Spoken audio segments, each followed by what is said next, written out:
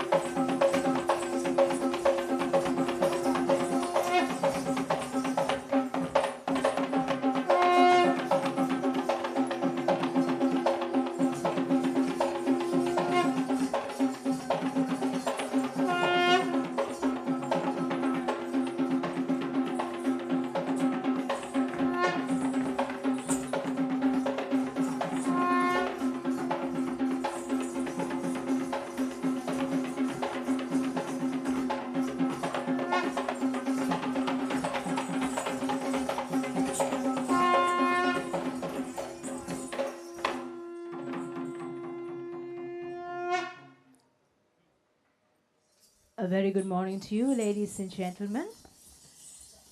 In order to commence the proceedings for today's events, we would like to invite the following to begin by lighting the traditional oil lamp.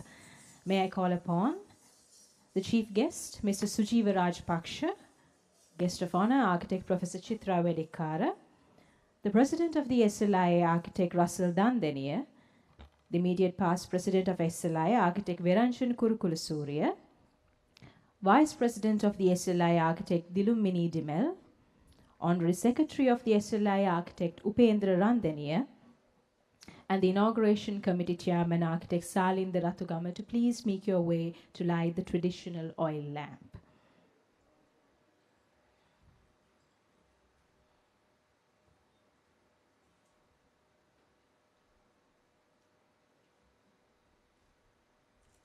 Ladies and gentlemen,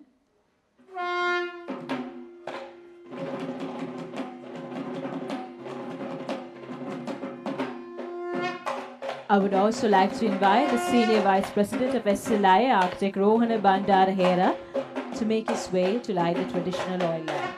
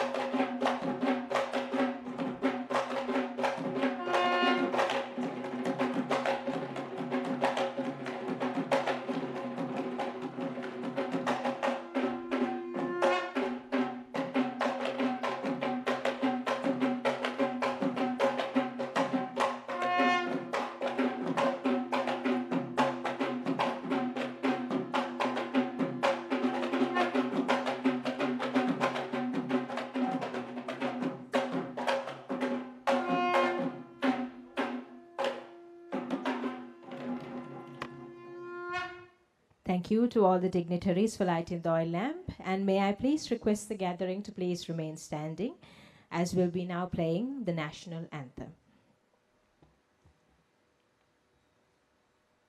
Sri Lanka Mata, Upper Sri Lanka, Namo, Namo, Namo, Namo Mata,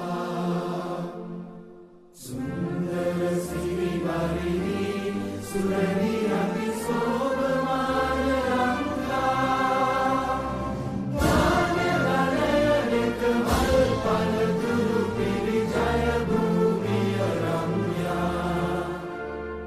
Apahata Sapa Siri Seta Sadhana, Jivanaye Mata,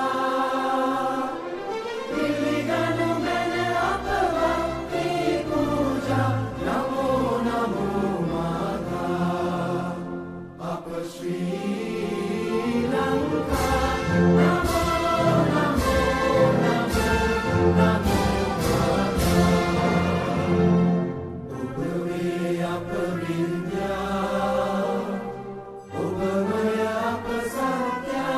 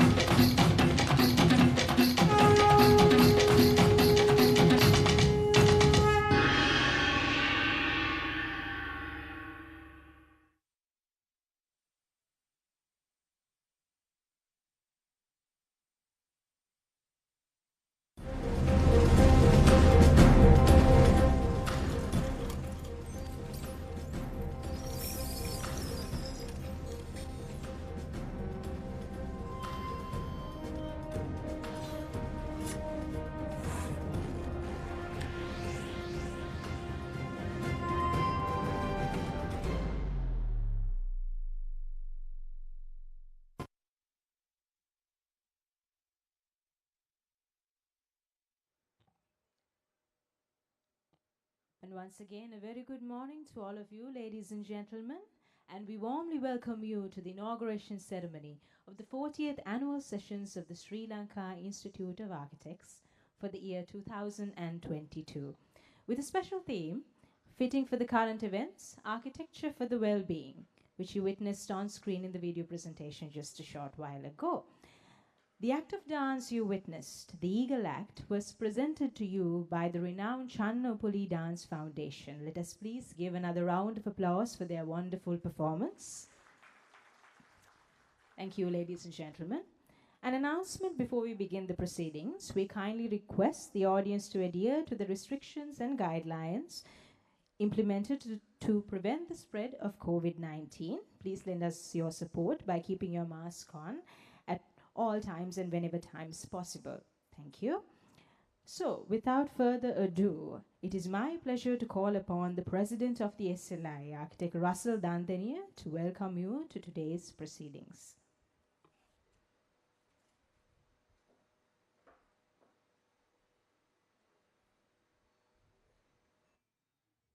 Good morning.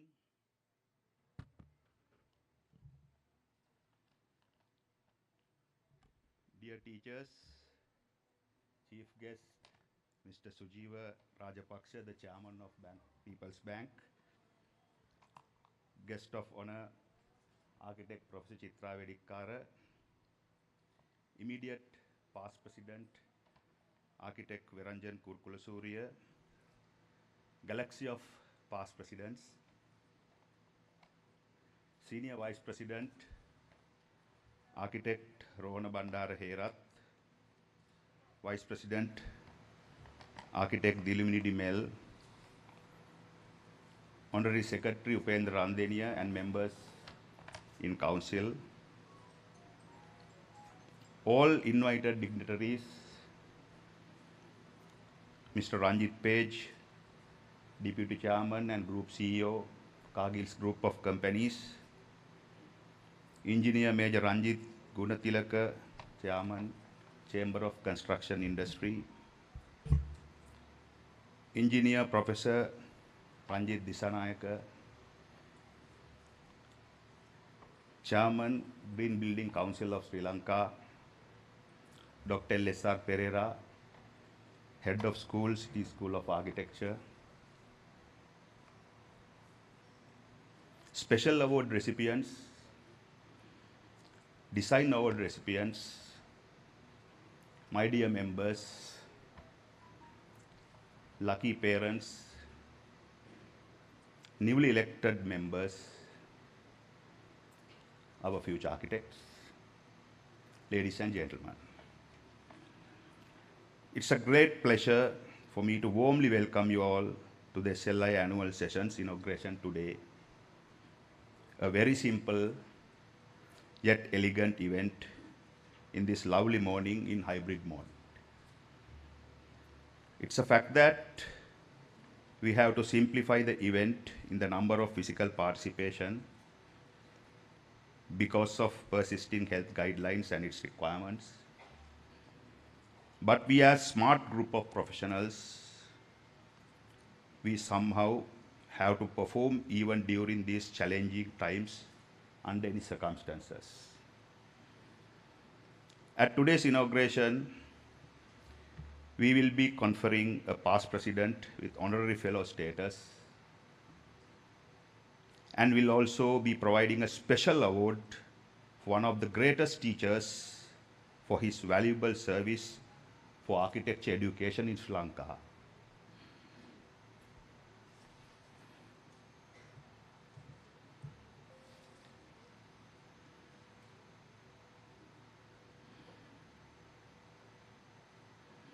Then proceed awarding scrolls to our new members and felicitate winners of the various categories of most prestigious SLI Design and Research Awards. Our annual sessions will officially begin today and continue to national conference under very timely topic, Architecture for Well-Being. During the conference, we will deliberate how Sri Lankan architects, health sector experts, urban designers, town planners, pursue and formulate future guidelines useful for shaping up of our future built environment, more healthy and more coordinated way forward. We will declare open our exhibition for public from tomorrow evening, and our chief guest will be one of our own architect planner, Dr. Surat Wickramasinghe, who initiated SLI annual exhibition culture, which has gained the paramount legacy of that kind over the years. So we will be having our AGM this Saturday for formal adoption of SLI activities for the preceding year and to discuss the future proceedings with our membership. I think this inauguration is very special in the context of uncertainty, a way of commitment, dedication and courage by Sri Lankan architects, and will be the stepping stone for our annual sessions.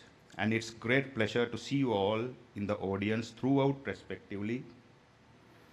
Let me conclude my warmly welcoming you all once again for this forum, both physically and online, and seeing you and your continuing support for SLIA and for its future endeavors. Thank you.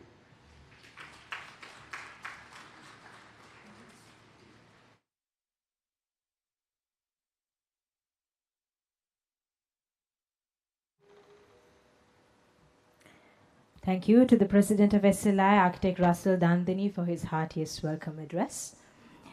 And ladies and gentlemen, as we move on to our next segment, the declaration of this year's annual sessions, I would like to call upon the Chairman of the Inauguration and National Conference Committee, Architect Salinda Ratugama, to make this declaration on stage.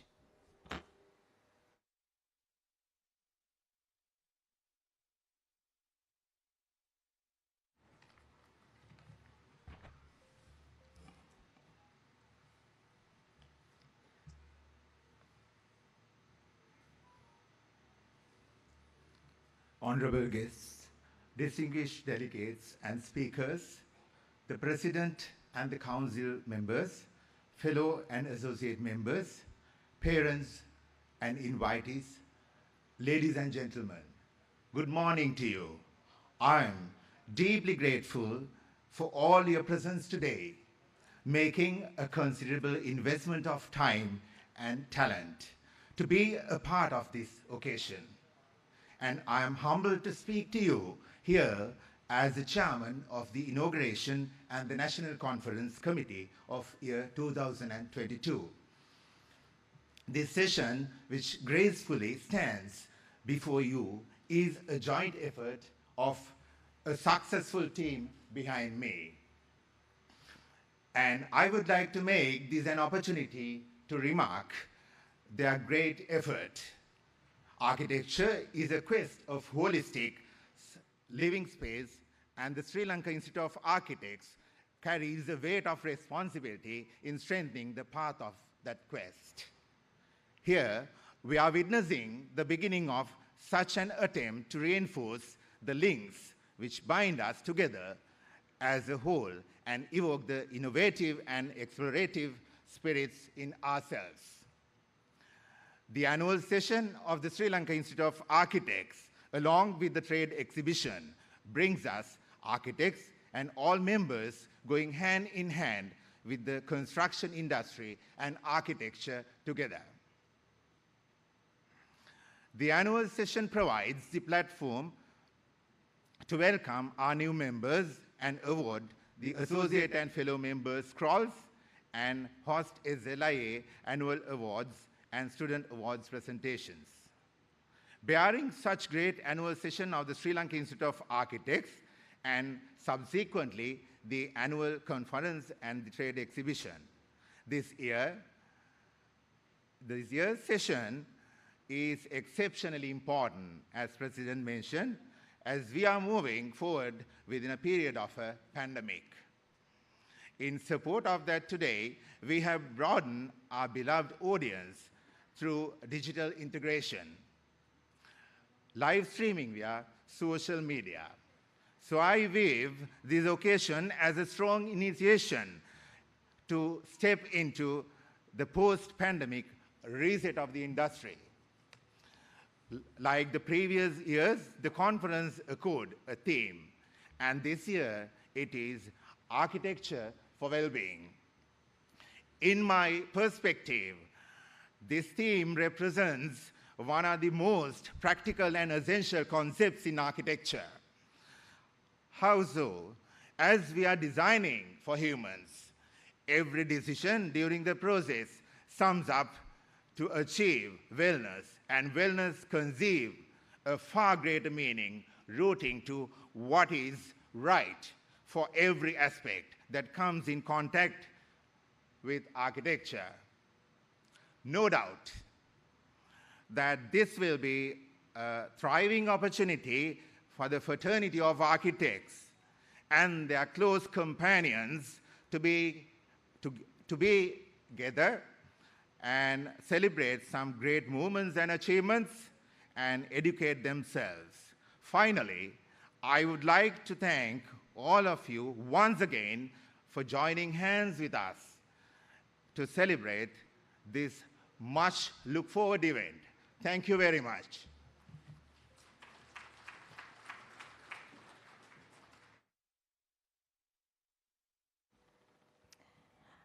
And let us thank the chairman of the Inauguration and National Conference Committee, Architect Salinda Rathukama, for delivering the declaration of this year's annual sessions.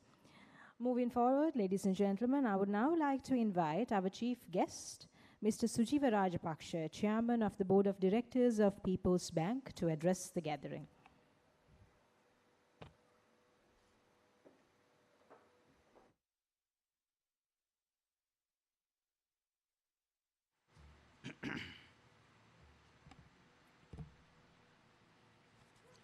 Good morning, ladies and gentlemen.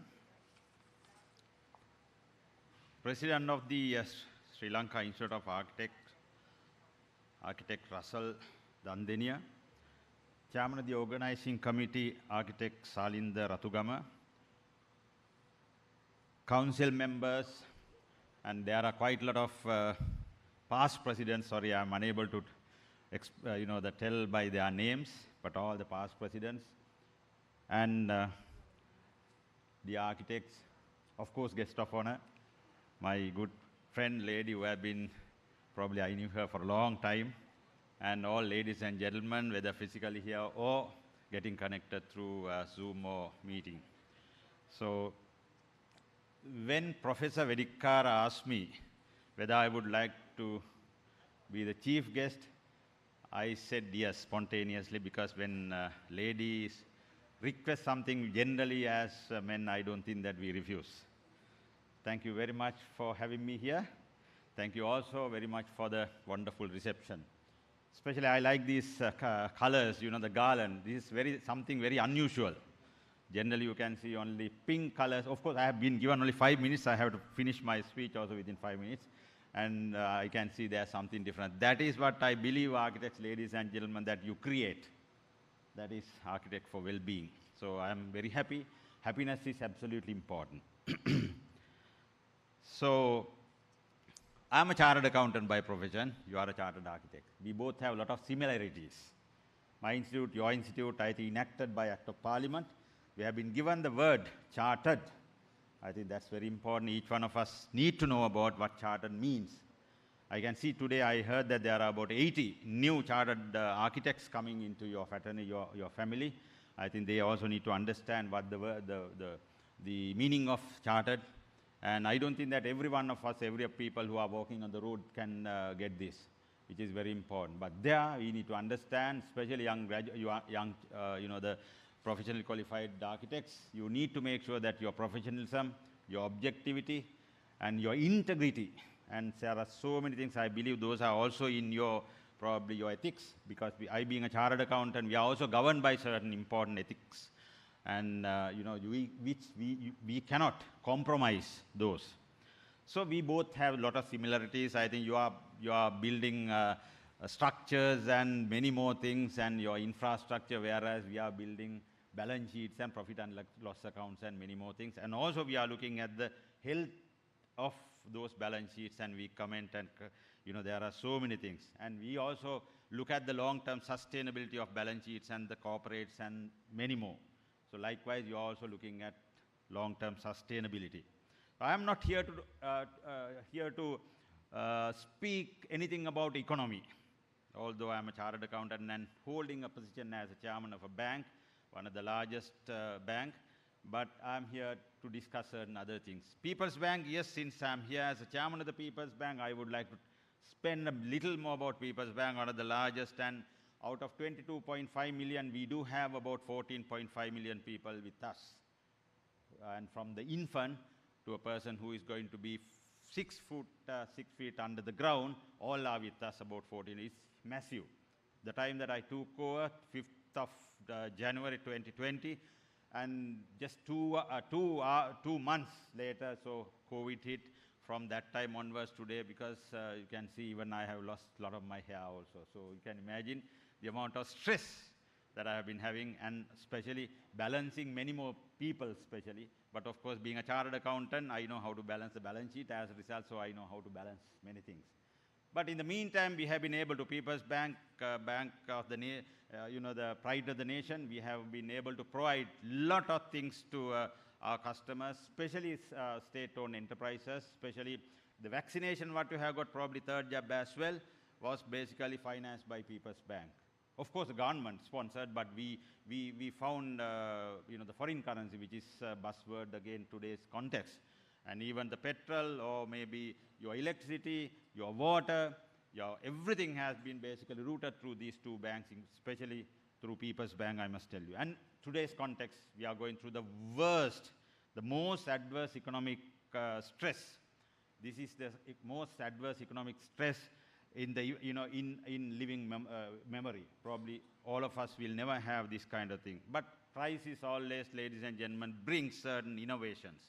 I think that is what you are going to do, and you are doing it. So because there are a lot of opportunities, although we say that, it's difficult times. We need to understand those are difficult, but sustainability is important, whether it is pandemic or otherwise, so which is important. So sustainability also, yes, it's a buzzword. So in the meantime, you need to have some kind of awareness and the importance of mental and physical health and well-being. This has basically prompted a more sophisticated approach to the way that you do it. I think that is applicable to you, ladies and gentlemen, as architects. In the today's context, I think your president was talking about most uncertainty. But I would like to bring another, the different acronym, probably it is applicable to me and you both. That is VUCA world.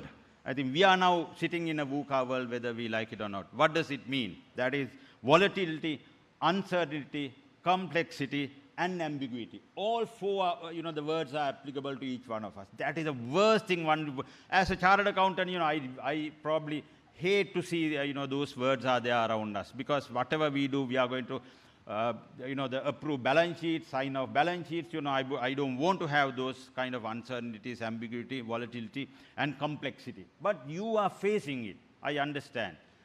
Why is that? But you can't help because of this. What do you mean by volatility? Volatility refers to unsustainable situation and unpredictable change. And uncertainty refers to lack of relevant information, which is important. You need to have all the information if you are going to draw a nice, the building or anything related to that. Complexity refers to situations that have many interconnected parts and massive amount of information. You have lot of information, probably necessary or unnecessary information, which will have some kind of issue whether you can come out with the best plan for you to satisfy your client, which is important. In the meantime, ambiguity refers to situation where there's doubt about the future. Of course, we have a doubt about future. I practically, because now being the chairman of the bank, we started the head office building. Now we have an issue about the future, because the contractor says, look, I can't do this at this cost. I need about 30–40% increase, which I am unable to give. What do we do now? In the meantime, government has given some kind of 20% increase if I think your project goes beyond 3 months or something. There's something. So there are disagreements. There are ambiguity. Whether the client will agree, no. So how would that happen? So this is the issue that we are facing, but we need to face for that, ladies and gentlemen. We can't simply avoid that, whether we like it or not, because we have become chartered accountants and chartered architects. But then some of the skills that you should have, we all need to have some skills now. We need to have skills. Whether you would like to become a smart architect or whether you would like to become a hard architect is a different issue. That you have to look at and see. I always like to become a smart chartered accountant. I don't want to become a hard worker. Smart worker is the most important thing. For that, you need to have certain skills in you. One would be your navigation skill. You should know where you are navigating. And the other one is you need to have proper listening skill. You need to listen to your client and don't go with predetermined ideas. You have to listen to the client, because client might sometimes change it today. Tomorrow, you can't give an estimate, you can't give a quotation, QS can't give a quotation for next month. It applies sometime only for a week, because the prices are escalating, prices are changing, ladies and gentlemen. So entrepreneurial skills that you need to have, and value creation, always you need to add some value. You have to create some value as professionals. And data science, you are talking about various data science, so which is very important. Yes, some of the skills that I can tell you, and communication obviously, and stress management again. Also you need to have some spirituality. There are so many things that we all need to practice, ladies and gentlemen, day and night, which is very important. Another important aspect is we are talking about again, acronym ESG. I don't know whether how many of you all know about ESG. That is applicable to you as well. Because chartered accountant, yes, that is environment, social, and governance. So you preserve the environment, you have to preserve the environment, which is important. But then social, yes, you have to. Same with us, because there's a huge amount of social responsibility when we are going to sign off a balance sheet. Because the people who are going to trust on us, my signature is important, because I'm also running a fairly large firm of chartered accountants. Apart from that, chairmanship is only my temporary thing. So, but my permanent, the profession is I'm running a fairly large firm. That governance is important. Sometimes when you are in a VUCA world, ladies and gentlemen, you try to compromise certain governance practices. But your employees are looking at you. Your employees are looking at you. Walk the talk is absolutely important. So therefore, don't compromise that. That governance is very important. So you are facing challenges like us, but you have to, there are some other challenges, let me see. Even I have my challenges, especially young accountants, young architects, they would like to always go abroad. We are losing talent pool. Any firm of chartered accountants or even any firm, I am sure that our overheads, especially HR component, will be about, at least in my case, about 75%, which is very, very difficult to bring it down to 60, 65. Or my international firm wants me to bring it down. It's very hard, because our professional cost is very high. Same manner, I'm sure that, Professor, you also must be having the same thing. But then our overheads are only 20, 25%, because then you have to keep the pool, the talent with us. We don't want to lose them. And increase in the cost of materials is another important thing. In a budget cost constraints, there are so many things. Maintaining productivity in a virtual environment, sometimes difficult. Although we say new normal, we would like to stay at home and do it. Sometimes there is an issue about that. We would like to see them, and their productivity is sometimes impacted. So those are important. Relationship with clients is also important, because if you don't call them and ask, look here, Mr. Rajapaksha, what's happening, how are you? They are not happy. I don't think that my good friend Vijay Vadan wants to, lose their clients. He would like to have his clients with him. So therefore, he will have to call and ask, look here, what's happening? It's not subject matter. It's something else that you must talk to them, which is very important. But these challenges, anyway, inevitable, we need to face. And I like to address these newly qualified, the chartered architects, ladies and gentlemen. You may feel that, yes, and you have worked very hard. I remember when I was audit trainee, when I was doing chartered accountants, the amount of sacrifices and amount of work we have done. Now you have come to the point, you feel that this is the end of the world. No, this is not the end of the world. And some of you must be already would have planned to leave this country, beautiful country.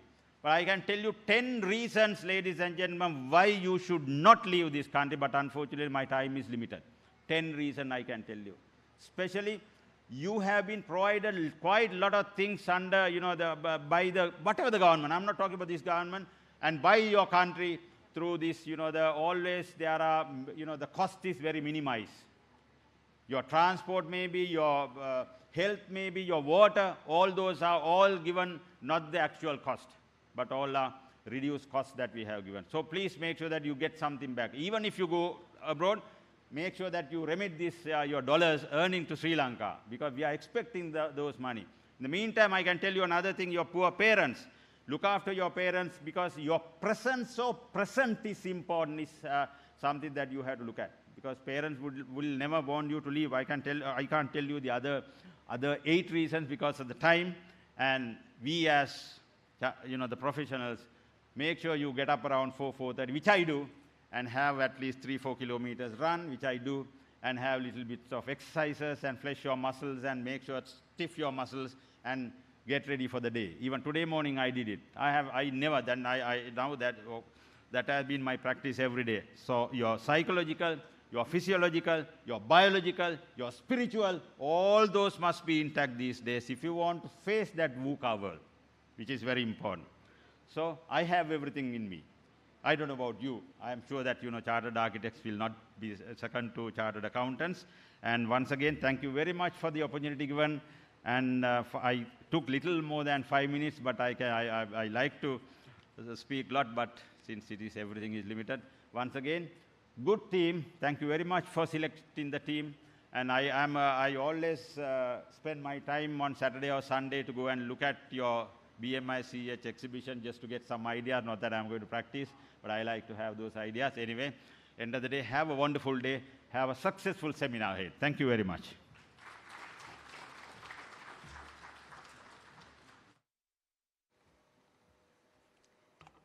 So once again, thank you very much to Mr. Sujiva Rajapaksha, Chairman of the Board of Directors of People's Bank, for delivering his speech.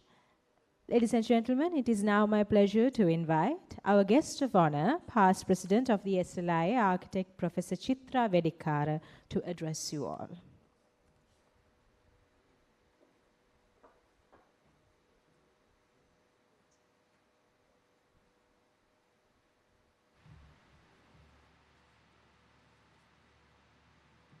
Good morning, everyone.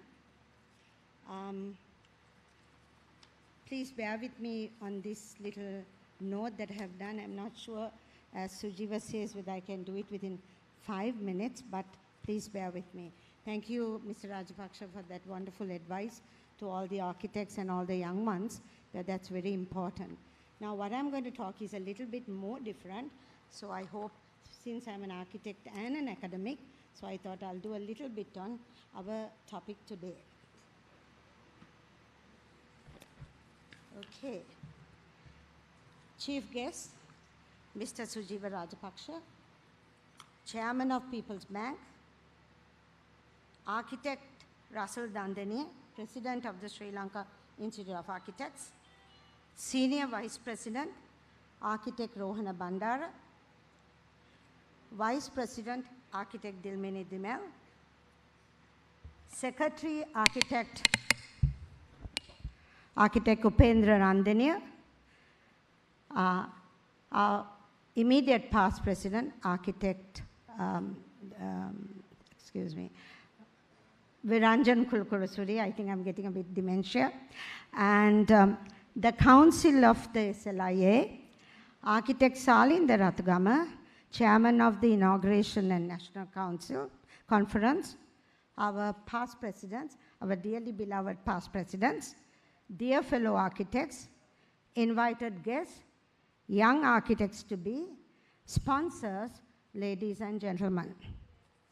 It gives me great pleasure to grace this occasion as a guest of honor at the inauguration of the National Conference of the SLIA in this beautiful venue of Kingsbury Hotel. I must say, Kingsbury is one of our favorite venues. Let me thank the President, the Council, and the Conference Chair, and the organizers for inviting me for this occasion. Having listened to the declaration of the theme of the conference and the array of speakers, I must congratulate the Council and the conference organizers on the timely selection of the theme Architecture for Well-being, which is so pertinent in today's environment. In the post-COVID-19 era, the world needs more resilient, greener, and healthier buildings. The COVID-19 pandemic forced the accessibility, social gathering, lifestyle, and working environment to be changed. Innovative changes to the existing indoor and outdoor infrastructure to positively impact the occupants has become very important. This will lead to challenges to the traditional design and construction approach in residential and public buildings in the post-COVID-19 pandemic period. Post-COVID-19 architecture will be a concept that will be ongoing, which will be applied to both future and existing building with healthy building aspects. Healthy building concepts will mainly focus on creating a comfortable and desirable indoor environment. Current state-of-the-art of emerging technologies and influencing factors of the healthy building concept, remedies to transform the design to a healthy space with enhanced air quality, incorporating various technologies will become a norm. It will provide conceptual approaches to adopting these technologies, building construction in the years, and health and wellness will be the new norm of the residential and public buildings. So what is architecture for well-being?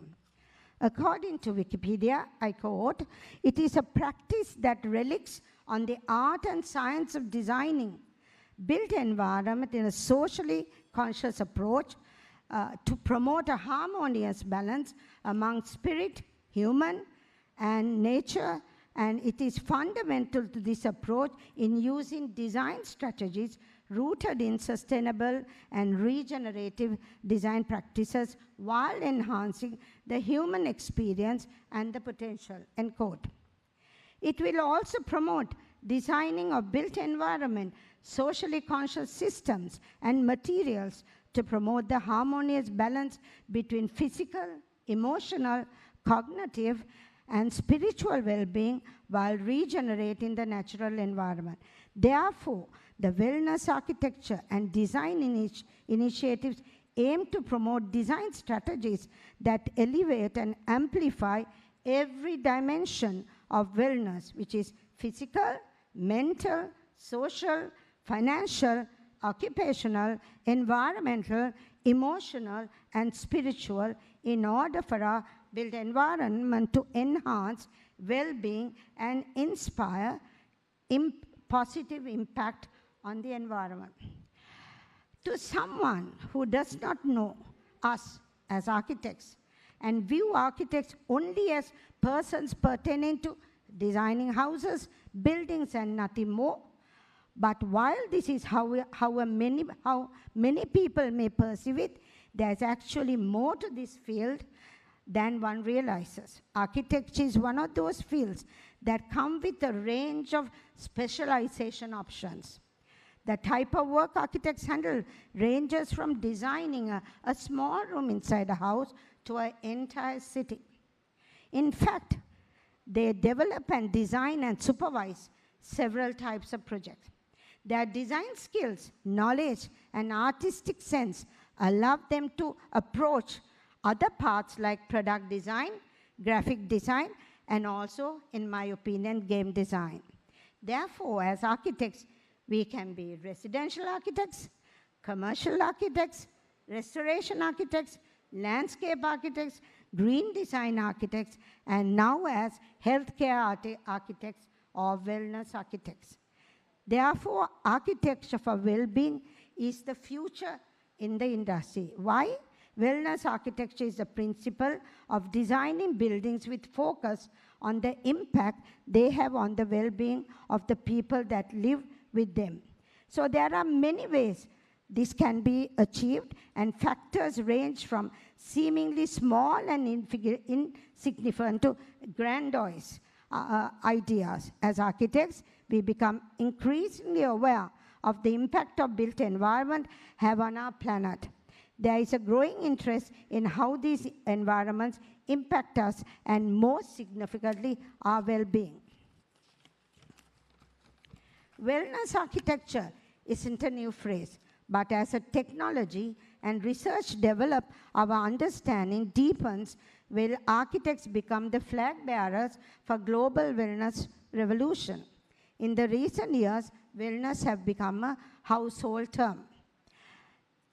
In wellness architecture, is wellness architecture a future or just a fad or a fashion?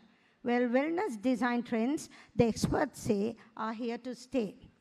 A year ago or so, the word wellness hit differently than it does today. With health and well-being on top of the mind for the world, wellness-oriented space in both commercial and residential settings are being prioritized more than just relaxation. So wellness architecture seems like it could be the next step of our journey to healthy, balanced, and fulfilling experience of life. Wellness-focused construction can help people feel better physically and mentally.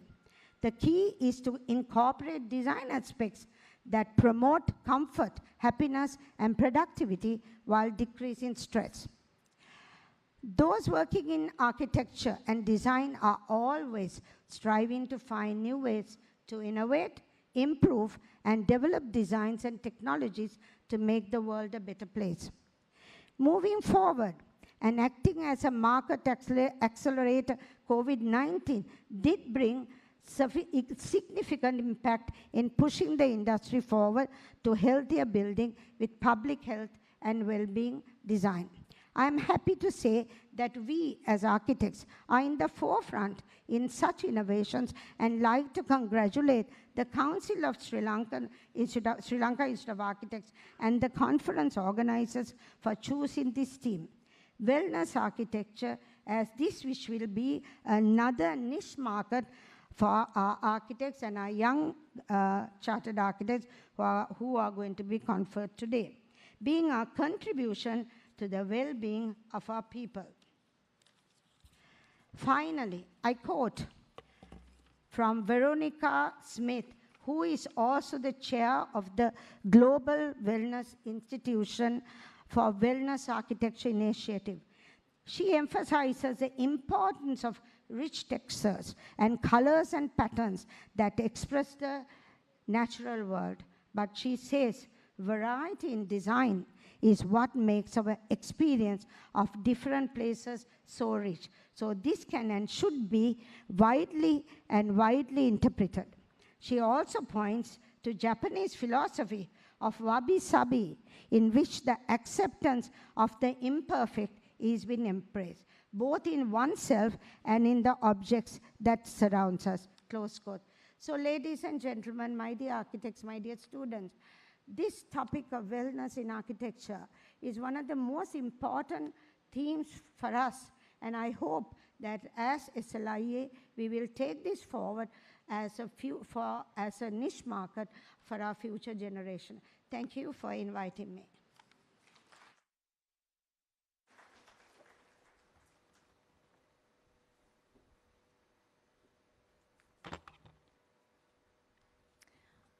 I would like to thank our guest of honor for today's event, architect, past president, architect, Professor Chitra Vedikkara, for addressing the gathering. Ladies and gentlemen, with that, we move on to our next segment. It is now time for the presentation of scrolls to the newly elected associate members of the SLIA. Ladies and gentlemen, in order to award the first set of scrolls, I would like to invite, as the presentation party, the president of the SLIA, architect Russell Dandenia, and the chairman of the BAE, architect Prasanna Silva, as part of the presentation party. To present the scrolls, I would like to invite the immediate past president of the SLIA, architect Veranchan Kurukulusurya, on stage.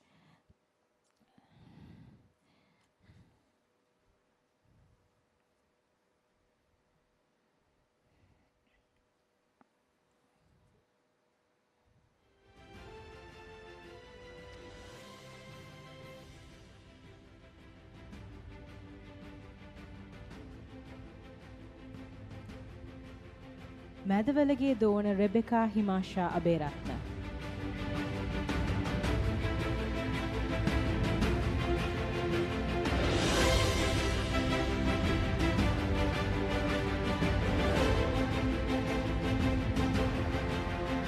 Mary Sinduja Mohamed ඇෂ්ලි.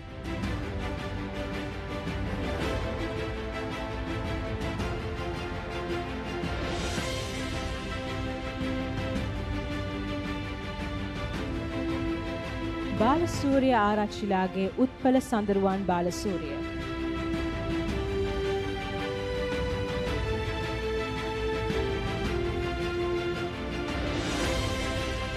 Upatissa Athapaththu Bandaranayake Wasala Mudiyanse Ralahamilage Hasini Nisansala Bandaranaike.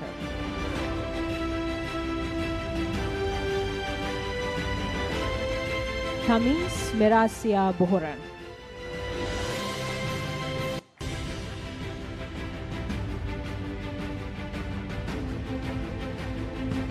බලවේ Nayakage Chamila.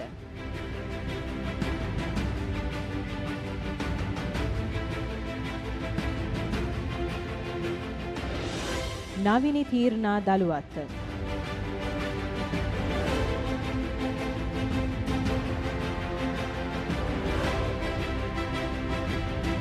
Appu Kruthi Chamathka Chathurangani De Silva.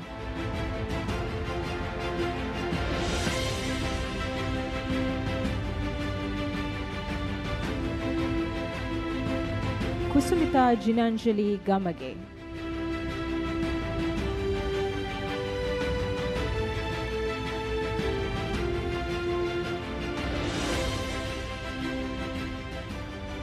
Gothatuwa Vaduge Sanduni Madumalika Gothatuwa.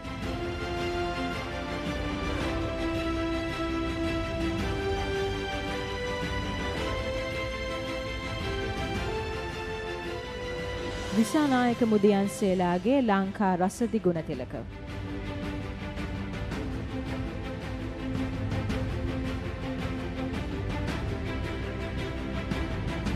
Heel Baddaniya Muhandiramlage Ayomi Ravichani Gunathilaka.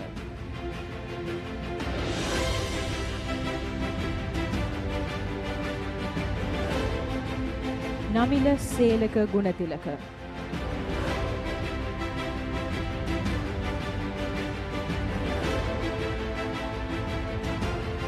Yanithra Shirley De Silva හැලොක්.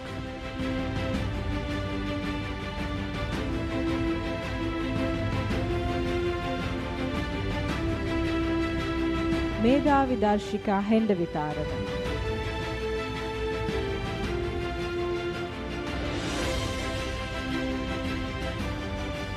කිවුලොබේ Herath Mudiyanselage සචින්ද මදුපජීව Herath.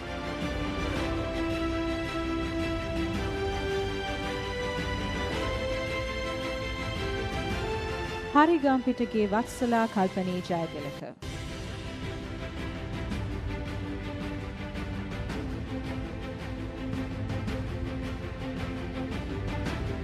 Ashan සංජිත් Jayawardena.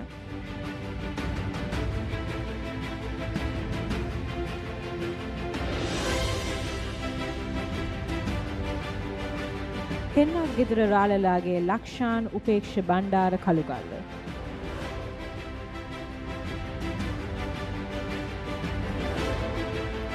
පූර්ණ අදීත් කනහාරච්චි.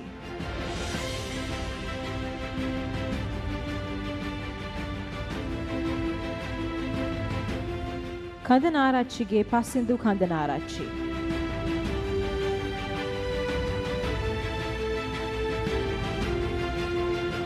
කීතපොන් කලන් කෙනෙත් කීතපොන්ගලන්.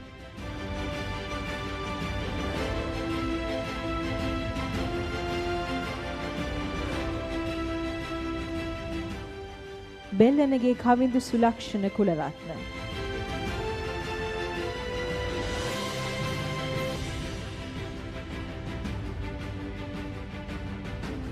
වැලිවේරිය ලියනගේ ගායත්‍රි කුමාරි.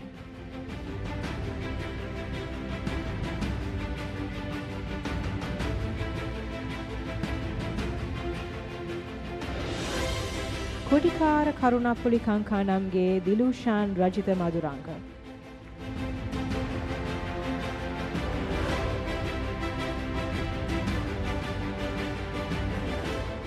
ගස්පේරාලලාගේ සජීව Madushanka.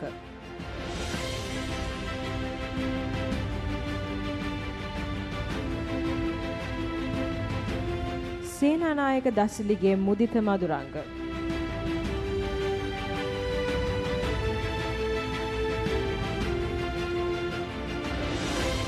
චතුරානි ඉන්ද්‍රචාපා Mallawarachchi.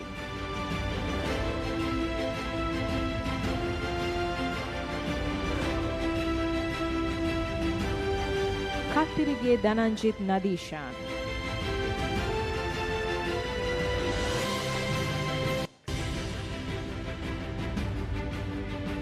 යශ්කා ඉදුනියල් නාරන්පනාව.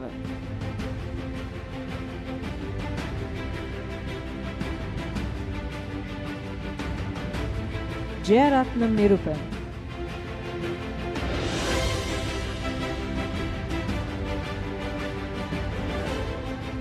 Basnayake වන්‍යාරච්චිලාගේ පබසරා නොබමිනි.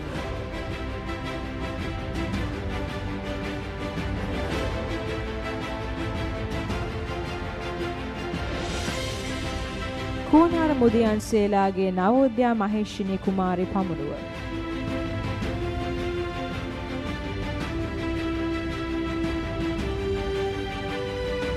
සරලා Clare Perera.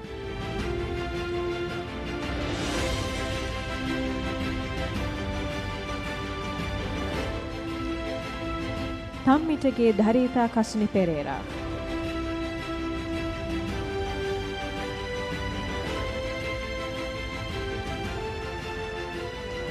Dona Ashwini Rashmi Sharmani Poonam පෙරුබ.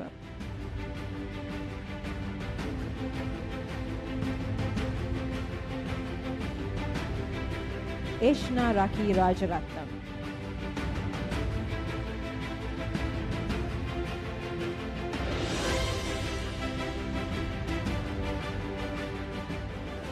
Ladies and gentlemen, I would now like to thank architect Viranjan Kulukurusuriya, the immediate past president of the SLIA, for joining the presentation party. May I please request the president of the SLIA and chairman of BAE to please remain on stage. To award the next set of scrolls, I would like to invite the senior vice president of the SLIA, architect Rohana Bandarhera, to join the presentation party.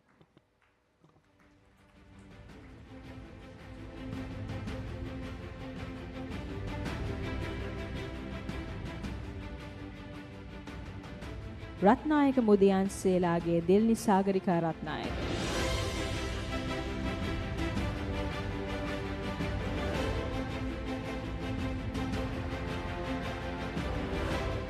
Rathnayake Mudiyanselage Shasthrika Sandapuli Manik Ratnayake.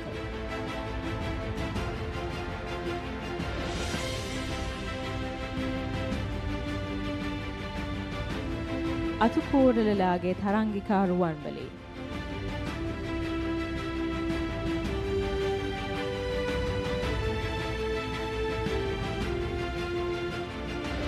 Samarakoon Mudiyanselage Hansika සුභාෂිනී Samarakoon.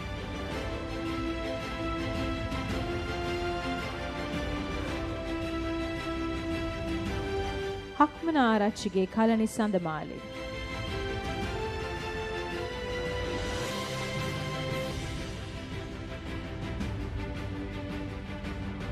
Udagama Liyanage දෝන තිලිනී සශිනිකා.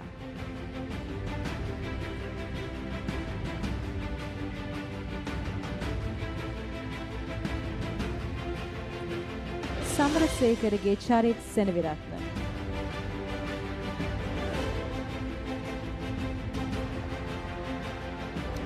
හෙනරත් හෙට්ටිආරච්චිගේ දෝන රශ්මි අයෝධ්‍යා සෙනවිරත්න.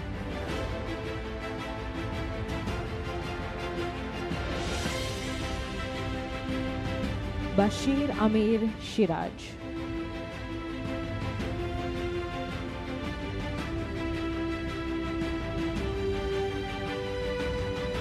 මන්ත්‍රී විතානගේ ගීතික මදුබෂ්නී සිල්වා.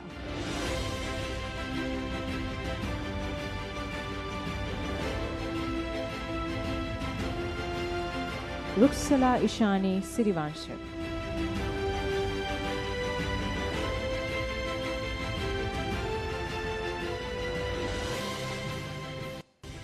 එපිට කුඹුර විදානෙලාගේ ජීවන්තා ප්‍රබෝධිනී සුබසේන.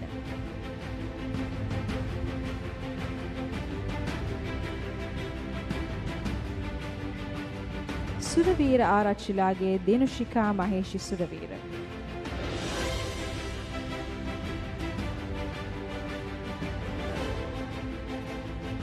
තෙන්නකෝන් මුදියන්සේලාගේ වින්ද්‍යා නුවංගනී තෙන්නකෝන්.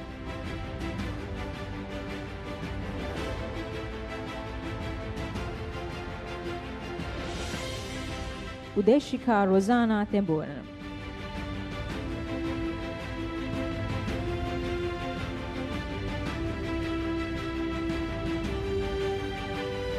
මායමි නලින්දිකා විදානගම.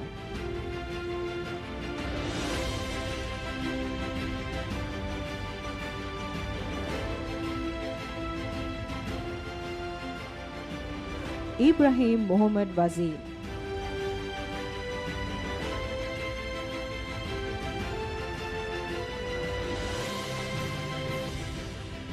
අලහකෝන් වාසල මුදියන්සේලාගේ කලන බණ්ඩාර වීරසිංහ.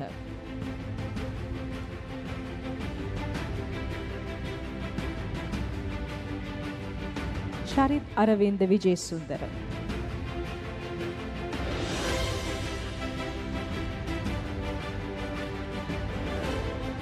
මෙරෙන්නා යශාරා ශේමිනී සොයිසා.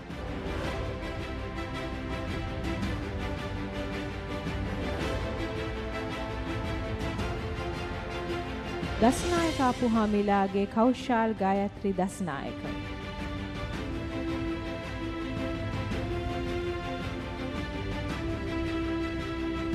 මහේෂ් කසුන් හේවාගම.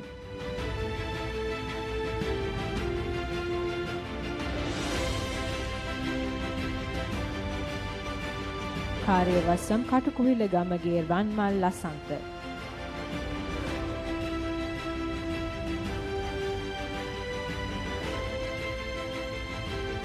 පණ්ඩි ගමගේ චන්න මනුප්‍රිය.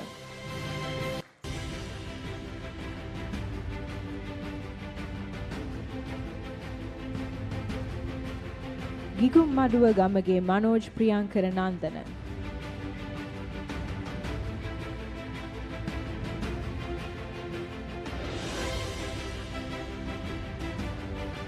වාල්දුවගේ දෝන බුද්ධිකා පෙරේරා.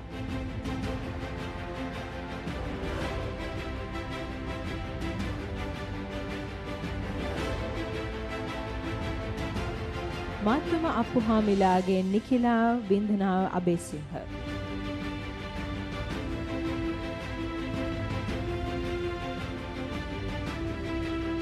නියගම පතිරණගේ සචින්තා ඉන්දීවරී වික්‍රමසේකර.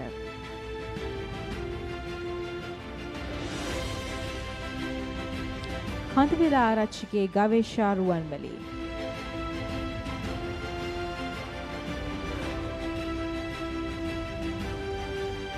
හේවා පතිරණලාගේ චතුරංගි ජයමාන්න.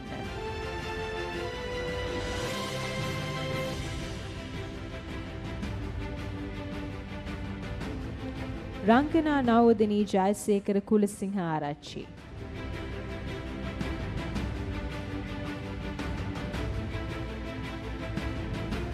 රන්දුනු පතිරණගේ නදුන් චතුරංග ගුණවර්ධන.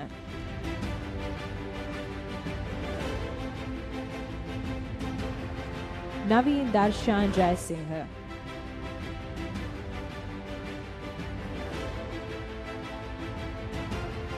රත්නවේල් කවිලාන්.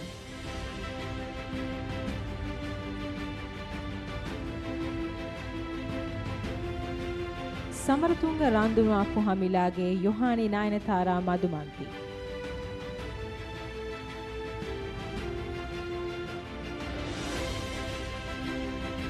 නුවන්ගේ මහීකා යටමලගල පතිරණගේ.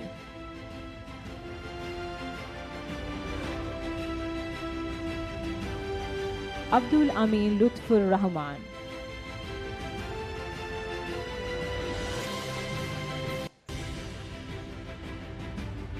හපන් වීරගේ ගිම්හානේ රුක්ෂා සමරසිංහ.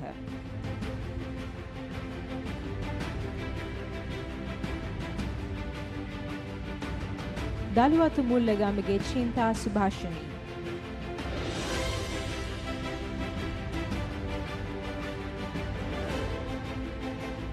උඩපත්තුවේ මොහන්දෙරම්ලාගේ රජිත් සමීර රක්මාල් වීරතුංග.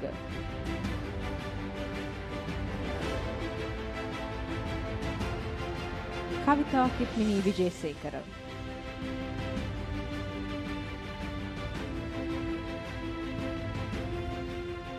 කාන්දෙදෙනියේ විකුම් Asanga Wijesinghe.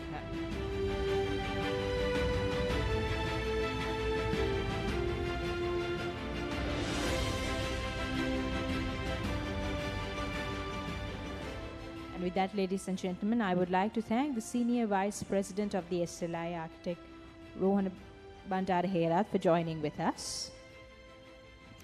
And may I request the President of SLI and Chairman BA to remain on stage for the next set of awards as well, which is the Student Awards.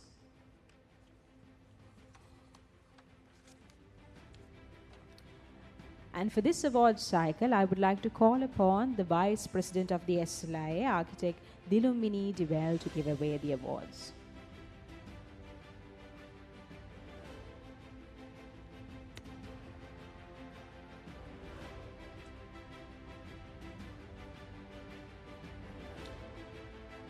Best Overall Performance at the SLI Part 1 Exemption 2021. Successful completion of the first 3 years of the Honours degree of Bachelor of Architecture from the University of Moratuwa. Gunasekara Velappili Duminda Kalhara.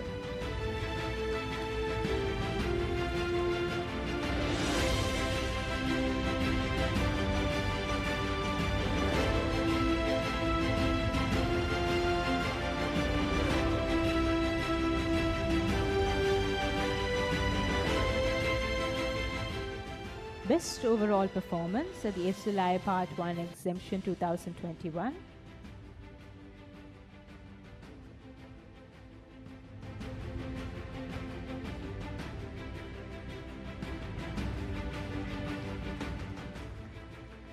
Best Overall Performance at the SLI Part 1 Exemption 2021 for the successful completion of the CSA Diploma in Architectural Studies from the City School of Architecture. Mahisha Dulangi Gunavardhana.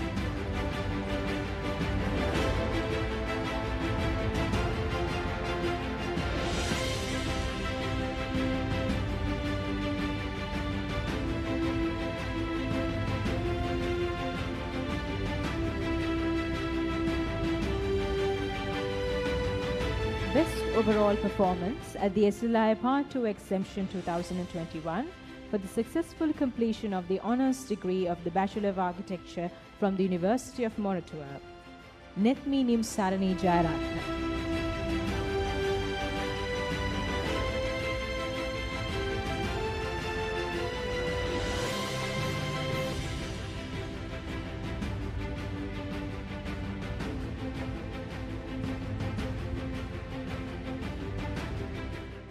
Best Overall Performance at the SLI Part 2 Exemption 2021 for the successful completion of the CSA Higher Diploma in Architecture from the City School of Architecture.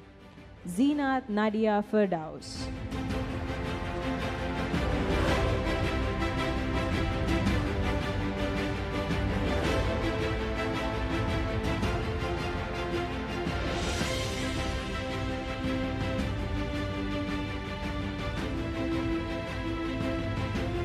Best Overall Performance for the Part 3 examination of the Sri Lanka Institute of Architects for the year 2021. Gadia Munasinghe Arachige Tarusha Lavan Munasinghe.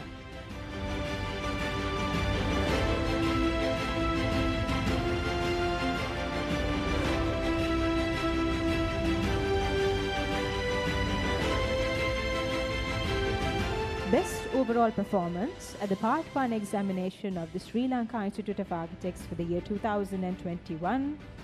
Hetti Arachige Ranjaka Kalhara.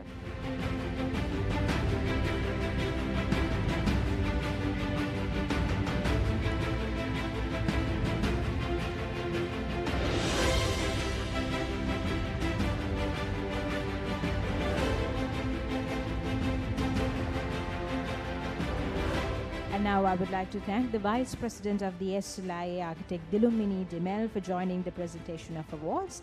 May I request the rest of the presentation party please remain on stage for the next set of awards. To present the next two awards, I would like to call upon the past president of the SLI, Architect Jayantha Pereira, to please join the presentation party.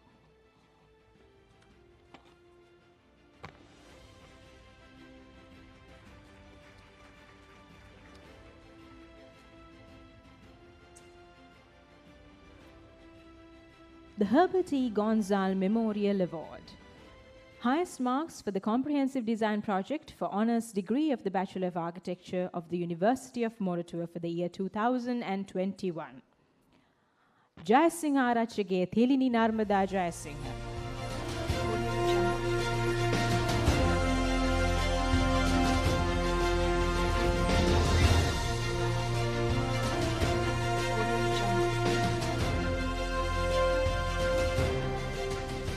The Herbert E. Gonzalez Memorial Award for the highest marks for the comprehensive design project for CSA High Diploma in Architecture of the City School of Architecture for the year 2021. Hapu Arachige Sarala Urvashi Hapu Arachi.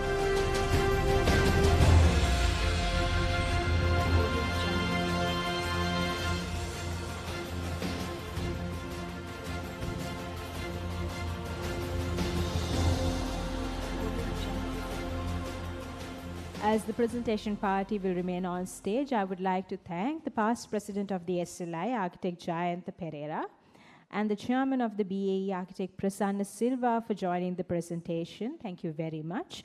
May I please request the president of the SLI to remain on stage for the next set of awards.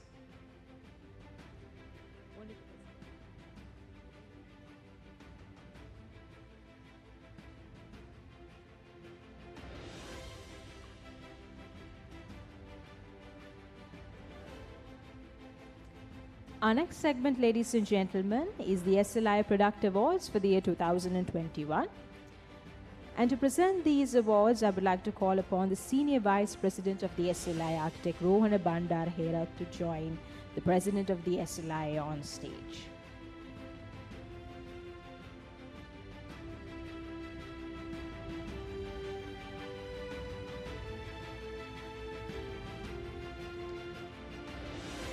Award of Appreciation. LEB Enterprises for the product Compressed Stabilized Earth Bricks in the category of clay products.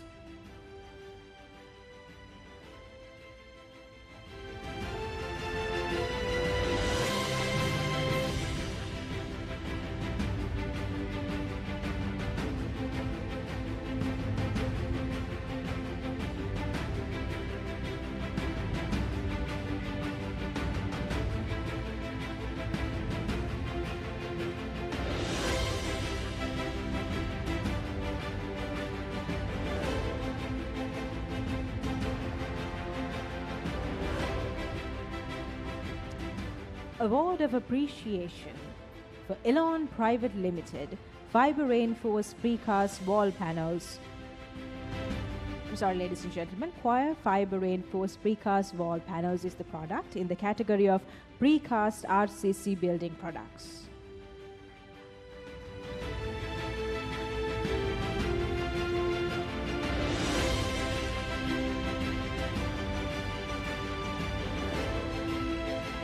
Alright, ladies and gentlemen, we'll move on to the next award, an award of merit for GB Coatings Private Limited. Luxus Sandblast Finish is the product in the category of cement-based products.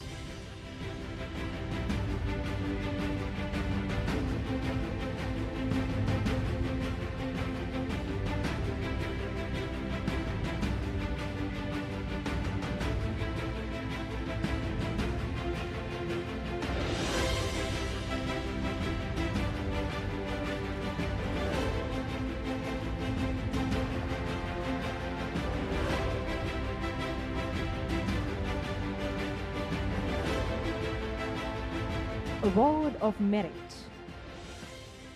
GB Coatings Private Limited Luxus Granular Finish Textured Paint is the product in the category of cement-based products.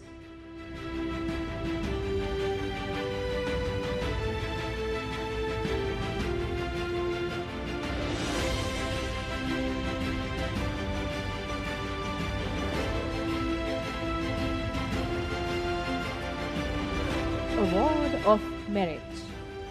Once again, I'll announce it once again. Award of Merit for Rhino Roofing Products Ltd for the product roofing products in the category of cement-based products ceiling systems.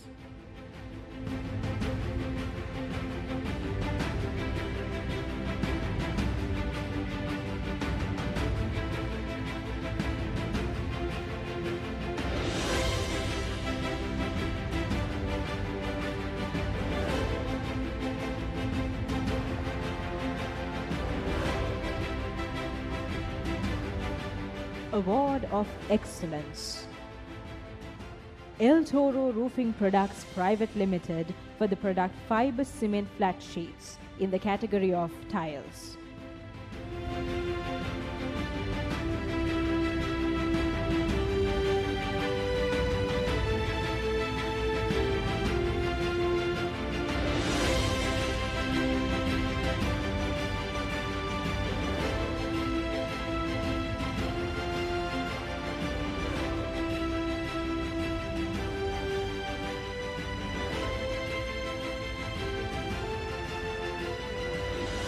Award of Excellence. Global Vinyl Private Limited Luxury Vinyl Tiles in the category of flooring.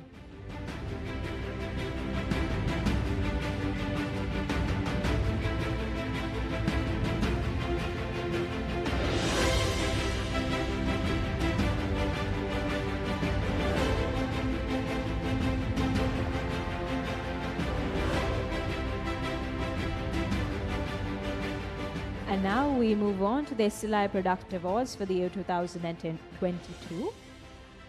Award of Appreciation.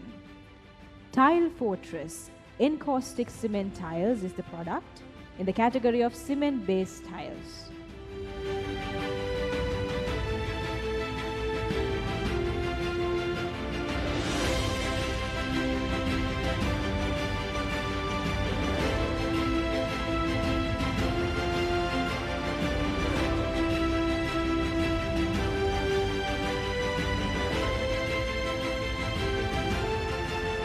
Award of Merit.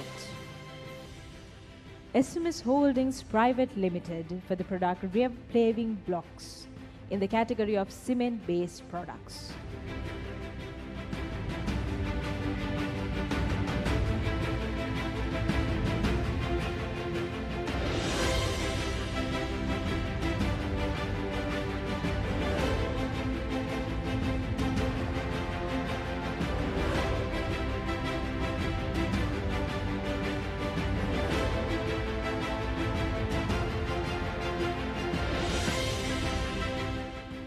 Award of Merit.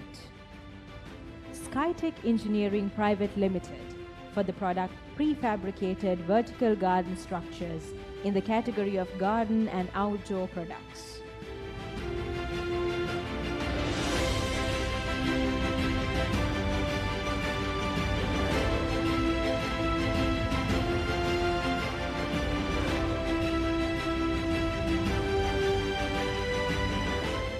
Ladies and gentlemen, with that, I would like to thank the Senior Vice President of the SLI, Architect Rohana Bandar Herat, for joining the presentation party.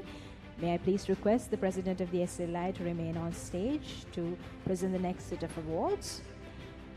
And to do so, I would like to call upon the Honorary Secretary of the SLI, Architect Upendra Randeniya, and the Honorary Treasurer of the SLI, Architect Damit Pematilaka, to join the presentation party.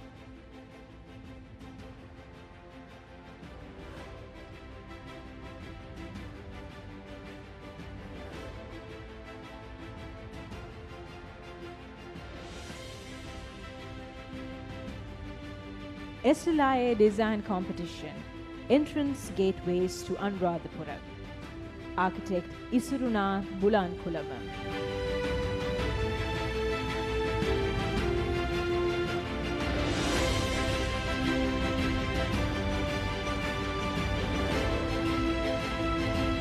Architect Damit Munasinghe.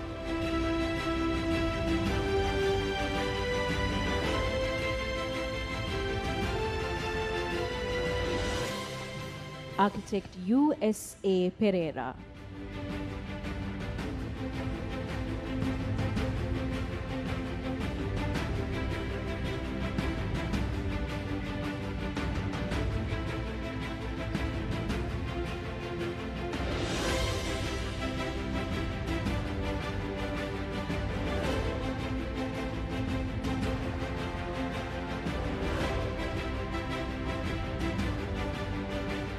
architect Salinda Ratugama.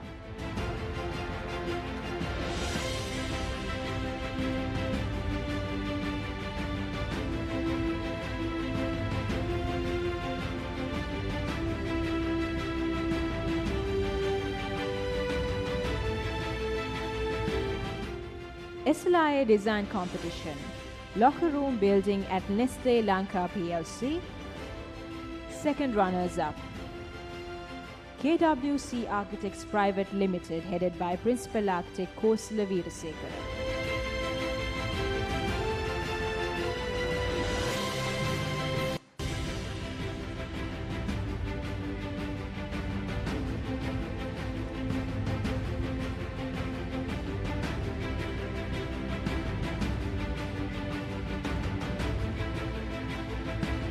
First runners-up, Harain Dias Associates Private Limited, headed by Principal Architect Harain Dias.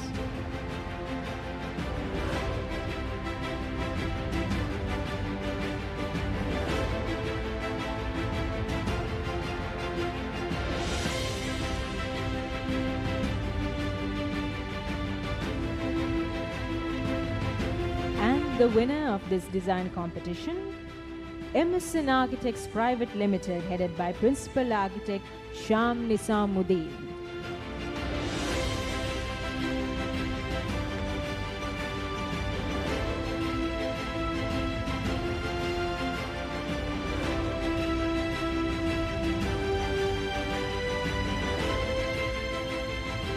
And with that, we end this segment of awards, and I would like to thank the Honorary Treasurer of the SLI, Architect Upendra Randaniya, and the Honorary Treasurer of the SLI, Architect Damit Prematilaka, for joining the presentation party. May I please request the President of the SLI to remain on stage for our next segment, which is the SLI Design Awards for the year 2021 and 2022. Before we begin the awards cycle, I would like to mention the SLI Design Award jury panel for the year 2021 and 22. The Chairman of the Awards Committee, Architect Rohana Bandara Herath, Architect Mukul Goyal, Past President, Architect Mihindu Kirthiratna, Architect Ranjit Alhakon, Architect Prasanna Jayalath, and Architect Chintaka Vikramage. Ladies and gentlemen, now to present the awards for this segment, I would like to call upon our guest of honor, Architect Professor Chitra Wedikara, Past President of the SLI, and the Chairman of the Awards Committee, Senior Vice President of the SLI, Architect Rohana Bandara Herath, to join the presentation party.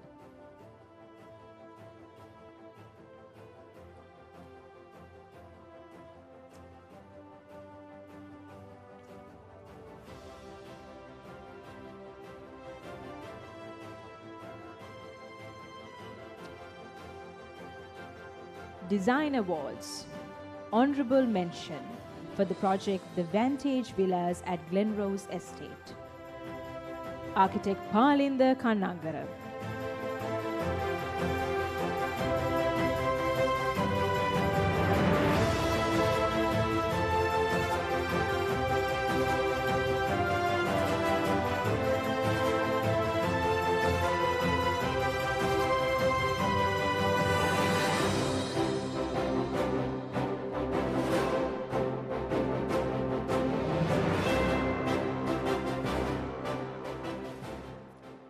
Design Awards. Honorable mention for the project Holiday Retreat at Diyathalava. Architect Damit Prematilaka.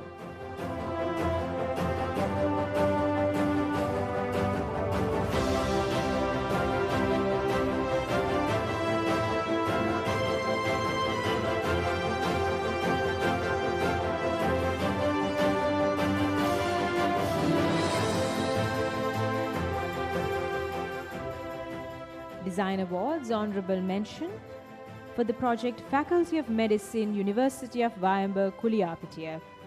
Architect D.H. Vijayawardana.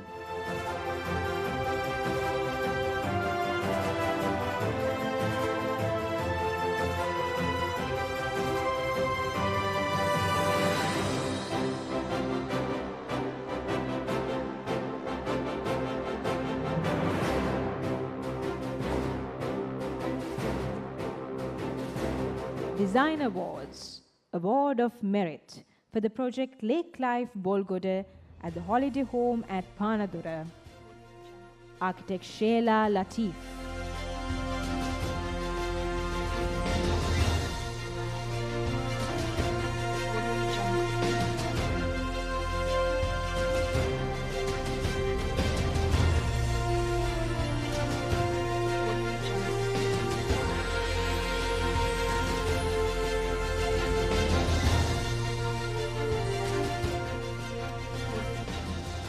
Design Awards, Award of Merit for the project Striated Houses at Rajagiriya, Architect Halinda Kannangara.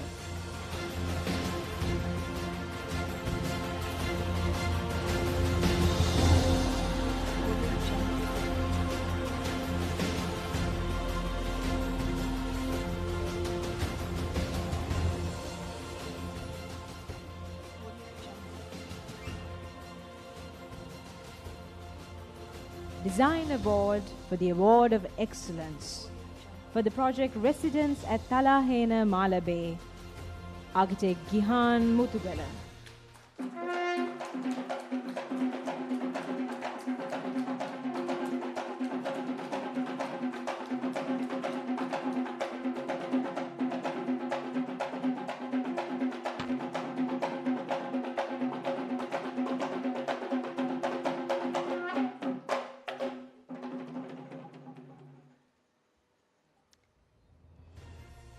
Color Award, an award of merit for the project Personalized House at Greenlands Avenue, Architect Sheila Latif.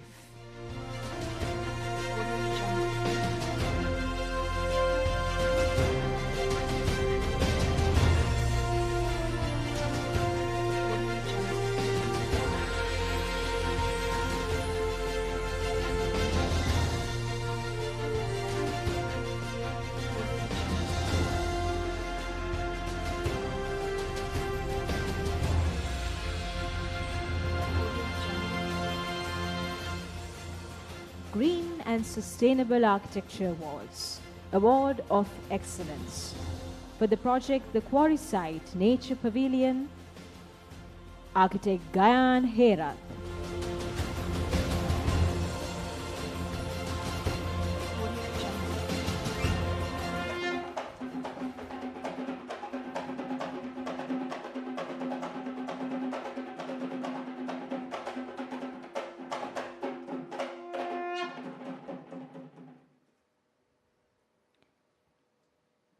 Socially Responsible Architecture Award, an honorable mention for the project Sat Mahala, Architect Salendra Ratugama.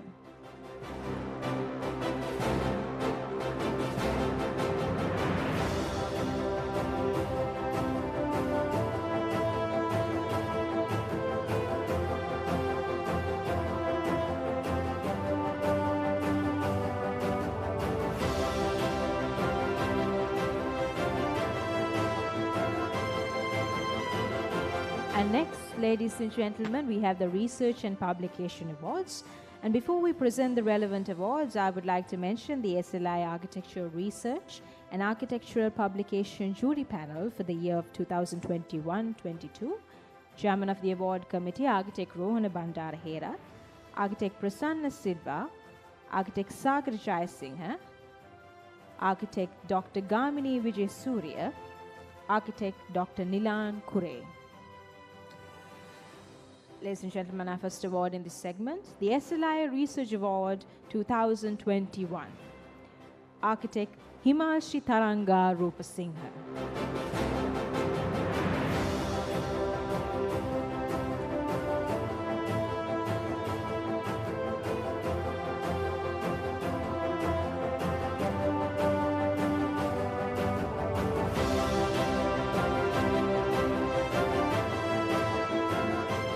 SLI Research Award for the year 2021, Architect Jeeva Vijay Sundara.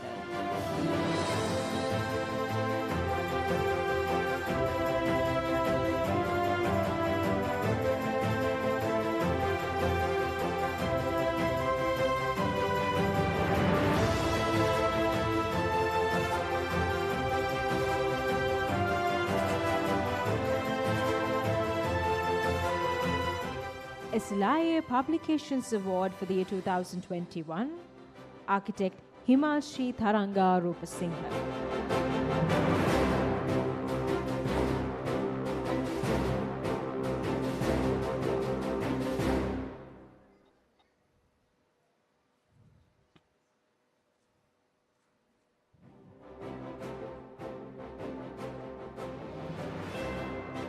Ladies and gentlemen, I would like to request the presentation party to please remain on stage for the next set of awards, which is the Special Awards segment. And to join the presentation party in giving away these awards, I would like to invite our chief guest, Mr. Sujeeva Rajpaksha, on stage to join with the presentation party.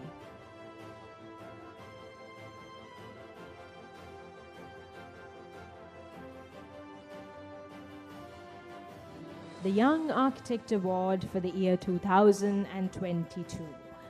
Let's read something about our recipient this year. Is a graduate from the University of Moratuwa in the year 2010, is an associate member of the SLIA and also a chartered member of the RIBA. He has apprenticed at renowned architect Ranjit Alhakoon and worked with architect Madhur Premathilaka for 5 consecutive years before starting his own practice. It's a Colombo-based multidisciplinary architectural practice which has presence in the historic city of Galle and also focuses on applying design creativity with technologically feasible, economical and environmentally sustainable creations. Our recipient has won numerous awards and accolades, including the Merit Award for Interior Design at the SLI Design Awards in 2018, the Merit Award for the Design at the SLI Panel Awards 2020, an Award of Excellence at the SLI Design Awards 2020, and he was also the Young Architect in the year 2020 as well. He's also very athletically involved with the SLI and a member of the cricket and badminton teams within the SLI. So ladies and gentlemen, we will be presenting the Young Architect Award for the year 2022. Architect Kosala Veerasekara.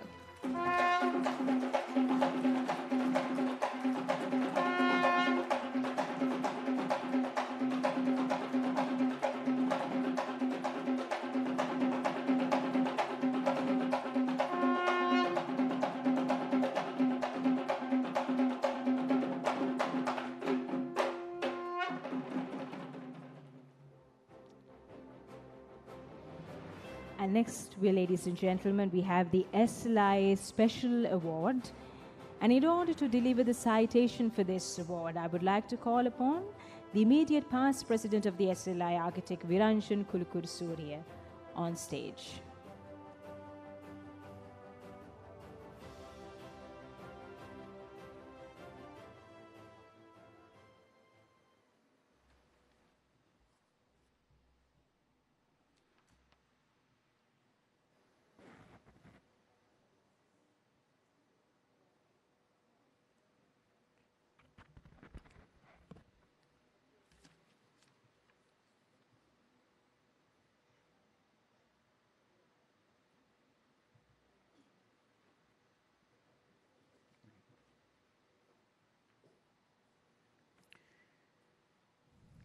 Chief guest, Mr. Sujeeva Rajpaksha, guest of honor, Professor Chitra Vidikara, President and Council of SLIA, members and new members and their parents, ladies and gentlemen. We are privileged indeed today to recognize the outstanding contribution made towards architectural education by an individual, a respected member of our institute, and much beloved by his students and colleagues alike. Born in 1946, he had his initial education at Royal College, where he won every possible prize in art by virtue of his excellent skills in sketching and painting. His academic training in architecture was initially at the Institute of Practical Technology at Katubedda, now the University of Moratuwa, and subsequently at the prestigious AA School of Architecture in London, where he had Lord Richard Rogers as a tutor. He worked at the architectural consultancy firm of Muller and Wickman in Denmark in 1971. He graduated from the Danish State School of Architecture in Denmark in 1974.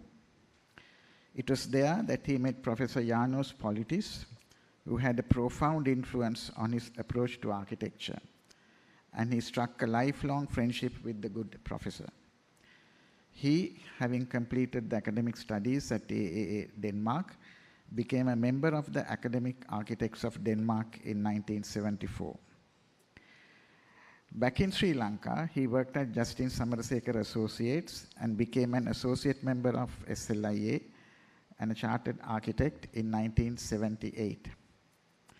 Persuaded by the late architect Chris DeSera, whom he was friends with from 1960s, his decision to accept the appointment as a senior lecturer in the Faculty of Engineering and Architecture of University of Moratuwa in 1979 was indeed a landmark event in the annals of architectural education in Sri Lanka, because that was the starting point of an illustrious career in guiding hundreds of students in their architectural journeys for more than 40 years and still counting. During this period, he was for several years the year master for the final year. He became the director of the design course at the Department of Architecture before he retired from the university in 2011. And on the suggestion of Professor Lal Balasurya, he joined the City School of Architecture, where he continues to do what he does best, guiding students. Engaging in a primarily an academic career did not prevent him from engaging in architectural projects.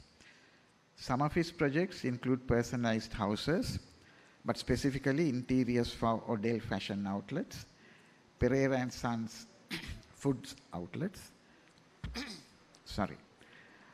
Mondi Fashion Flagship Store, refurbishment of buildings at Mount Lavini of Dale of Norway, Dale Knitwear and Design Studio at Udagama, showroom for Audi at Duplication Road, reconstruction of 5 schools in Kilinochchi for UNICEF Sri Lanka, and 15 schools in Mana district for UN Habitat Sri Lanka, and RDA headquarters building at Battaramulla.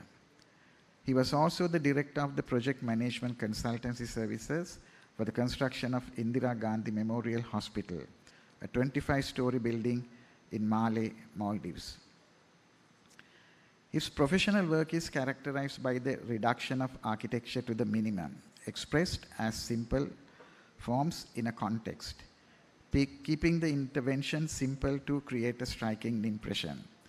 This is well exemplified by the houses he designed for himself, the Ratwatta House, the Sangani House, and in the Mason House. His crowning legacy, however, lies in the contribution he made to the architectural education in Sri Lanka. Hundreds of students were inspired by his gentle guidance, inculcated not with a stick, but with a smooth delivery in poetic language, light-hearted and profound at the same time. In 2007, when the SLIA was celebrating its 50th anniversary, I got the opportunity to author the history of the Institute. Having read all the minutes of all the meetings and events of the SLIA during those 50 years, the task was accomplished in 1 year. In a section of that book titled Overlooked Achievements, I identified several members who were not adequately recognized for the immensity of the service they had done to the profession and the Institute. We have underestimated someone whose contribution to architectural education has probably been taken for granted. The section on overlooked achievements ended with the fervent hope that the SLIA would one day honor its silent achievers. The moment has now come to do just that.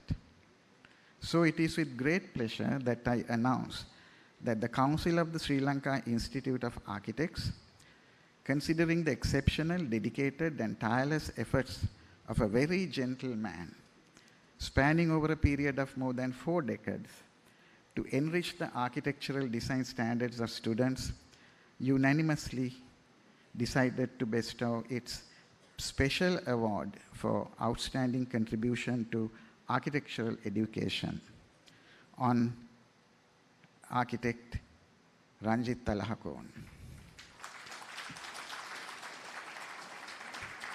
Ladies and gentlemen, the recipient of this year's special award, architect Ranjit Talahakon.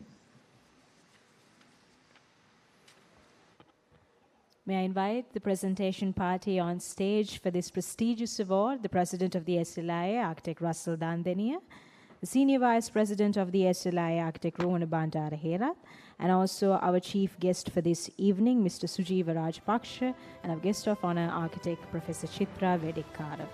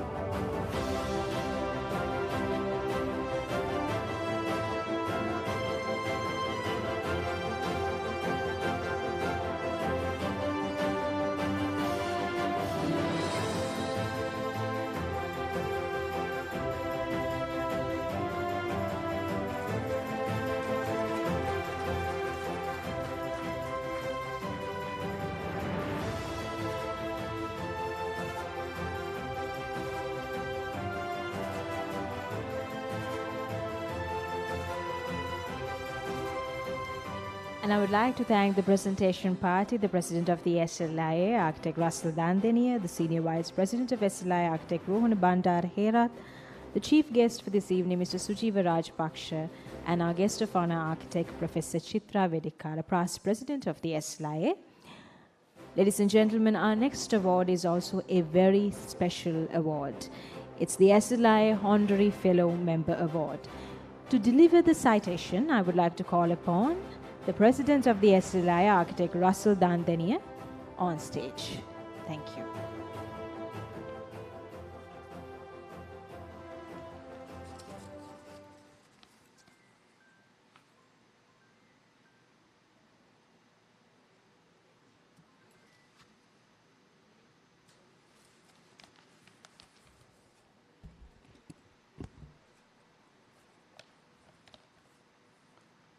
Citation for SLI Honorary Fellow Member 2022. An architect is often tasked with performing an ordinary job in an extraordinary manner.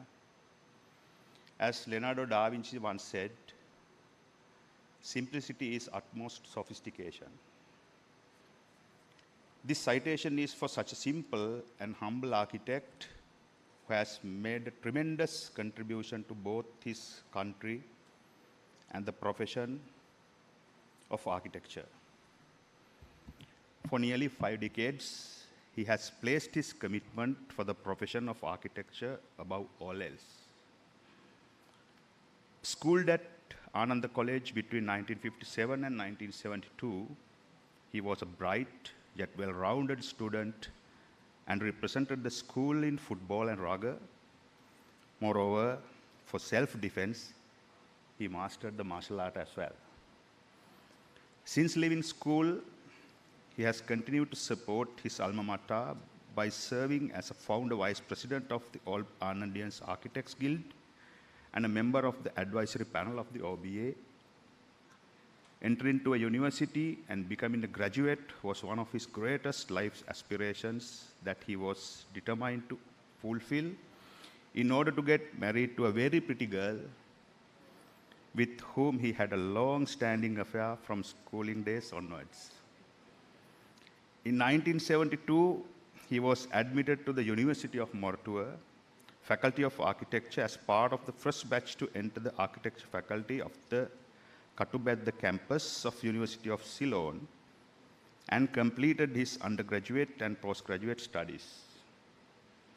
Being awarded as the best postgraduate student and the president of the Architecture Students Association, inspired him to embark on a career in lecturing in same university. He was one of the first assistant lecturers enrolled to the Department of Architecture of the University of Mortua. At present, he is a member in governing council of the alumni of the same university. Upon completion of his academic career, he was then elected as the corporate member of Sri Lanka Institute of Architects and Royal Institute of British Architects. It's now noteworthy to say that he was the first student member of SLIA. In the early part of his career, as an academic and a professional, he got himself involved with numerous local and foreign projects of medium-large scale. Recognizing his competency and creativity, many of these organizations continue to seek his consultation for their projects to date. His professional career has been mainly in the private sector in Sri Lanka, with short stints of work overseas in Nigeria and Oman. He was an academic for a short period of time in the University of Maiduguri, Nigeria, where he was head of the School of Architecture for 2 years. He started his career as a junior architect at the Buildings Department for a very short time and subsequently was employed at the State Engineering Corporation before he decided to join the staff of the University of Mortua. At the University of Mortua, he used to teach the subject of building construction and was in charge of second-year students. Some of his students are now holding the positions of heads of architecture schools. During his tenure in Oman, he worked for MS Ayub Oganna and Associates as a project architect for the design and supervision of buildings, the new telecommunication network in Oman, which consisted of the main telecommunication tower in Muscat, plus 4 substations in the greater Muscat area, and 22 other substations, entire Sultanate. Subsequently, he was called upon to act as short-term consultant by Ole Larsen Architects in Oman for the cultural complex of the Sultan Qudus University and subsequently for the Salah and Muscat airport projects. Over 2 decades of his professional career has been with one of the major architectural practices in Sri Lanka, Design Consortium Limited. During this period, he was involved in the SLI Design Award-winning project, Deer Park Resort Giritale, which subsequently received the prestigious Green Global Award as well. His mentor, Emeritus Professor Vidya Jyoti, Dr. Lakshman Nalvis, had to say, I think it is on the screen. He served the Sri Lanka Institute of Architects SLIA Council for more than 10 years and was elected President SLIA for the session 2007 to 9. This was the time SLIA celebrated 50th years Golden Jubilee anniversary, and he was instrumental in the SLIA 50-year celebration publication that gave a great insight into how this profession of architecture in our country had grown over a half century. Moreover, he has served as a council member, chairman Professional Affairs Board, chairman Board of Architectural Education, treasurer, vice president and senior vice president, and chairman Architects Registration Board. He initiated the setting up of Association of Project Managers under the SLI umbrella. During his tenure as president SLIA, he was instrumental in the transformation of the then SLIA lecture course to what is now known as City School of Architecture, CSA, which has benefited many students. He was the founder chairman of CSA and still serves as a member of the board of directors. He is a strong follower of the creative master in American architecture, Frank Lloyd Wright, saying that the mother art is architecture. Without an architecture of our own, we have no soul of our own civilization. That's the reason why he was strongly believing in dedicating himself by taking up many positions in local and foreign institutions in honorary capacity, with the sole aim to make a significant contribution for the betterment of discipline and education of architecture in our country and to the planet as a whole. To name the institutions he is actively involved locally as well as abroad is never-ending task. The slides on the screen are testimony to that. He represented the SLIA in many government organizations, some of which are shown again in the slide.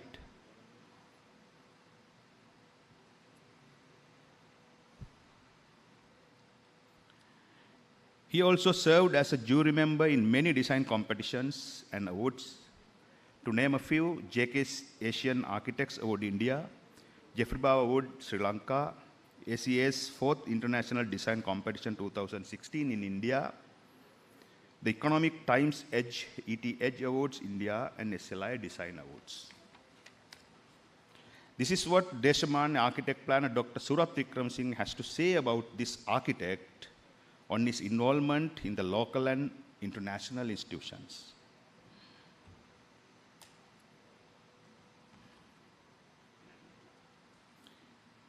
He has been presenter, panelist in many local and international seminars, and some of the recent events are Belt and Road initiatives organized by Hong Kong Institute of Architects, Sustainable Building Environment by organizing RICS Risk Sri Lanka, use of sustainable material in construction by Green Building Council Sri Lanka, SLIA and IAP, ecosystem restoration, biodiversity and building future cities organized by Green Building Council of Sri Lanka. With regard to his overall contribution to the profession, this is what Emeritus Professor Lal Balasuriya, past President SLIA and head of the City School of Architecture, has to say. It's in the slide. He was recognized with the Award of Eminence in 2014 by the Institute of Construction Training and Development for his lifetime contribution to the construction industry and the profession of architecture. This award was presented to him by His Excellency the President of Sri Lanka. As present, he is the principal architect who has his own practice. Over the last 5 decades, he has designed over 1,000 houses and buildings for celebrities, professionals, individuals, companies, institutions, and non-profit making organizations. Furthermore, he is a partner of the company Project Management Partnership, which is engaged in project management of many large-scale upcoming buildings in Sri Lanka. Furthermore, he provides his consultation and advisory services to many leading property developers in Sri Lanka. As a senior and experienced architect, he is quite confident and dedicated to what he does. Whilst being open to constructive criticism and feedback, he often questions the clients with the famous saying of Frank Gehry, "I don't know why people hire architects and then tell them what to do." He is a proud father of 2 professionally qualified daughters, one of which is a chartered architect who is following in his footsteps. He spends his leisure time with his 4 grandchildren by visiting Australia online.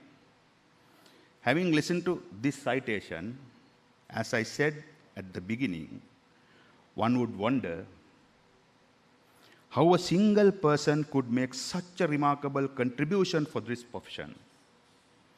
His burning desire to uplift the profession has led him to all this hard work. In view of these unique and distinguished achievements, the Council of Sri Lanka Institute of Architects decided to confer on architect Jayantha Pereira the honorary fellow membership of the institute. Ladies and gentlemen, Architect Jayanta Pereira, the Honorary Fellow Member of SLIA.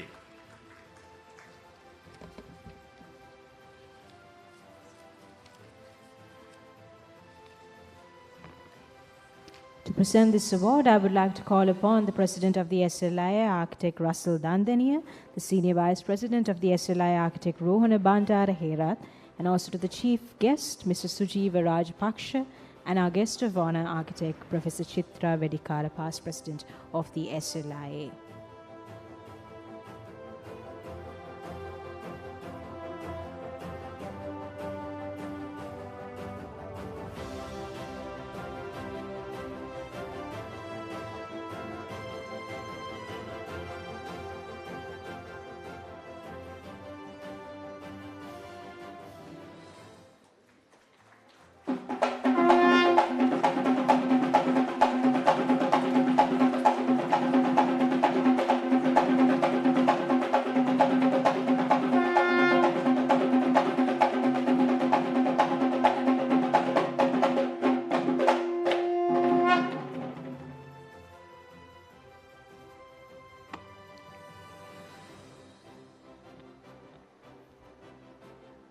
And I would like to call upon the SLIA Honorary Fellow Member for the year 2022 to make his acceptance speech.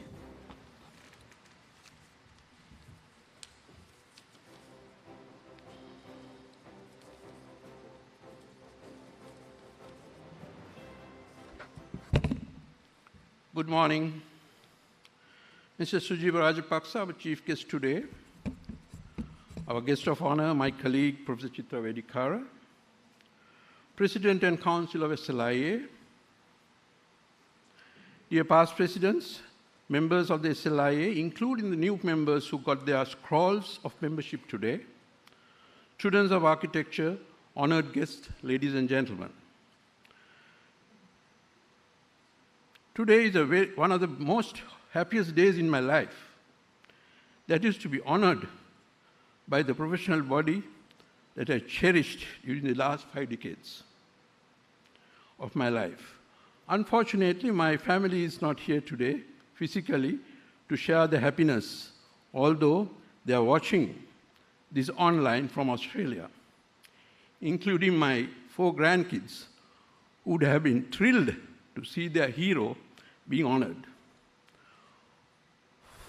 For this, first of all, I need to thank President Russell and his council for passing resolution unanimously for this award. I fail in my duties if I don't mention the people behind this success. First, my wife, dear Subha, and my family. Then to my mentors, starting with Professor Rupert Pearis, my guru, Professor Vidyajyoti Dr. Lakshman Alvis, the person who put me on the right track to become a true professional. Sir, I'm indebted to you for this. Then, architect planner Deshamane Dr. Surat Wickramasinghe, architect Mihindu Keethiratna, and Professor Lal Balasurya, who guided me with how to handle the Institute affairs, and finally to all the past presidents of SLIA for your support and cooperation. Let me conclude this acceptance speech by reading a statement I picked up from an article, Life of an Architect. The practice of architecture is more than sketching on paper, party diagrams, deciding on what pens to draw with, Instagram, worthy jobs, side photos. It means solving problems, sometimes incredibly mundane and uninspired, yet very important problems to the people who retain your services. Thank you all. Stay safe.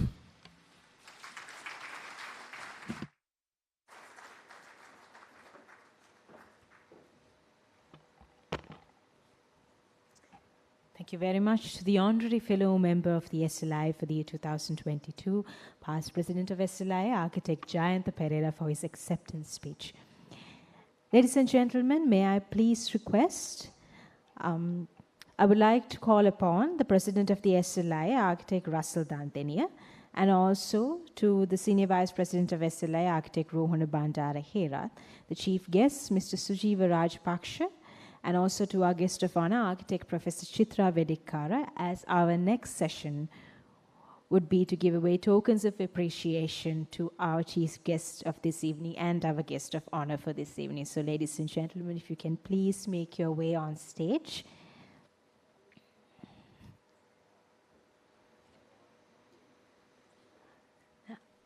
My apologies, ladies and gentlemen. It's not evening yet. It is a very good morning indeed.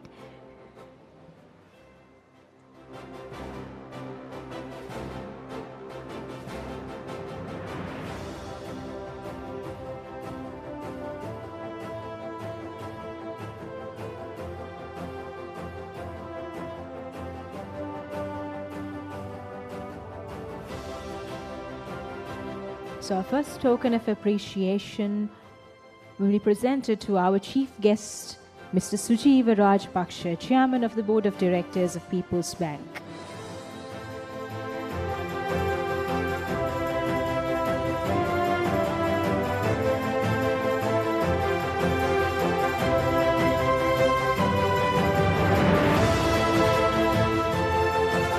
Our second token of appreciation to the guest of honor, Architect Professor Chitra Vedikkara, past President of the SLIA.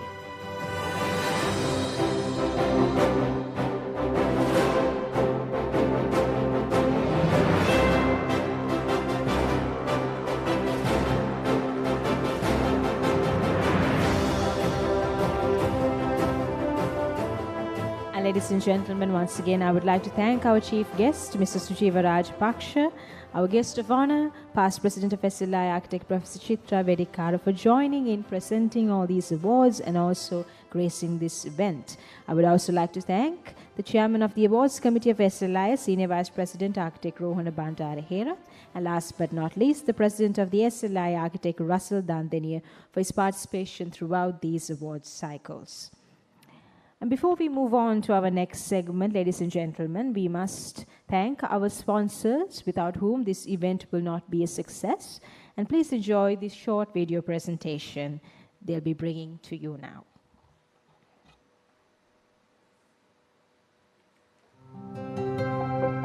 Let the beauty and light of nature come cascading into your home.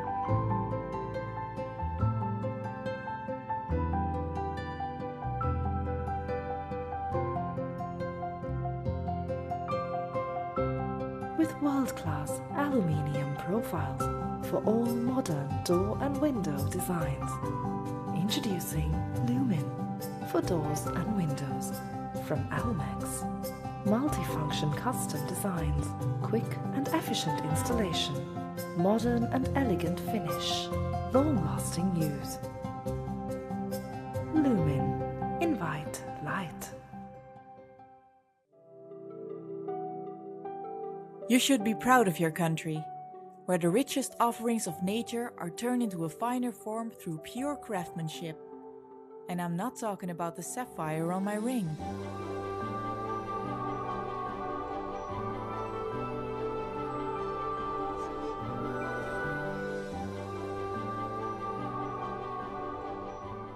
Lanka tiles, designed for you, desired by the world.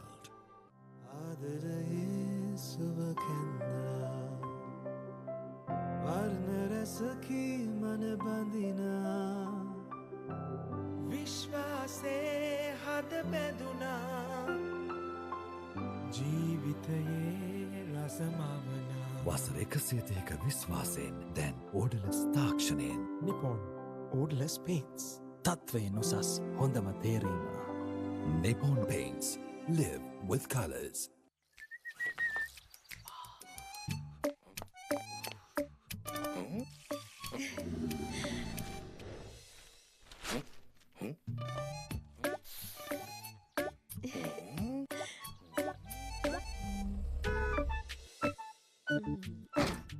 I've been watching you coming and showing off your colors. What do you want?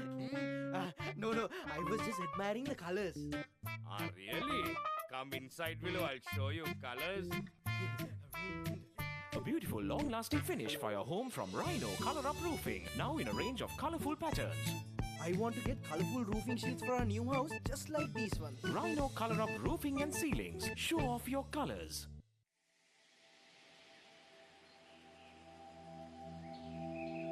Nature is a masterpiece.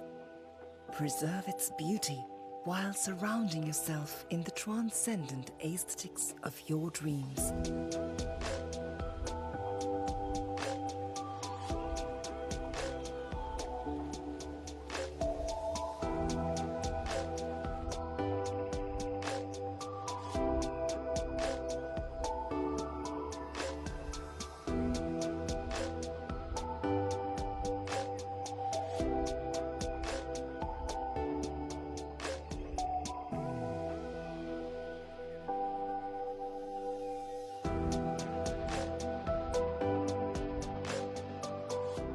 Embrace a world of elegance and sustainability with Swisstech Aluminium.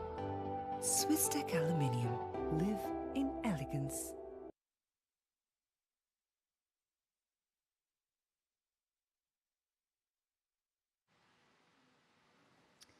And with that, ladies and gentlemen, we come to the end of our proceedings for this segment of the program. To deliver the vote of thanks, I would like to call upon the Senior Vice President of the SLI, Architect Rohana Bandarhera, to the podium on stage.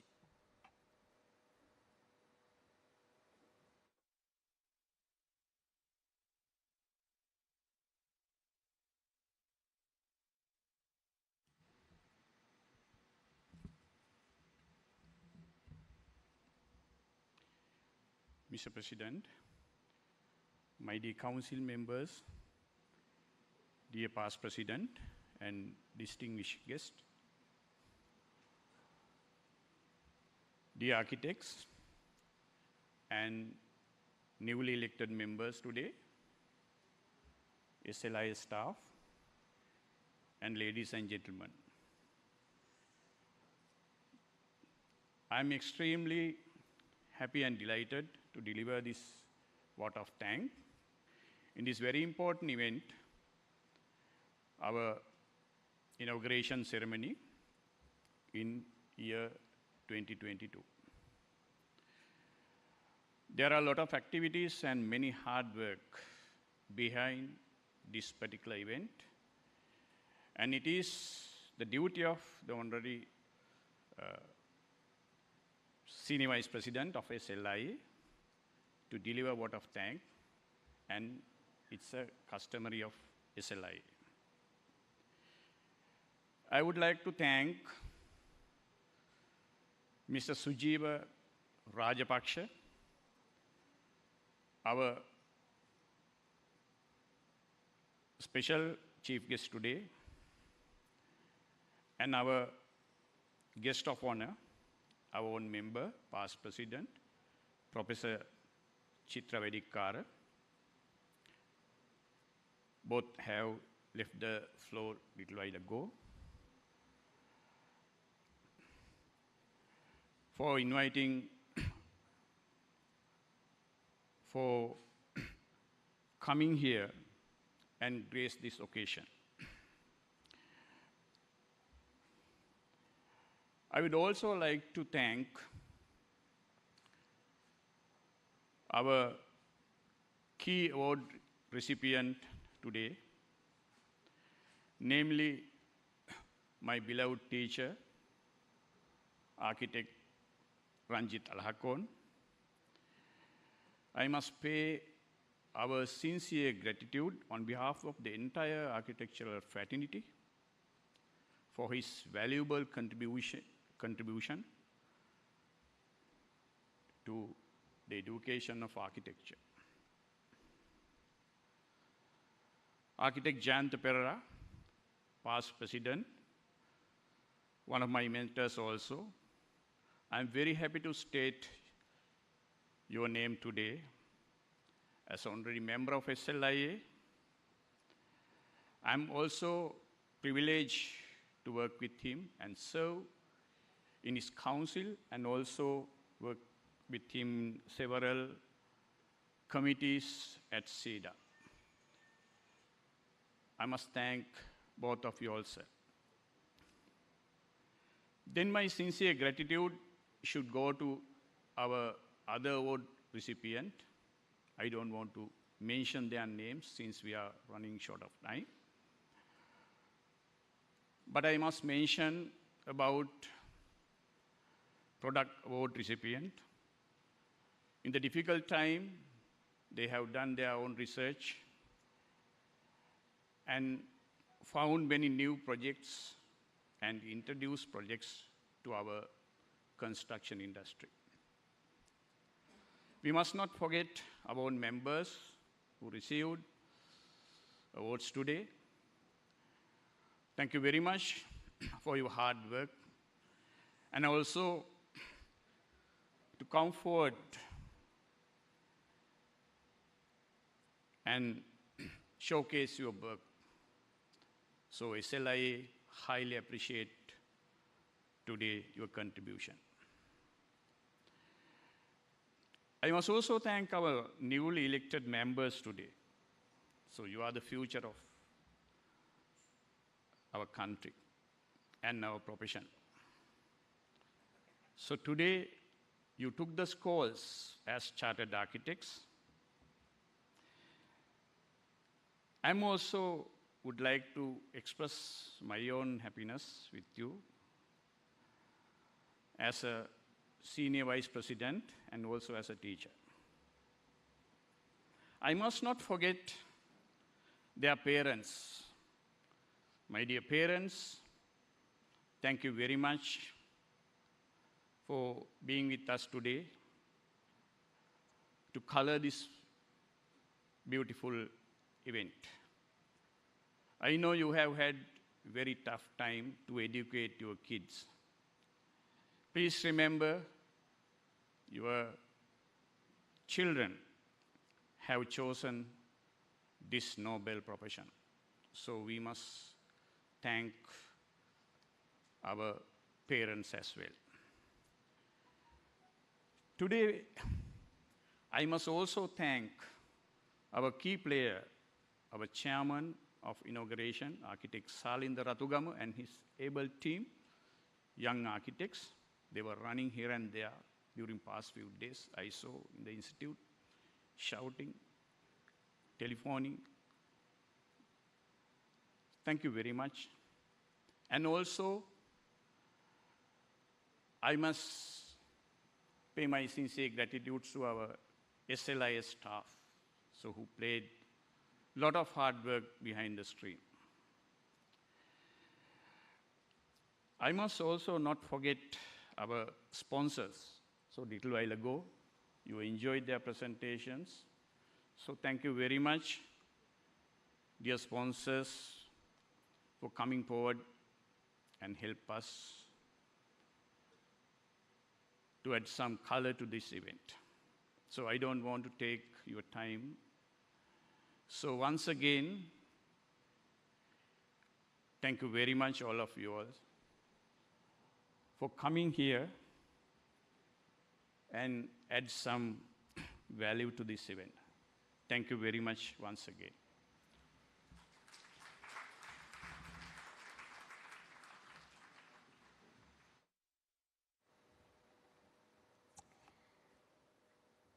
Thank you to the Senior Vice President of the SLIA for his vote of thanks. So ladies and gentlemen, thank you for joining with us once again. And before we begin the next segment of today's proceedings, the SLIA annual sessions for the year 2022, we would like to sign off with an act of entertainment performed by the talented dancing troupe, the Channapuli Dance Foundation. Please enjoy, and we hope you have a good day.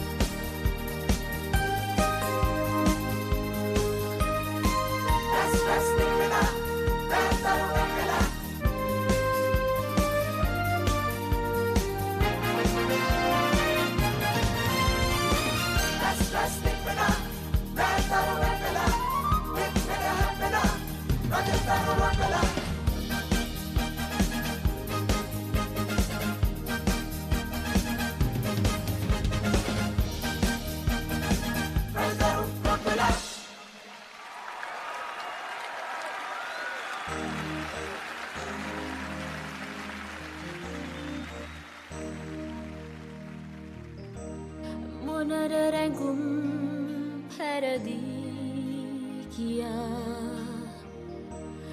Dangga bamberun harila kia Rangga dakala natana tharu mahime Net adha kanube eobadame Sin surakam keru netu situam keru Obasirune saletarata sasanda Susumen gevunu kandulen setunu Obasirase karu odunu tabana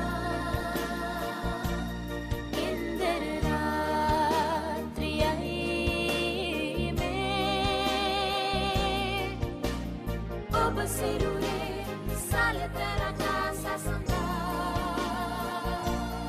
Inderera triyaime Obasirase karu odunu tabana Ratriyaime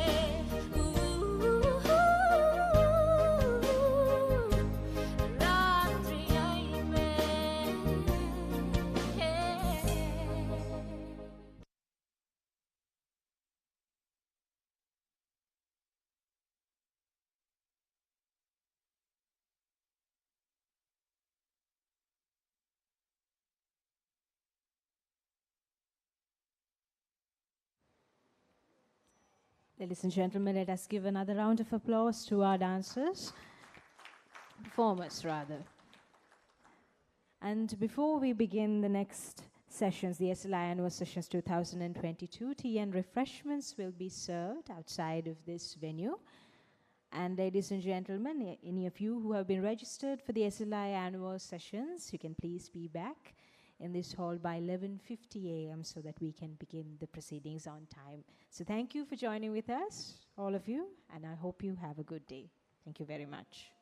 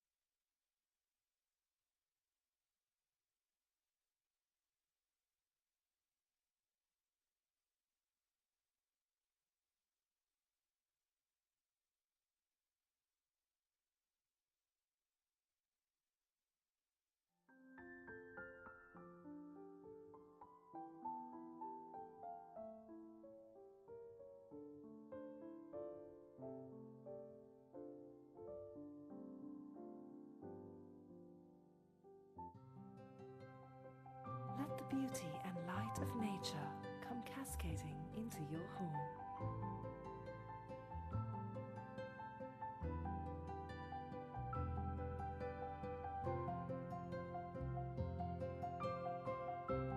With world-class aluminium profiles for all modern door and window designs. Introducing Lumin for doors and windows from Almex. Multifunction custom designs, quick and efficient installation, modern and elegant finish, long-lasting use. Lumin. Invite light. You should be proud of your country, where the richest offerings of nature are turned into a finer form through pure craftsmanship. And I'm not talking about the sapphire on my ring.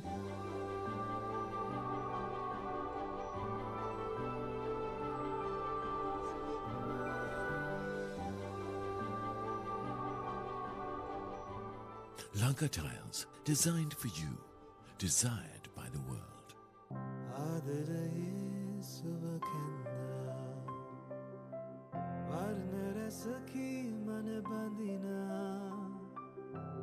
විශ්වාසේ හද බැඳුනා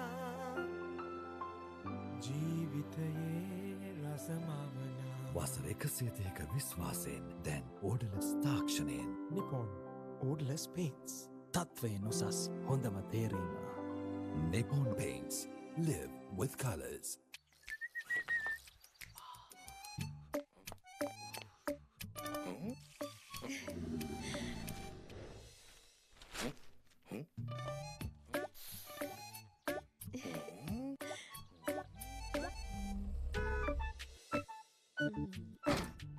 I've been watching you, coming here and showing off your colors.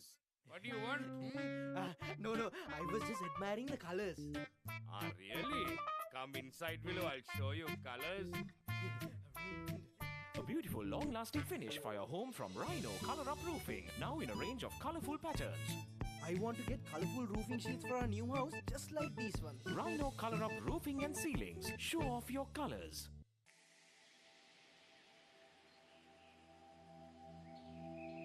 Nature is a masterpiece. Preserve its beauty while surrounding yourself in the transcendent aesthetics of your dreams.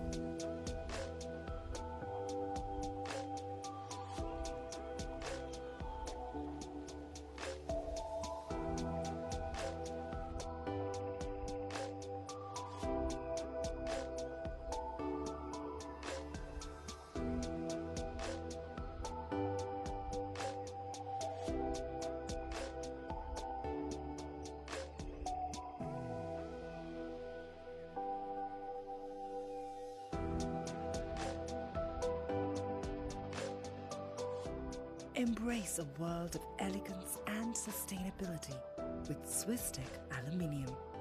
Swisstech Aluminium. Live in elegance.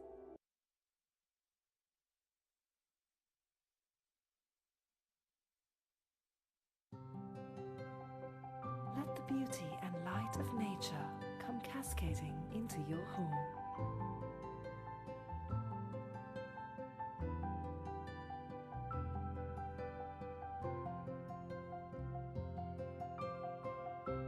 With world-class aluminium profiles for all modern door and window designs. Introducing Lumin for doors and windows from Almex. Multifunction custom designs, quick and efficient installation, modern and elegant finish, long-lasting use. Lumin. Invite light. You should be proud of your country, where the richest offerings of nature are turned into a finer form through pure craftsmanship. And I'm not talking about the sapphire on my ring.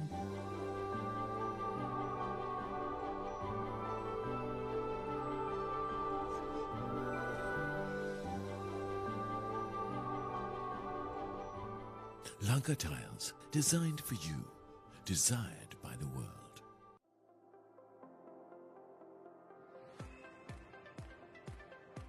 For over 130 years, our culture of innovation has shaped the lives of millions. Building better, brighter, and happier lives, full of color and opportunities. It all stems from breakthrough research meticulously developed by leading scientists and chemists at our world-leading facilities. We're all part of a diverse family who, together, make Nippon Paint Asia's #1 paint and coatings manufacturer, offering a complete paint and coating solution for total peace of mind. We're a Pan-Asian family unified and driven by our lean for growth culture of vigilance, insatiable appetite, teamwork, agility, leanness, stamina, allowing us to lead from the front of the pack. Corporate responsibility is ingrained in our DNA, promoting sustainability and developing skills, because people have always been at the heart of our company. Together, we strive for a sustainable business that positively impacts.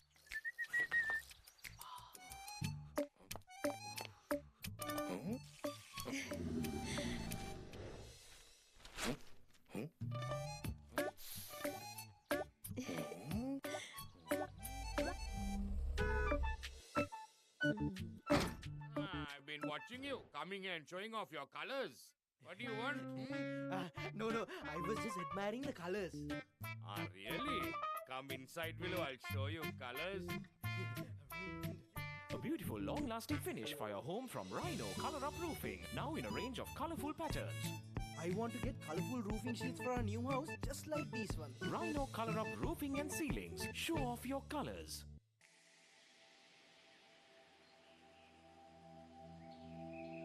Nature is a masterpiece. Preserve its beauty while surrounding yourself in the transcendent aesthetics of your dreams.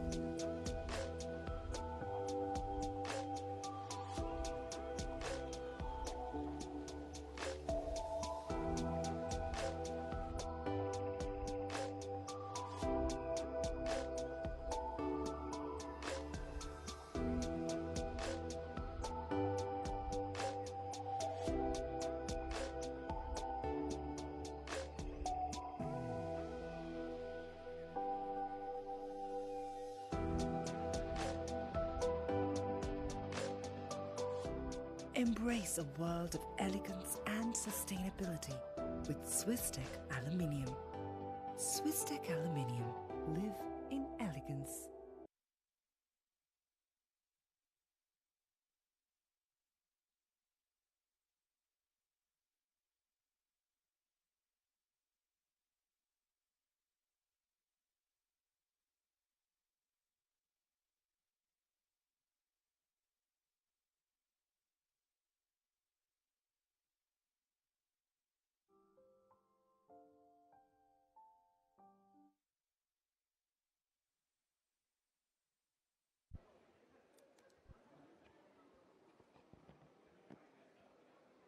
A very good afternoon to everyone present here today. Before starting the proceedings, I would like to humbly request everyone to take their respective seats as we are planning to begin the national conference in a short while. And I would also like to request you all to abide by the health guidelines at all times throughout the conference. Thank you.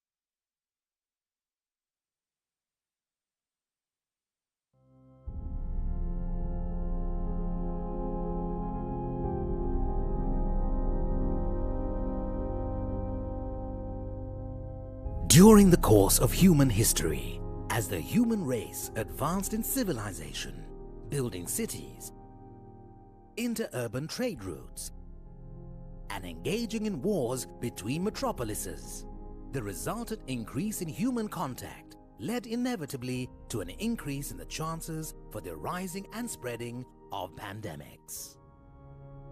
During the earlier stages of human civilization and urbanization, such pandemics destroyed whole cities and human settlements. However, with the passing of centuries, humankind learned ways of coping with and overcoming such pandemics, and inevitably, such methods of coping tended to include adjustments to the human-built environment. Therefore, it is inevitable that coping methods with the ongoing COVID-19 pandemic should involve such adjustments to the built environment. The natures of pandemics challenge the value and safety of both urban and rural densities of population and their mass transit. Consequently, the legacy of the pandemics shifted the focus of attention to health, hygiene, security, safety, welfare, and man's relationship with nature.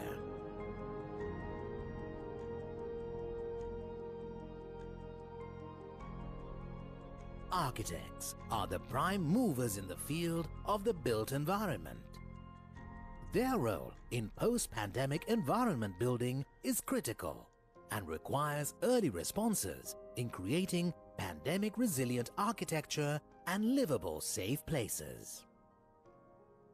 However, the shift of focus has necessitated that there should be contributions from professionals in fields other than that of the built environment, especially the experts from the fields of health, security, and man's relationship with nature.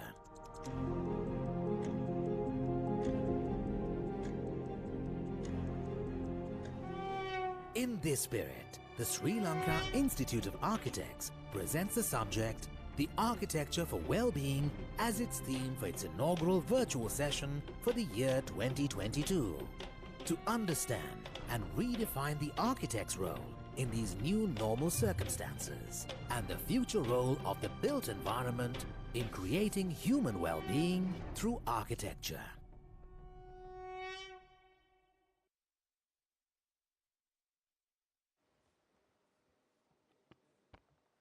A very good afternoon to all present here to witness yet another successful year in the architect's calendar, Architect 2022. I am Architect Vilakshi Ravindran, your host for the evening. To start off with the proceedings, I would like to humbly call upon Architect Salinga Ratugama, the chairman of the Inauguration and National Conference, to present the National Conference theme video, which will be followed by him pronouncing the Declaration of Architect 2022.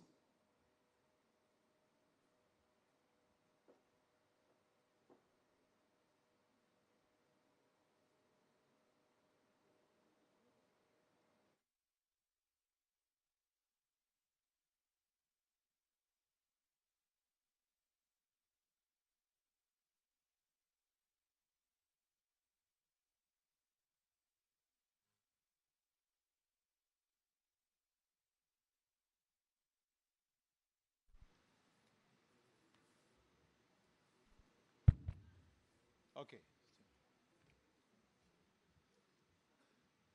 Honorable guests and distinguished delegates and speakers, the President and the members of the Council, fellow and associate members, students, ladies and gentlemen, I warmly welcome you to the National Conference organized by the Sri Lanka Institute of Architects.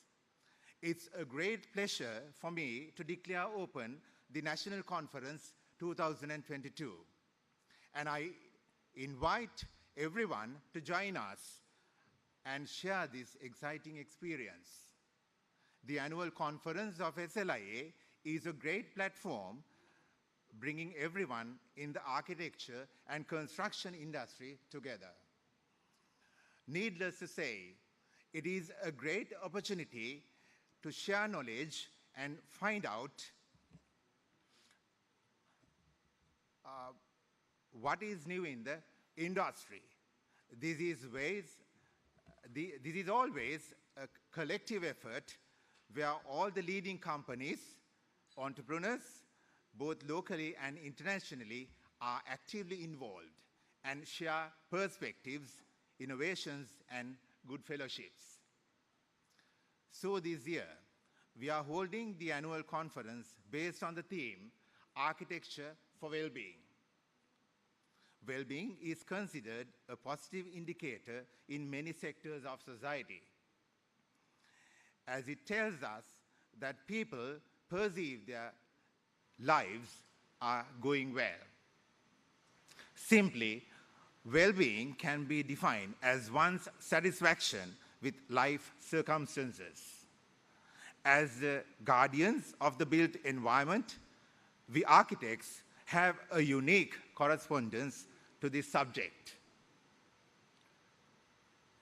And what whole world has faced with the pandemic, and what is important about this theme is its relevance to the current situation which the whole world has faced with the pandemic outbreak. It is a timely necessity to bring this into a discussion, to discover innovative ways to address the current challenges through architecture. Through this conference, this theme will be weaved and discussed from various perspectives by a talented and most suited set of intellectuals expounding on different subtopics. This will be an exploration of the synergy with architecture and parallel subjects, including medicine, music, and aesthetics, and new concepts of well-being. With this, Sri Lanka Institute of Architects has extended its responsible hands in strengthening the post-pandemic recovery of the country, encouraging and initiating the practice of concepts and principles to resolve the issues. This is a very special occasion for all of us, and I hope this would be such a wholesome time for everyone who are with us here today. Saying so, I would like to make this opportunity to thank everyone who worked hard and supported to bring all this together, especially Architect Russell Dandeniya, the President of SLIA, Architect Dr. Chamira Udawatta, who is the co-chairman of the National Conference, Architect Suzette Wehalla, who is a co-chairperson of the inauguration and the National Conference, Architect Migara Alves, the chairman of the Professional Affairs Board, and the committee members, each and every one of you who supported and who are here. Let me now close by wishing you a successful and enlightening conference. I invite Architect Dr. Chamira Udawatta, co-chairman of the National Conference, to elaborate the conference theme and introduce the respectable intellectuals who are with us today. Thank you very much.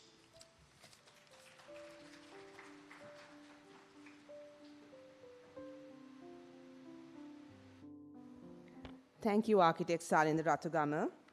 What is architecture for well-being? I believe Architect Salindra Ratugama gave a brief introduction about what it actually means, but I would like to invite Architect Dr. Chamira Udawatta to further elaborate on what this theme actually means. Architect Chamira Udawatta, over to you.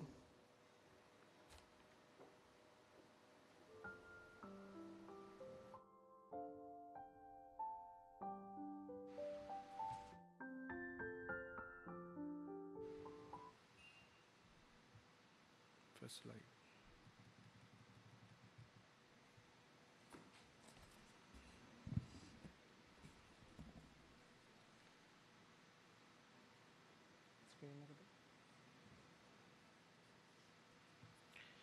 Good afternoon, everyone. Thank you very much for the brief introduction of our concept. Honestly, this was originally designed by architect Sagara and then developed at the Institute as a theme for this year as well as for last year. The COVID-19 pandemic had sparkled us a question why the built environment should be health initiative, what is the relationship between urbanization, ecological and human well-being, what role architects can play to achieve well-being. So it's sort of a glass layer we broke in and questioned all of us why, what sort of initiative we should take. Are we really agents of doom? Are we the destroyer of this planet? Or are we really deserve this planet as a being should survive here? Or there's a question, are we really from this planet? Because we are the only animal on this planet should have a third skin, an envelope to survive under all the environment constraints. That's why we need a building. That's what we have been doing over 7,000 years. We have been designing our built fabric as a supportive to safeguard from all the environment constraints. The fundamentals of architecture, the Virtuous mentioned the concept of well-being at the very beginning. More than 1,000 years ago, he mentioned the health, firmitas, utilitas, comfort, and venutas for the happiness. Also, James O. Organ mentioned the architecture begins physical and ends psychological. Psychology also very important. That's what we developed this theme, the architecture for well-being. And there are several dimensions of well-being, the emotional well-being, financial well-being, social well-being, occupational, spiritual, intellectual, environment, and physical. But for our conference, we focus more into the environment and physical well-being because that's what we handle as architects. We create our 2.0 or 2.0 environment to safeguard us.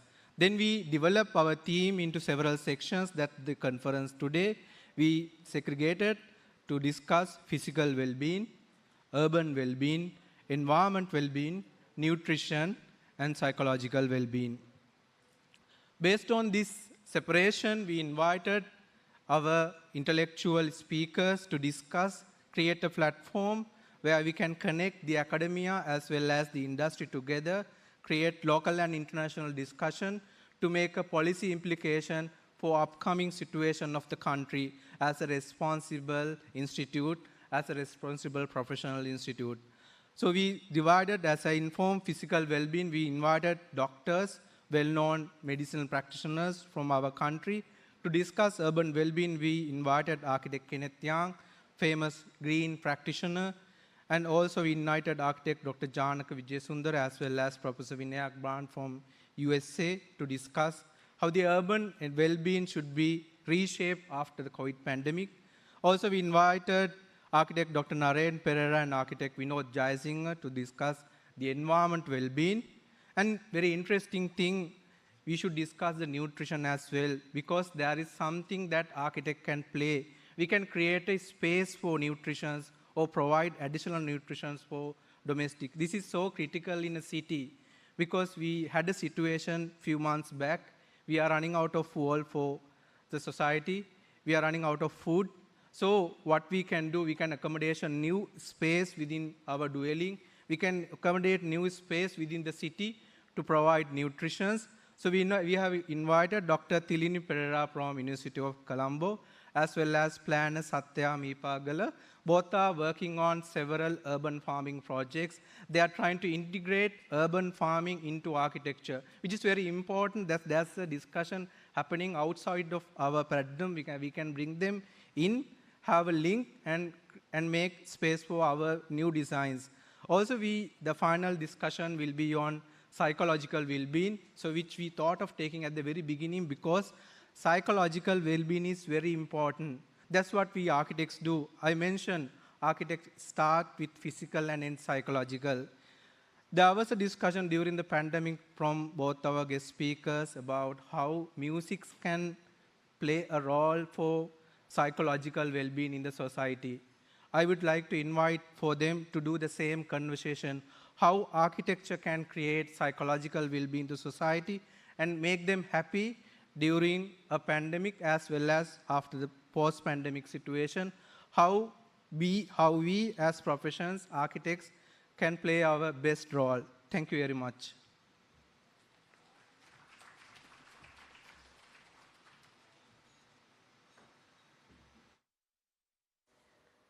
Thank you, architect Dr. Chamir Udawata, for that detailed introduction of what architecture for well-being means. As we enter the session for the evening, the first and opening session is indeed an interesting one, psychological well-being. I would like to allow architect Upula Madhushankar to do the honors in introducing the speakers, Bhati and Santosh.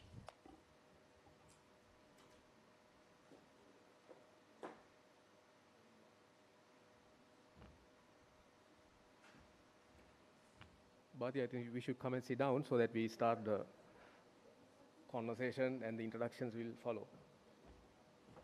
We'll proceed, in fact. As well as Salinder and Kasun.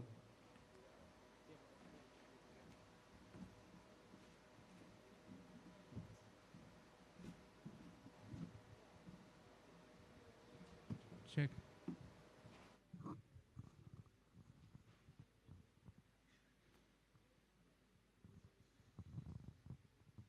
Good morning, everyone.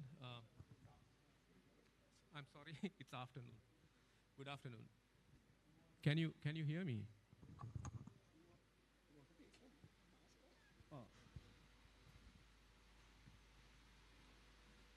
All right. So I would like to all these years we have started these sessions with architects and planners, but today we are going to do it a little different.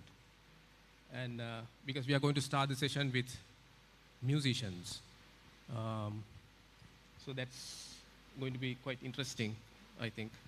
So I have a little introduction that I am to do about, of them. So yeah.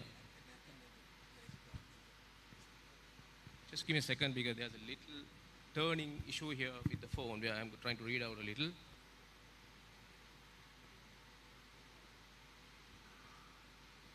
Okay.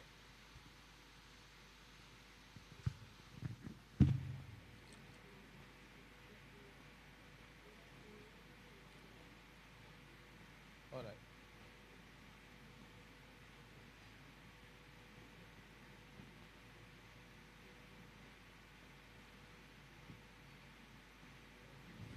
Okay, I'll start with giving a little sort of a introduction to how music is related to architecture. So I would say that sorry, there is a. Hey, Machan, can you turn this? It's turning. You keep it on here. Take that.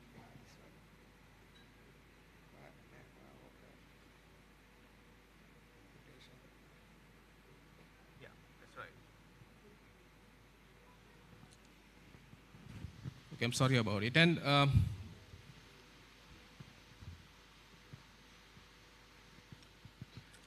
music and architecture, however, are not very different. In fact, they have been explored as fields that enrich one another through fascinating parallels.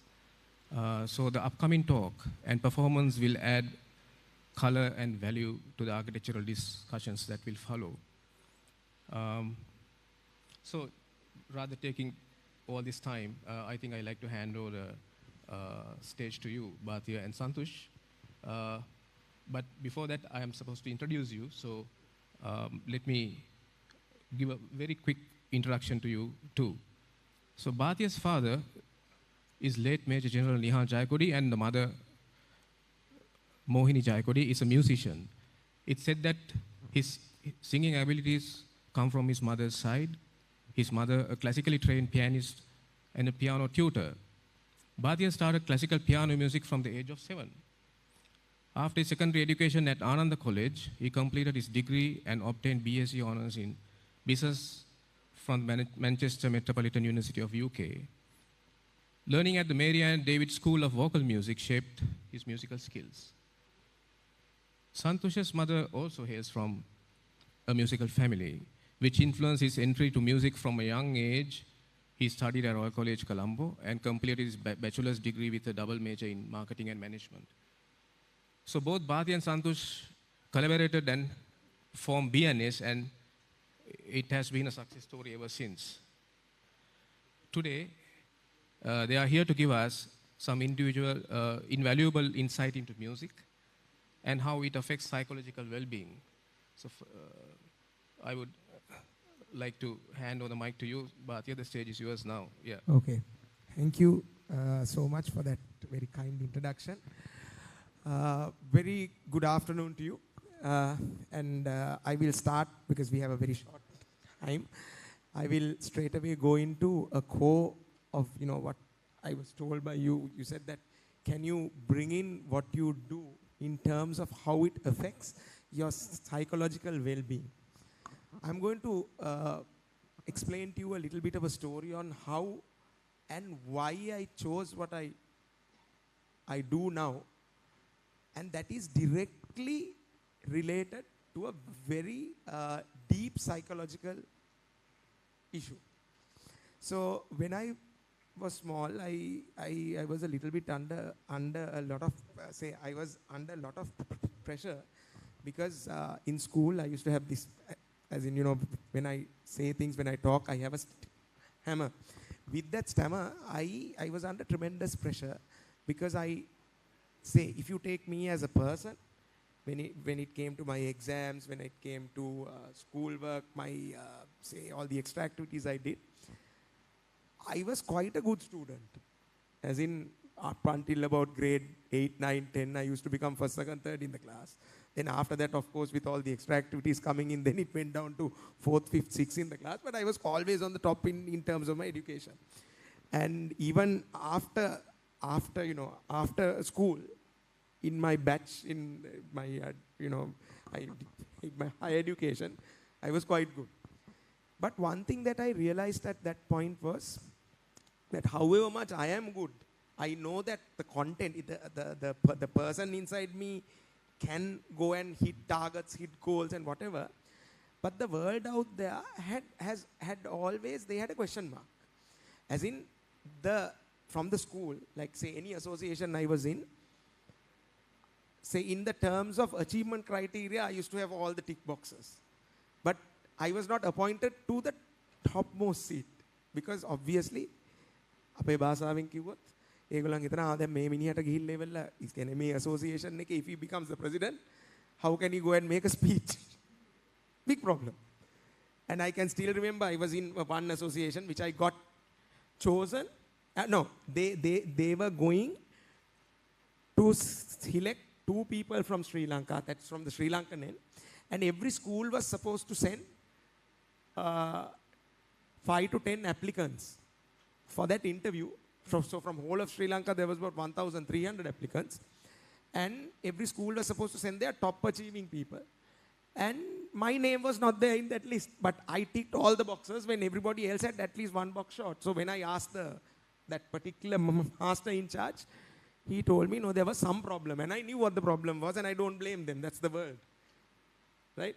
So fortunately, I'm not that kind of person who got, really angry with the world and all. I thought, no, I need to make sure that I somehow make something. So what I did was I went out of that association, and they had application criteria for people who are applying completely as an individual, as an independent individual.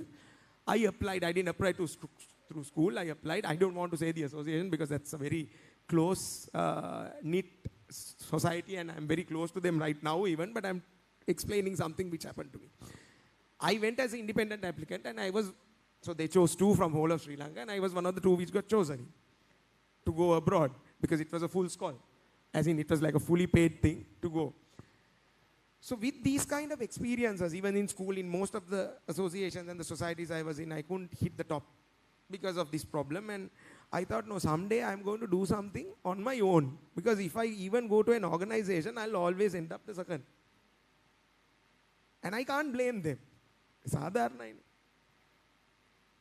Right? People are scared. So when you are your own boss, right? When you are your own boss, you're the boss. So what happened was, what was the way? One thing I could do as an individual, what I could do well was music. But then again, there was a problem, because with all the kind of education I had and the school achievements I had and with my bachelor's degree and everything, parents won't allow. Like, parents won't say, ha, gila, oka karanna gila kiyanne. So the first time I told them also, they were like, mechchara igena okkoma karala දැන් මේ හොඳ රස්සාවකටත් ගිහිල්ලා ඇයි මේක තෝරගන්නේ. So I didn't want to say that, this was a deep-rooted reason was that. Because I always wanted to get that outlet, where I could do things freely and not get pressured from people, and, do things where I can go to the top. So getting into music, there were so many other reasons as well. Of course, our first album became a hit, and then the stage was set for that. But deep down, there was a psychological reason for it. And that is the psychological reason. And every time that I used to do music and I was on stage, number one is I felt really good about myself. And even when we started Bhati and Santosh, and we used to work like extensive hours, our first 10 years of our, like say from the age of 22 to 32, we didn't have a common young people's period, as in where we used to go on trips and play hell. We worked our way to the top, because what happened was with our first album, we straight away came to the top. Then it was a question of how to maintain this. So we spent our entire 20s and 30s like people do in their 40s. So we had to grow up very fast. And in that process, sometimes you can get really frustrated. Because a lot of your friends who are like in a very junior executive position, machang enne the trip එකක් යන්න. ඇයි මේ උඹලා විතරක් වැඩ කරන්නේ? You can easily get frustrated. But what we used to see it like is, are we unhappy? No. We are doing something that we love. And each day that they enjoy, we have also enjoyed. So, like say the long hours we used to spend at studios, at rehearsals, and what we did, it was a psychologically fulfilling experience.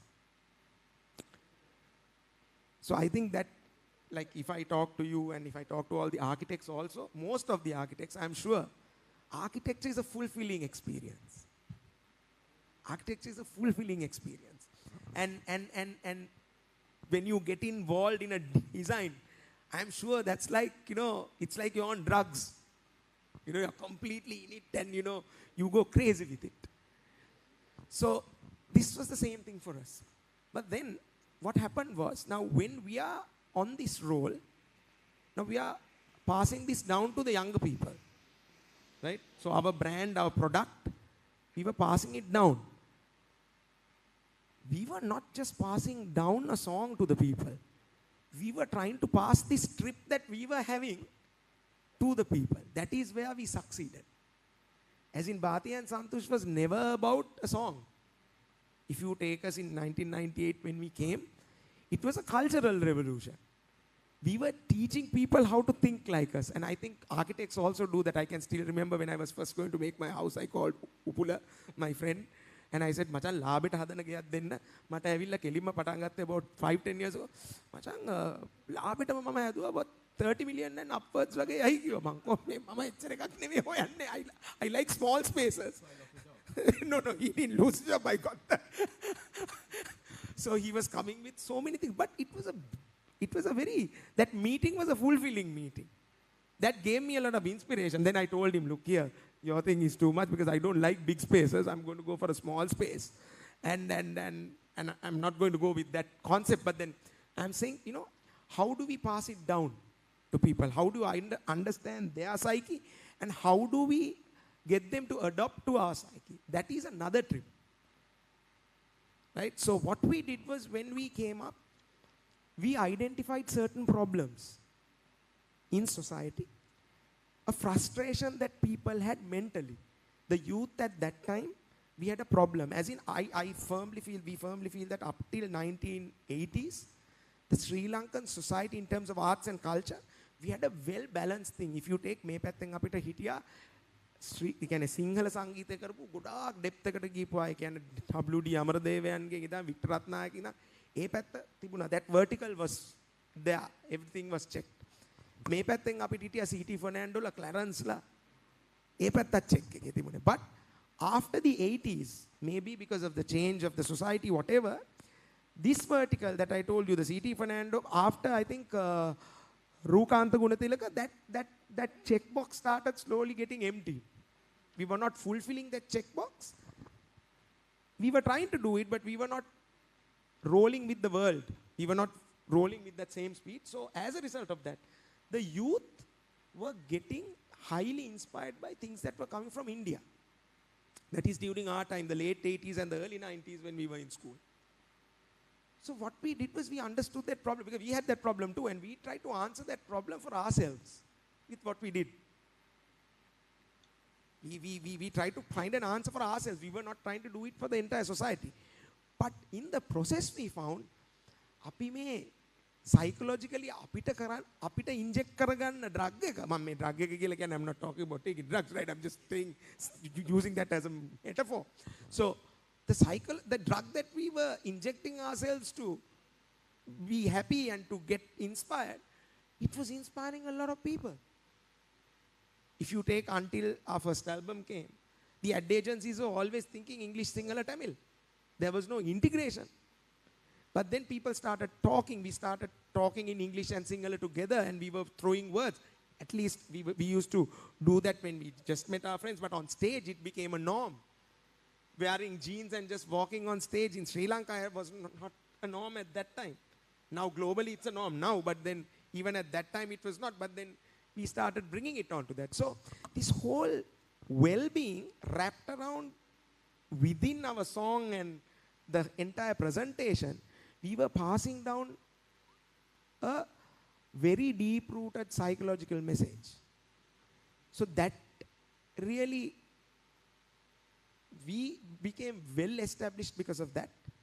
And at the same time, we could pass it down to the society, where the society also started changing. Obviously, there is good and bad in both. In anything that you do, there are pros and cons. But here, according to our, heart, there were more pros because people started opening up. People started looking at things differently, as in the younger people from our generation, and it started passing down to the people up to now. And then to add on to that, we got YouTube, we got other mediums, we got streaming. And it was a beautifully packaged thing. And this is how mental well-being was achieved from what we did. So it is not just the music. You integrate with other people, you understand their problems, and you have to see it from their perspective. If you don't see it from their perspective, no use. It will be like those kind of, they used to make these apartments the way they want. And then the people go and they break it and they make it the way they want. I have seen so many old apartment complexes where they have done so many remodels because you're not catered to them. So just like that, what we did through music was very similar to what you all are doing with architecture right now. But I firmly feel that I met a few architects who really deep dive into the client's psychology. You get people who do exactly what the client wants. That is also not right. That is not what we do as well in music. But also we believe that we need to dive into their mentality to give them what we want, but catering to their need. So this is how we do that. So I pass it on to Santosh to give you a little bit of more in-depth views. Wait, about myself, is it? Santosh, you like Well, to sort of be questioned because you are very yeah. comfortable Yeah. being questioned. Okay, so basically, if I give introduction about myself, well, first of all, good afternoon, ladies and gentlemen. Well, my childhood has been quite interesting, I must say, because I come from my father and mother. They come from different disciplines. I would say my mom, as you said, she comes from a very musical family, but predominantly it's on music. They have music in their blood. All of them have won their, singing prizes in school and everything. But they're into photography. So my great-grandfather is Jonathan. So I think they hold the oldest studio in Sri Lanka, started in 1924. So my great-grandfather, grandfather, my uncles, my mother, all are photographers. And I myself grew up in the studio, taking photographs and everything. And so I'm not going to go into detail about photography, but it is very closely linked with architecture, art, and so I got a lot of inspiration in that area.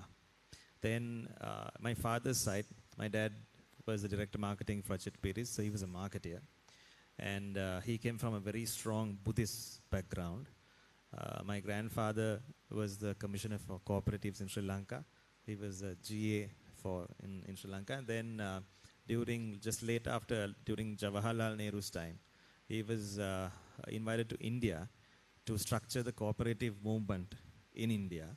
And he was there for 10 years, structuring the entire cooperative system in India, and he was the head of the Cooperative Alliance for Southeast Asia. So today, the Indian cooperative system is run by the principles and the laws created by him, by a Sri Lankan. Amul, the biggest, the milk, it is a cooperative. Anchor, it is a cooperative, right? So from my father's side, I was, a lot of structure, a lot of philosophy. So I was like groomed by two different, disciplines, and I had a very interesting childhood. When I was very small, one day I had gone to my grandmother's place, and I used to love to draw. So my mom used to carry this, malla with her. I must have been about 5-6 years, and my uncle they were color washing the entire house, and I had taken my stuff and I've been drawing, and suddenly my uncle had come and say, "Hey, palanna ransilani." When I told my mother, "Palanna ara Santosh gihilla ara corridor එක අපි paint කරා විතරයි ඒ කොනේ ඉඳන් මේ කොනට ලොකු චිත්‍රයක් කරලා මොකද්ද කරලා go and tell him, you should, make." So my mom must come and ask, "What did you do?" So my answer has been, I have brought all these, say the papers and everything for you to draw art books. Why did you draw on the wall? So my answer has been, "කොලේ පොඩිනේ මෙච්චරයිනේ මේ මේක ලොකුයිනේ කියලා I had drawn a මොහොදු කරලා from this corner to the other corner." So my mom says, up to date, she says, at that time the answer you gave, I realized that you couldn't express what you want to express within that small piece of paper. So you want to express something bigger. So she came home and she pasted a demi paper, my height, around the walls, around the house to draw. So I'm very grateful for my mom for not breaking that thought. Whatever expression I had, so I had a very, very open environment. Back at home, no one would say, "Don't do this, don't do that." It was a very, very free environment. So I grew up like that. Say another incident back at Royal, I could remember is, must have been around grade 5. We were taking Subhashite Kavipanti gannawa. Then Katapadaming gannawa. So I'm like Santosh Veeraman. Veeram kama pallehane tiyenne W gama. So anything Abe Singh, De Silva, Fernando, homa gila. Veeraman kohama thing I came. Then now I must have heard the same thing being recited over and over again. Whereas Kulunu Kunen Yutu Tuman Sita Maharoka. Then matta ඇති වෙලා මං ගිහලා Veeraman kohama ගියා. Kulunu Kunen Yutu Tuman Sita Maharoka. I thought I'm going to get like hammered. But technically කටපාඩන්න ගන්නවා කිව්වේ තාලයක් ගැන නෙවෙයිනේ. So I went and did this. again, I must say, my fate was such that Mrs. Samarasekala, she was the teacher, and she looked at me. I thought she was going to hit me. She looked at me and smiled and said, "Baran, අනික ඔක්කොම කට්ටිය එක විදිහකට කරා මේලා මේ ඇවිල්ලා වෙනස් විදිහකට කරා. ඔහොම තමයි මේක ඕනම දෙයක් වෙනස් විදිහකට කරන්න පුළුවන්."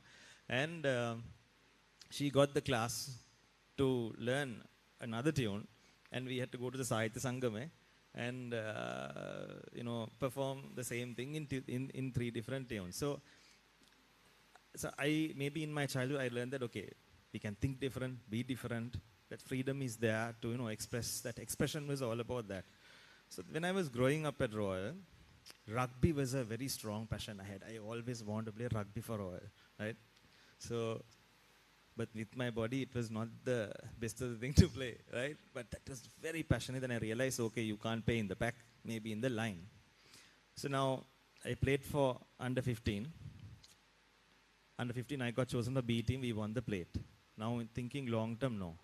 I cannot play first 15 playing under 15 B team. No chance. By the time you go under 17, 19, you're totally out. So now I was thinking, okay, now we need to plan, have a long-term plan. I didn't realize it was like very strategy at that time, but then okay. Don't play rugby next year. Play soccer. I went and joined the soccer team with the idea of learning the art of kicking. Right? So for one whole year, I kicked. Right? I came home, there was an amber tree, Hamadama. I used to do 100 kicks, and I learned the art of kicking. And when I learned the art of kicking, there is an art to it. Right? Because so later on in 94, I was the place kicker for Royal, right? Playing rugby. We won the All-Ireland Milo Trophy, unbeaten. Right? So during the entire season, I missed only one kick. Right? I converted all the penalties, the conversions. When I'm saying by it is an art, if you have practiced well and if you are connected with the ball, with the post, when you come and when you breathe and when you before you kick, you know whether this is going to get converted or not. At certain times, you felt no, something is not right. Something is not right. There is a serious psychological connection with our movement, with our body, with the wind and the entire thing, because there is so much of crowd pressure and there is wind, there is so much of things you need to put together, and it's your mind. It is a psychological process. So most will see it is a technical thing. So that's why the greatest scientists and the artists and the arts world, they always say, no, finally it is the same destination, right? Arts, we come from this side and we arrive at the same place, where even the scientists, their process of thinking is the same. Finally, we come there, right? Here we take a very artistic approach, but it's a very scientific approach. But at the end of the day, it's the same thing. How Archimedes created, he density, and then, Isaac Newton, the gravity. The thinking process starts very irrational, very out of the box, and it goes there. So, there was a lot of strategy, planning, right, that I got myself and realized this is also part of life. So then music came in, right? So in my life, when we started doing music, we released our first album, Vasante, and that was absolutely, I would say, an expression of both of us, right? We felt something and we released it, and we really didn't know what we were doing at that time, right? It was a pure expression. It was an expression, whereas we felt that I had joined Mary and David when I was 12 years. I won the All-Ireland singing competition. I did a load of extracurricular activities back in school, singing, rugby, soccer. I was the instructor in charge for scouting, represented Sri Lanka. I did debating. So I think both of us were very strong individuals. So even after starting companies and everything, yes, I want to be my boss. He wanted to be the boss. So basically now we have 7 companies. He handled 3 companies. I have 4 companies, and we have our own spaces. Right? When we have to do music, yes, we come together, we thrash it out, and we make our music. But we have branched out into different disciplines of entertainment industry, film, events, marketing, logistics. So this is the group we have. So what I want to tell you is, with regard to music, with all these learning curves and everything, music has been an expression. That is what we did. We realized that people, in terms of music at that time, people wanted a sound, people wanted music to feel confident, to represent them. That part was missing.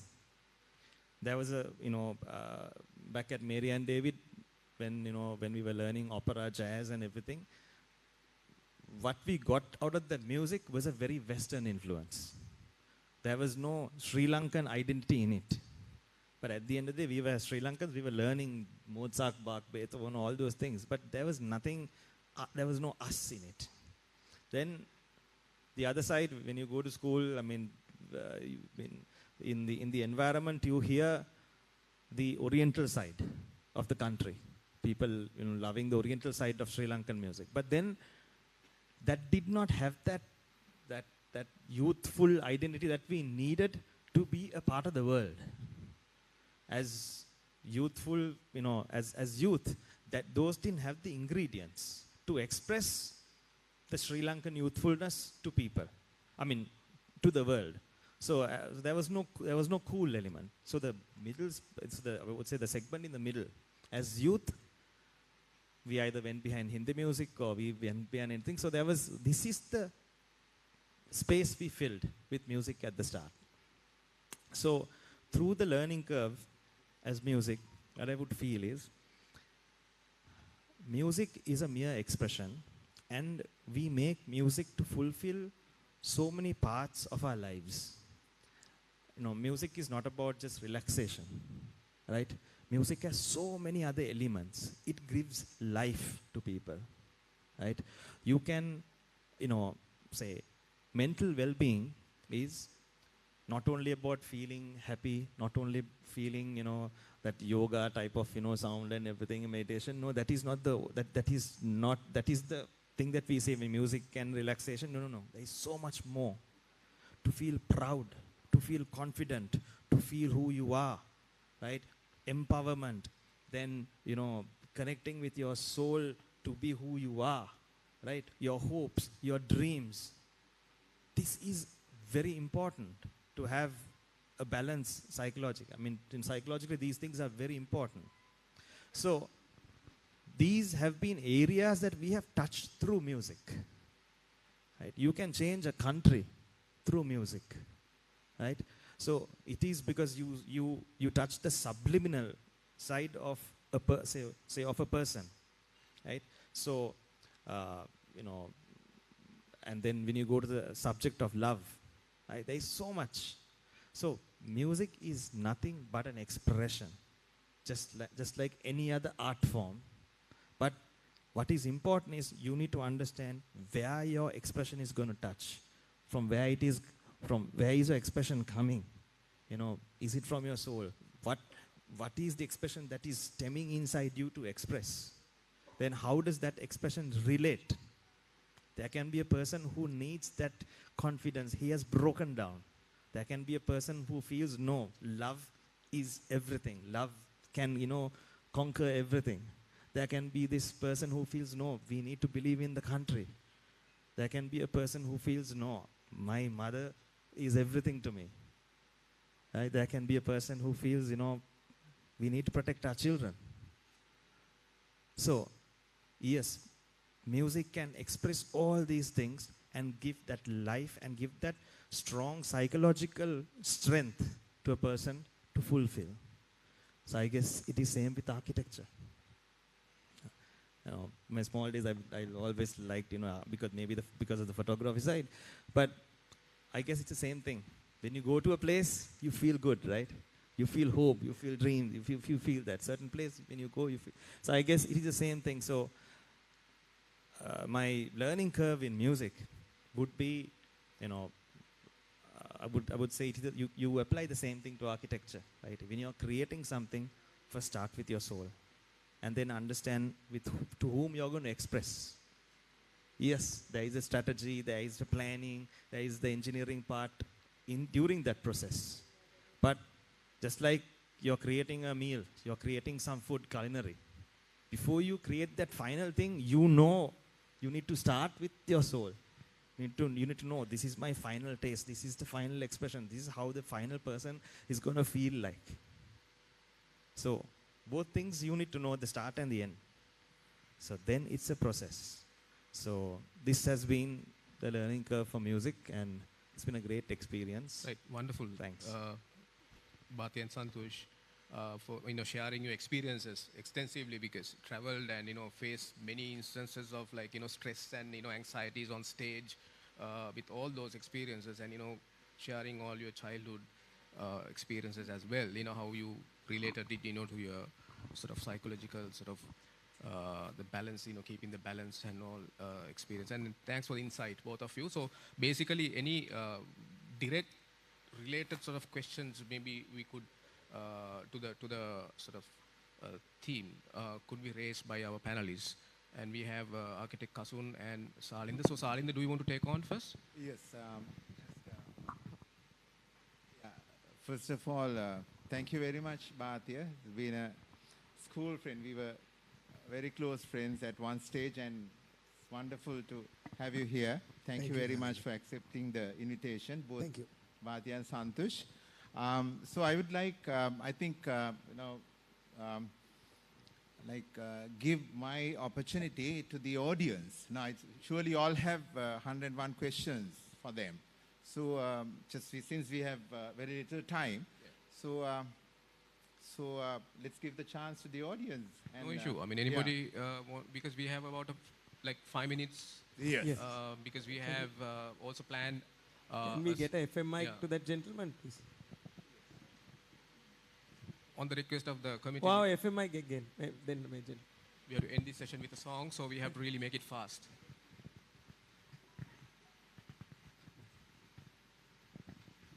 Bhatia, you were the best. I must tell you, he was the best entertainer when we were schooling. You said you were stammering and you were struggling a lot, but it was not a problem for us. He was the best entertainer in the prefects guild and also in the class.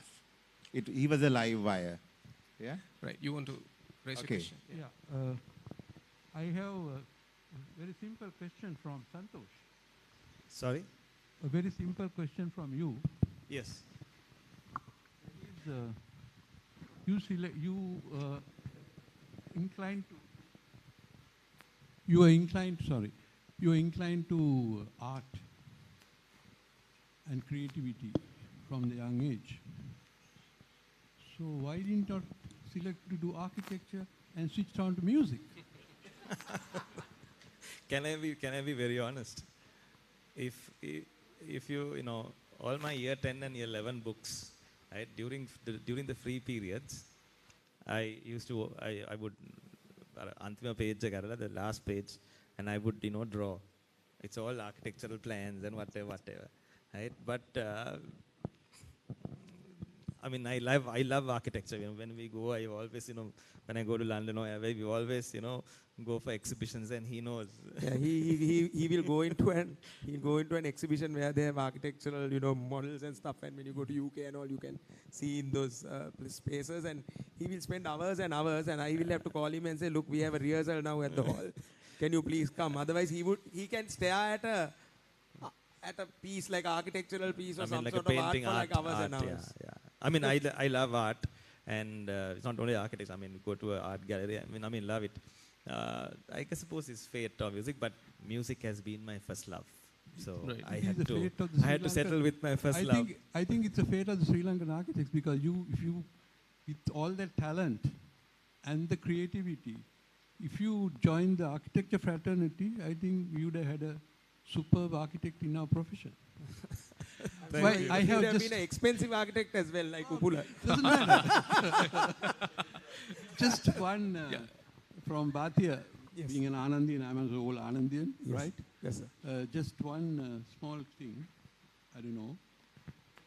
Is there any explanation that you can give to our young architects when they're designing how to design spaces to encourage listening to music, right? It's a very subtle question, but I think you will be able to answer that. Thank you. Okay. Actually, see, when you listen to a song, most of the time people, like we find fans who come and explain things to us. You get a few people who actually relate the song to their own experience. Like if you take, now we have a song called Hitavavan Nemane.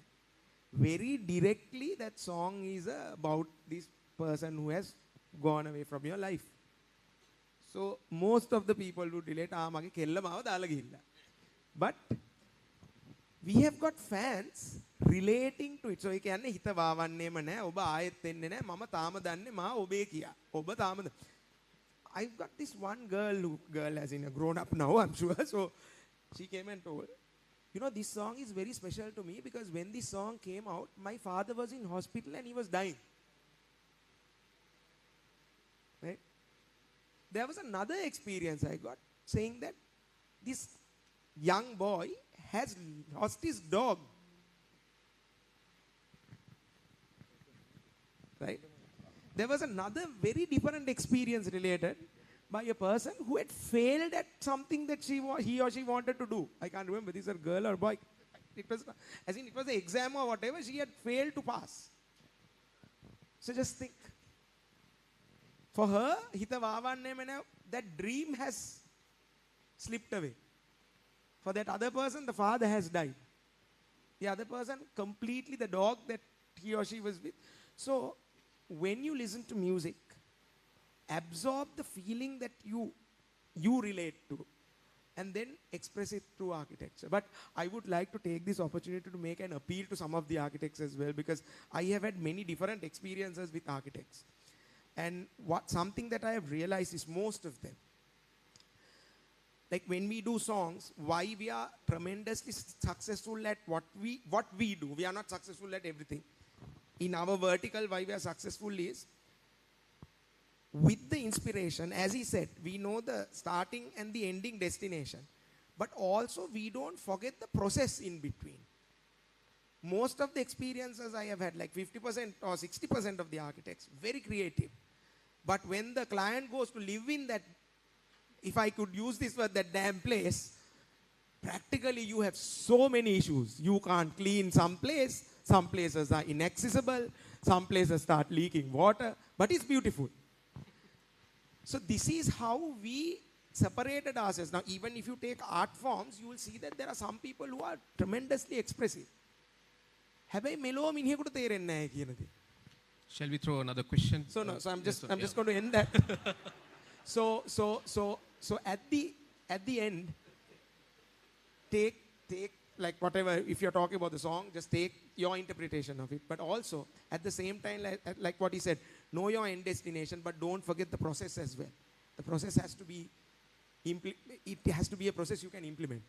If not, the whole creative thing falls on your head and the person who is going to, you know. So I was trying to safeguard the architects because he was just. But can I add something to it? As in, like, now, this is two schools of thoughts, right? I mean, so two schools of thought in a sense. This is the same thing that happens even in the music world, right? Because finally, you want the consumer, you want the listener to, or you want the song to be played on radio. So there is so looking at the majority, you do certain adjustments so that most people kind of like it. So then we call it commercial. But then we do a particular song, it's so arty or whatever, then only a particular amount of people, you know, so that is there. But something, okay, as a musician, something that I would like to share is, I feel that this is just a thought, like very strong thought, saying that core, when we create the core, right, I think it is time, I think maybe Sri Lanka needs, in terms of music to architecture, we need to get, you need to find some more core elements, right? What I'm trying to say is now, please pardon me, right? I'm being very open and flat here, right? Now, Jeffrey Bava, in his architecture, he found a core element. Now, the reason, even the question you're asking, sir, is you listen to music to find inspiration. So when you find that inspiration, as you said, you know what to express, and so, as an architect, you will express in terms of drawings and shapes and spaces, you bring that. But to get that that core element of feeling, yes, you go there. But now, if you take Jeffrey Bava, I'm not an architect, I'm talking like a real layman here. He found a particular core of Sri Lanka, right? And then during the process, he took certain elements of it and made it very international, right? So now, within music, we do the same thing. We take a particular core element, right? And we create a song which fits the international, sound. So there are two processes to this. I mean, two ways of doing it. One is the structure that you're following, the process you're following. If it's a very international process, right? You put the core into that international process. Finally, your end result is also a very international thing, right? But now, back in the old days of music industry, what happened was, the process was a very Sri Lankan process. Shape එක ගත්තොත්, it's a very Sri Lankan shape. A Sri Lankan shape එකට අපි international කැලි දාලා මේවා කරනවා, right? So this is the process, right? But something that I want to share is, now, yes, true enough, we want people to, with regard to coming back to what you said, right? That commercial spaces are there, but I feel personally that we need more Jeffrey Bavas. Not Jeffrey Bava's color or his view or his feeling. Another strong element of Sri Lankan shapes where we go to the world, and it has to be, it has to be a revolution out there, right? Where, there is a lot of people following the Jeffrey Bava culture and creating those shapes and everything. But we have very few architects who have been bold enough to create something very different. But like Jeffrey Bava, when I mean not Jeffrey Bava, who've been very different to create their own core. Also have some Sri Lankan element. When you mean Sri Lankan, it doesn't have to be apeme sanskritika culture me Sri Lankan unhama. Right? For example, you take Louis Vuitton, or you get all these big brands in the world. Certain brands, it doesn't have their whole cultural thing. Point well taken. Yeah, well taken. Yeah, just final thing, like say my discipline is marketing, right? Now there was this particular thing we were talking about, giving the Sri Lankan, giving the global award, being international in terms of marketing or architecture or music or whatever. When we mean international, right? Come again, okay? Being the local brand, being the best local thing. When we mean local, are we going to, is it only about taking the Sanskriti and all those things, අපේ තියෙන දේවල් අරගෙන ඒක international කරන එකද local විතරක්? Sometimes just saying, there can be a person who will be using, very sustainable stuff, right? Creating wonderful spaces, but his genre is using sustainability. He becomes the biggest architect in the world, but his concept is that. But over here, as Sri Lankans, even for musicians, even for architects, that being local, that greatness is always about taking things from our culture and all. So what I'm trying to say is, I think it's time that it will be nice if we can have other genres of architects who will, create a revolution, who will not think differently. Just so we have spaces. a So for that, we have to be bold. We have to be very, very bold and think totally out of the box. So sometimes satisfying the majority is not going to work. Yes, we need to be absolutely, fanatically arty to do that, to get there. Thank you, Santosh. And just that, I want to ask Kasun to just ask his last question. Yeah, thank you very much. And nice to be with you here. And one thing I was just waiting to ask this question about roughly say 15, 20 years, maybe. And so when you were going to school, so you were BNS. And when we were going to the universities, then again, you were BNS. And now we are sitting here next to each other, so we are being professionals. Still you are BNS. So that's a brand. So that is registered in our mind. And it's representing the Sri Lankan context in the international arena. So one thing I have noticed, you guys don't seem aging. That's one comment. And the other comment is, now when it comes to architecture also, it's all about teamwork. We have to work in a team, and a lot of architects, we have to work together. And if you ask one question from 10 architects, you will get 10 answers. That's the difference in architecture also. So in your industry also, so when you are taking out a product, so it's all about teamwork.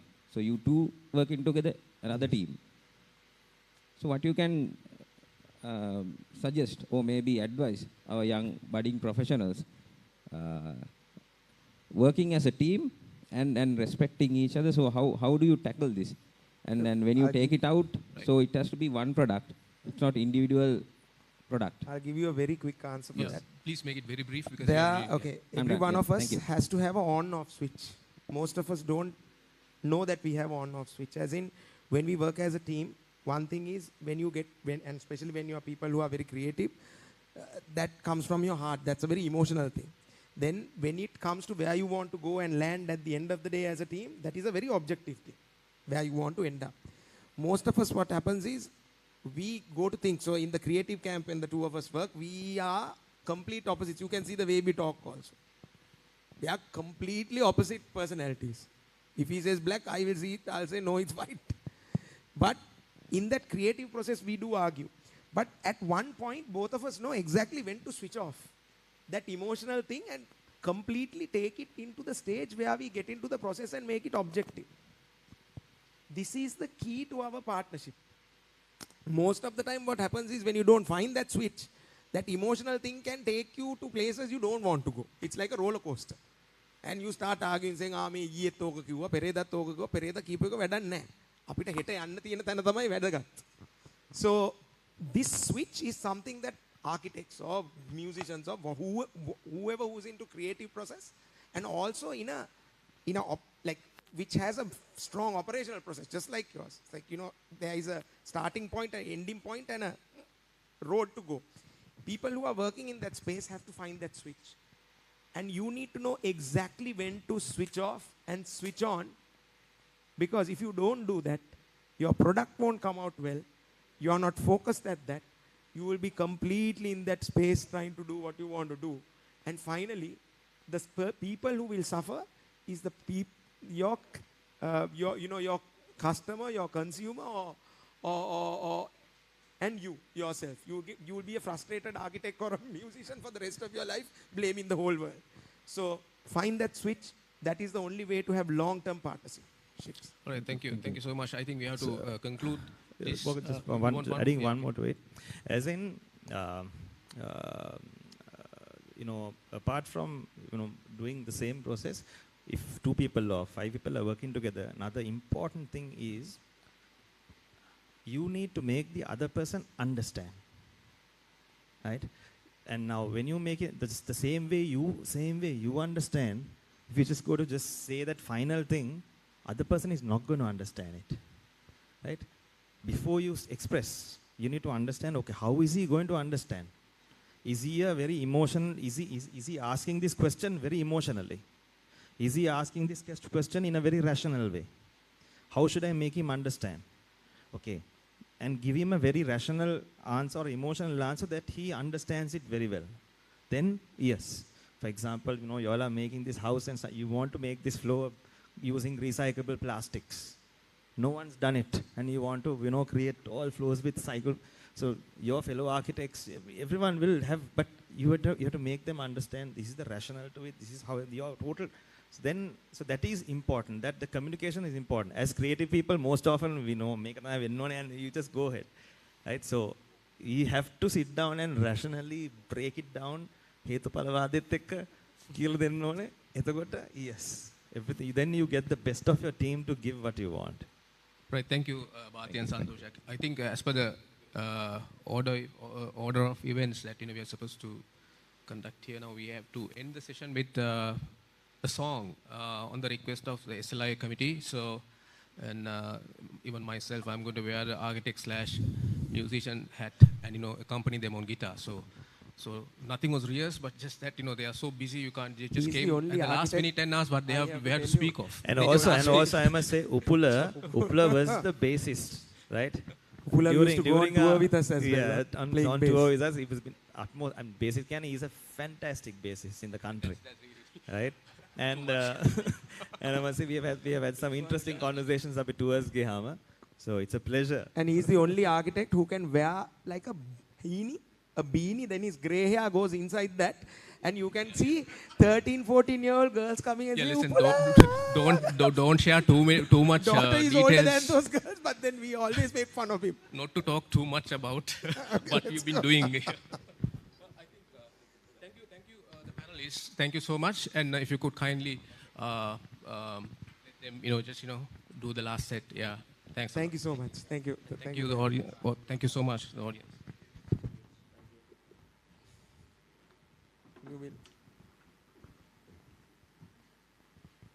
So we are going to do the song that everybody knows, and it's very easy to sing. If you like to sing along with us, please do sing along.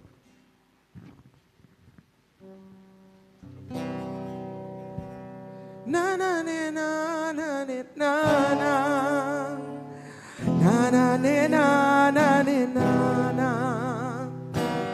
na tam de na tam de na na na tam de na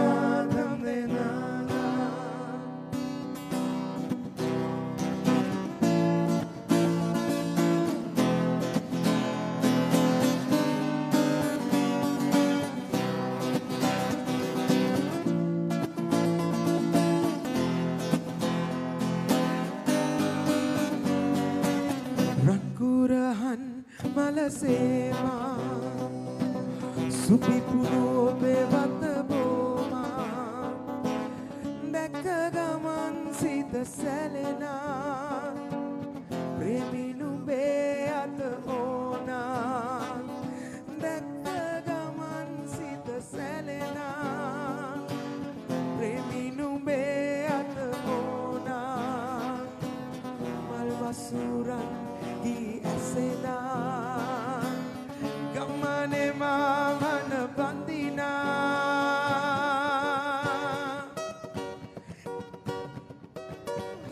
na na ne na na ne na na na ne na na ne na na na tam ne na tam ne na na tam ne na tam ne na Shungane uturana boma Neriya angin niga penna Panasina ventena Nilmini kalluman sena Panasina ventena Nilmini kalluman sena Himal hita hiri vatuna Kulungul sita giti kauna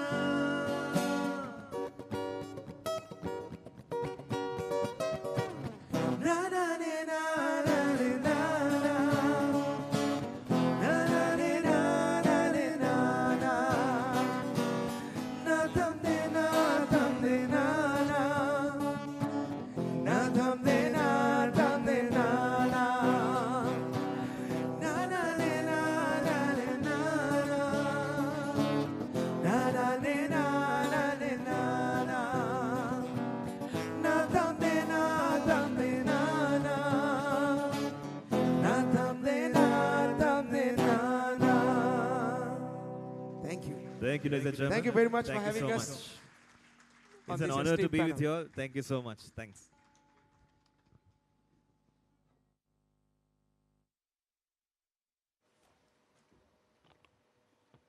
Thank you, Bharti and Santosh, for sharing your childhood memories, psychological battles, which eventually helped you in finding what you actually love. It was indeed an eye-opener. We have a few tokens of appreciation arranged for everyone who participated in the session. And I would like to call upon Architect Russell Dandenier, the President of SLIA, to give away the tokens of appreciation to Bhatia Santosh, the stars of the evening, and the moderator of the session, Architect Uppula Madhushankar, the two panelists of the session, Architect Sapumal Bandara, and also Architect Salinda Ratugama.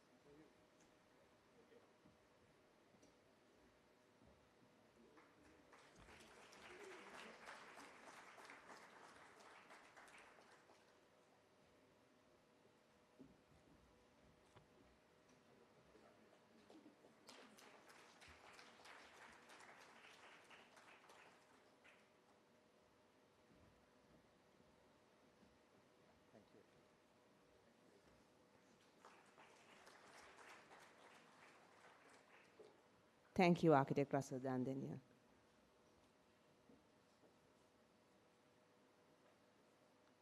Next is the second session of the evening, which is urban well-being. I beg your pardon, without further ado, I would like to introduce our keynote speaker for the session, Architect Dr. Ken Yang. Best known for his signature eco-architecture with a verdant green aesthetic, Architect Dr. Dato Ken Yang specializes in bioclimatic skyscrapers and is a widely published author.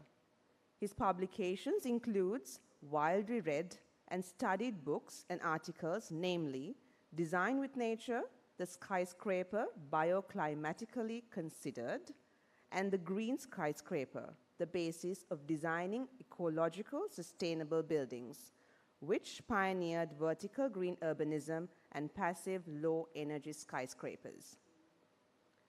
He studied architecture at the Architectural Association School in London, received his master's degree from Wolfram College in Cambridge, and his PhD in ecological design and planning from the Department of Architecture at the Cambridge University. His Kuala Lumpur-based firm, Hamza and Yang, has completed over 200 built projects, making an impact around the world by fusing high-tech and organic principles. Honored and excited we are to have you join Architect 2022, and I would like to humbly invite Architect Dr. Ken Yang, who will be joining us virtually to talk on designing for a resilient planet, projects, experiments, and principles. Architect Ken, over to you.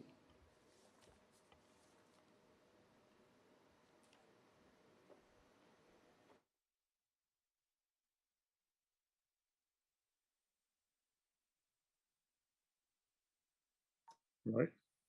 Hello, everyone. I'm Ken Yang, and I'm going to talk about the work I've been doing for the last few decades. It's essentially about designing for a resilient planet. Our work is essentially experimental, and I'm going to show the experiments we've done to advance the field of ecological design. A quick description of our methodology is very simple. Right? We do research. We are a research-based architect company, and from there we derive generic principles and concepts, interpret these by design, and we build the propositions as prototypes. Then you evaluate, discover, and advance the principles, and this gives feedback to the generic principles and concepts. And we publish it. We publish it. I've authored about 12 books, And this leads to improvements to what we are working on, and then to more research.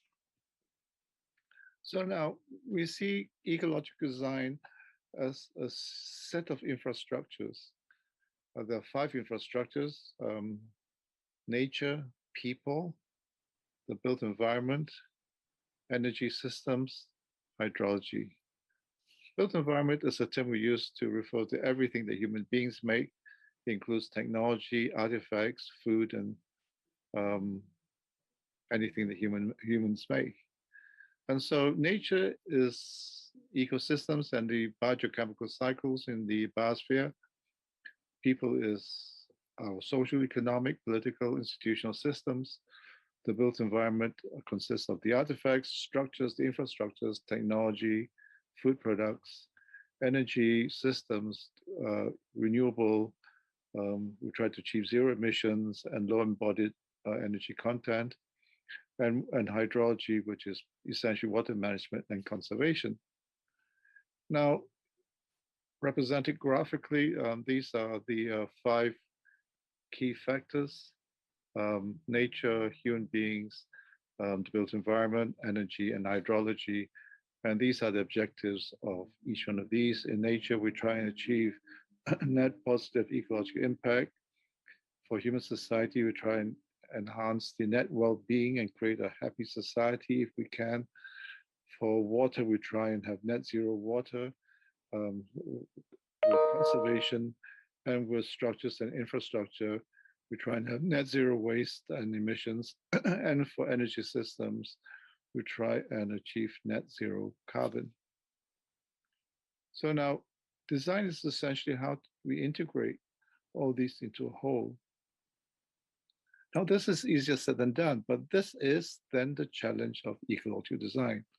How do you bring all these together as comprehensive as possible, as benign a way as possible, and as seamless as we can, without having a significant impact or with zero impact on the natural environment? And so our work starts with what we call ecocentricity, which is designing the built environment based on the science of ecology. Now, ecology sees the Earth as covered by this thin film, which is about 12 kilometers high. And within this biosphere, there are units in nature called ecosystems, which consist of biotic and abiotic constituents acting together to form a whole. Now, added to this is our human society. Now, we are obviously part of the biotic constituents in nature, in ecosystems, but I put ourselves separate because of all the biotic constituents, all the species in nature, we are the most powerful. We can change waterways, we can change landscapes, we can change the ecology of the seas, and now we're changing the climate. Now, taking that into consideration, we make things, we make the built environment. We make more things than any other species in nature. In fact, we're cluttering the biosphere with things that we make. When you look at the amount of plastics that are existence in the seas, then you give, would you jump up in horror of the things we're doing to the environment. Now, everything that we make is mostly physical. And it is the carelessness, the lack of concern about the impact of what we do, that is the cause of environmental devastations and deterioration. So the proposition is, what if we remake the built environment and into human-made ecosystems? And then the human-made ecosystems then would interface and integrate seamlessly and benignly with the natural systems in nature. So this is the most important proposition I'm going to present today, the idea of remaking our built environment as human-made ecosystems. So now, if you look into the room that you're in, everything in that room, in that building, is just about physical except you and me and the bugs. So where is the community of plants and animals? And so to make our built environment into a human-made ecosystems, we got to balance the biotic with the abiotic. And so we need to bring the two together. We need to balance the biotic with the abiotic. And so we need to bring the two together. We need to balance the biotic with the abiotic. And so we need to bring the two together. We need to balance the biotic with the abiotic. And so we need to bring the two together. We need to balance the biotic with the abiotic. And so we need abiotic. And so I started to look into what are the ecosystem attributes that we need to emulate and replicate and augment. And so on the left-hand side, you can see a list of them. It's not a comprehensive list, but it's the working list.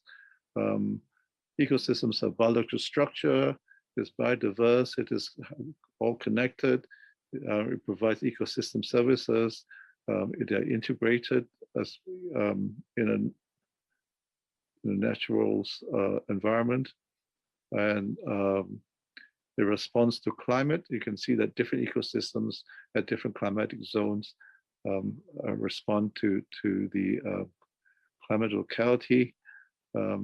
Materials are used and recycled within the ecosystem. It purifies water. It has a symbiosis where species interact with each other in a symbiotic way. That's almost a hemostatic feedback system between systems in nature. Ecosystems produce its own food, and there's a process of succession. So these are some of the attributes and properties of ecosystems that we should try and emulate and replicate to make the constructed ecosystem, to make our built environment into a human-made ecosystem. So now let's look at some of these properties. The first one is biological structure.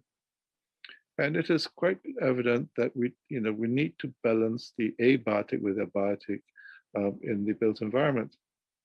Now, these are some patterns that I've mapped out. You can put all the abiotic in one location in the first diagram, in the centralized location. You can have a dispersed, spotty relationship. You can have a stepping stone relationship in the third diagram. You can have a spine with fingers. And the last one is a corridor with fingers. Now, ecology sees the last one as the preferred one because if it's connected, then it becomes a single large ecosystem with a greater pool of natural resources to be shared among the species. And by having a larger pool of natural resources, it is much more biodiverse. And by being more biodiverse, it tends to be more stable. And so my early experiment is how I can interpret these patterns into the built form. And so this was another example back in 1985.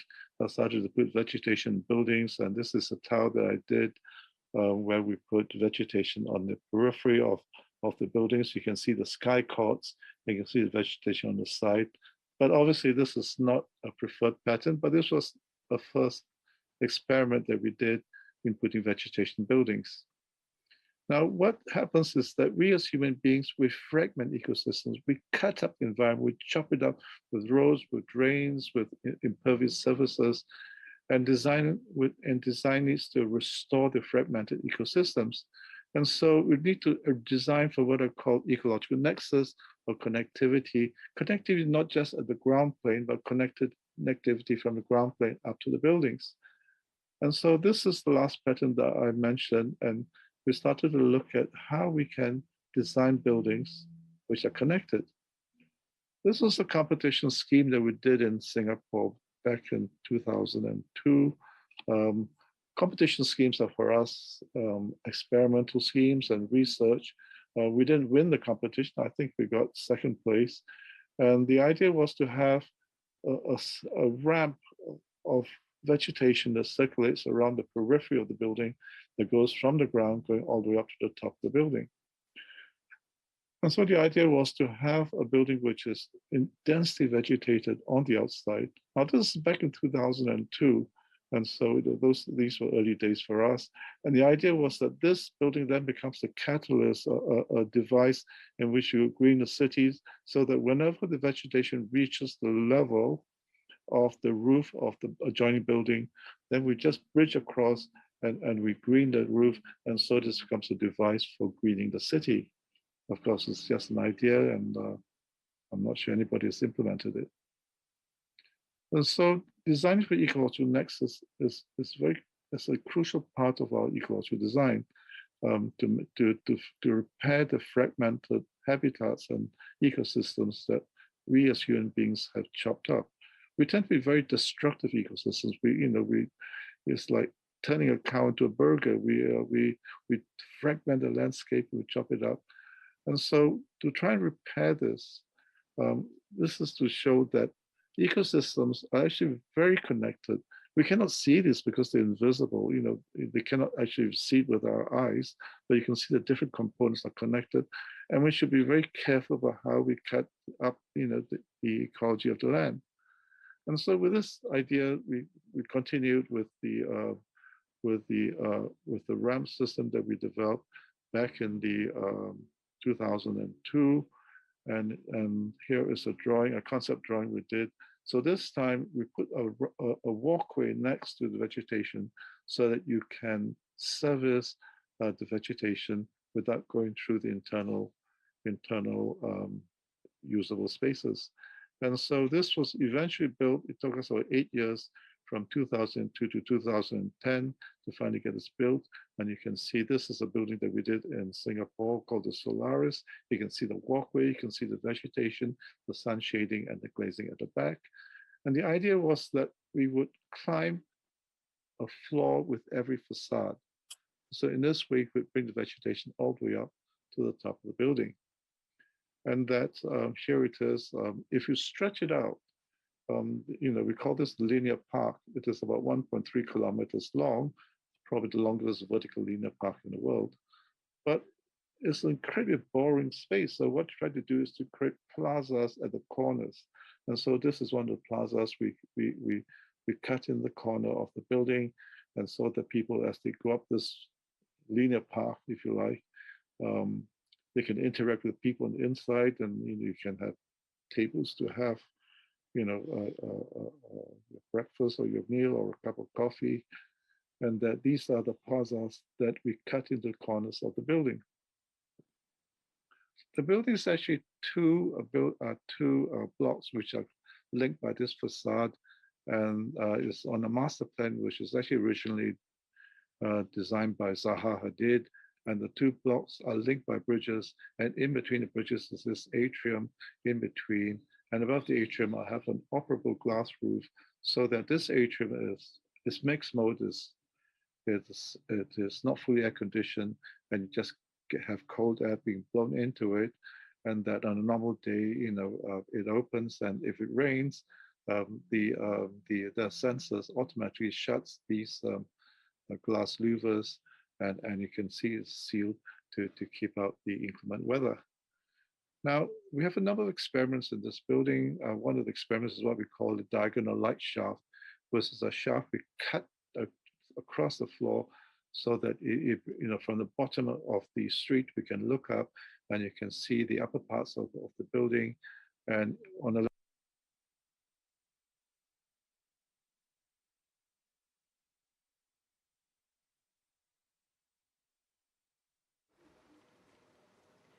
We are facing a slight technical difficulty. So architect Dr. Ken Yang will join live while the panel discussions are on, hopefully, since he is online. And I would hereafter move on to the next program of the agenda. Moving on to the next set of speakers. This will also be a virtual presentation jointly presented by architect Dr. Janaka Vijayasundara and Professor Vinayak Bane, who will be presenting on well-being, urbanism beyond 2022, moderated by architect Professor Indrika Rajapaksha. Before moving on, I would like to give a brief introduction about the speakers and the moderators as well. Architect Dr. Janaka Vijayasundara is the head of architecture department at the University of Moratuwa in Sri Lanka, the founder, president of the Institute of Urban Designers in Sri Lanka, the director of the Master's Program in Urban Design, and the founding director of Moroto University's Center for Cities Research Center, which was established in the year 2017. He holds a PhD where he specialized in inner city renewal with a focus on urban design and urban heritage conservation. He is a member of the International Network for Traditional Buildings, Architecture and Urbanism, a full member of the Canadian Institute of Planners, a fellow member of the Sri Lanka Institute of Architects, and a corporate member of the Sri Lanka Institute of Town Planners. Sustainable urban design, urban and community planning, urban architecture, and cultural identity are among Dr. Vijayasundara's areas of expertise and research interests. He will join hands with Professor Vinayak Bane, who is an award-winning urban design and city planning practitioner, educator, author, and public speaker based in Los Angeles, featured as an emerging thought leader in World Architecture News in 2013. He is also the principal and director of design at an internationally recognized architecture and planning firm, where he leads the firm's urban design and city planning efforts.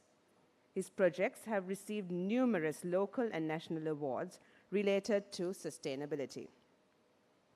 His research explores contemporary urbanism in Asia and Latin America, specifically the intersection of urban informality and low-income housing, the nexus of urban design and water stress, the conservation of vernacular habitats. Bane is the author, editor of 4 books, the most recent of which is Urbanism Beyond 2020, Reflections on the COVID-19 Pandemic. He currently serves on the board of 2 of the region's most prestigious nonprofit organizations, Pasadena Heritage and Union Station Homeless Services, and numerous other think tanks.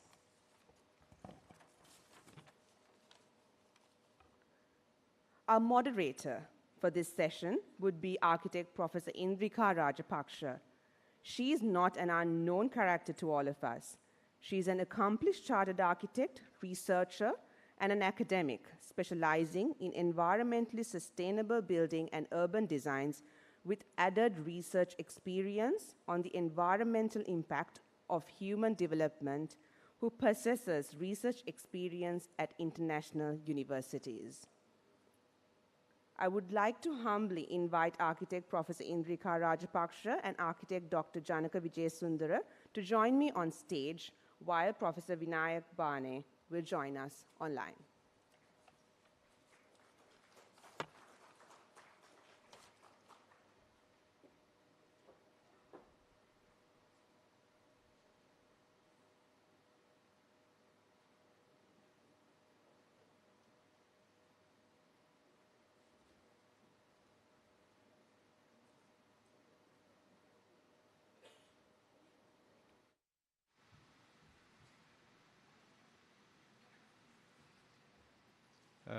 Very good afternoon. Thank you for the introduction. I think it is a pleasure to see each of us today after some time. Thanks for the President and the Council, as well as the organizers of the National Forum 2022. So let me see that whether I can give a good start for today's joint presentation that we make with Professor Vinayak. Professor Vinayak, thank you for joining. Let me go through some slides, and I'll share some of my thoughts before Vinayak speaks his presentation areas.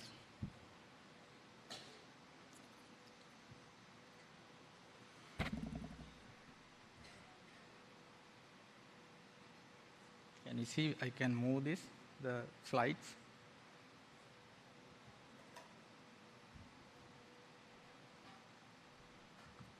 Can someone check here?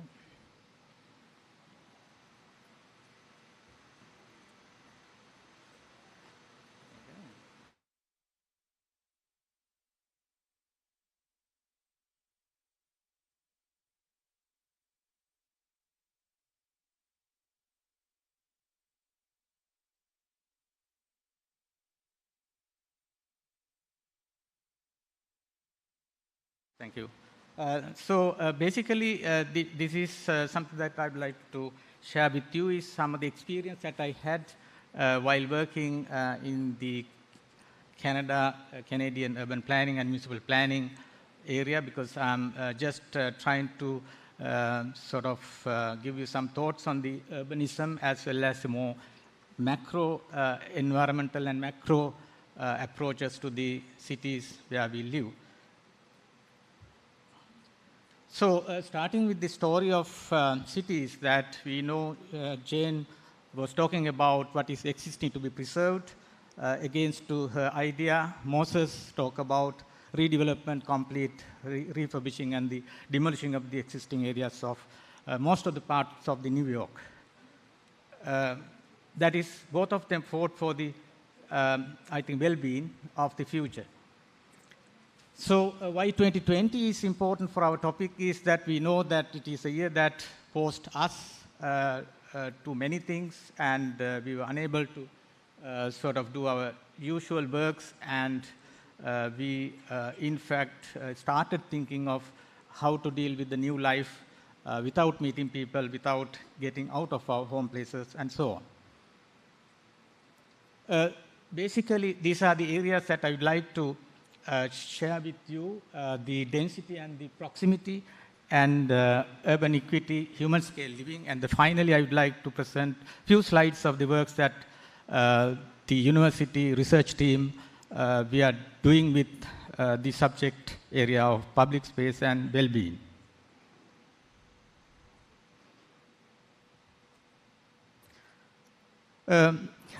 Now, this is a time that we thought the cities to be further developed into the human scale, because once we started thinking big cities and big areas where most part of our cities are getting sort of car-oriented kind of atmosphere, but more than any other times after 2020, with this COVID situation, that we begin to rethink of the scale of the cities, how much time we can walk from your home to get the services that you want. At the same time, we know that in Sri Lanka that once we avoided going to the little boutique places in our streets, corner of the street, but suddenly we were depending on them and their services. At the same time, we were waiting for those sellers, mobile sellers coming to your home. Situation changed to that level. So how the urban form and the urban designers, urban planners taking this challenge?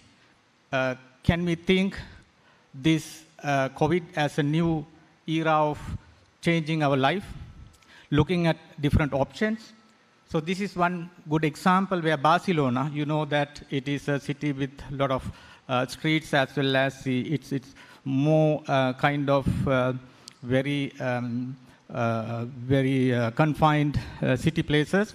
But still, here the 15 minutes walk is the 15-minute city is a concept, and what they did is that they combined 9 squares together, 9 blocks together, and then make the entire block as a public space. Only the surrounding areas or the major roads were allowed to be operated by the other traffic.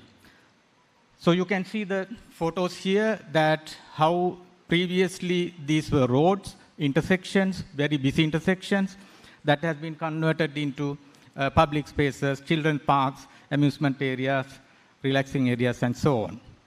The results are shown here on the right side, where they have achieved much more positive results.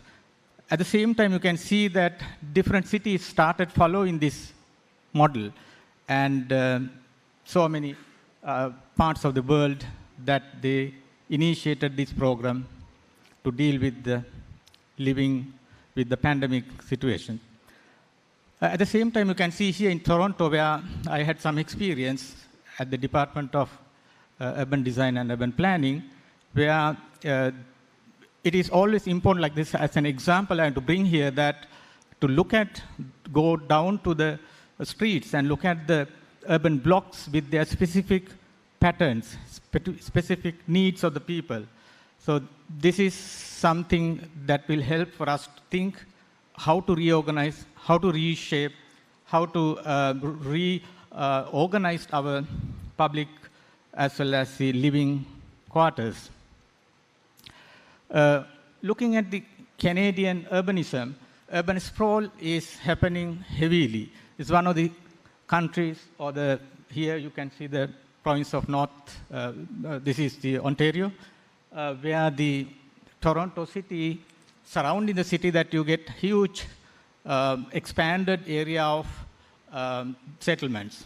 What you see in the pink color is during the past, say 2 or 3 decades of time, how the city is to be grown.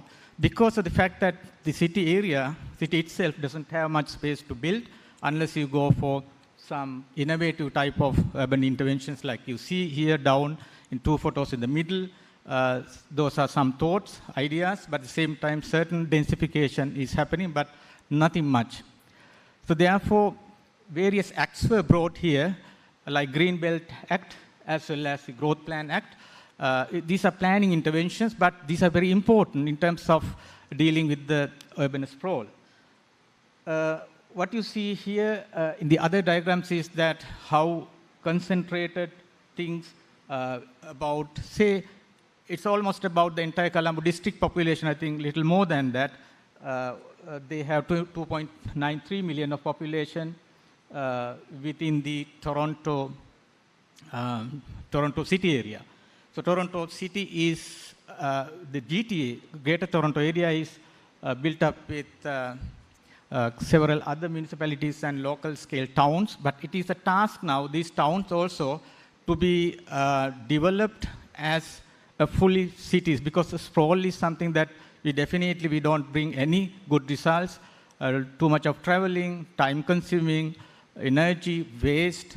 More than that, the psyche, the people's mind of being in such places is not good for the well-being. So therefore, this has to be tackled in terms of their agendas it is taken. Now, here is one of the other experiences that I had. The Clarington is the municipality, the most eastern edge of Toronto GTA, and you see that red area and purple area, new city and old city. So always there's conflict here in between, so the planners, urban designers are trying to manage with this in a better way. At the same time, downtown areas that you want to bring some character into the place. Down 2 photos there is existing, how it has been transformed into a more kind of active place with some active shop fronts. New buildings are brought into the streets. So these are 1950s planning in Canada and most of North American context. So looking at Colombo as well, we know that some of our members who are experiencing planning, that it has tremendously grown over the past three decades or so, from Colombo city center towards the land side, as well as new city parts being built on the other side. But it's a question that how much we are controlling, how much we are making these places, the growth, considering these urban sprawl effects, as well as the other negative effects in terms of the environment and so on. So what is believed here is that at least about 10 kilometers of radius from Colombo city has to be done with concentration development and also infill developments and so on. But we know that many parts of Colombo, like still, there are a lot more to do with infill development. So how it is practiced in other countries is unless you do with this full infill development, concentration happen, that you are not allowed to grow further beyond those points. So, so this is some of the work that we did with students of the Master of Urban Design, Department of Architecture. Recent time, we used to go into a different scale of urban design and planning, understand the communities in each block. Here, for example, Union Place cluster community, where we look at different blocks with how people think in terms of various requirements that they have in their life. For example, place to the entertainment, right, and the business and the leisure, and all these were recorded and you put into the data, and then you see that what made for them to be in this place, as well as if you do any change, how you think and what you do. So at the same time, urban equity is important. Here the diversity and segregation is two different things. In Toronto, this entropy index maps gives you a better idea that where people concentrated. At the same time here, you can see that economic status and the people getting polarized into certain locations of the city, which is not considered as a good thing. At the same time, in Colombo area also you get, people are getting some different communities are getting together in that way, that you have to look at that when you do the developments, that make sure that everybody is benefited in the same way. And the other thing is that what we do as urban designers, architects, now there's a serious trend mostly in Canadian context as well as some other parts, where the urban infrastructure as well as the facility infrastructure is not really comfortable for people. For example, the seatings and so on. They are not comfortable for people to seat because they want to deal with a different problem. So maybe the youth, the usage of these places for the skate boarding activities and so on. At the same time, a lot of possible areas for people to use has been softly controlled through the interventions where you are not allowed to walk or be in these kind of places. At the same time, in our cases, that once we had this nature system to separate these roads, for example, Ratmalan area, we had suddenly a fence right along. I think it's the longest fence from Colombo Fort to Panadura or Kalutara area. Here, in terms of the well-being and the urban equity, it is something that we need to look at that different other options for densification. For example, these are not realistically high cost, but using the existing buildings and the facades and the structure, as well as the corner spaces and so on, how to recreate and how to make them more useful for those needy people to be there. So what it all tell about is that, so we have a data-driven urban future ahead. So we must think of getting certain data using certain technology, maybe modern technology, as you see here, some other cities have tried, more than this, land information, population, demographic data, environmental data, but rather going for how people think, how people feel about it, how safe these places for people, how much intimate for these. I think these are important, otherwise we won't be able to get a right decision in deciding on the urban environment improvements and well-being. So finally, I would like to present you very quickly the current research that the Center for Cities is doing. It's about comfort assessment model to check the fitness in public realm. So I must thank to all the RAs who were working for this. And what we thought is that, all the issues that some I highlighted before, it is important that the urban space is looked at in 4 areas: streets, alleyways, plazas, squares, parks, playgrounds, as well as nature-sensitive areas. So each area would be tested through 4 different other areas. One is the psychological comfort, physical comfort, thermal comfort, as well as the maintenance assessment. So these 4 sections are handled separately in order to test, in order to check, in order to qualify urban space, how much is it functioning. So these are the various elements. We listed all the elements in the streets, public spaces, as well as environmental places, and then we look at the standards for each of these, and then we try to see with the measurements and various data methodologies to check whether these are performing to the standards that is set. So this is the results, final score comparison for the psychological comfort, and then this shows these results. Sorry, about psychological comfort here, and taking three public plazas, arcade, Echelon Square, Station Forecourt. And the same thing, same place has been analyzed with the thermal assessment model, and try to bring that realistically which areas are getting much better for people's perception of comfort. Some are hot, some may be windy, and so on, and how to tackle that with our record. And then this is the final one, maintainability issues, as well as how you score, how you evaluate that in terms of the public spaces possibility to do with the maintenance. So this is something that I would like to share with you. I hope that I give a fair start for Vinayak for him to start with his presentation. Thank you. Vinayak, please, you can share with your presentation. Thank you.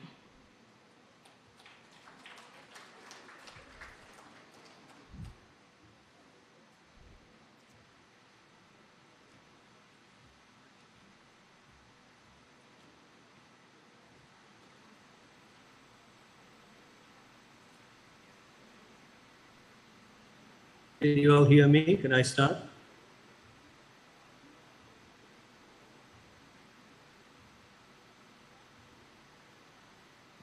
Yes. I've not heard, I think.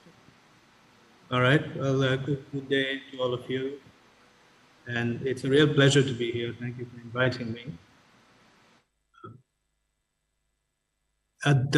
This is a book that I just released last week, and I was going to share some thoughts about it with showing some projects from practice as well. So I hope you can all hear me. I don't know if you can hear me, but I'm assuming that everything is fine. I particularly thought that the theme of architecture for wellness well-being was a particularly astute one on part of the organizers, because if the pandemic has done anything, it has really brought human health and well-being and mortality, I think, back to our psychological forefront. I think we had taken that for granted for a very long time. And I'm saying this because I'm married to a health coach, and my wife, 2 decades of marriage, I've learned from her that there's a difference between health and well-being or wellness, which is a relatively new difference and a progressive way of thinking about it. What she tells me is that health is a means to wellness. Just because you're feeling good and you're looking good and life is good according to you, you have no idea what you are really eating. You have no idea about the amount of toxins in your body. You have no idea what effect that's going to have for the long term of your life. So while appearances can be incredibly deceptive, these things have a tremendous effect on what happens in the long term of our lives. And I think there's a real analogy to be made as far as architecture in the city is concerned. When you look at places like this, and these are all over the world, places that are bucolic and seem very verdant, I think we all know that the syndrome of sprawl over the last 5-6 decades is an extremely dangerous one, because while we make things that look aesthetically beautiful, the undertones and the underpinnings of what creates them are questionable and grotesque. So where I'm going with this is, I often tell my students and my colleagues, have we reduced architecture to an aesthetic profession? This is the critical question that I raise in the book. Are we dealing with a profession that has become judgments about volatile issues that will go away? And the pandemic has, I think, brought this back into the limelight. The second thing the pandemic has done is it has exacerbated, it has widened the gaps that were already existing in our unjust cities. I mean, this is a very potent slide. You have people who don't have a home, so staying at home doesn't mean anything for them, like you and me. They find employment in places you and I do not want to inhabit, in this case, a landfill, a garbage landfill. And the irony is they have no health insurance, they have no access to healthcare. And these are the places that make them even more vulnerable to disease. So it's a double-edged sword. We are creating cities and places where there's innate inequality, there's incredible economic polarization, and we're not creating inclusive policies that bring them together. The third one, which I think is the most important and something I will highlight and stress a lot today, is the nexus between human and environmental well-being or ecological well-being. I mean, I think it certainly warmed my heart. I hope it warmed yours too, to see that in the early 2020s, I think March or April 2020, when the COVID lockdowns really began, all of a sudden in our streets, a lot of wildlife began to show up. Flamingos were seen in the Iberian Peninsula. Jellyfish were seen in the waters of Venice. Goats came down from the mountains into British towns. This goes on and on. Monkeys in Thailand. I mean, they were all over the news. The fact is, these are aspects we architects particularly take for granted. I mean, cities are not meant for humans alone. Cities are multi-species ecologies.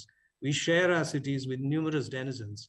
And I think the other thing that's shocking is we now know through empirical evidence that deforestation is directly related to epidemic spread. This is known, this is a known fact. The Ebola pandemic, for example, epidemic, I should say, happened in areas where there was massive deforestation in Africa. I mean, I write about this in the book. A forest is a balanced ecology of primates, birds, insects, viruses, bacteria, and they're living in harmony. The moment urbanization infringes into a forest, and now humans get into contact with the deep forest, get into contact with entities they're not supposed to get in touch with, all kinds of nonsense begins to happen. I mean, the AIDS virus basically transported from a chimpanzee into the human and mutated itself into the AIDS virus. So we know about all these things, and the pandemic has brought this into the limelight. And the fourth point is architecture, urban planning, landscape architecture, heritage conservation. I mean, these are allied fields. The boundaries we draw between them are incredibly false. They don't exist, and they shouldn't exist. If you ask Michelangelo whether he was an artist or an architect, I don't know what answer he would give you. In 1857, when Frederick Law Olmsted designed the Central Park, he was the commissioner, the Parks Commissioner. He went on to become the Parks Commissioner of the United States, and was a brilliant landscape architect who created this humongous engineering feat where millions of tons of earth were transported and taken out to genuinely create a lung in the city. But this was not done as an open space or a public space project alone. This was done as a health project. So where I'm going with all this is the simple truism to me is that there's another side of architecture. There's another side to thinking about our field, which is that it is a health concern field. Doing architecture today, particularly after 2020, is about a health profession. It's about insinuating a healthy environment, counteracting all the trends that we have done, and all the sort of toxic landscapes we've created over the last 20, 30, 50 years. Now, in the United States, where I do a lot of my practice, or where I practice from, there's one scary phenomenon in this incredibly regulated country, which is that sprawl, as Janaka so beautifully presented in Toronto, etc. Sprawl in many of these countries is a legal phenomenon. I want you to understand the gravity of what I'm trying to say here. Sprawl is not an accident. A sprawl landscape is not a slum. It is not a set of people coming and desperately trying to make habitats. This is legal policy, wrong policy, written to create landscapes that are toxic. So what we've realized is a simple idea that if you now reverse policy, if you take this toxic policy and simply turn it around, you can get a landscape that is not the same. This is the advantage of being in a policy-heavy society like the United States, that you can use policy, architects can use policy, urban designers can use policy as a real instrument of transformative change. What you see in the slide is urban design at a very large scale. This is what we call general plans. General plans are policy instruments that are written by cities every 20 years. These are the highest form of policies that then trickle down into all the numerous other specific policies. So if you do an urban design plan which charts the growth of an entire city, you create a green network, you bring in multidisciplinary teams of landscape architects, economists, real estate developers, all kinds of things. And in 6 to 7 months, you create a plan where you concentrate growth in certain areas, you identify areas that you should not touch, you insinuate areas of change, and the result is now policy is not speculative anymore. It becomes a vision-based policy document that can then govern what happens over the next 20, 30 years. And out of these emerge architectural projects. For example, in this case, the transformation of a suburban mall.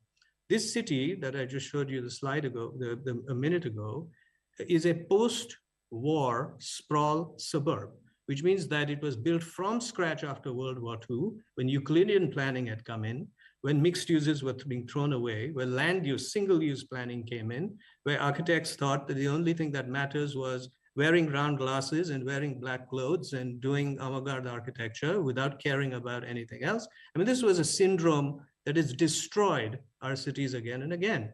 And the result was suburban landscapes where tons of acres of land were given to parking and asphalt, creating numerous heat islands, air-conditioned buildings like this gigantic mega mall, which replaced beautiful main streets where people walked. I mean, I want you to look at this landscape to the upper part of the slide. Every single building in this landscape was designed by a licensed architect like you, right? I mean, so this is an alarming landscape, and everything in this landscape is legal. So what we've done is there is now a franchised form of practicing urban design where numerous landscapes like this are being transformed in a systematic way to the kind of vision-based landscapes that you see below. Now, this is a vision that you see down. This is not going to be built by a single architect. This is where urban design comes in. So what you do is you create a vision, you write a policy document, you write regulations for it, and then it can be given in the hands of 20, 30, 40 architects, 50 architects with a master planner or whatever you want to do it. But there is now a robust regulation that can guide the most important aspects of the project that should not be compromised. The second aspect from an environmental standpoint is the idea of what many of us have called foresting the city. The most beautiful thing we can do in our cities today, particularly in tropical places like Colombo and India, where I was born, we are blessed with rain. I mean, in Los Angeles, we wait for rain, but in societies like the ones you are in, you are just, it's a gift from heaven. I mean, that you plant a seed and it will grow. So one of the most beautiful things that we've tried to do, at least, is make a concerted effort to reforest streets, acres and acres. From 20 to 30% of our cities is asphalted landscape, which does nothing. And the trends over the last 20, 30 years have engineered streets in such a way that they're not just conduits for vehicles, but they take all the water that comes down into the city and drains them down. The storm water is not stored, it's not harvested. I mean, we know all this. But this is a project for a relatively modest city in California, where the municipality, this is a very important point, not the architects, the municipality envisioned a project where they said, we've received a federal grant and we're going to invest it in the dilapidated, disinvested historic main street of our town. You see the slide on the top. It was a largely empty landscape, very disinvested. And we came in as the urban designers, proposed a design, in this case, influenced by the Ramblas of Barcelona, 2 trees in the middle, 2 rows of trees in the middle with some parking, etc., which could be converted into a farmer's market. But the beautiful thing in this slide is after we finished our work, our construction documents, etc., the municipality took over the project and built the entire thing in 8 months. Now, this is a very important point, that this project did not happen through an architect's vision alone. I think we architects sometimes are in the bad habit of pretending as if we are the torchbearers of the future, that we are the heroes that make everything happen. I don't think that's true. I think there's no architecture project where any of us works alone. We always work as a galaxy, a constellation of multidisciplinary teams. And what we've found to be endearing is that the public sector is not your nemesis anymore. You know, this whole idea of I'm the architect, the codes are hampering my creativity, that's a terrible old-fashioned way of thinking. I think if you can make the public sector your friend, your enabler, and work in tandem with these things, I think there's a lot of good that can come out of it. So in this case, this single street, this 8-block long street, which is now called the Boulevard, and it's in California, completely changed the prosperity index of the city. What happened is in as less as 3 years, the street became so important and so iconic that the entire downtown, which looked like this when we inherited the project in 2009, by the time we reached 2013, the street had become such an potent and important place to live that every developer wanted to build projects on it. The city invested $14 million to build the street. It brought back $231 million in 3 years. So where I'm going with this big lesson here is that at taking streets, attacking streets, looking at streets, rethinking streets before architecture is not just a way of bringing sustainability, inclusiveness, and all the things we talk about, but it's a brilliant idea for economic development. That streets can generate, they can become revenue generators, they can increase the prosperity index of a city, which is eventually what well-being is also about. The third one is freeways. I think there's a bit of a lag, so I'll wait. Freeways, I don't have to tell you, freeways were never supposed to enter our cities. This was one of the biggest debacles of modernist urbanism. Freeways were supposed to be outside cities, connecting one city to the other. And all of a sudden, some genius brought the idea that let's bring our freeways through the city. So when you bring freeways through the city, you rupture communities. You create toxic environments. There are numerous health studies where the amount of toxicity that is spewed around a freeway, the particle matter, the particulate matter of a freeway is incredibly dangerous. In fact, there are rules now that prove that not a single residential project should be situated within 1 mile of a freeway. And yet, things are going on. So this is a project where the actors that brought this transformation were not architects, not even planners. They were citizens in a city called Pasadena in California, were like-minded citizens who did not want a freeway to destroy their community. What you see on the top is a Google Earth image of the freeway stub. So the land had been dug and the freeway was about to be built. And the citizens threw an uproar and they came together, and some of us joined the team, multidisciplinary. We spent 4 weekends together and we created this vision which simply made the point that you have a choice. You can either disrupt the freeway, disrupt the city by slashing a freeway through it, or you can stitch the city back together by creating a boulevard, a forested boulevard with hundreds of trees through which the traffic goes through, and you can use the real estate to stitch back the city. The good news is the council of the city took this vision, negotiated with the transportation authorities, and the freeway has stopped now and the land has been returned to the city. Architects do not have the power to bring change in a very large scale.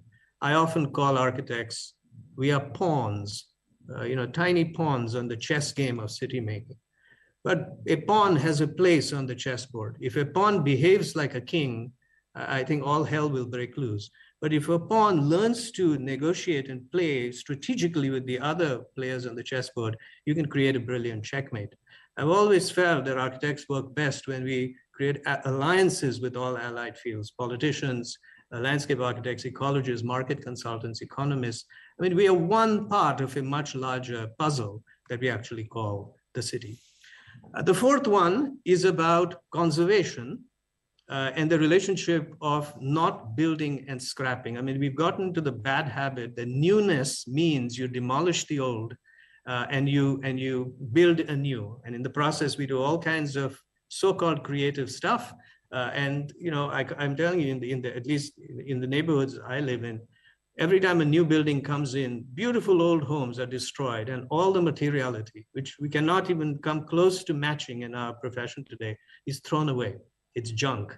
So one of the things we've done on an occasional basis with some enlightened developers is salvaged these old homes. And because in the United States, many of these homes, particularly in Southern California, are made of wood, you can actually lift these homes, take them to another site, put them on foundations, and this becomes affordable housing. So this is a very interesting way of thinking of affordable housing, where you don't have to build it from scratch, but actually talk about ways of insinuating it through conservation practices. The fifth one is about the syndrome of housing. The slide to the top left is classic modern housing. This is the Villa Radeus that Corbusier proposed in the middle of low-density Paris. I think it was an absolutely audacious proposal of a great architect who was a terrible urbanist. I say this on record again and again. A great architect who was a terrible urbanist, who never understood what cities were about, a heroic architect. And the good news is all the great architects in Sri Lanka, India, I mean, all the great architects of the global South have told us this again and again through their work, through their words, through their writing. And I think this is a homage to all of them. You know, the solution is not high-rise, high-density, it's low-rise, high-density. This is a competition we won to create 3,000 dormitory rooms for a university in the United States. And we won this competition because all of the other entries proposed 8 high-rise towers. And we were the only entry that said, you don't need to go more than 5 stories, and you can do the whole thing in 5, 4, and 3-story buildings by creating a simple village where people are completely rooted to courtyards. They can step down and engage with nature and parks. You do not need to go high unless you need to. In places where the land is scarce, you have no choice but to go high. But in places where you can afford to do it, I think high-rise is a mistake. And the final one is to think of transit. Transit is one of the greatest things we can bring to our cities, not because it's a cool word, but because while you and I can afford to own cars during this pandemic and sit safely in our cars and drive everywhere, there are millions of people across the world that simply cannot afford a car. Transit is their only option. So bringing housing next to transit, disincentivizing driving, I mean, these are all fundamental subjects that matter today.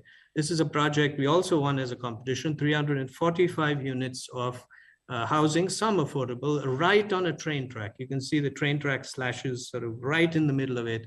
A historic building is preserved in the process. And what is important about this architecture is that this is not architecture as style, it's architecture as urbanism, because this architecture could be done in various ways, stylistically. But the essential idea is that it is making streets, it's diversifying massing, responding to context, and trying to make something more than itself. So I'll leave you on this note, as I always do, on a sort of a personal note. This is one of the cities I return to again and again, every few years, to just remind myself of how much I do not know. This is Banaras in India. Many of you know this. It's also called Varanasi. Every time I take my friends and students to this city, they often, particularly Western friends, they often describe it as an anachronism, as if it's a city that transports them to another time. When you look at slides like this, you do feel that. But these are emergent modernities. They're indigenous modernities that exist. The main point I'm making is, if you look at the diagrams that I'm showing you on top, these are diagrams and mappings done of this city by numerous entities, all of who perceive the city differently, experience the city differently, use it differently. The one to the left is done by a priest who understands the city as a cosmic diagram. For him, morphology and urban form doesn't make any sense. What he's interested in is the symbology of the city. This diagram is done by an architect. For us, it's really all about blocks and streets and morphology and everything. This is something we all can identify with. And it goes on and on. The point is, there are numerous agents that use architecture, that think of architecture. Architecture may be the creation of architects, but at the end of the day, origins and what we propose as architects are not the only way of thinking of architecture. Architecture creates a legacy. It takes a life of its own. Buildings change.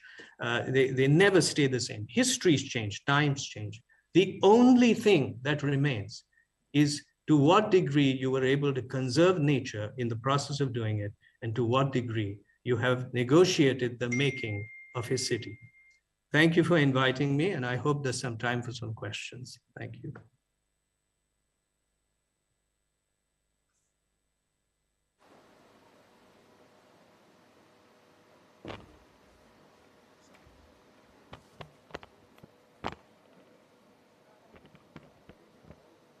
Thank you, Architect Dr. Janaka Vijayasundara and Professor Vinayak Bane. I would like to humbly invite Architect Professor Indrika Rajapaksha once again to stage, along with Architect Dr. Janaka Vijayasundara, where Professor Vinayak Bane will be joining online.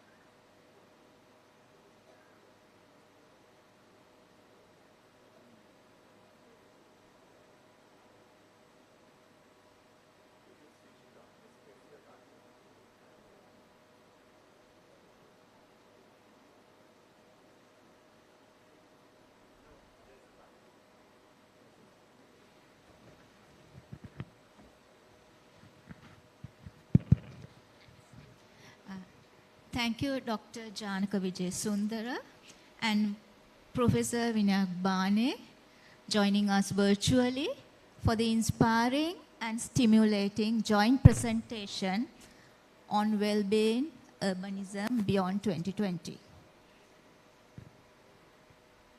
This presentation took us to different cities internationally as well as our own city, Colombo.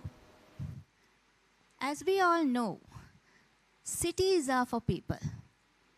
What has happened to us when the pandemic hit? We went away from cities. We got scared to get into cities. So I say that in future, in designing cities, to promote connections among people, now we have become more individual, independent. Because the public spaces in city are magnets to bring people together. In the face of new normal, do you think, Dr. Vijayasundara and Professor Bane, what's your thought on changing or revising the meaning of public space? Because now we are not approaching, because this is the reality at present.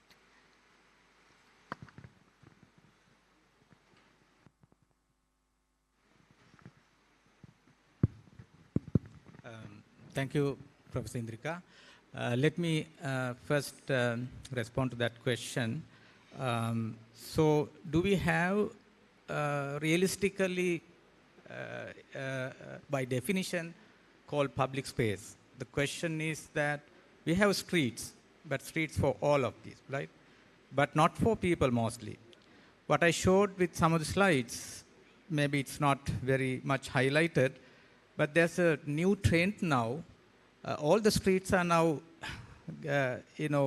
carpeted from one end to the other end, right? So it has happened, I think, the area where I live around and many places that where we go on. So I think that's where the issue is, that even if we are unable to provide the most essential space for people to walk safely, right? Because earlier, if you look at the street morphologies in British times and even our historic times, that there was certain composition of the streets. The elements were there fixed, right? So depending on the category of the street, if it is 2-lane, 4-lane, that the sidewalk width should be this much, and the tree line, and so on. All that is somewhat standardized. But I think the standardized is broken with the current developments. I'm not saying that all everywhere, but especially for rectification works, road rectification works. Secondly, on the positive side, we can see that during the recent years, say last 10 years of time, there's a huge sort of interest built up to improve the naturalistic nature areas, which eventually people attracted. Even right now, that many parts of Colombo, these walkways and the jogging paths, nature areas, and also something connected with the, say, the amusement and the enjoying public spaces, eating places, and so on. That has started with the new trend of use of urban spaces in our cities. I think there's some beginning at the same time that you have to look at the other aspect of that when you are rectifying the urban places, that you should you should have to attend it very well, considering the need of the people as a public space. Thank you, Dr. Vijay Sundara. Professor Bane, do you have any comments? Yeah, can you hear me? Yes. Yes. Okay. Well, you asked the question in context of the pandemic. So I'll say this. You know, we now know that the COVID-19 virus is actually spread through aerosols, through droplets, particularly in enclosed spaces, which means that a hospital or a grocery store has a much bigger chance of giving you the virus than a park. Now, what this means is that it is our entire network of open spaces, from large parks to streets, to rooftops, to courtyards, that will actually give us the resilience we need to beat the virus. You know, in other words, the more we stay indoors as a crowd, the more dangerous it's going to be. So the pandemic has just reminded us of something that was absolutely fundamental, that the essential idea of the city is not the buildings first. It's the void between the buildings, it's the open to sky spaces. So that's number one. Number two is the bigger issue is this is not a matter of luxury or social justice alone. This is a matter that is far more grave when you talk about two demographics that have been ignored for the longest time. The first one is senior citizens.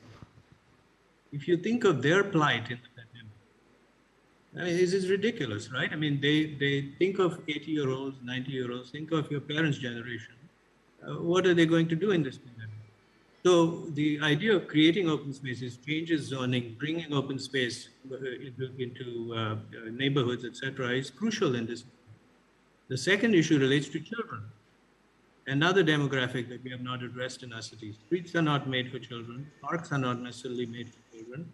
So rethinking the entire matrix of open space, public, private, for whom, where, how, is going to seem to me to become a very crucial question in the coming future. Thank you, Professor Bane. Since it's the time for lunch, I think I will not take up any questions because I know all are hungry. So it's time to wind up this session. Thank you, both presenters, Dr. Janaka Vijayasundara and Professor Vinyak Bane. Thank you very much. Thank you. I would like to humbly request the speakers and the moderator to stay back on stage. Thank you, Architect Dr. Janaka Vijayasundara and Professor Vinayak Bane, and Architect Professor Indrika for a wonderful session. I would like to call upon Architect Rohana Bandara, the Senior Vice President, to give away the tokens of appreciation to our speaker and the moderator.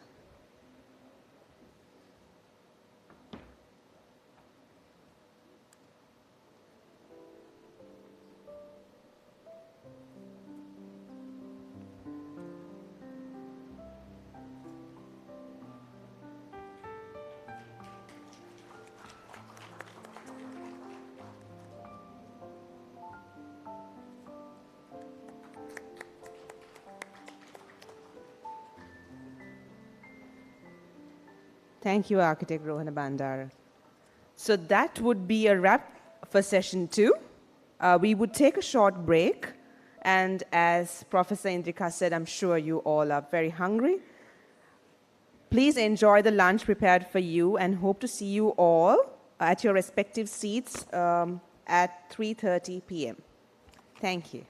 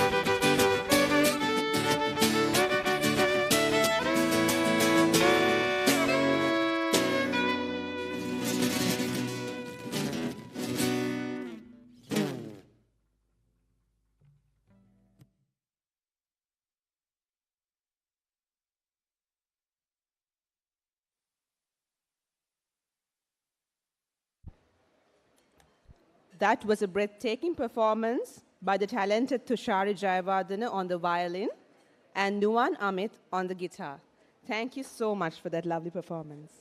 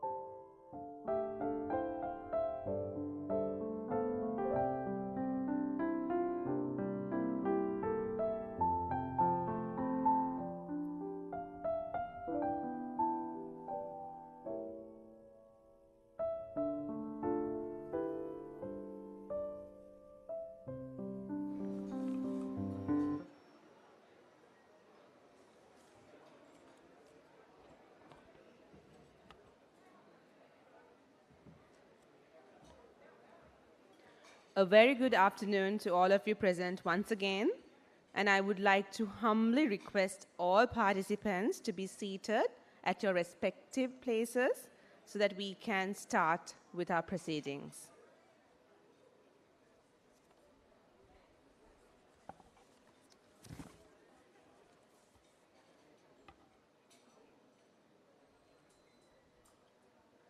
Now it's time for session 3.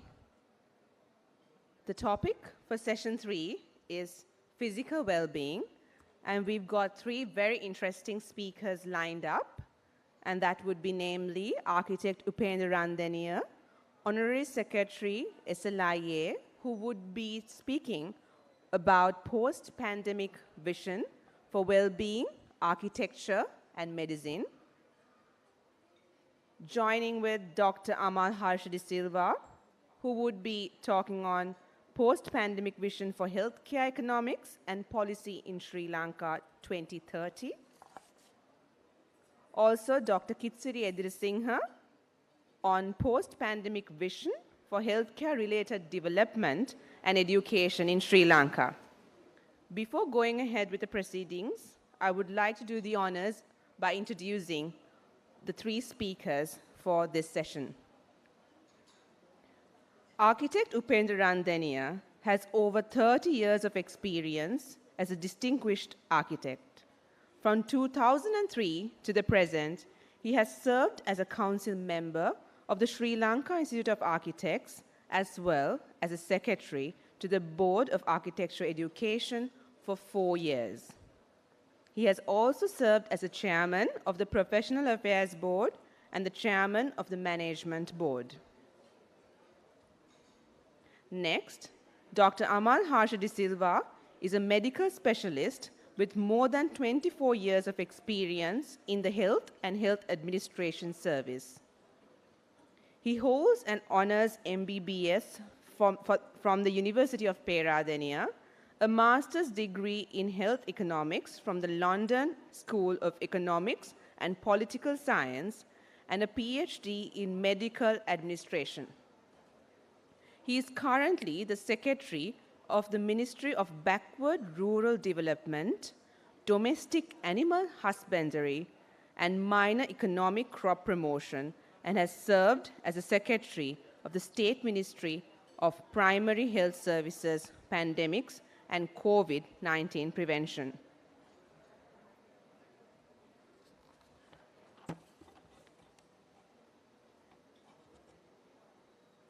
Dr. Kitsiri Edirisinghe has over 2 decades of experience in educational and health administration platforms. He pioneered the International Institute of Health Sciences and contributed to the development of BioInquirer, an international incubator providing opportunity for all Sri Lankan nursing professionals to pursue evidence-based practice. Strategic management in health, healthcare, quality and risk management, legal and ethical environment in health, and research in healthcare are among Dr. Edirisinghe's areas of expertise and research interests.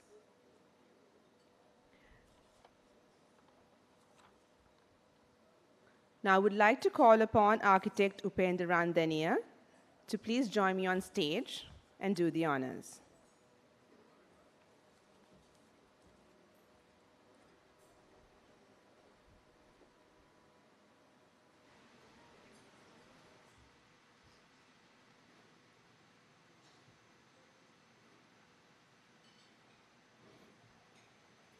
Okay, thank you everybody.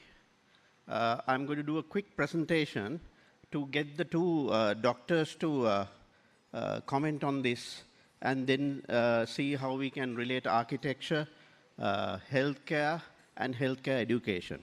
Okay, so I'll start off by saying that pandemic shape architecture, architecture shape behavior, simply because in the years to come, that is by 2050, 80% of global population will be living in cities.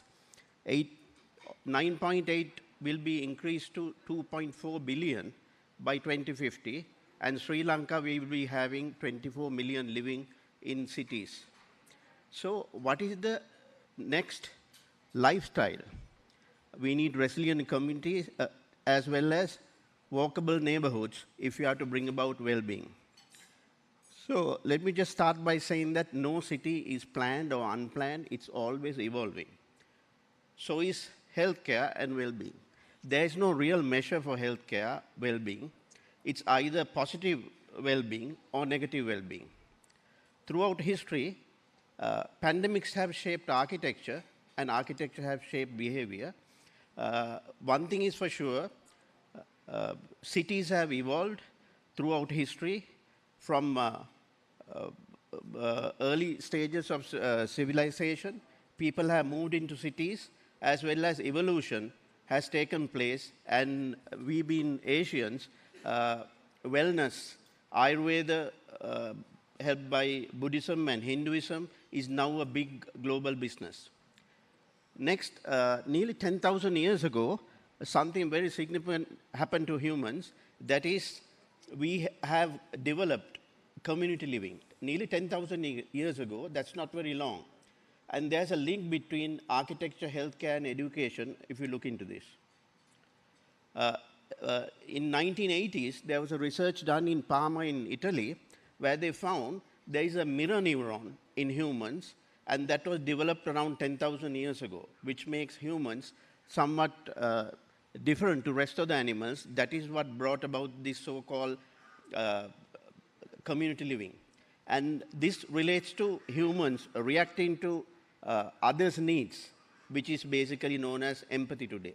So these three professions, architecture, healthcare, as well as education, has this commonality. That is, we all have the concept of empathy, that we have to feel the need, the pain of the others when we serve them.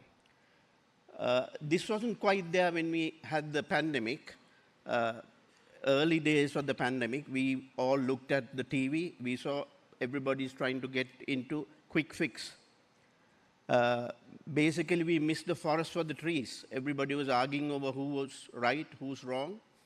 And Al Jazeera did a very interesting TV series called Method to the Madness, where they said we have missed the point altogether, that is climate emergency and sustainable lifestyles were ignored in this discussion. If the World Bank is predicting there will be 3% growth, we have some serious issues.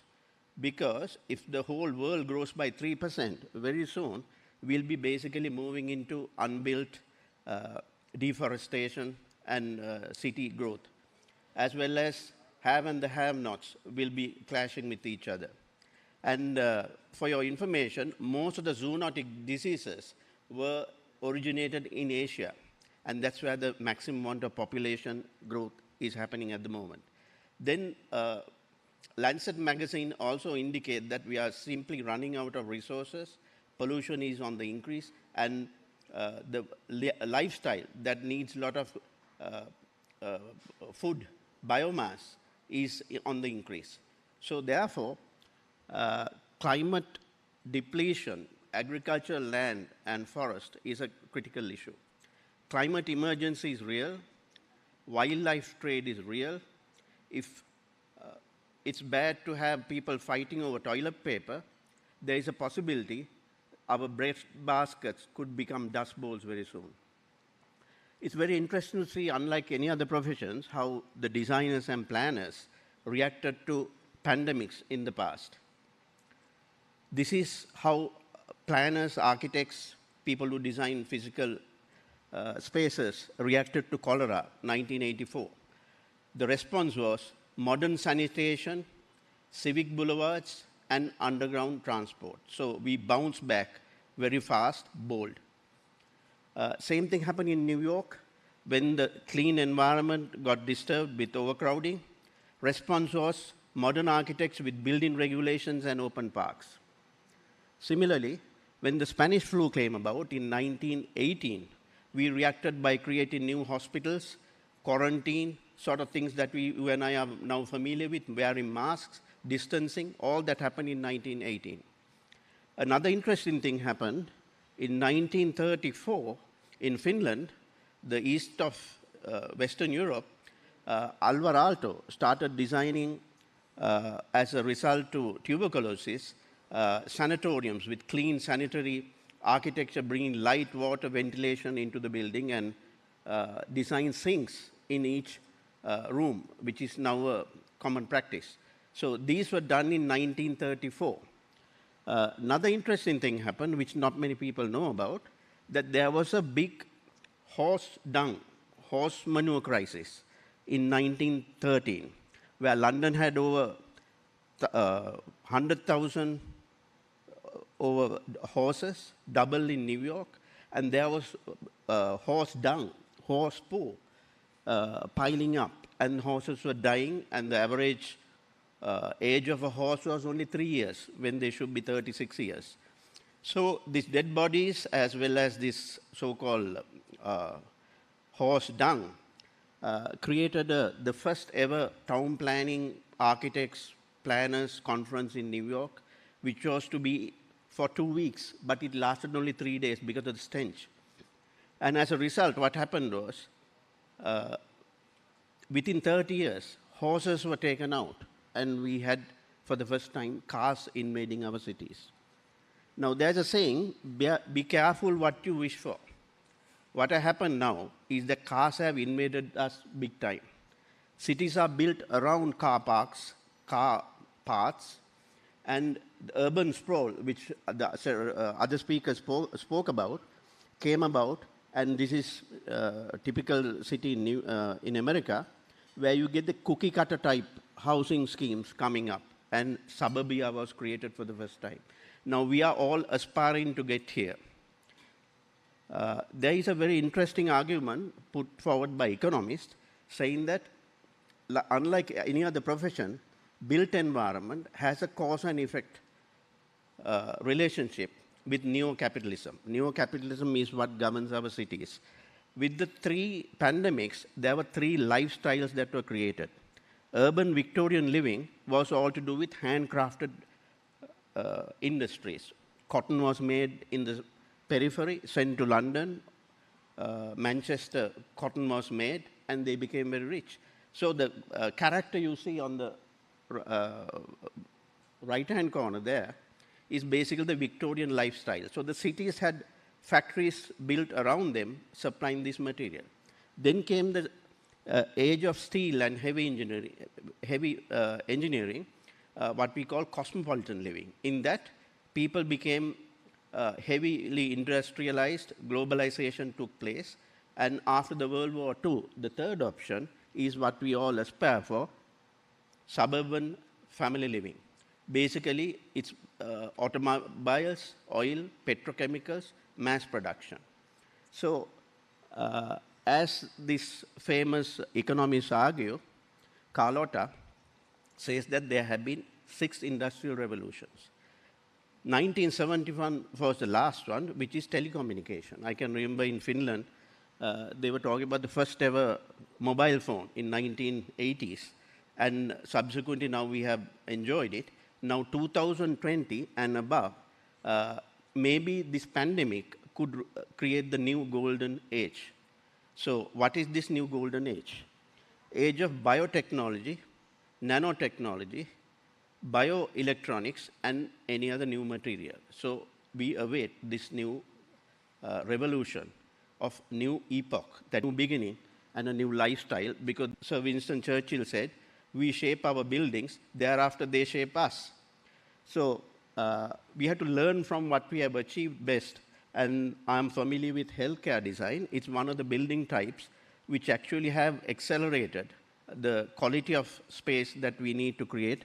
And that is because a lot of money was spent on healthcare projects. Now, this approach to design brings about what we call biophilic design, that is bringing nature into design, and neurophilic design, where we respond to the neurophilic needs of the user, bringing optimum healing environments, what we call OHE. Therefore, the spaces you create are basically friendly, green, sustainable, and devoid of all kinds of decorations. So what is the new lifestyle we can learn out of this?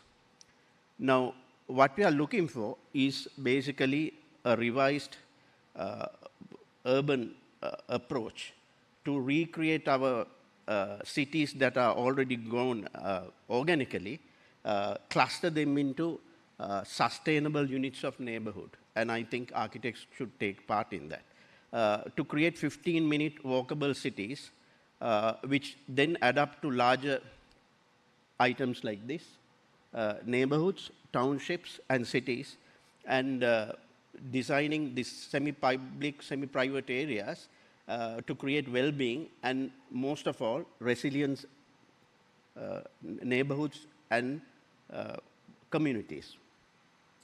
Now, pandemic has taught us a couple of things. These are very successfully done and recorded, that we began to shape our environment through the situation that took part in the last year. One is agility. We started changing the way we use our streets and retrofit our shops and restaurants. We became smarter, using office as a resource, basically using places on dual basis, shifting places around. We brought environment into green neighborhoods, creating greenery where you live. Routes, we invented new routes using WhatsApp and various other methods of communication. We brought in expression of values that is basically shared values, shared experiences. Similarly, in Sri Lanka, when food was brought, we spoke to our neighbors, who we didn't know before. We began to create new shared experiences. Then there are some smart buildings where you can take your app and certain doors will open and certain doors will close. You can pre-program your health and security, all that together. Then also greening your neighborhood using sensors, checking on the environmental, the quality, etc. Then using sensorial comfort, various kinds of digital methods of guiding people. Now, in addition to that, we have also retrofitted existing areas, large community conference areas, lobbies can be converted. This is Highline, USA. These are restructuring public spaces. It's already happening in the rest of the world. Restructuring your personal spaces, restructuring your office spaces, and restructuring transport using shared carpooling, electric cars, bicycles for moving about, and retrofitting outdated malls. Somebody talked about malls are getting kind of underutilized. In America, many malls are closing down. So you can retrofit them with markets, sort of places that local community would use. So these are some of the ideas which we feel that architects could get involved, and we can create a philanthropic entrepreneurship. Architects need to get involved because Sri Lanka doesn't have a logical system of planning where local area plans are created. So what I suggest is that we could look at how architects could voluntarily get involved in things like this. And various London School of Economics has developed space syntax analysis. MIT Media Lab has created various softwares which are freely downloaded, and you create this community gathering and discourse with your neighborhood. Then you begin to create this so-called community spirit, in which, if you go to this slide, these are some of the ideas that we as architects could bring about, in which case the healthcare as well as the education becomes a fundamental part of the entire process. So the basic proposal is this. These three, architecture, healthcare, and education, is part of it. We need to break it down into primary, secondary, and tertiary. In doing so, we will have neighborhoods, townships, and cities. We can restructure our existing neighborhoods into Grama Sevaka Kottases or something like that, some nature. When I contracted COVID, the first person to call me was the local Grama Sevaka, then the MOH. Entire neighborhood was known to us, and they knew that what is happening. Those contacts are already happening, so why not work on that? Then take it to the two other layers of the two additional professionals we have here. Ask whether healthcare also can be geographically located as general practice, township hospitals, city hospitals. Similarly, can the education, which Dr. Kitsari will be talking now, can bring about some kind of primary education, secondary education, and a tertiary education in terms of promoting well-being. So once when these three are in sync, we will begin to see our societies becoming communities, communities becoming neighborhoods, neighborhoods becoming townships and cities. Now, this is a bottom-up approach, which is very different to what is promoted by the state, which is a top-down approach. So in order to kickstart this action plan of creating local area plans, architects could take the lead together with the healthcare professionals and the educators.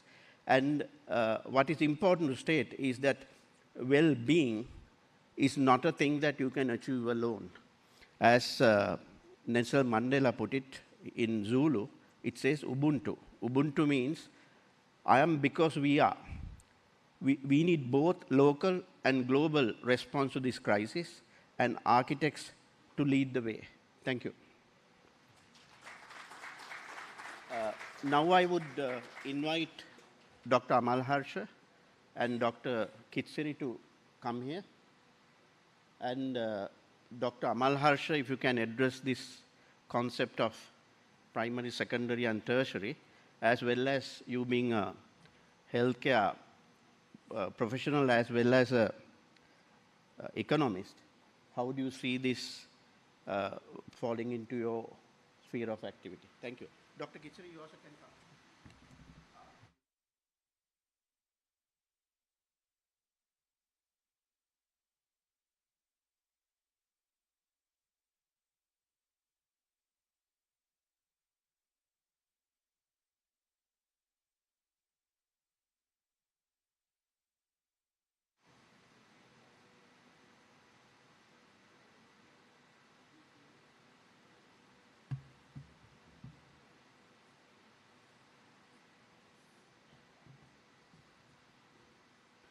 Yes, good afternoon, Upendra, and all the distinguished members in the audience. It gives me great pleasure in addressing you all, because architects is it's a profession that we always admire. And whenever we go to a space, we go to a place, ultimately architects make the change. And therefore, while congratulating you all for having this session, I'd like to talk about the post-pandemic vision for the development of health service in Sri Lanka. Of course, healthcare system, we are always talking about wellness rather than illness. At a given time, there are more well people in the society than ill people. Therefore, I think we should concentrate on the well for people not to be ill in time to come. Therefore, I think architects would know that general things of, the general well-being, the sunlight, the ventilation, and all sorts of things, which happening, it leads you for wellness. Doing some exercises, keeping your muscle mass right till you grow older. Your muscle mass is right when you are old, you are a fit guy, and then you are a healthy guy. Therefore, all those things matter how we live our lives. Now, but healthcare, unfortunately or fortunately, it's not within the health itself. Healthcare, many aspects are outside health. And architects play a major role in remodeling people's health. Now, medical industry, when you really see healthcare, the healthcare is not only just to keep away from diseases. It's not improving health gain of the population alone. There are so many other aspects to health, like medical industrial complex. There are so many people living on healthcare. And there are people who are making livelihood through healthcare. Then also, it's a larger employer of staff in the country. It cannot be automated that easily. Therefore, a lot of people are working in healthcare. Now,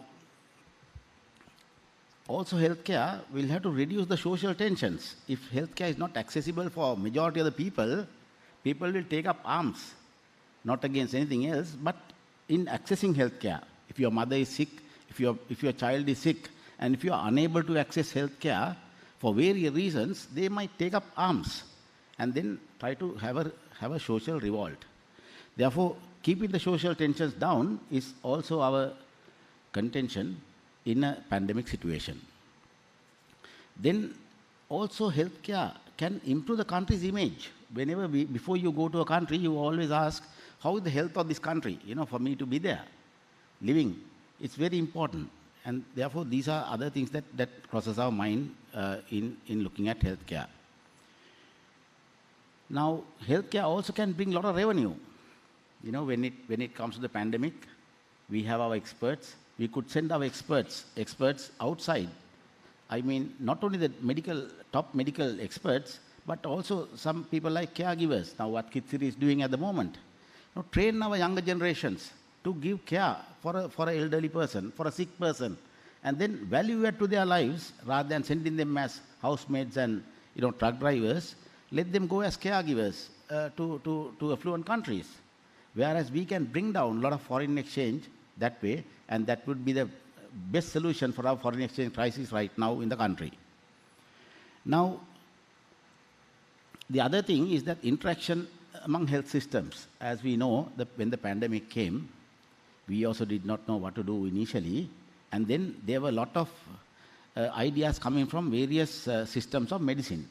And Ayurveda is one of the top systems in the world who can look at wellness rather than illness. Therefore, I think, we did not use it well, but I think, there is a lot of scope for Ayurveda and the native medicines to work with the Western medicine and to give a solution to the world's issues.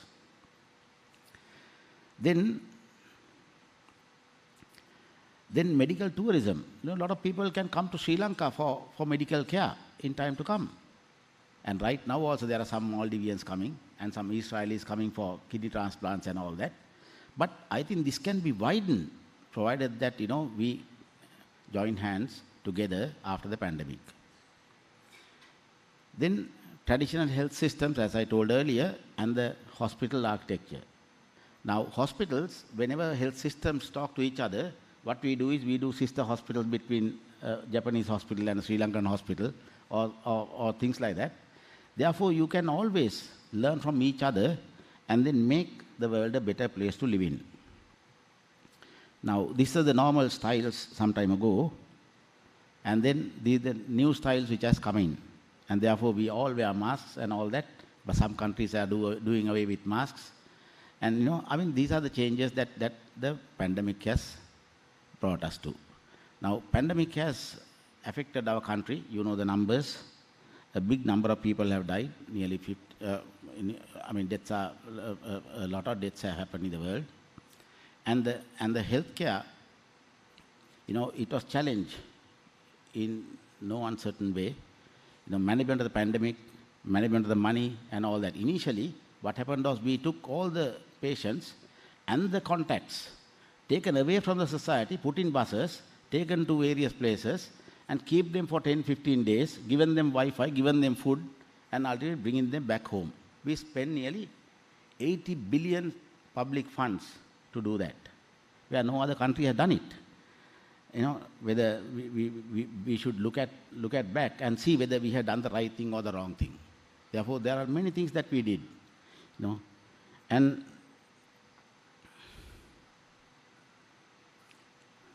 now demand forecast for health professionals is going to go up after the pandemic. Naturally, people are becoming more sick with the virus, and a lot of respiratory illnesses have come, and we don't know the real length and the breadth of the effects of this new emerging pandemic on the public. Therefore, I think it's always better to be prepared in handling those challenges in time to come. Now, these are the number of interactions in various fields. Healthcare is about 87% interaction with human interaction, and with outdoor activities are really about 54%. Therefore, healthcare is an area where a lot of interaction is going to take place. Now, these are the thing that I was trying to talk to you. And occupational category, healthcare and tech workers, numbers are going to increase in time to come where the world is going on. Now, the population growth is another issue that affects healthcare. When you are young, you don't fall sick. When you are very young, of course, we fall sick. Normally, average, when you are less than 5 years of age or more than 65 years of age, you see the health system about 14 times a year. But when you are young and in the middle ages, you see only 3 times a year healthcare system. You don't have to visit a hospital that often, right? Therefore, when your age structure changes in the population, the healthcare needs, demands, wants, and unrealistic expectations increase. That's a continuum. There are needs, there are demands, there are unrealistic expectations. All those increase with the changes of the population. Now, paradigm shift in healthcare. There's always a paradigm shift in healthcare, and these are some of the things that we would like to touch. Scope, one patient took care of cities and all that. I think the whole thing, we'll have to have a relook of what we're going to do as professionals in time to come.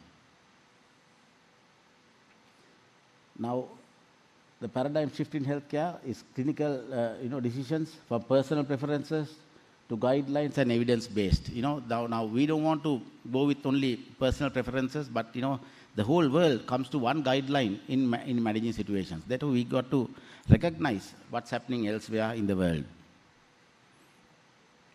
Now, disruption of resistance of using technology in healthcare services. Now, when it comes to technology, it's isolated systems to integrated systems. Now, there is a way that technology will behave in time to come with these type of pandemics. Now, we are not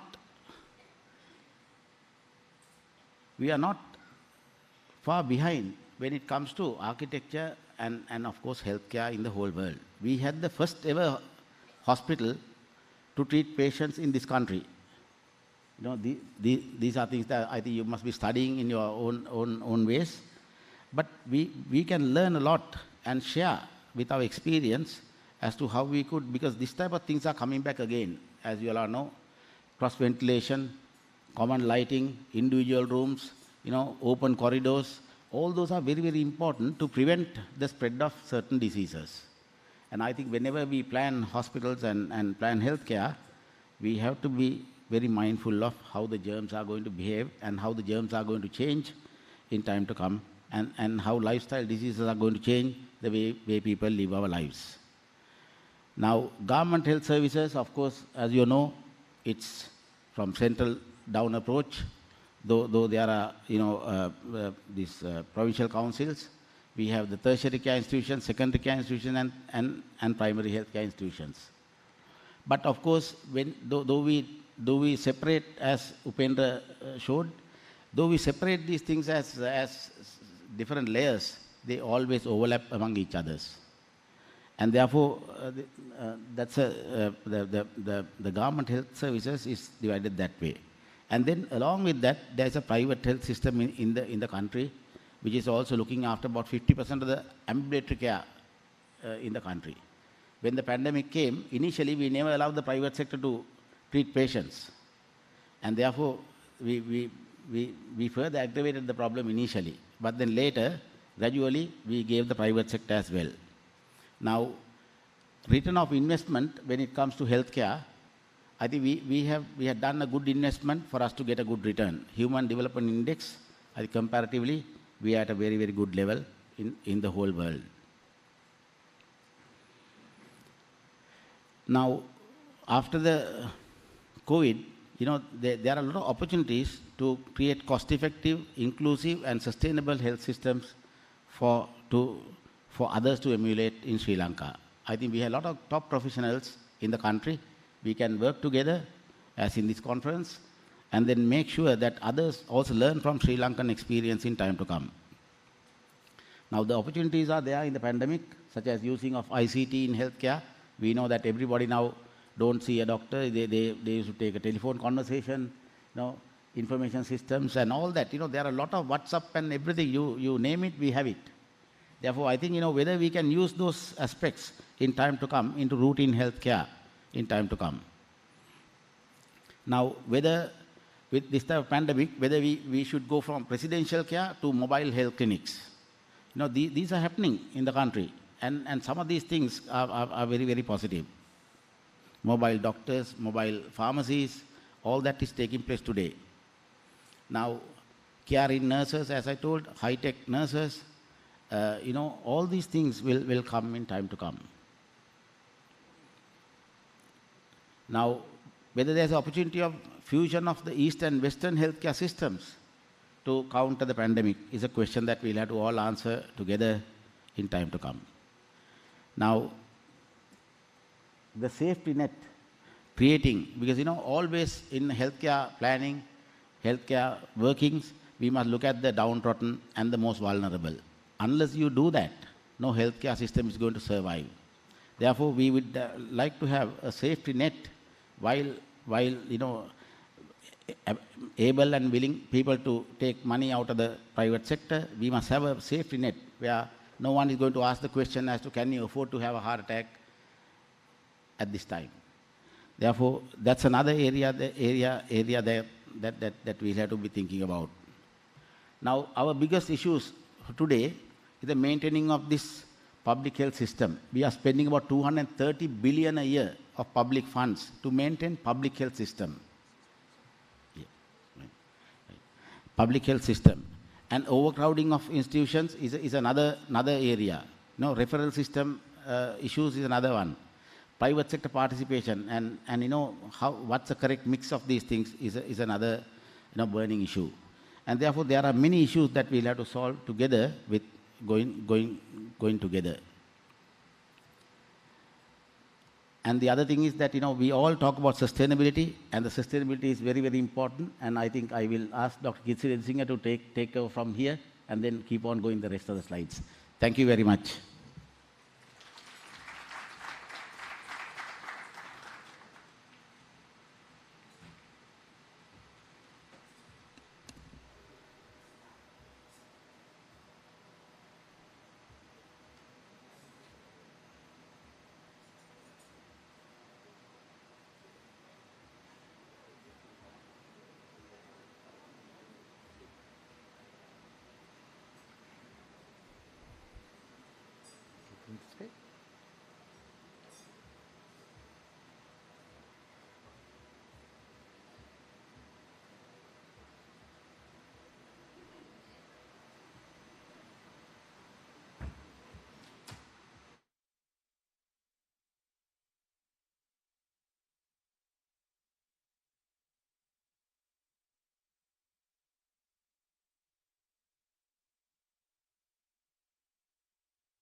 It's not in the screen. Oh. Put in the screen, it will come? Okay. Right. Good afternoon, everyone. Thank you, Pendra, for inviting us to participate for this prestigious event. Let me just get through you some of the aspects of how education could support to sustainability and make wellness and make this particular education systems more cost effective, and as well as sustainable. The COVID gave us a nice message to us that there are no more local problems in the world. There will be always a global problem. So in education, what we are looking at now is to think differently and have a paradigm shift and create global citizens. So time has come for us to think globally in all systems, including education. Who are these global citizens? Who could be respectful as well as responsive, for not only for themselves, but for people, society, economy, environment, and spirituality. Spirituality is another segment that we'll have to discuss. Sri Lankans are more religious. There's a question whether they are spiritual. And finally, we should create some thinkers who are divergent and world-ready graduates. That's where we are heading now. We have to change.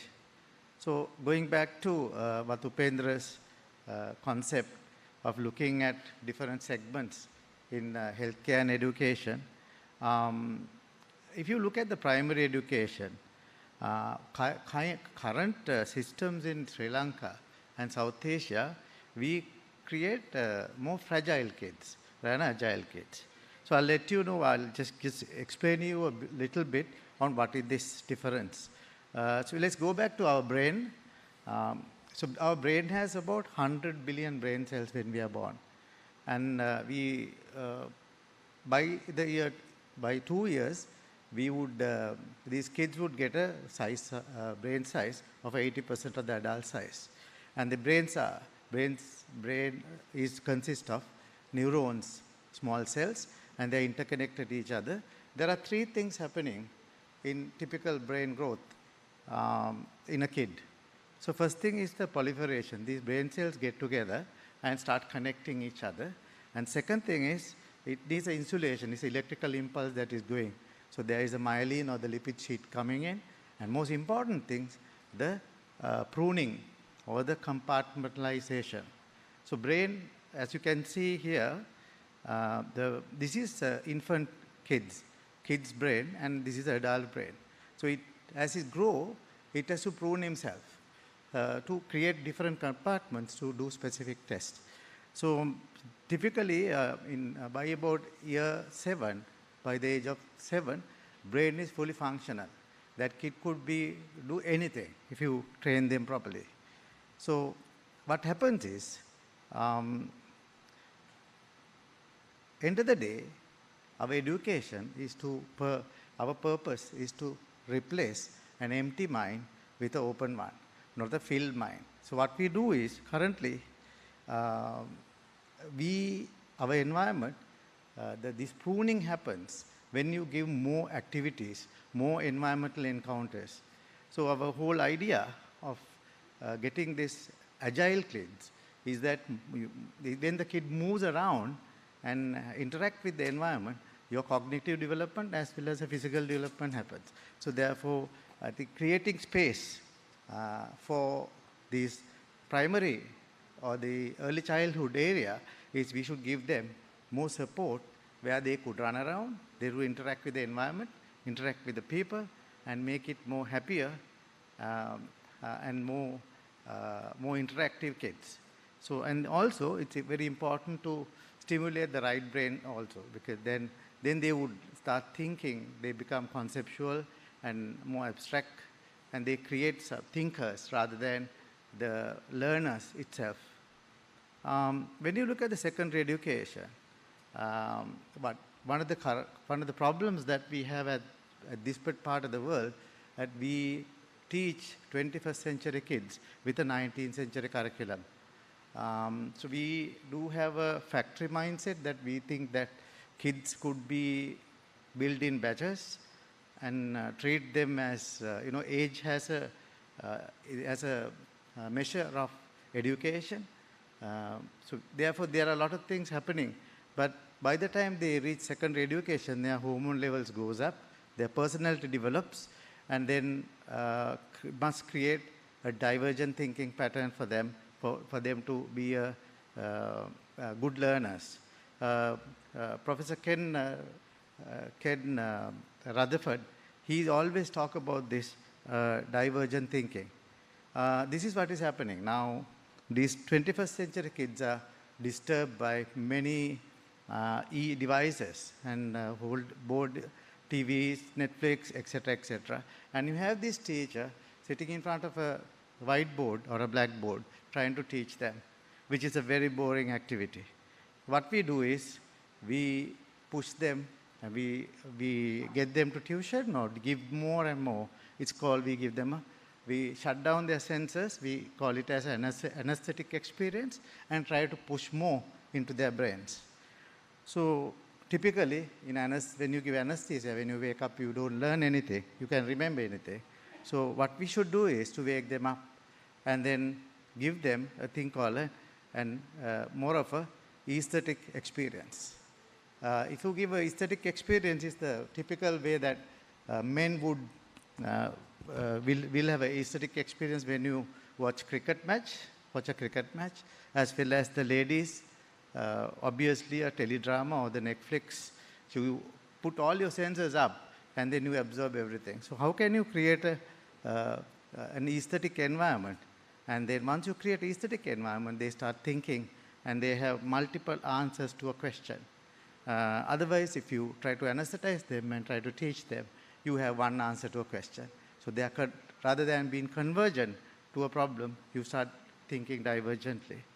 So one of the things that happened is, we all know Beatles, and the story goes as Paul McCartney, Ringo Starr and the George Harrison, they were all in the same school, same area. And they all went through the same music teacher. But they all failed their music, but at school level. But they became the best pop band ever because their teacher missed their capacity of becoming musicians. Typically, when you go to a class, we see beautiful kids wearing different colors. But if you really look at the learnings, it will be like you must have seen Star Wars bar, where different people would have the totally different mindset that they have. Dr. Howard Gardner comes up with a theory called multiple intelligence theory, where there are he identified 8 learning styles: visual, auditory, spatial, different styles. So these kids have different learning styles. But current methodologies that we do are one way, mostly verbal. Sometimes probably we use some visuals. So we might miss the bus, like the music teacher who missed the Beatles. Therefore, action is needed to just walk away from current mindset of education to different levels. So currently, it's totally a teacher-centric education. How can we move towards learner-centric education? The first world is changing. They look at curricular activities, and they split the curricular activities to 60-40 currently. Some have gone to 50-50. That is, so interaction, live interaction with the learners are about 60%. Other 40%, you put the ball back to the learners. And evaluations also, it goes to 50-50. 50% of the evaluation at the latter part of the program, but others you can earn whilst you are in the program. So then their activity, their concentration and the participation is more. They also look at more co-curricular activities. Co-curricular activities are the ones that allow them to work with the community, maybe community projects, maybe research, etc., other than the extracurricular activities. So there's a lot of change needed. And when you come to tertiary education, I would like to quote this, a professor at Harvard. He said 99% of teaching space were anticipated either in an image of an ancient Syrian palace school 4,000 years ago, or in the Greek amphitheater, rows or rings of seats meant to focus on attention on the many on one. But the education is not about transferring information from one to many. It's about learning within the student. When the printed books were new, transferring information was vital, but today information is ubiquitous and it's readily available, and the students can pick it up and when and where they want. Instead, the classroom ought to focus on assimilation and application of knowledge to new contexts. The teacher becomes a guide on the side instead of a sage on a stage, requiring wholly new learning space and teaching techniques. This would give us to think differently on creating learning spaces for in education. So basic modern principles are create more, increase the quantity and quality of small flexible classrooms, and then furnish this classroom with highly flexible furniture where you can move around. And the classroom should be linked to the corridors, lobbies, courtyards, have more interaction. There is the concept called spontaneous learning. They found that many learnings happen outside the classroom on the corridors or the side tracks, or maybe the gardens. Then the design excellence, supporting sustainability. So the whole purpose of education is to turn mirrors into windows, because as educators, we try to emulate ourselves and we try to push what we know into the learners, versus you create many windows to them, think on the subject, beyond the subject, that students would have active learning. So in terms of the wellness, I'll just rush through this. Simple things in wellness of the students.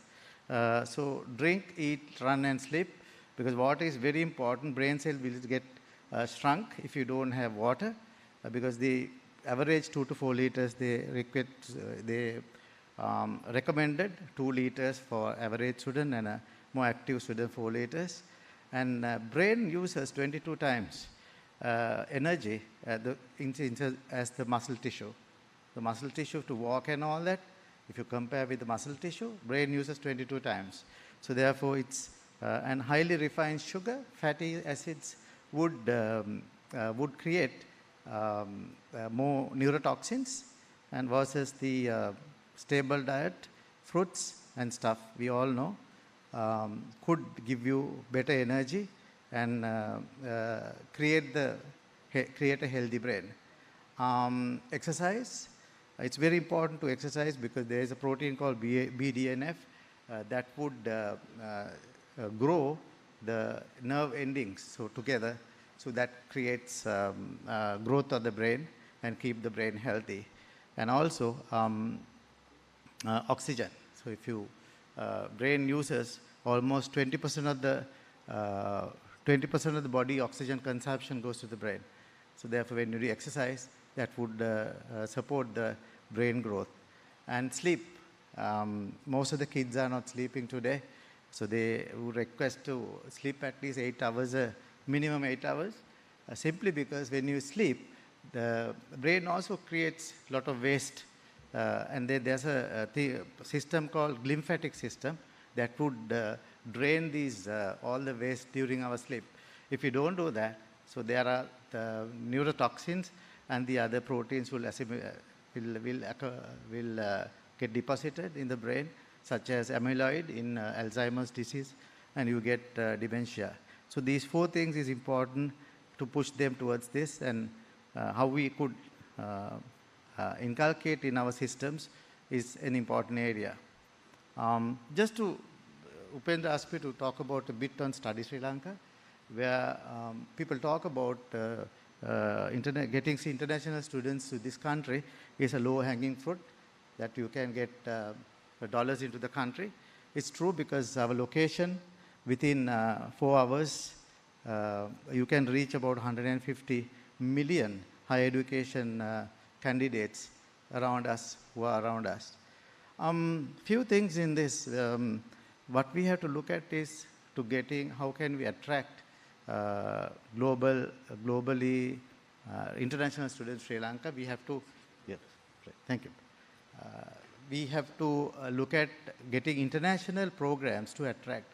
We do have excellent recognized some of the programs, So they can do that, but it's always better to get some international recognized universities and their programs, then we can attract them here. So we don't have a charter of best practice like the countries like Australia, where you have the system of guaranteeing when the students visit Sri Lanka, whether they will looked after properly. If there's a problem, who's going to look after? Second thing is a learning space, positive, flexible learning space, matching the first world standards. The branding has to be done, and of course, synergy of many government and the private institutions should get together. Currently, some things are happening. I'm also one of the members at EDB. We are putting up a system where we could work study Sri Lanka concept. Finally, public-private partnerships in education.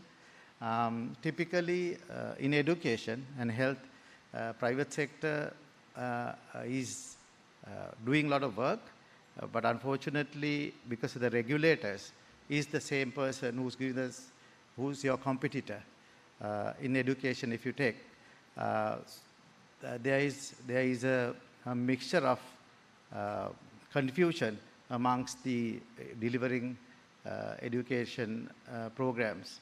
So there is a policy framework needed to organize by an independent body comprising of local and international educators, which would support the service provision as well as the getting funders, funding properly, and then of course supporting the consumers. So it's not only public-private partnership. I put a T there because there's always a trade union who would come into the equation. So we'll always, when we do, especially in health and education, we'll have to work alongside with the trade unions. Thank you, Upendra, for the opportunity. So I will take up some questions if they have. Thank you.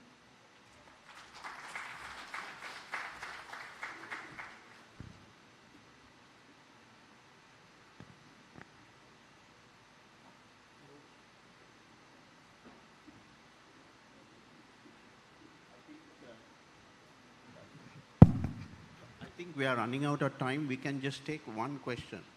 If anybody wants to ask a question, we can just take one question. Yeah.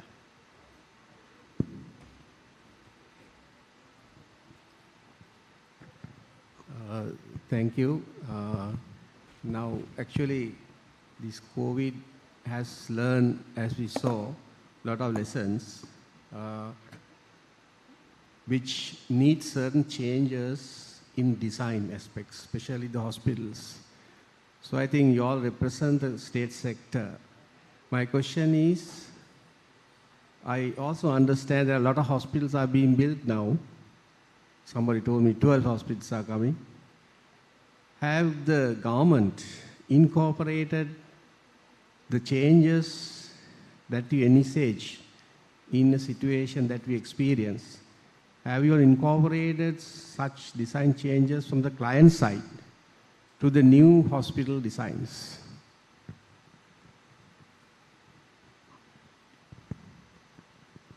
Unfortunately, governments react very slow for these things.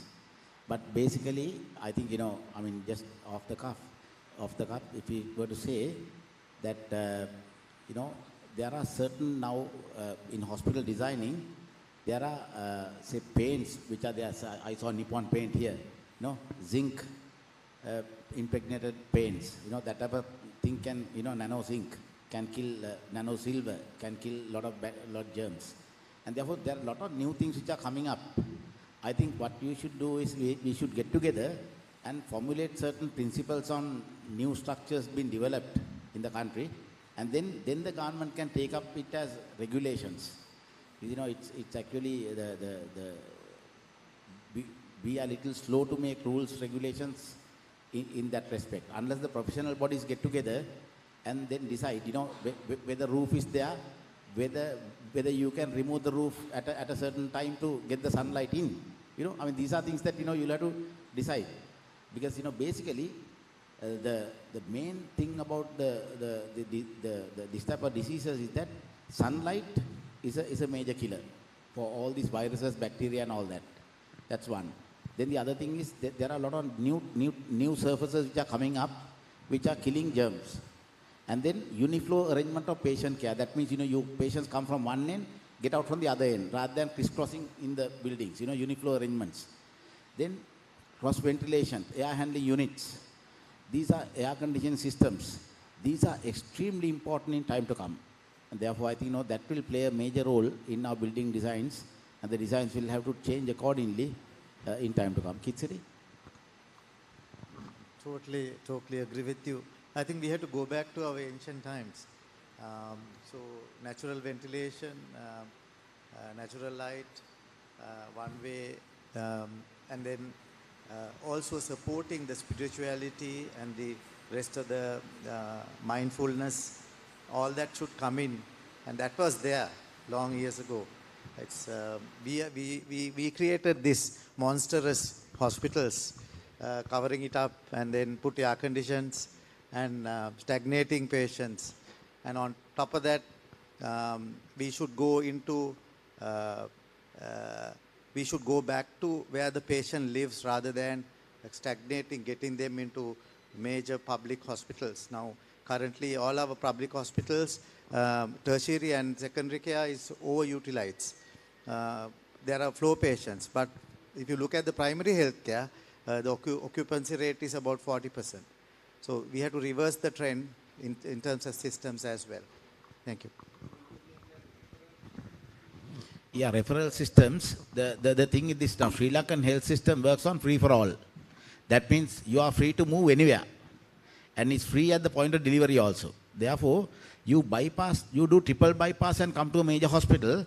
Sometimes, the patient is right. Sometimes the patient is right for bypassing.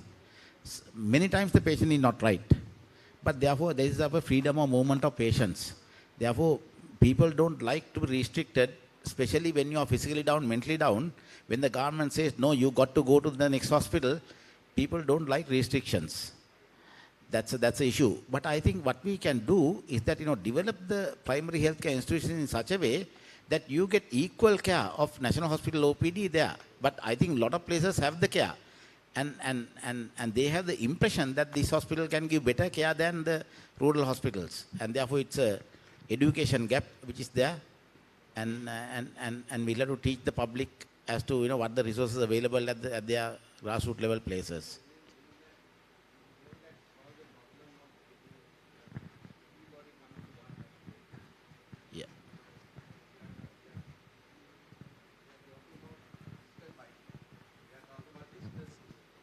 So we are talking about distancing. So best thing is to distribute the patient care. Otherwise all are coming to one place. Now, my first question, I'm not very happy with the answer because we had to be very fast. We had to change the way we design hospitals. At least now, I mean, some of the things you said. Correct. But I think as implementing authorities, the government should take step forward and make the client's requirements change so that these things that we learn from various aspects are implemented in the design, because as designers, certain things we cannot implement unless it comes from the state. So I think state should take certain actions so that these things are incorporated to the hospital design. Thank you. No, you definitely have a point. Because state to take up, I think our professional body should agree among ourselves. Let's agree among ourselves, disagree to agree or agree to disagree, and then suggest the certain changes to the Ministry of Health, then we can take it up very fast. But unless the professional bodies are agreeable, then we have a problem. Then there's a controversy, you get a gazette, and the people will go to courts against the gazette, and gazette get stalled, all that. The best thing is the professional bodies getting together and then saying that, okay, this is the healthy hospital, these are the basic norms. But lot of our own colleagues will differ. That's our worry. Because, when you try to do one thing to attack one germ, so many other things will come on your way. Therefore, it's always, consensus building, get the best idea among professionals, and it's not easy. Each professional will have 10 ideas. 10 ideas are equally valid sometimes, especially in healthcare. And therefore, aggregate decision making is very important when we try to change the law of the land.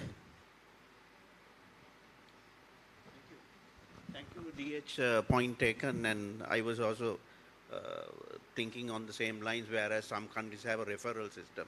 I think you are referring to that. So I think these are things that, as Dr. Amal said, has to come from the professionals working as teams, then going as recommendations to the health ministry. So we'll work on that. So those are some of the positive things that might come from this conference. That's the whole purpose of this conference. So let me thank two of the experts who took their time off to be with us today. So thank you very much.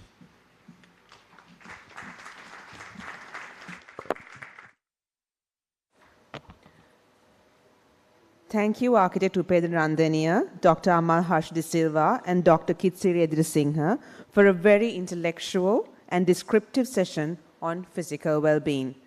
I would like to humbly call upon Architect Dilumina Dimel, the Vice President of Sri Lanka Institute of Architects, to distribute the tokens of appreciation for these wonderful speakers.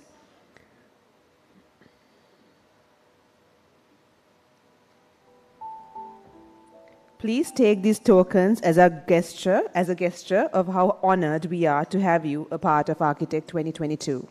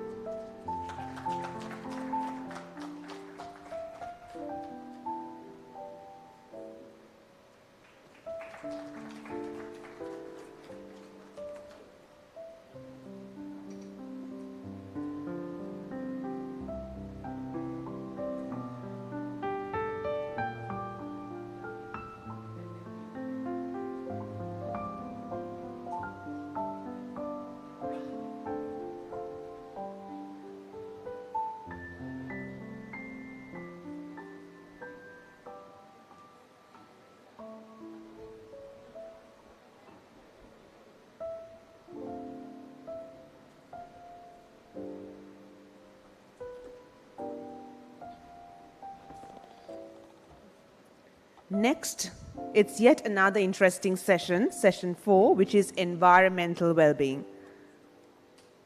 The first speaker for the session is architect Dr. Naren Pereira, who would be speaking on urban environment and well-being.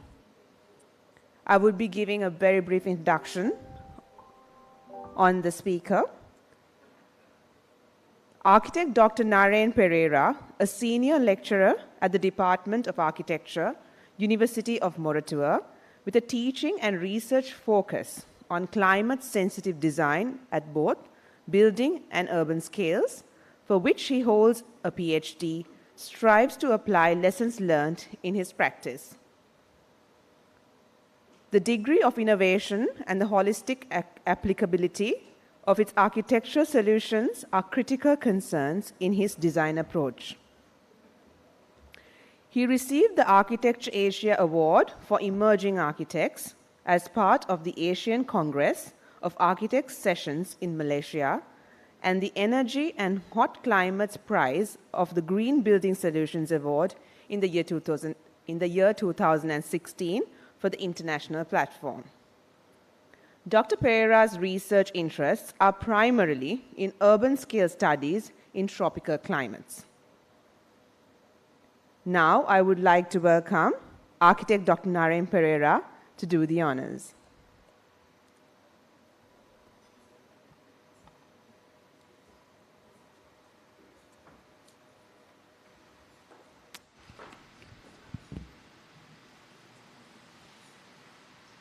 Good afternoon to you all. It gives me great pleasure to be able to speak a few words at this August gathering. And I thank the SLIA and its organizing committee for giving me this opportunity. So my task is to speak on urban environment and well-being.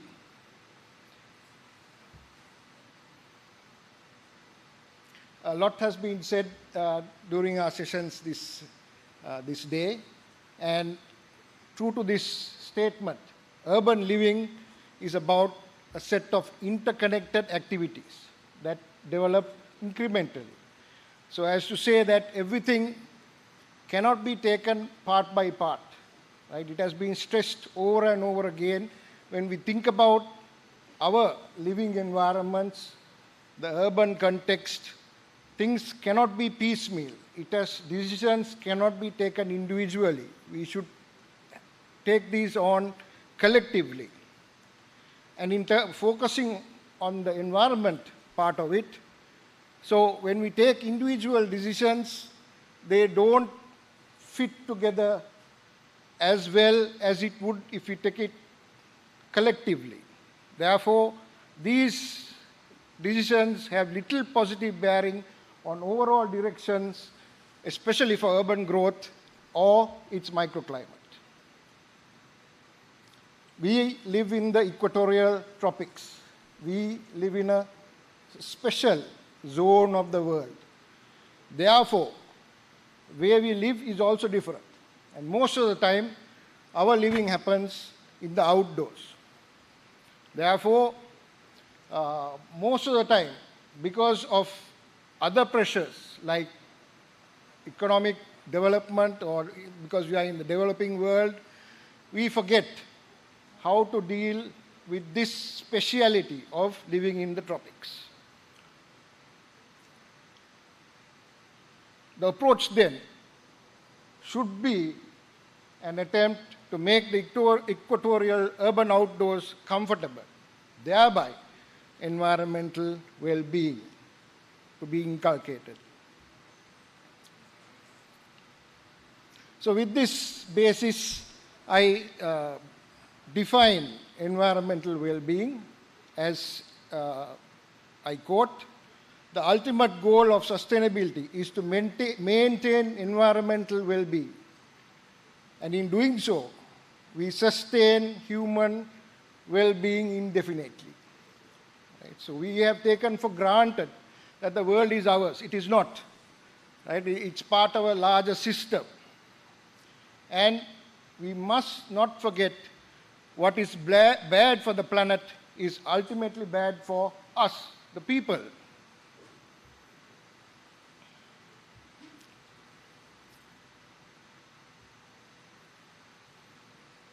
So with urbanization and population growth, these things are getting more and more difficult, especially in a world that is driven by economy and development. It affects the environment in fundamental ways, like climate change, resource depletion, waste and pollution.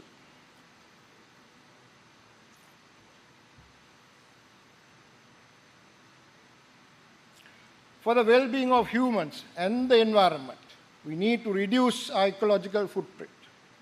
To address these problems and learn to live well on what the environment can sustainably supply. Right? So that's a message that we have to take on in any thinking that we go with going forward. So to explain this, I will use a little bit of my work in terms of research. I hope it won't bore you too much. In the urban scale, in the precinct scale, and also in the building scale.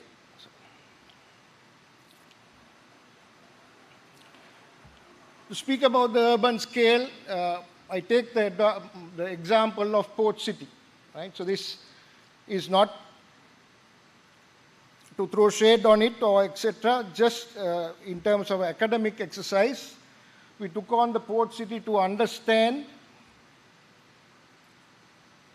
the way that the Port City is developing and what urban form it takes, what impacts it can have on itself, and also the environment of the orderly living city. Right? So to do that, we speak about the microclimatic impacts of high-rise cluster developments. Right? So we know that Port City, like the images that we saw earlier, though it was a international competition where Skidmore, Owens and Merrill very definitely has been looking into the living within the city and how it will develop. Then going forward from that, our authorities in looking at how the city will develop, there are specific guidelines. And so we use these guidelines as an aspect to talk about high-rise urban forms. Right? We know that it is very different. The way it behaves within itself and in the environment, it's different. Most of the time, we as architects get opportunity not to design the, rarely do we get the opportunity to design a large precinct. Right? We get opportunities to work with one entity or one building on a plot. Therefore, although we mean well and we use all our knowledge and technology to minimize impact, we usually stop at the envelope level, our own boundary. And the effect on the neighbor is not thought of as much. So this study that is based on a University of Moratuwa Senate research grant, we are looking at how the morphology, and Port City is only a case study. So we looked at, we know that there are a lot of impacts that are, and strategies to minimize. Here we are looking at urban ventilation and also pollutant dispersion.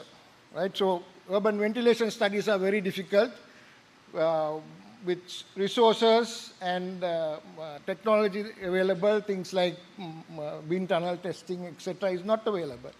But here we are using, so because of that, we are using pollutant dispersal as a proxy. So how the wind can remove pollutants or move pollutants.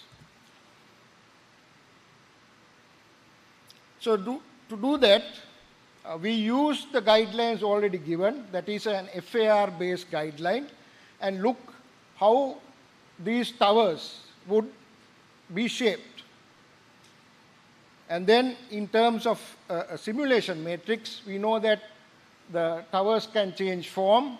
So here we are, as an example, we are taking when there is a tower only, or when there is a podium, or a podium, a base that is 30 meters high. And the third typology is when the podium is tiered or shaped. Right? So we are looking at morphology, how these buildings are oriented.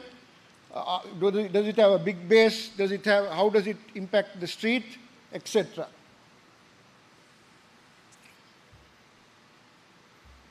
So these are simulations. The warmer colors, it shows carbon monoxide movement. And two things we can see. We look at the street within the precinct or within the development, and on the extreme right-hand side is Colombo now. So whether that carbon monoxide, when the windward side is to the west, how does it impact Colombo as it is now existing? So we can see that if there is on the extreme left-hand side to you all, we can see that the pollution or pollutant is being trapped within a tower-only scenario. While when the podiums come in, the patterns change and the pollutants are pushed up and out. Right? So that if you look at different levels, or if you cut at street level or at tower level, things are different. This is the other tower form. And we can see a tower form that is more a larger face to the windward side. With that tower form, we can see the precinct itself traps, but less pollutant dispersal into the existing city. The third tower form is another tower form that allows easy pollutant dispersal at street level, but you can see the differences.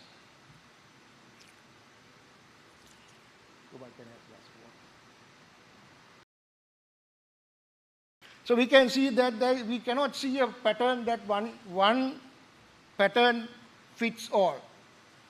Right? So that you can see that you might say, okay, we want Port City streets to be pollutant free. Or we can say we don't want anything into the Colombo, already existing Colombo streets where we are now. Right? So there is no one solution fits all.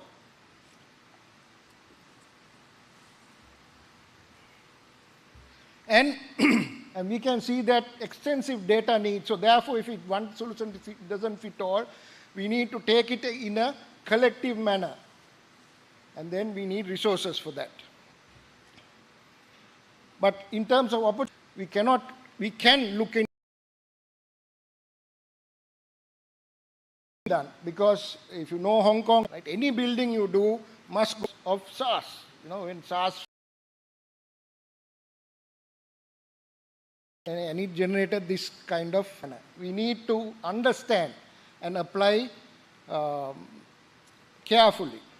And also we can concern the way of living. No? So we spoke about wellness and new paradigm of living in urban spaces. Now this we are talking about carbon monoxide. So carbon monoxide is generated by vehicle emissions mostly. So what if we just simply say no vehicles in Port City? So things like that. So just some food for thought. Urban scale, the natural, our health and quality of life. While environment, unfortunately, such links between environment, health, and well-being are often ignored with science and policy. Because most of the time, in the developing world, sometimes we don't have the choice. We need that economic push. Yes, but then what about the future? Climate change is not an environmental issue. It is also an health issue.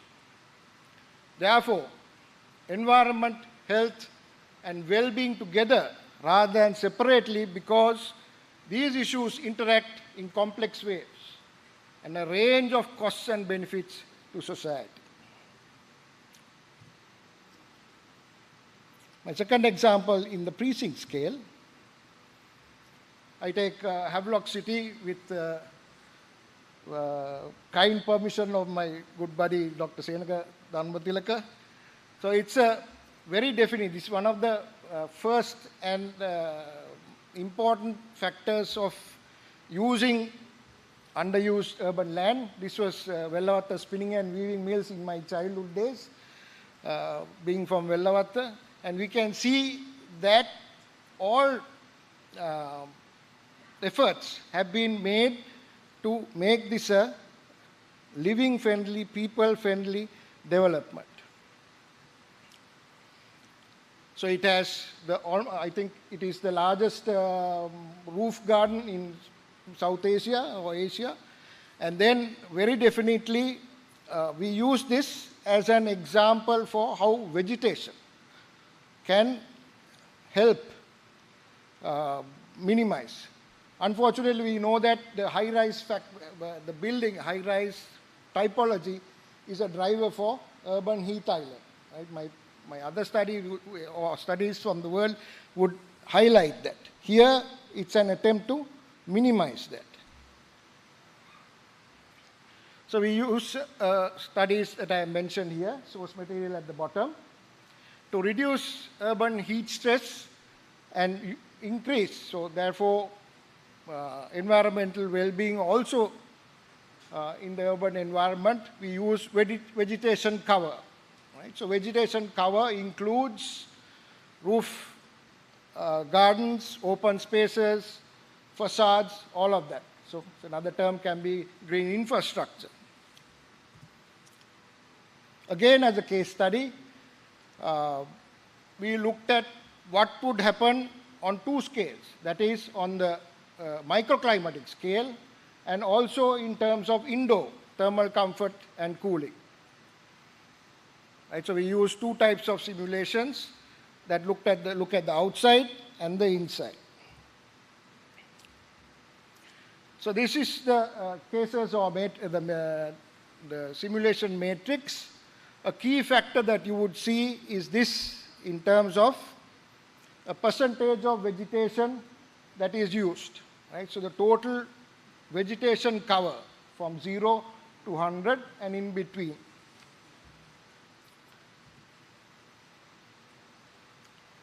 This is on outdoor thermal comfort or OTC. We can see that vegetation cover on the microclimate around the Havelock City development is minimal. It has little or no impact on the microclimate. This goes with known research as well. Right? Vegetation in the urban areas, in terms of immediate microclimate, it doesn't impact as much. But also, we see here that in the night time, though it's a small change, the effect is negative. That means it's warming. The outside areas are warming. Right? This also goes with known, as I mentioned, urban heat island. Right? So this urban heat island is a nighttime phenomenon where we see cooling rate in the nighttime is less than in the daytime. So in terms of when there is the morphology and the shading the buildings and the vegetation creates has an impact, but it is negligible.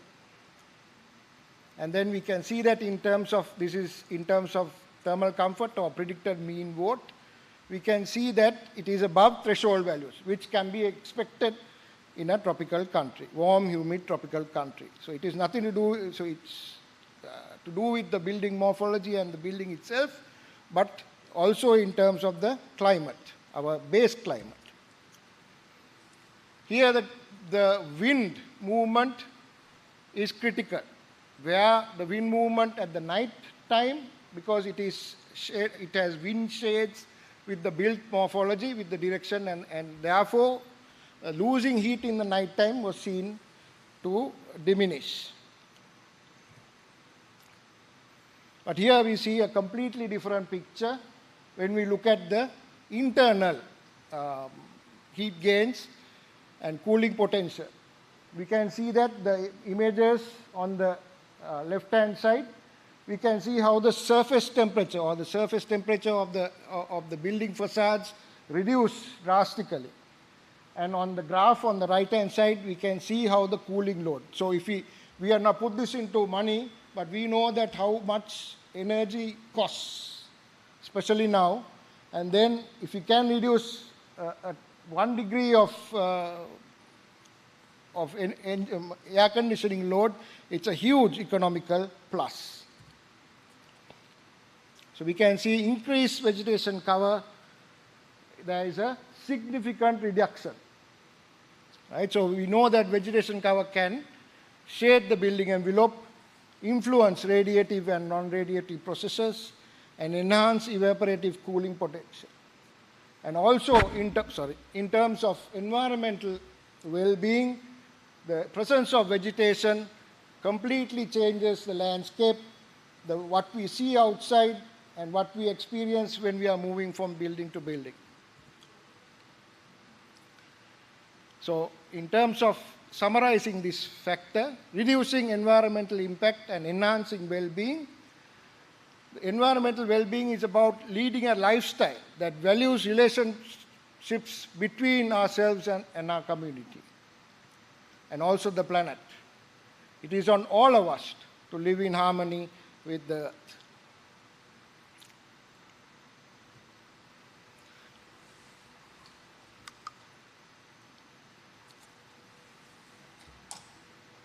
In the third part, I speak on the building scale.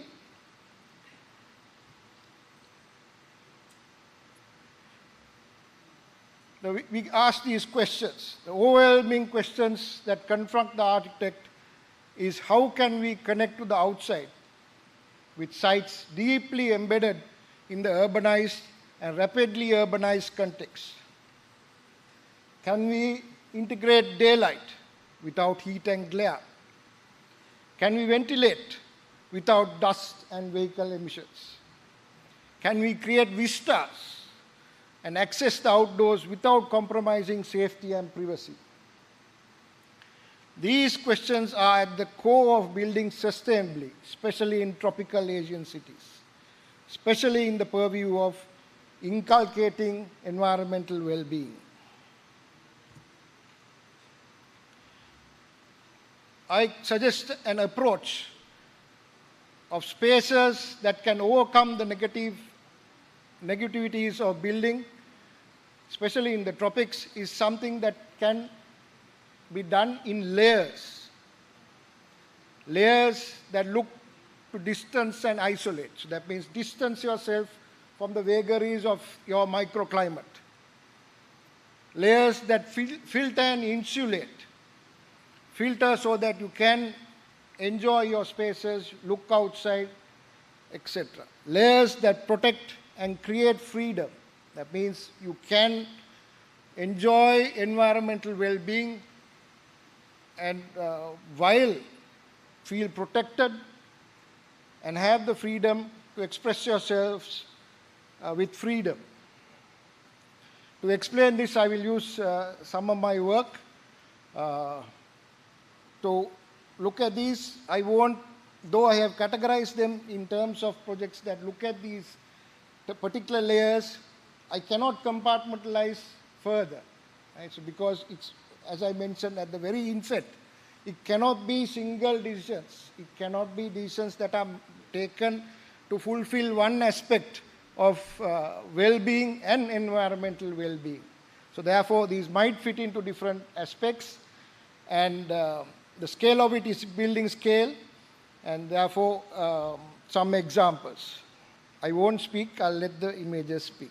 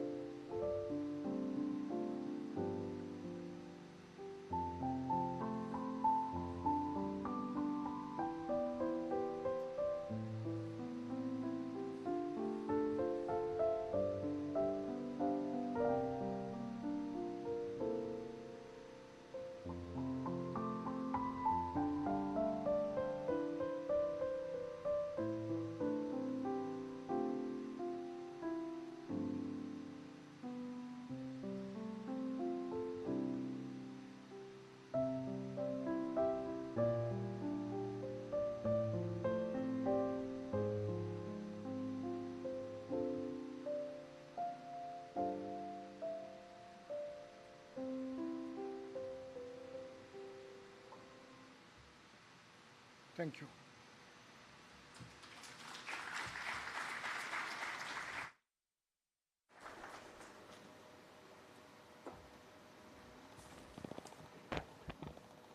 Thank you, Architect Narayan Pereira, for sharing your findings and your work on urban environment and well-being with the audience. Next speaker for this session is architect Vinod Jaisinghe, a well-known Sri Lankan architect known for his effortless designs and frequently contrasted by ideological statements, often with an experimental twist on volumes and materiality. Graduated from the University of Morattu in Sri Lanka, his early work was heavily influenced by the great Geoffrey Bawa, with whom he had the privilege of working with and under Edwards Reid and Begg in the year 1987. Following that, Vinod Jaisinghe Associates Private Limited was founded in 1996 by a group of young architects. He has been commissioned for several luxury and boutique hotels for major trade names, and his expanding and impressive portfolio of work has spanned the region and beyond. He would be speaking on the topic decentralization. Architect Vinod Jaisinghe, over to you.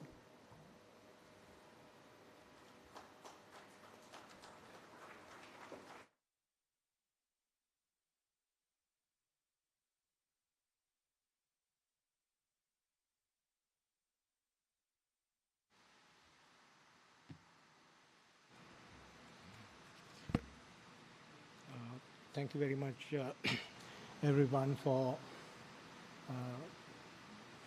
inviting me to do a small talk on this annual conference. As always, I'm actually a little bit confused over the topic. Yes, it is because I believe architecture and well-being, architecture is for well-being, and I don't know how we could separate these two, because as architects, I think we are main idea should be to produce architecture for well-being.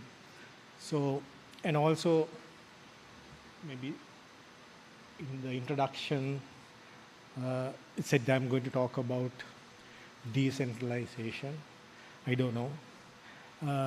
But I thought is to relate more of my work into this topic in a way, so that I could not talk much of these huge theories or ideologies or whatever you call it, to make a simple kind of presentation with my work, which is, I believe, we have covering most of the aspects of well-being with our work. So I have selected where I have explored a lot of projects here and overseas, is more related to leisure. And I believe that is contributing a lot to emotional well-being of the people. I think even we all were talking about the pandemic issues, what we should do next and all that. I believe personally it's high time for us to forget about it. And I think we are not going to experience this again next year or 5 years' time or 10 years' time or whatever. So I think it will be not the same, or it's not the same way it is going to come, whatever. So I think we need to sort of, at that point, adapt ourselves into the best possible situation. So I thought maybe decentralizing or whatever I think it meant about working from home, or maybe maybe do other ways of handle things in work or whatever it is. But I think certain things we cannot be taken out like that. So I believe that people who wants to go out want to keep their minds happy and want to sort of have a good environment for them to enjoy. So I thought maybe I will take that aspect of well-being, and it is also a bit of connected to the environmental well-being Naren was talking of in a different level and a context. So I selected few of my projects, local and overseas, which I had photographs of where I normally I don't have kind of a collection of photos or records of my work. My belief is that I do it, I enjoy it, and I forget that I did that, and I become a use of that same place. So in the first slide, what I wanted to show is actually there are two blocks of walls, and this is actually a photo taken from one of my resorts, the entrance pavilion. So it should say this is everything is one. So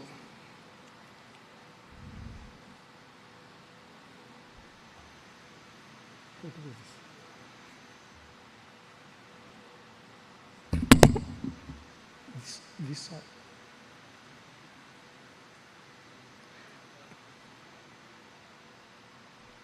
Okay. So well-being is mainly mental, psychological, social, emotional, and spiritual, or there'll be other aspects as well, but I think so. So I'm mainly going to touch the emotional well-being. So this is one of the quotes that I really like of Indian Grandmaster Charles Correa. Sometimes I believe that I understand this.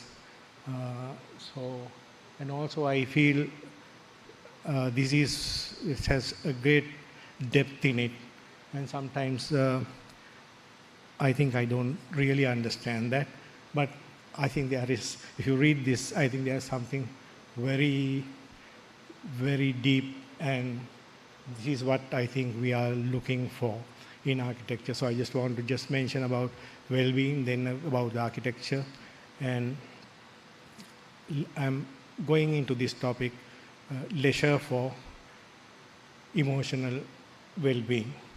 So it says feeling good, being happy, experience positive emotions like love, joy, compassion, and feeling satisfied with the life.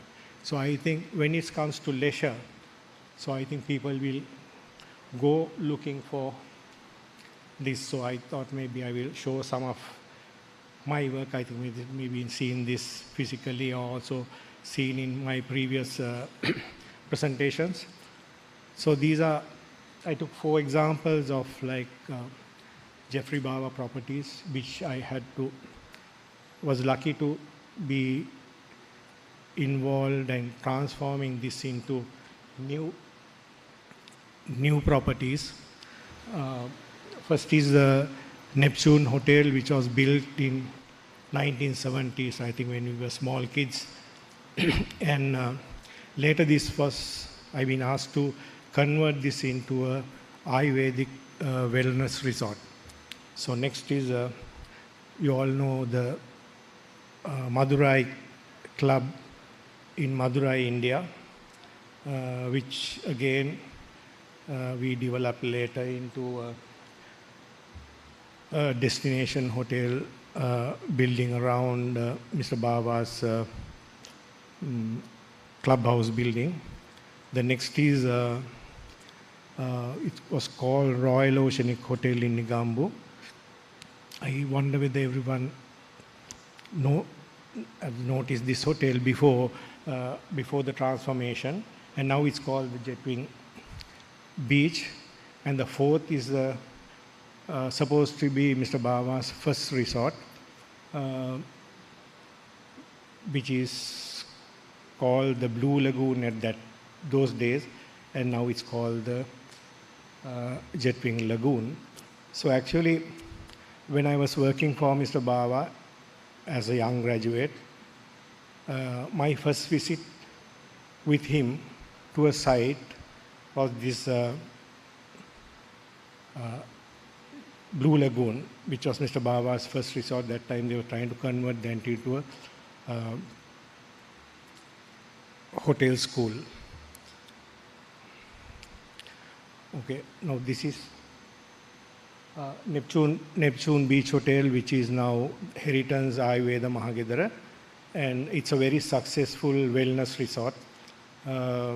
So what we have to do is to convert this into a wellness resort.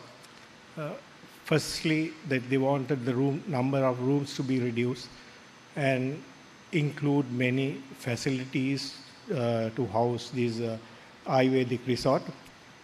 And originally they wanted this, we're discussing, we said, okay, we should not allow any vehicles to come beyond one point.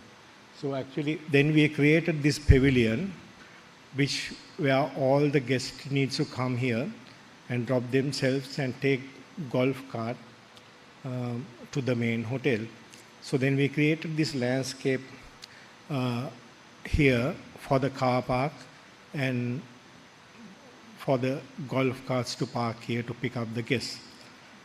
So then we converted the rest of it to be the hotel and the Ayurvedic facilities, and I had to be very careful of remodeling this so it is not distorted, that original feel is kept, and definitely wanted a improvement to the existing structures. So this is actually some of the modifications. I don't think it is at once anyone can understand as modifications are done here, but there are all these. There, I think, if you remember the old Neptune, there were plant troughs on this terrace, and actually that was blocking the bottom, the lights. And what I did was I took them down and created pockets on the terrace so that the trees can come up from there while allowing the light to come in. So these are the modifications to the rooms where I think there were originally that we had to change the flooring, the roofs, maybe some other colors which was used. So we had to do certain things very carefully to bring about the new feel for the hotel. So this is the Madurai Club project which we did.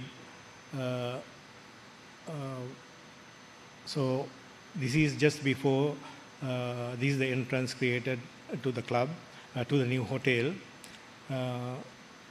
And you can see this swimming pool is, we designed it like more like a temple tank. Actually, this was influenced because during this design, we managed to sort of travel around to see a lot of places to get inspiration and also to study about material, all that. So actually we found a beautiful temple tank in a close by village.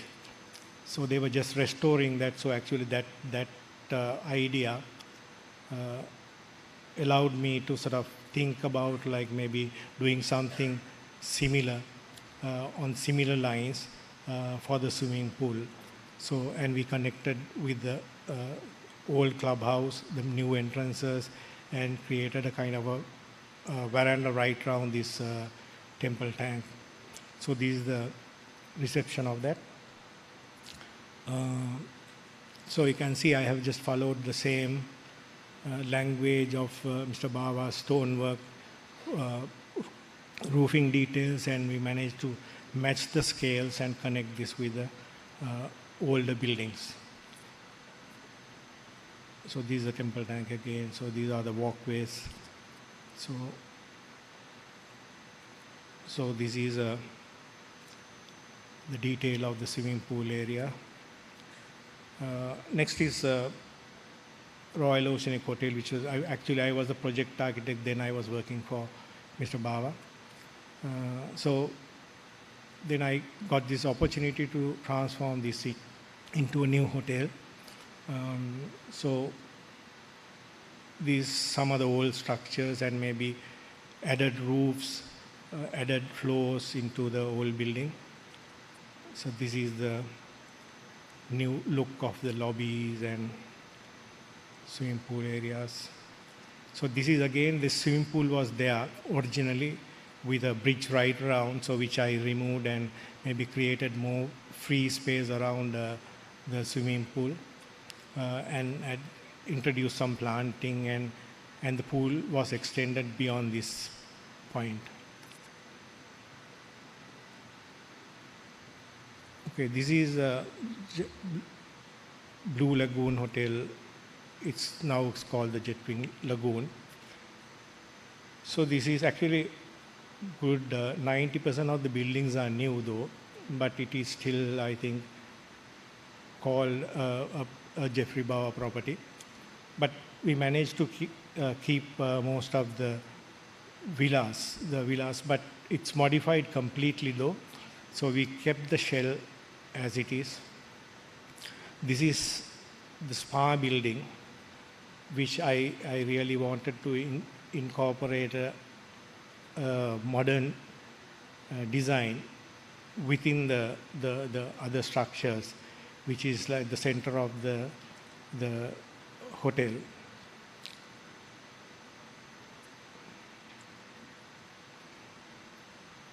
So these are the rooms that we modified and added new structures onto this.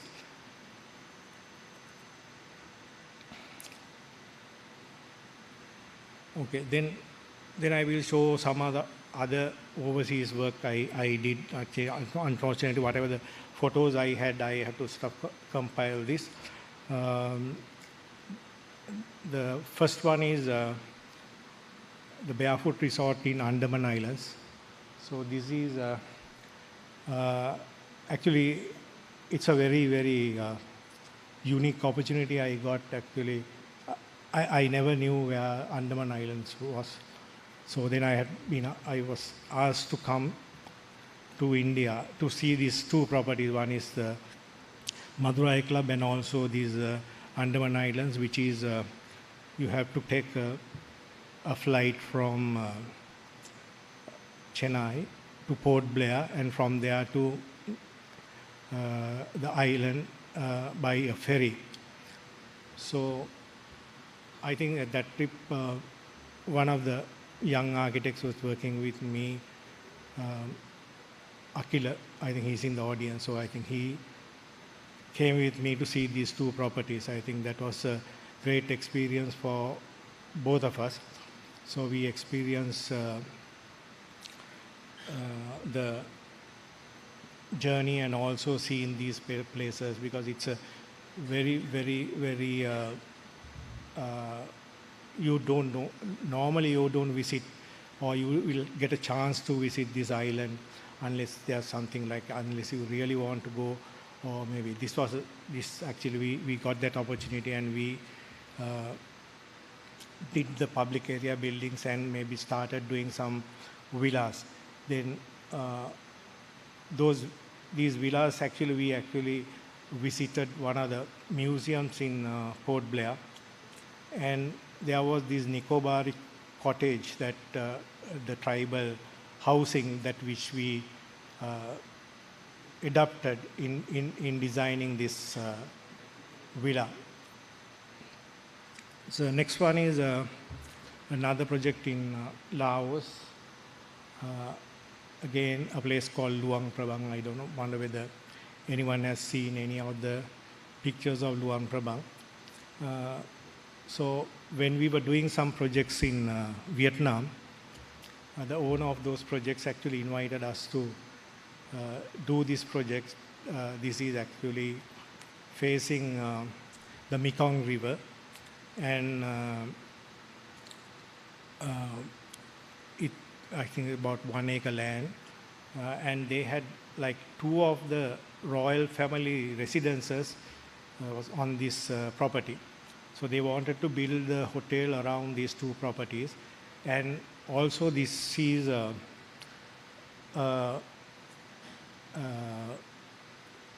World Heritage Site, UNESCO World Heritage Site, and they had very strict regulations, and it had been monitored well. Actually, I think that was something even I told Janaka once. He was like involved in Galle Fort, some assignment, and I got that document to him so that he can study, because it was very, very systematic, and I think they were monitoring it really well.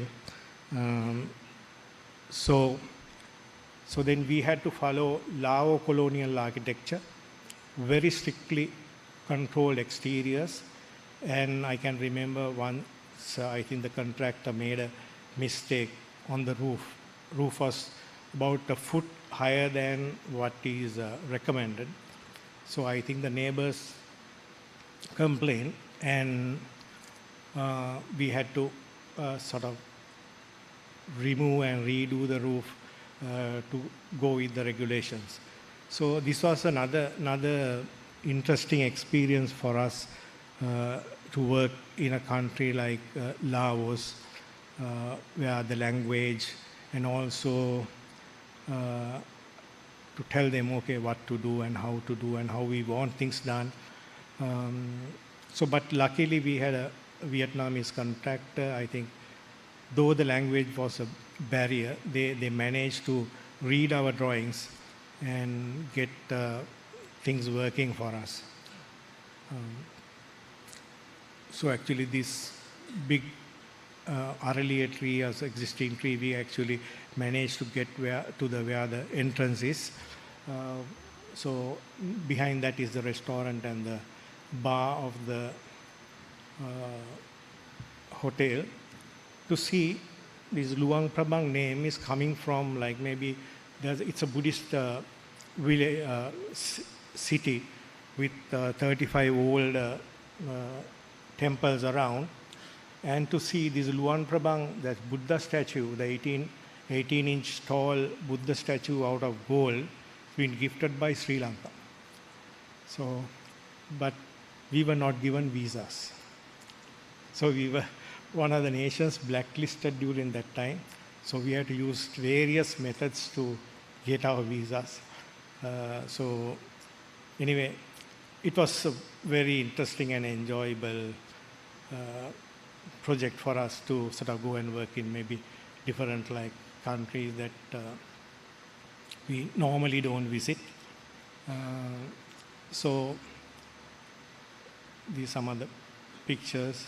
And also they actually, near the temple, the main temple was next to our land. So they allowed us to do a bar, but not a swimming pool. So anyway, I wanted some water feature here, so that they allowed, okay, you can have a pond. So then what I did was we created a pond in the middle, and I was looking for a tile to do the pond interiors. So then these are more like the what's in Thailand. So they are all there. We have all these glass mosaics and glass tiles pasted on the exteriors. So then I found one small piece of tile from one of those temples nearby. So then I wanted to have that in the pond. So then we contacted the local architect, and his brother-in-law was the overall in charge of this UNESCO project. So then he said it is glass and it is coming from Thailand. So then we managed to get that tile in the, I think it's in this pond, but in this photograph it's not showing well. So it's a blue glass, mirror glass inside the pond.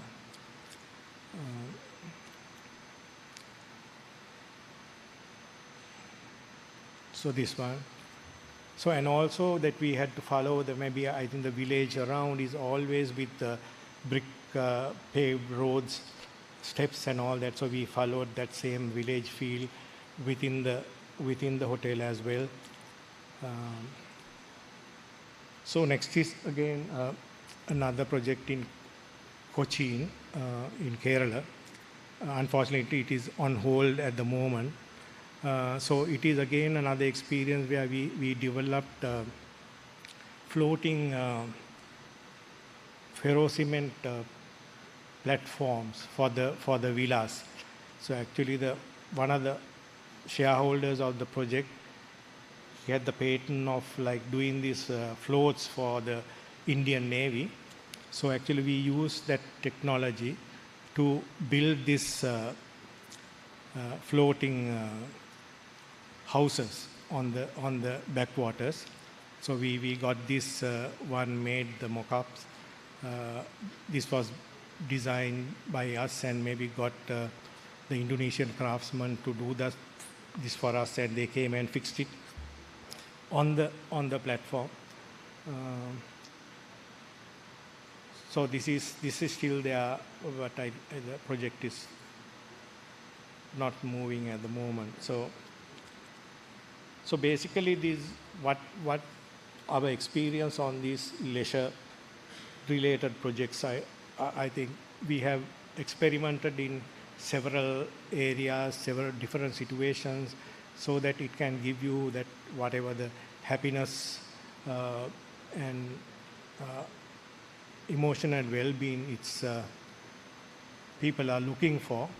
So these are some other projects in down south and beach.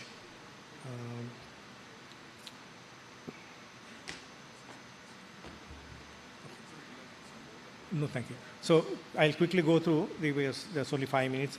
So this is a boutique villa we did in Matara for that.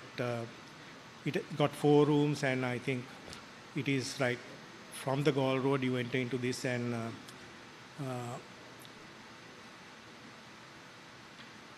it's been very, very popular among the tourists, I think.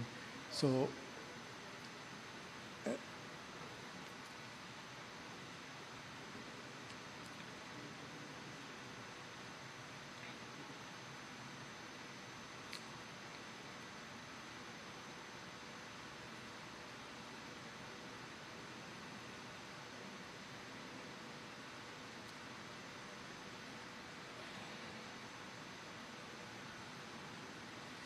okay, this is another one in Hikkadu. I'll quickly go through these slides.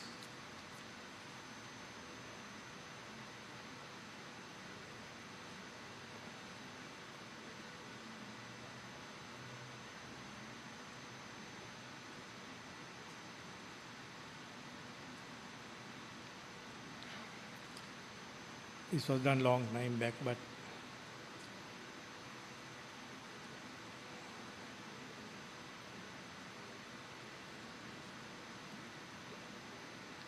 so this is close on Madhuganga area.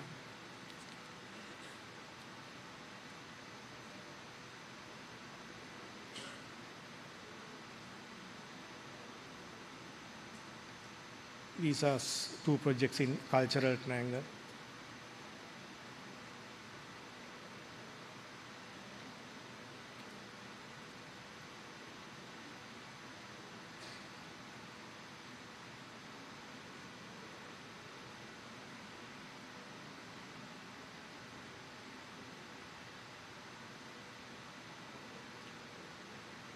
Thank you.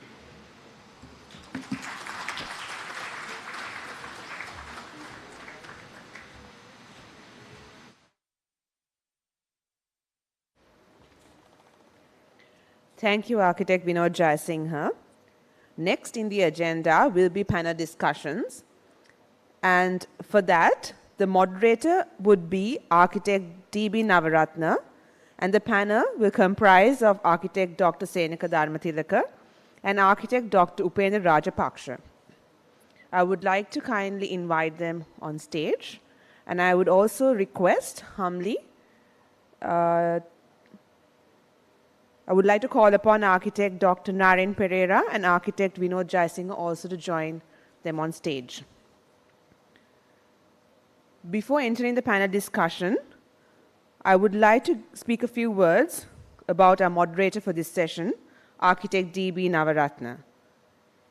He is a senior architect, fellow member of the Sri Lanka Institute of Architects, council member of the National Committee of the International Council of Monuments and Sites, and director of conservation for a number of Central Cultural Fund projects. Possesses a master's degree in urban design from the University of Hong Kong, awarded with the Design Award, first prize for the design of National Monument of Government Lanka, and has contributed to several competition-winning designs. Architect D.B. Navaratna, over to you.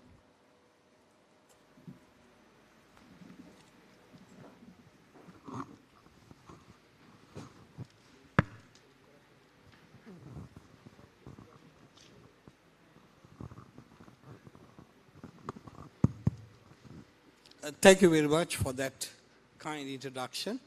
I think we have had good two speakers today in this session. One was discussing three aspects, what is urban. Dr. Naren was talking about urban, and then we came into smaller scale, medium scale I would call it, and you name it, prisons. And fortunately, we have a panelist also who is instrumental in doing that project.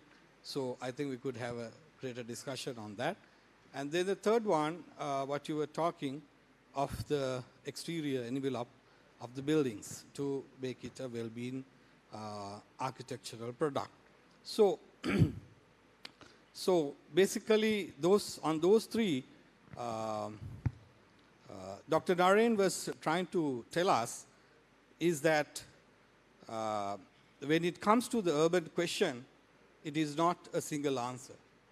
It's a resolvement of series of questions, starting from economic, social, environmental, etc., etc. Say, what he was trying to tell us was that it is not only environmental, it is certain other things as well, and altogether, perhaps it is what we need is a very integrated approach to deliver an urban situation or an urban environment which is supporting all aspects of urban context. So having said that, as usual, my colleague Vinod, my batchmate, we always listen to him, and he brought in a very interesting aspect into this total conference. He tried to ask us whether well-being in architecture is something for us to reinvent. He questioned, isn't it an inherent part of our job? So I think that's a very, very interesting question, because sometimes we go on tangent and we overemphasize certain things, which takes it beyond its scale, and we react sometimes to situations which is beyond what we should be. And he himself, in his silent words, he said, should we react that much? Because these sort of things, as we saw earlier as well, have come and gone. And we have slightly shifted perhaps our ways, our behaviors, our buildings. Do we have to react this much? And then, on top of that, he showed us how psychological well-being or mental or emotional well-being could be brought into buildings by showing his own works. So I think these two, me summarizing, I will not get into questions with them.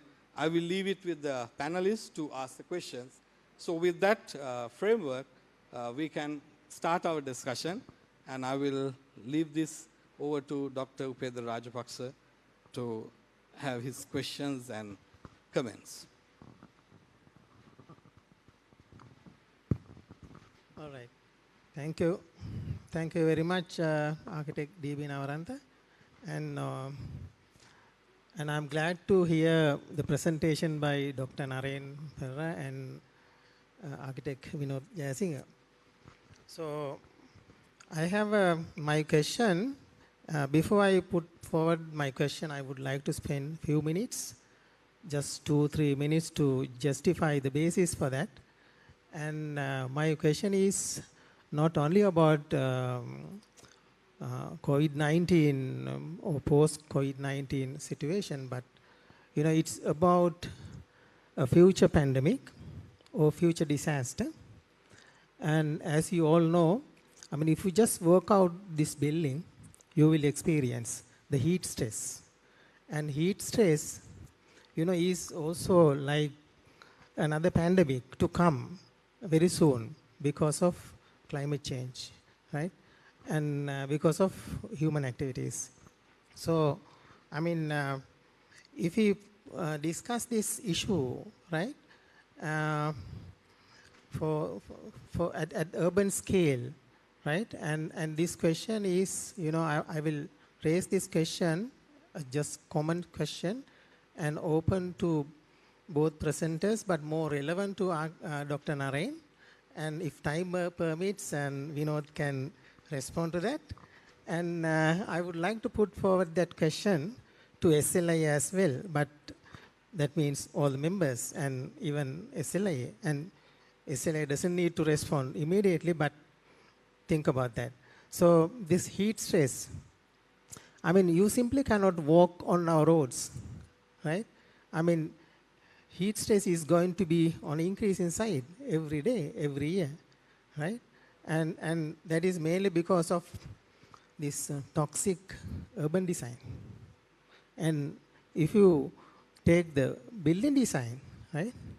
I mean, you simply cannot run buildings. I mean, you can use air conditioners, but you simply cannot use buildings without air conditioners. I mean, recent research supported by University of Moratuwa and National Research Council conducted over last 3 years, and now it's concluded, involving 81, high-rise buildings, just few meters away from this hotel, right, in Colombo on Gold Road. And findings are shocking, right? And the internal temperature on a Sunday, right, which is not in use, I mean, the Sundays are off, nearly 40 centigrade degrees, right? So we use the systems, mechanical systems, to cool down that to 24 centigrade degrees. So that contributes to emissions at Karanithissa and Kerevalapitiya. And the Port City project, which Dr. Naren, is doing some research, right? And has a similar characteristics. If you take the building forms, they have the similar characteristics of what our buildings have now, right? So then we can predict the same scenario. And this results of 81 office buildings, right, shows that, most of the buildings, they have extensive use of energy. For example, you can measure the energy scenario of buildings, and their energy footprint is 300 or 320 kilowatt hours per meter square per annum. That means to run 1 meter square floor space per year, the building needs 320 kilowatt hours, right? And that's well higher than the world accepted norms, like 100 kilowatt hours, so 3 times higher than the world's good practice scenario, right? And then, so therefore, the heat stress, I mean, the bad thing about this is that, it demands more energy production. But Sri Lanka has only 20% hydropower capacity, and 80% of energy comes from non-renewable energy resources like thermal power and coal power. So Sri Lanka is a major contributor for global warming, right? And of this total global warming scenario, nearly 40 to 50% emissions comes from mainly due to urban design and building design. And the balance, the rest of 50% comes from transport, right? So therefore, we have a huge responsibility to minimize or design buildings accordingly, right? So therefore, my question is that, you know, this building has to be responded to climate, but more specifically, the temperature, the air temperature, right? I mean, it's just outside your skin, and it's just outside your building. So, to what extent can we take this issue seriously, right? And so that's the ground situation in Sri Lanka, right? And we are moving away from the ideal situation. Dr. Naren is doing the research, and you know, he's trying to understand the urban environment and the building scale.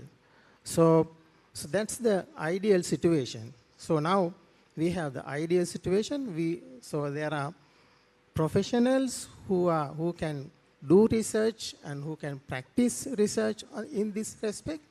But in ground situation, we are moving away from that, right? So every year, this gap is getting increased, okay? So how do we minimize, or how do you stop this gap, or how do you minimize this distance, or how do you bring back the ground situation closer to the theory? What are the problems we have?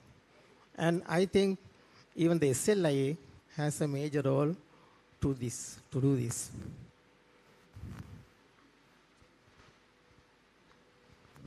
Thank you for that question, Upendra. Yes, I agree totally. The world is warming. For many years, people have been saying a 2-degree change is going to be drastic.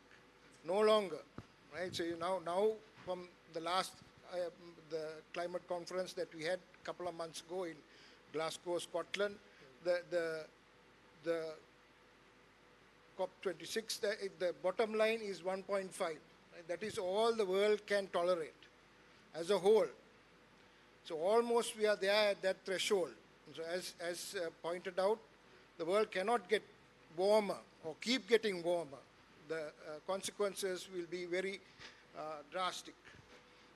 In terms of Colombo, and Colombo as the most urbanized center, we are not the only city that is affected by warming and urban heat island, right? There are other parts of our country that are densely populated also is affected, and urban heat island is a easy or a measurable element that we can take on.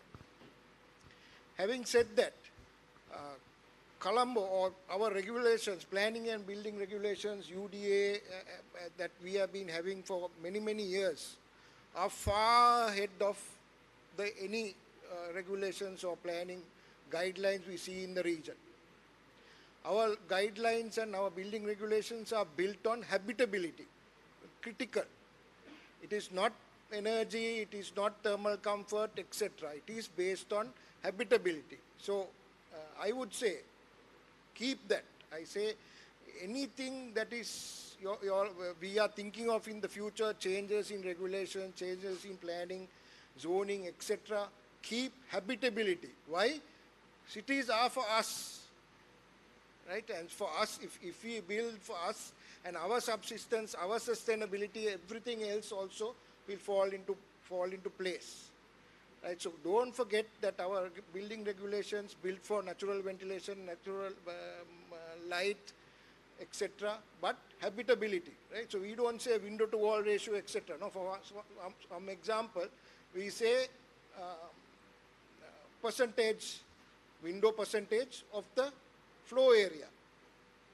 No? So it is not a window to wall ratio, etc. We don't open windows. We look at how much space we occupy, and therefore the opening. So it is habitability. So we must not forget that. So our building and planning regulations also has a far reach. We talk from how our building, the plots are formulated, space around buildings, street widths, building lines, street lines, green space, rear space, all of that. We are in a good footing compared to, you look at Thailand, you look at India, you won't see these things. Thailand, you can buy floor space or balcony space. You take out balcony space, you get another story, etc. So those are kinds of regulations that we see in the region. So go for habitability. And going for habitability in our urban environment, our buildings, other things will fall into place. So we should keep that basis. I think that's a good thing. And then looking overall, curtailing, yes, we are developing, we need to develop, we need to catch up, etc. But don't forget this 1.5 threshold, right, as a planet for people and that habitability. Thank you. Anything, Vinod, do you want to comment? Hello. No, I was always wondering why we need, I think if you just, I was recently driving on Gaul Road towards Gaul Face, to see the amount of like maybe new buildings have come up, tall buildings. I'm just questioning myself whether these buildings are needed. So whether we could have sort of controlled our vertical developments into maybe to a, I don't know, maybe if you just take maybe some parts of Middle East, they will only allow 8 floors of height to buildings. So whether I think we are also contributing to some of those tall buildings also, but still that was something I thought maybe we not now, maybe if we started 20 years back to see this issue and get these controls right, so that whatever that Naren was trying to explain with his the lecture, I think we could have managed it better. Yeah, thank you. Yeah, Dr. Senaka, you can. Yeah, let me first congratulate both the speakers, Naren, for an excellent job. You were talking about the need for usable, people-friendly, open public spaces in the tropics. And architect Vinod, always you entertain us with the works you do. And you said something very interesting about a quote from Charles Correa about the emptiness of architecture. That's the critical aspect. So I can hardly, I couldn't help myself remembering the Sound of Silence of Simon and Garfunkel, and which is the most, I think, one of the key things that a professional could achieve in his works, whether it's arts or architecture. I will come to that in another question. First, I'd like to ask one question from Naren. He talked about, very correctly, talked about usable, open public spaces in the cities. Something very close to our heart as urban designers as well, and I could connect it to what Dr. Janaka was also talking about in his presentation. And very correctly so, sometimes when our architects, we go abroad and see public spaces, of course, we are mesmerized by how they function in those contexts, and we feel sympathy for our own citizens. We come back and unfortunately we tend to see our own country in the eyes of a foreigner sometimes. And it happens to the best of us, I guess. I think even in the most developed Southeast Asian countries, and sometimes even I myself personally experienced, you come in from a underground pedestrian link, emerge into a public space that works very beautifully during night. And all of a sudden I felt dizzy. I thought I was going to faint. And luckily, I had the presence of mind. I withdrew back into the sheltered area just to find out that it was, of course, a granite paved area, scorched granite, so that you don't have problems of slip resistance. But it was whitish granite. And whitish granite with the content of feldspar, the heat and the light that was reflecting back was so dazzling. And it could have been very much welcome in the temperate climates, maybe at the Champs-Élysées in Paris, or in front of La Défense. But does it really suit Sri Lanka? So these are questions that we really need to see, and we are really looking at, we doing the right thing with the, we doing this with the, doing the right, the wrong thing with the right intent of sympathy for our people, so they also enjoy these public spaces. Now that brings in this idea of equity, of urban equity that I think architect Viranjan used to talk about it very much during his academic sessions, etc. Now, as you very correctly said, we need to create usable open public spaces in the tropics. And very recently there was this discussion where the equity or the accessibility of all these, for all urbanites to these public spaces is a key. And Alejandro Aravena, I think the South American architect, in a discussion with Lord Norman Foster, he brought out a very important aspect. He brought out this argument that cities are very powerful tools for the distribution of wealth and for equal embrace of all citizens. And also cities are very effective mechanisms of improving the quality of life through public policy. So Naren, can you enlighten me or us on how we could bring about a public policy in terms of creating usable tropical public spaces in our country, especially this region, which not only relates to the specificities of the climate, but also the peculiarities of human beings, age, gender, abilities and physical handicaps, etc. So especially with an incline towards the climate and weather, how do you think of such a public policy? I think you brought in this idea of the AVA, air ventilation assessment, and then you talk about the ideas such as urban ventilation. But how do we bring it into public policy? Thank you, Dr. Senaka. Mathilaka, a tough question to put it in a nutshell. You mentioned a very key term, equity. The urban area or the living area must be equitable, or we must be able to enjoy our environment, enjoy our public spaces, civic spaces, equal opportunity. To do that, again, I would, as you emphasized, in an urban sense or even in a climate sense, we in the tropics would encourage heterogeneity, right? So the more the differences we have, whether the plots are built, whether the plots are built tall, built low, empty, whether it's green, paved, permeable to water, etc., green space. So that heterogeneity, the variety of opportunities and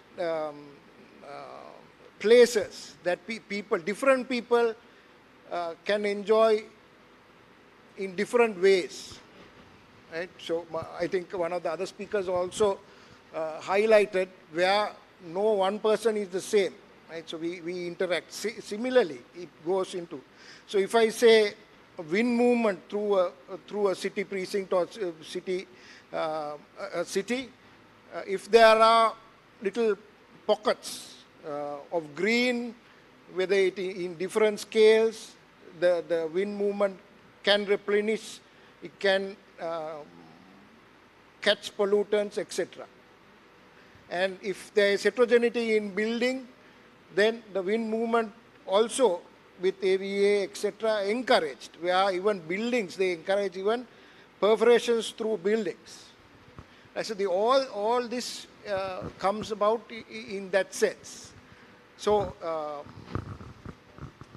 on a larger scale, when we are planning or trying to put down policy, if we can look at these or create major elements that can sustain or can encourage building while being innovative, but still be sustainable for everybody. So I think that approach might be the way to go. Hopefully it has answered your question. Thank you, Naren. I got my message from the organizers. The time has passed. So unfortunately, I cannot take audience into this discussion. So to conclude this session, I would take the moderator privilege. Some questions were asked.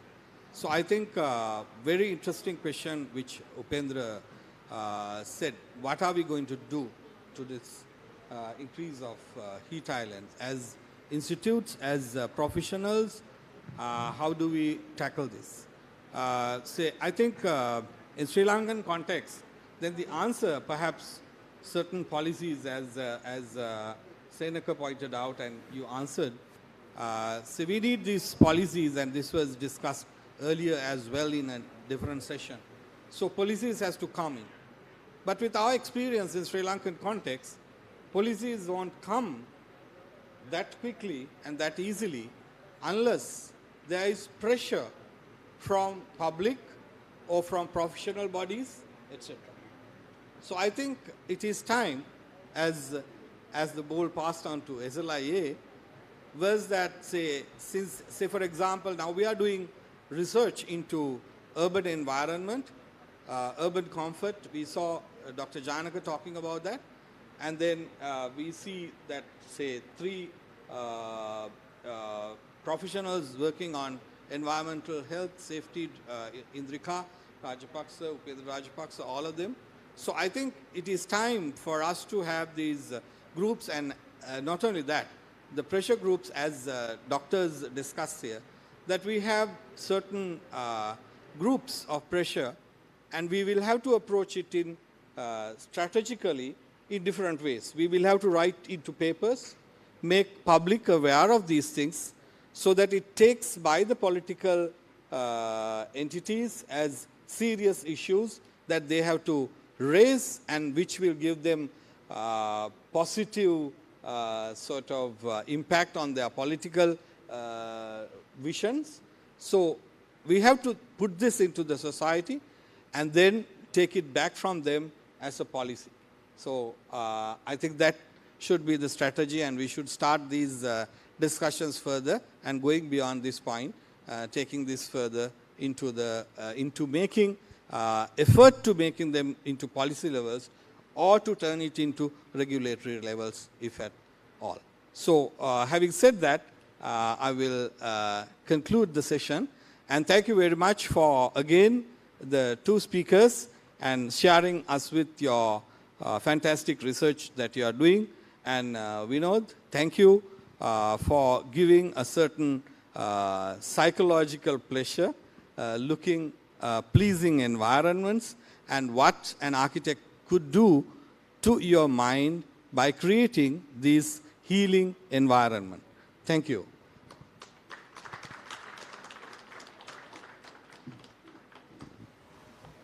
Thank you, Architect D.B. Navaratna, Architect Dr. Senaka Dharmatilaka, Architect Dr. Upendra Rajapaksha, Architect Dr. Naren Pereira, and Architect Vinod Jaisingha. I would like to invite Honorary Secretary of Sri Lanka Institute of Architects, Architect Upendra Randenia, to give away the tokens of appreciation to our speakers.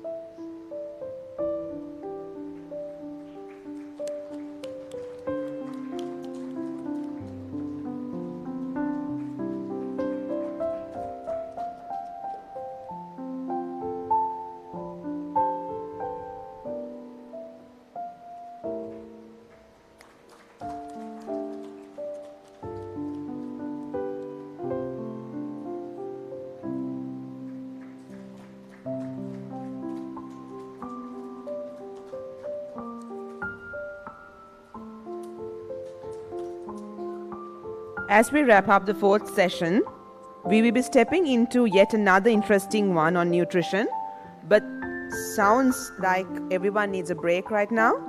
So before we enter the session, I would like to invite you all to go grab a cup of tea, and I shall see you all back again within 15 minutes.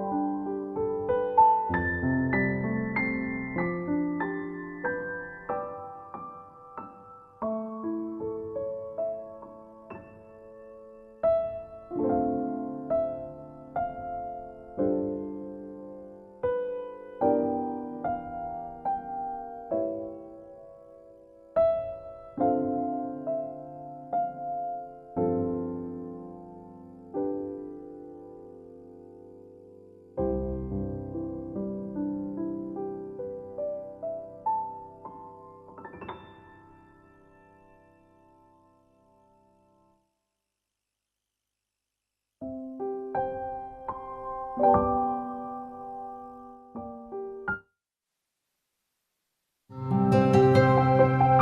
the beauty and light of nature come cascading into your home.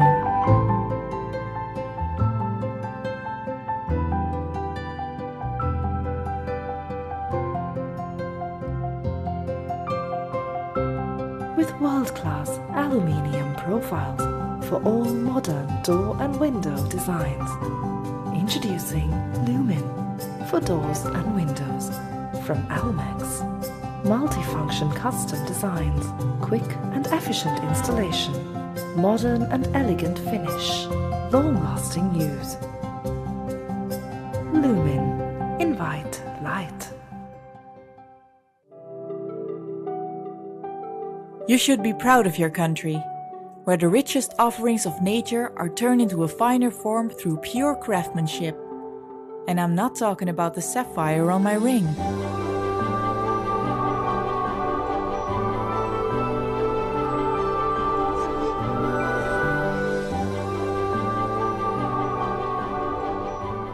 Lanka tiles, designed for you, desired by the world.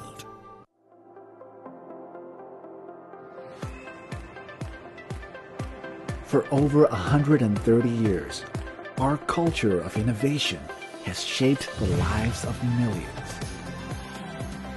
Building better, brighter, and happier lives, full of color and opportunities.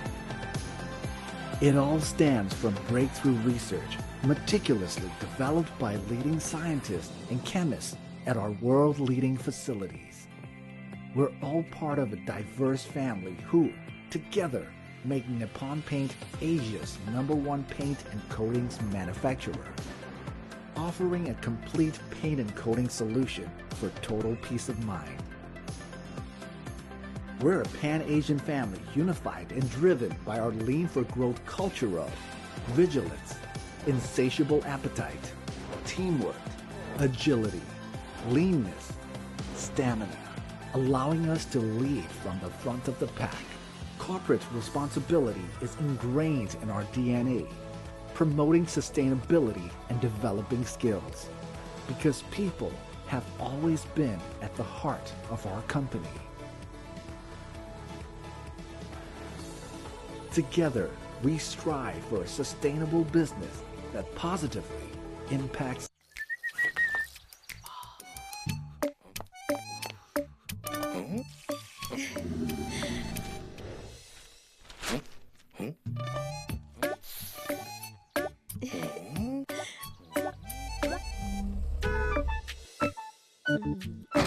I've been watching you, coming here and showing off your colors.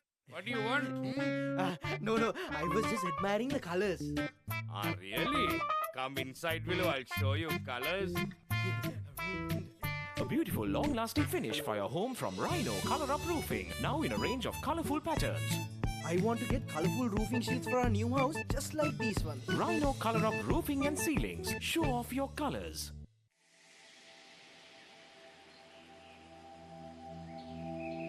Nature is a masterpiece.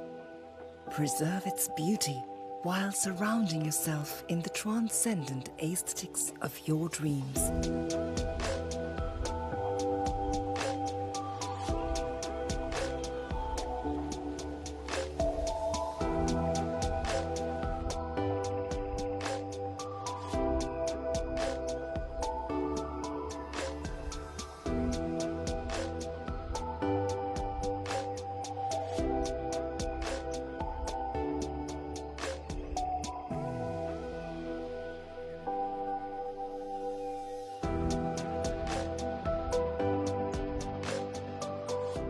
Embrace a world of elegance and sustainability with Swisstech Aluminium. Swisstech Aluminium. Live in elegance. Let the beauty and light of nature come cascading into your home.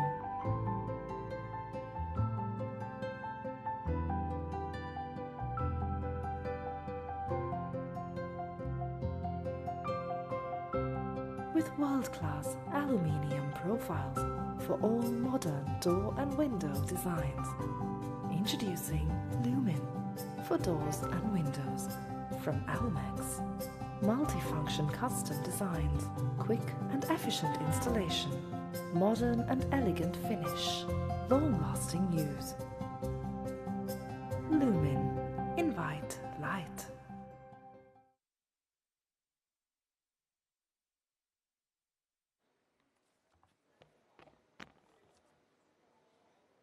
Ladies and gentlemen, I would like to humbly request you all to take your seats at your respective places.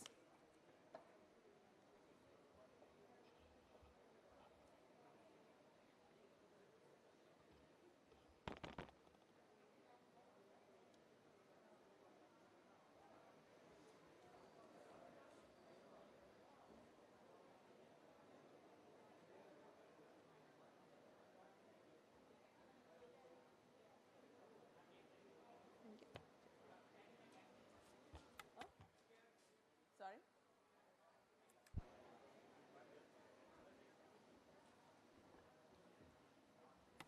The PL is insisting me to come.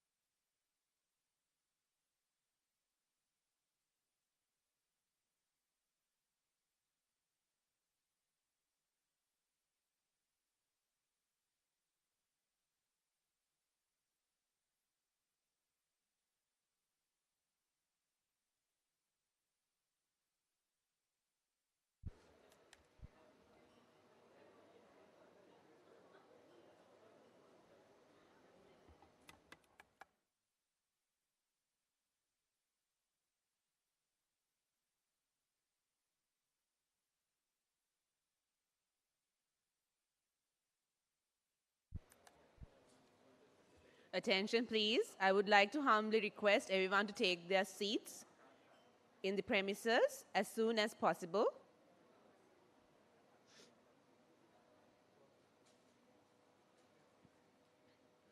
I would like to request the usherers to kindly bring the crowd in.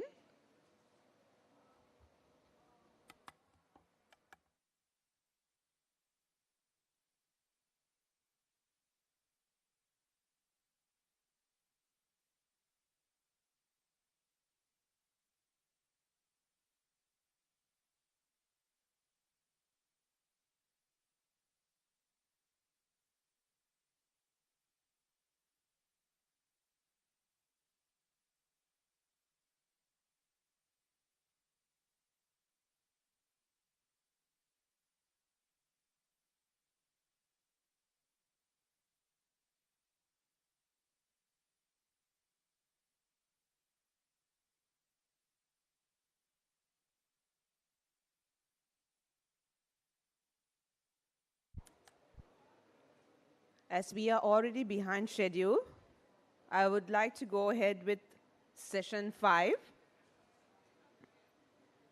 This session would be on nutrition, and we have 2 speakers and 2 moderators. Firstly, I would like to invite our first speaker of the nutrition session, that is Dr. Tilini Pereira, who would be talking about human well-being, urban gardens, and you. And I would like to introduce her as well. And Dr. Tilini Pereira is a lecturer of biotechnology at the University of Colombo. And in the year 2017, she was awarded with the Senate Award for Research Excellence. She was granted a scholarship to participate in a program to develop human resources for enhancing collaborative science and technology research with Japan, which was conducted by the Japan-Asia Youth Exchange Program in Science.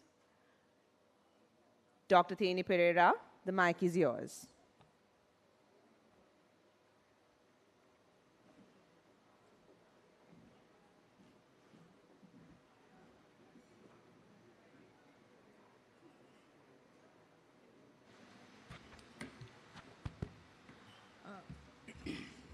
Good evening to all of you. I'm Dr. Tilnia Pereira from the Department of Plant Sciences, University of Colombo.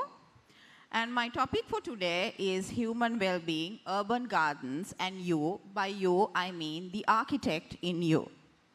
Before I move into my presentation, I would like to show you some pictures of my home garden. This is situated in Naval area in Colombo, so I can call it an urban garden. What I would like to say is, this sort of suits the idiom, every dark cloud has a silver lining. If it wasn't for the COVID, this would never have happened. Why I wanted to show this picture to you is because when you walk with me through my presentation, I want you to feel that these are the things that you can practically do. This is doable, this is practical, and this is real. This is not illusional, theoretical, or conceptual just. So these are real things. So that's why I thought of introducing this slide as my first slide.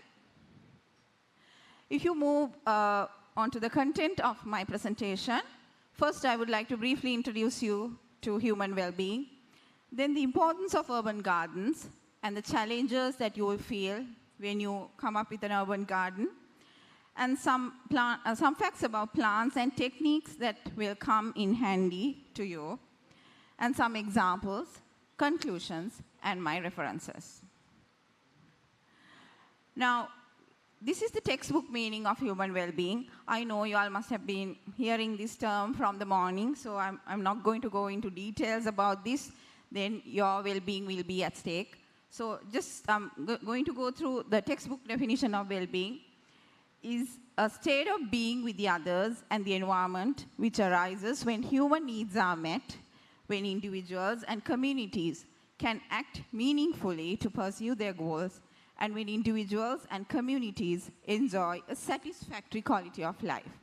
Put simply, this means when your basic needs are met and when you are at a happy place, you call it, there you have gained a certain, your well-being is met. So in achieving the righteous state of well-being, not only the body, but the mind should be nourished with the relevant nutrition. And improving human well-being, improving human well-being has become a major goal of international environmental and sustainable development policy. And however, there remains ongoing debate about how well-being should be conceptualized and measured. If you look at this graph, it shows the world population from 1700s to 2100. In 1700, there had been only 600 million people on Earth. And if you look at 2020, it's about 7.8 to 7.9 people. And by 2100, it will be close to 10.9 billion people. And United Nations and our world data has predicted by the year 2050, 2/3 of the world population will be living in the cities. So it will be extremely challenging to assure human well-being, mainly with reducing arable lands, challenging weather patterns, and manpower confined to the cities. What is meant by reducing arable lands? The lands available for agriculture. When the lands available for agriculture, the lands available for agriculture will be used for other things to meet other human needs. And the weather patterns will be very challenging due to the greenhouse gas emissions, ice caps melting, and sea level rising. All these things, I don't think to an island like Sri Lanka, we'll never be able to predict the weather patterns in the future. And the other problem is the manpower. It will be confined to the cities. Even if you have some arable lands in the, in rural areas, the manpower will be mainly confined to the cities. So even if you have a land in a rural area, who will have the time and the energy to go there and cultivate? So these are very real problems that we'll be facing in the future. So how do we overcome these problems? And that is through urban gardening. It has the key to face these challenges, and it will not be an option, but a necessity. So these are some of beautiful cities that are designed by various architects and designers. This is the Sydney's Flemington district as a sustainable city of the future. It's not dark, dusky, and it's not dark and gloomy and dusty. It's beautiful, green, and it's sustainable. And this is the longest urban agricultural park for Dubai. And it's green and beautiful. And this is a living example, Gardens by the Bay in Singapore, a sustainable horticultural landscape where there are 2 glass domes, and they have designed it in such a way that whatever the light requirement for the dome is taken from outside, but not the heat. And everything is meticulously designed, so whatever that is, the things that are required are provided in optimized amounts. So rightfully done, urban gardens can greatly contribute in assuring global food security, environmental sustainability, reducing cities' ecological footprint. That is, you don't harm the ecosystems around you, recycling urban waste, protecting biodiversity, stimulating regional economies, reducing dependency on global food markets. We are getting the bitter taste of not doing this. Improve human association with nature, contributing to mental well-being directly. For example, biophilia hypothesis. And now I'm going to take a little detour, because biophilia hypothesis, it is related to children. I'm going to just very briefly explain that. In biophilia hypothesis, they say children should innately affiliate to nature. The loss of children's connection to nature happens due to reduction in access due to access to green spaces, and limited or no time spent outside.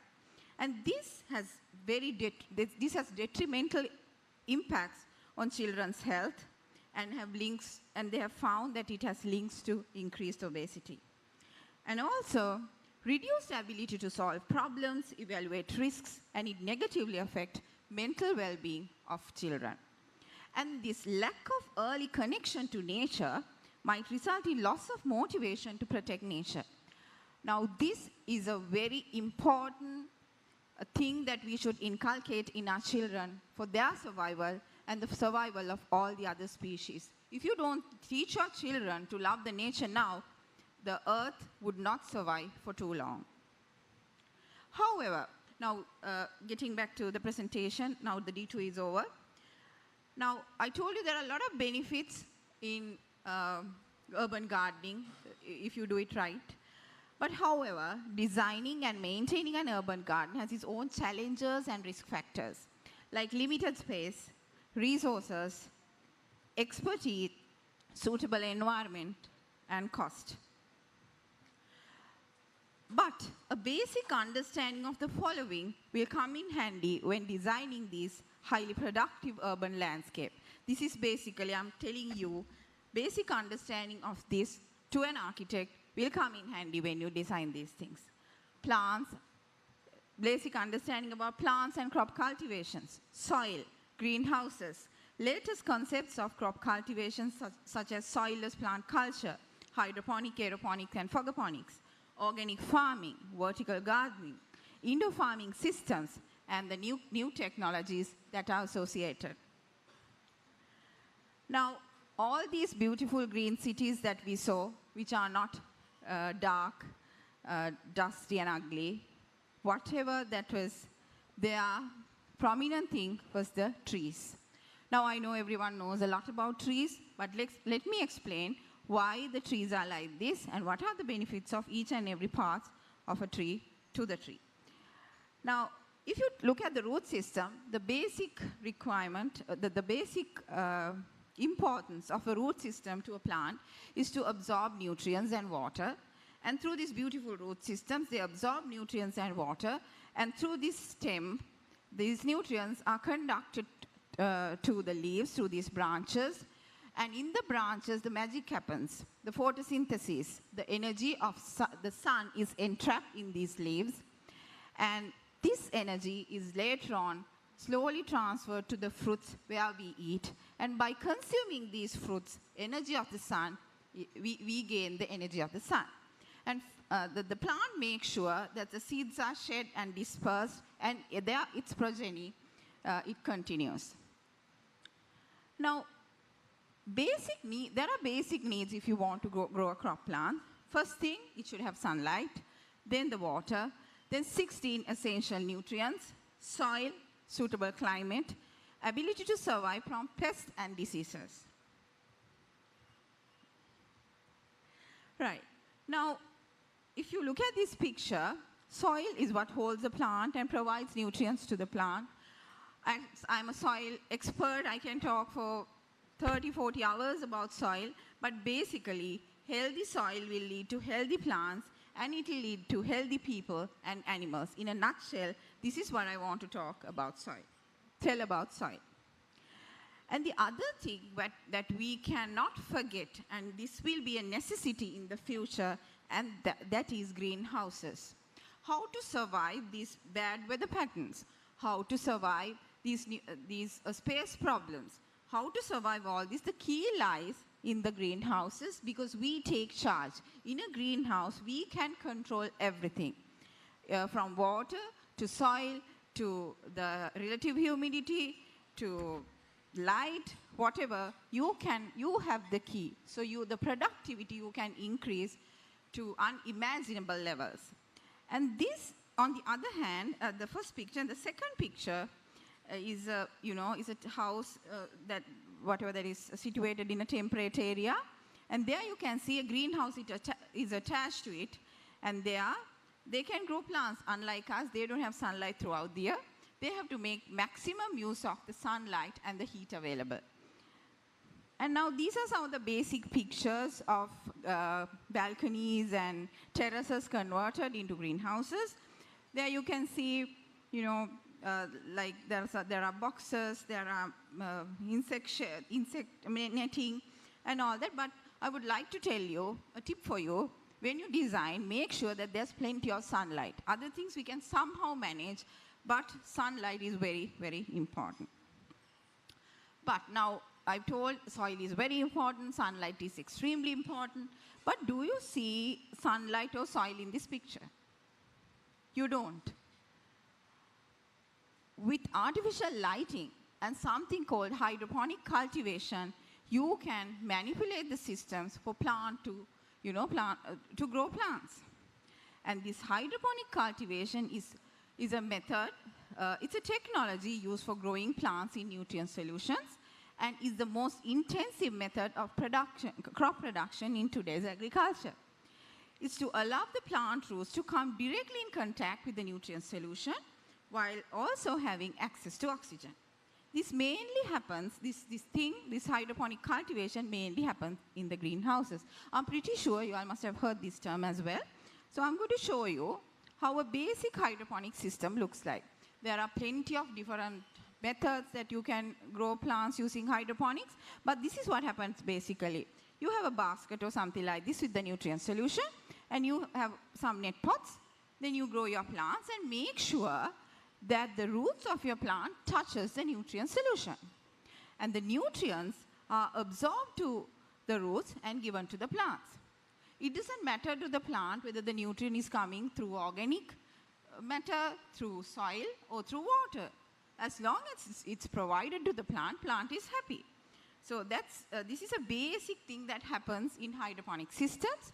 You can change this, you can extend this, and various things can be done, but this is the basis. Now this is a high-tech hydroponic garden. You can see lots of plants are growing there. Okay. You can see lots of plants growing there, and you call it the intensive cultivation of plants. Now, this is a vertical hydroponic large-scale commercial cultivation. Imagine horizontally, if you grow your plants, how many you can grow.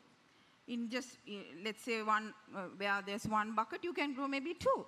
But vertically, you can grow up to 500, 600,000, or maybe 2,000 plants, depending, by making sure that the light and the nutrients and the other requirements are provided. And this is another in-house garden with hydroponic cultivations. This is soothing to the eye, beautiful, and you get the salads or the oreganos you want. And the other thing is the vertical gardening or greenhouse, which is very common again. In urban areas, the main problem is the space, and plenty of different designs are there. And the designs depend on the available material, space, preferences, and creativity. So you can use unused spaces to, grow your vertical garden like this. And also, I thought of talking for maybe 30 seconds about organic farming, because whether we like it or not, in the future, we have to grow crops organically. It has to be eco-friendly. So organic farming means, simply put, it's a system where you don't harm the life cycles of the ecosystems. So no pesticides, no insecticides, no fertilizer. So that's where we are trying to go, but it's very difficult. So if you want to read more about organic farming, and Codex Alimentarius guidelines are there. They are the basic guidelines when it comes to organic farming. You can read about it. Why I told you that? Because recently, Sri Lanka is a part of COP26 agreement, Conference of the Parties on net zero carbon emission by 2050. So we are going there, so we have to make sure somehow we cut down our carbon emissions. And another thing that I was also happened to be there in the UN Colombo Declaration on Nitrogen Management, where to reduce the nitrogen waste. So to do all this, we have to somehow couple these good practices to the plant growth when you are growing crops. And now we saw all the challenges. It looks very challenging, but there are smart tools that you can get help from, like drones, apps, IoT-coupled controlled environments, sensors and cameras to monitor pest infestations, artificial lighting and climate-controlled buildings to allow crops to grow, humidity and temperature-controlled spaces. And one of my research students is doing her research. She's cultivating tomatoes fully indoor with the normal lights that we use. And she's trying to fix sensors and control it, trying to do it without the involvement of a man. But it's a very basic research. But around the world, there are thousands and millions of good research that are being taken. And I would like to tell you, wherever possible, make use of these things, because this will be the future. So these things can be achieved through the use of advanced techniques and devices that I very briefly discussed here. New ways of producing food to feed the world. Less than 95% water consumption, because you can optimize these systems to the dot. And 99% less land. You saw how we can do that. And no pesticides, no insecticides. Low amount of fertilizers. And this is a picture of the world's largest indoor vertical farm, New Jersey-based vertical farming systems. And that brings me to the end of my presentation. So these are some of my references. Thank you so much for listening to me. I would like to take some questions if you have, if there's time after the presentations. And thank you so much.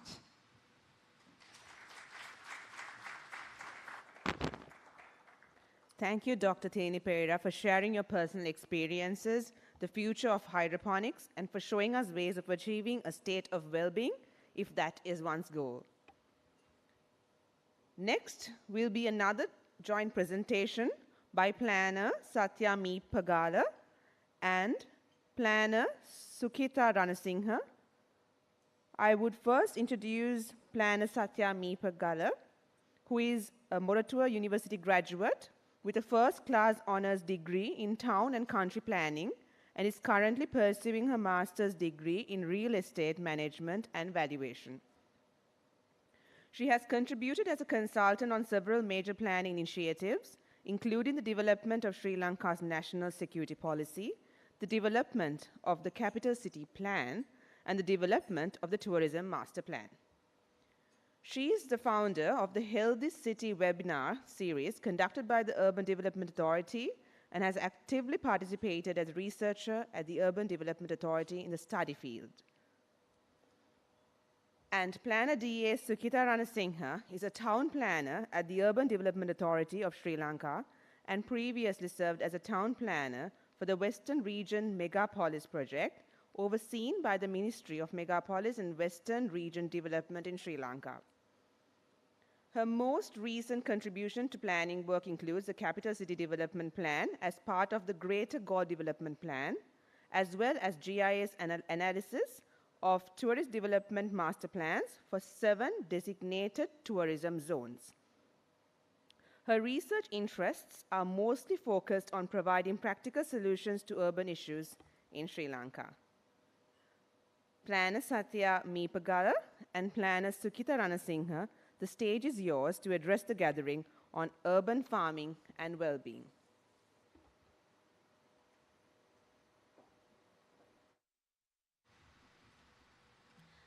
Good evening, all of you. So actually, this is one of project that I'm going to share with you, did by myself with Planner Sukita Ranasinghe on behalf of Urban Development Authority, with the intention of promoting a healthy lifestyle in urban areas. So actually, before going to the details of presentation, I'll briefly explain the background for this project. So actually, we know Sri Lanka is a South Asian country where having a kind of a high urbanization rate, and Western Province is the most urbanized area in Sri Lanka. And actually, we have understand that the urbanization of Sri Lanka is kind of going in a very rapid rate, and it's a kind of a urban sprawl, which is really impacting to our environment systems and also to our cultural systems.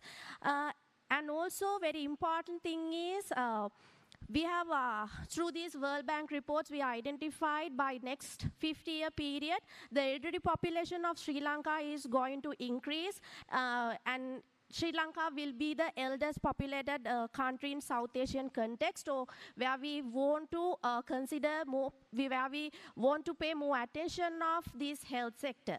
And also, other than to these aging conditions of Sri Lanka, the non-communicable diseases is rapidly increasing in these urban areas, because even we have a popular saying in Buddhist, Arogya Paramalabha.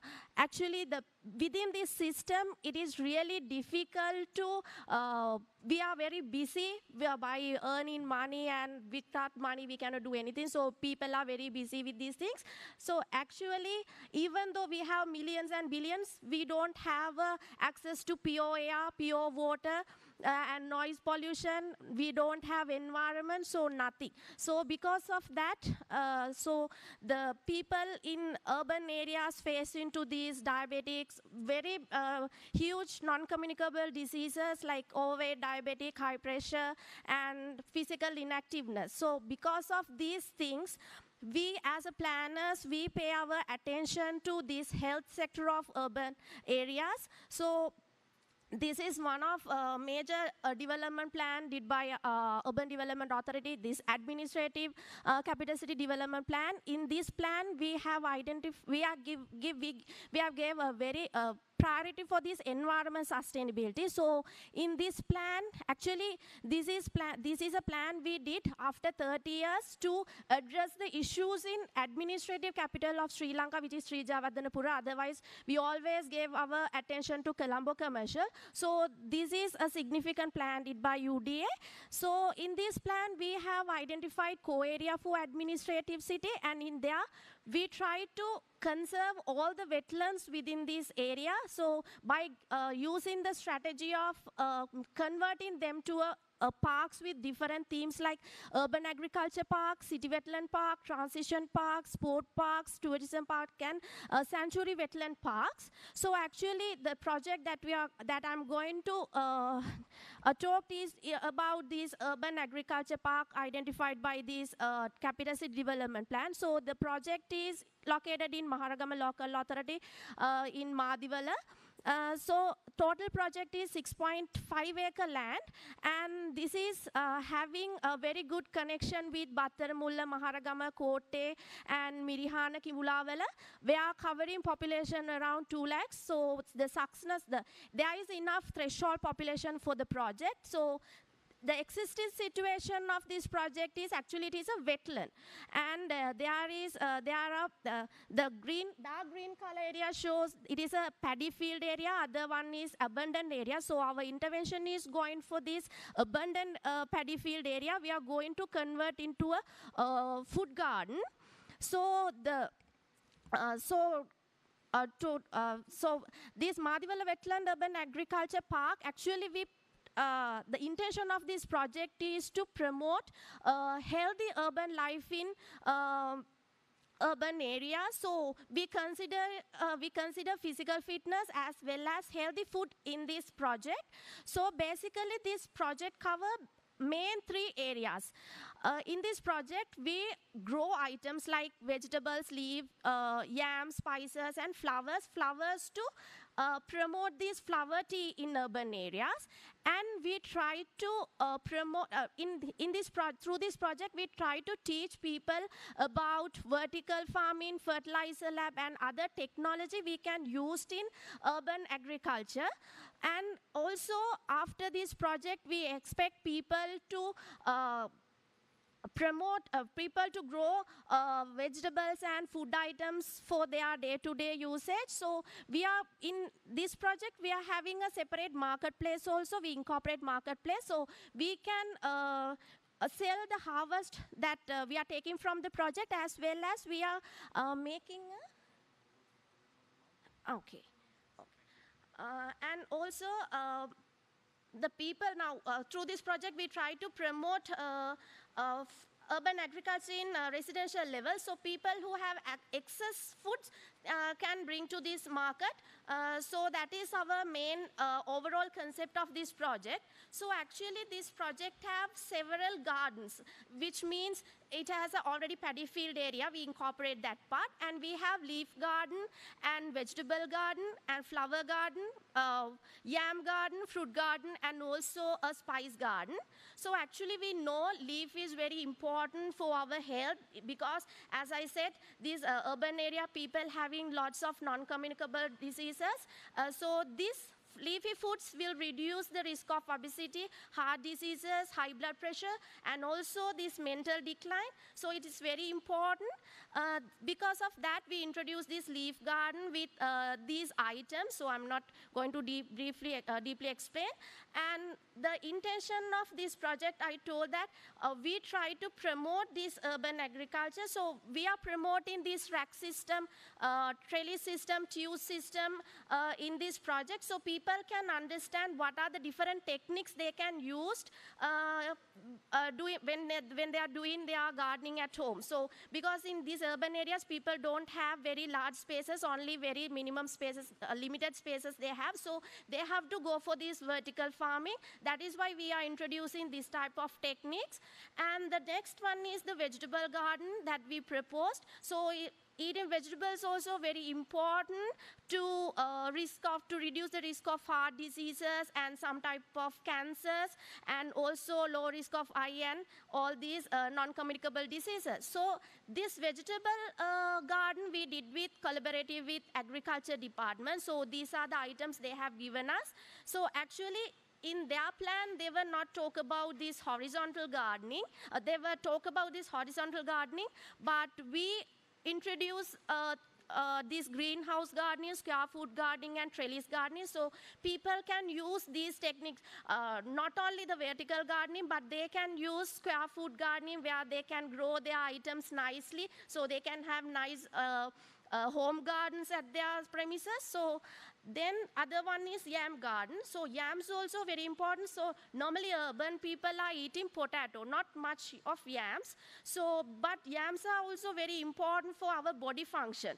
And we introduced these kiri habarala, innala, manioc, rajala, and hondala hingura, such type of yams. We try to promote eating these type of yams also in urban areas. But actually, in here we are proposing only horizontal gardening. And the next one is the fruit garden. So actually, fruits also very important, we all know, to reduce these heart diseases and cancers and diabetics. So in here, we promote to grow guava, rambutan, pineapple, dragon fruit, papaya, and mango. Actually, the intention of this part, we actually try to promote not only the different types of techniques of gardening, but also different innovative ideas. Doing these innovative fruit shapes by their own home garden, so they can do all this gardening. Then they can have mentally happiness also by looking at their gardens where they have different shapes of fruits, such thing.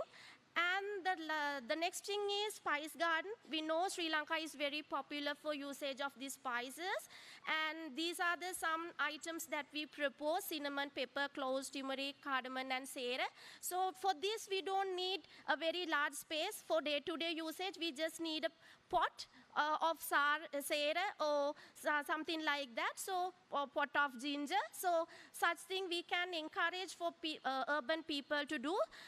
So square food gardening mixed with flowers, so such thing also we can promote. Rather than growing only spices, we can mix it with different flowers to make it more attractive. So such thing we try to promote through this project. And the last thing that we try to grow is our flower garden. So flowers also very important for our health. It reduces the health problems like cancers and heart diseases. So drinking flower tea also very good for our health. So these are some of flowers that we can make tea: rosa, nilkataralu, ranavara, daspetia, bougainvillea, jasmine. So in here also normally we are using these techniques for flowers, for hanging flowers, climbing trellis gardening. And the next important thing is we are introducing the flower tea center in the mid of this flower garden in this project. So it is about 200 square meter proposed tea center, and we try our best to make it blend with this environment. We proposed these wooden or steel structures only, and all the decorations need to be done with flowers. And other than the flowers, they can use these other type of tea items also in this tea center. So actually, as I said in the beginning of the presentation, this is a wetland. So even we propose different types of vegetable, fruits, and flower types. It is really difficult to, the moisture of the soil is very high, so because of it a wetland. So we are proposing a separate irrigation network also to maintain the dryness of the soil. So this is how we proposed. And now I told that these are what are the items that we grow and what are the techniques and technologies that we promote through this project. So lastly, the selling item part. So we introduced fresh fruit market and fruit processing center. So this supermarket is only for organic foods with the area of 200 square meter, 2,500 square meter with one floor. Actually, we expect only 1,000 per day for this threshold. And in here also, we consider about how to design this advertisement board and what are the materials that we can use for the construction of the structure. And through this food processing center, we try to promote the techniques that we can use to keep our food for a long period, like canning and other techniques. And also this, they can have fresh salads and those things in here. And lastly, the restaurant. This is fresh food restaurant with no artificial flavors. So that type of restaurants we are going to promote in this project. And the last one is composting site. So actually we want to introduce a fertilizer lab, but as an initial step, we are proposing a composting site with 250 square meter area. So actually people can buy composting from this site, as well as they can bring their biodegradable waste to this project site to do this composting. And for this structure also, we introduce the design guidelines. And lastly, the market mechanism. So actually, this is a kind of, the implementation mechanism of this project is completely different. So we try to do this with the people who own this land, the farmers. So because earlier it is a paddy field. So we try to get their help to do this project. So we are doing this with collaborative with the farmers who own this land under the monitoring of Urban Agriculture Department. And the food market will be, so in food market, the harvest of organic farmers, identify Department of Agriculture department. Through them, we try to identify the farmers who do in organic farming in urban areas and try to get their harvest to our food center, as well as the harvest that we grow in Madiwala wetland also used to this food market. And this is a fresh food market where people can order online or come to the shops and buy. And finally, we know even we do a project and implement, it will not successful.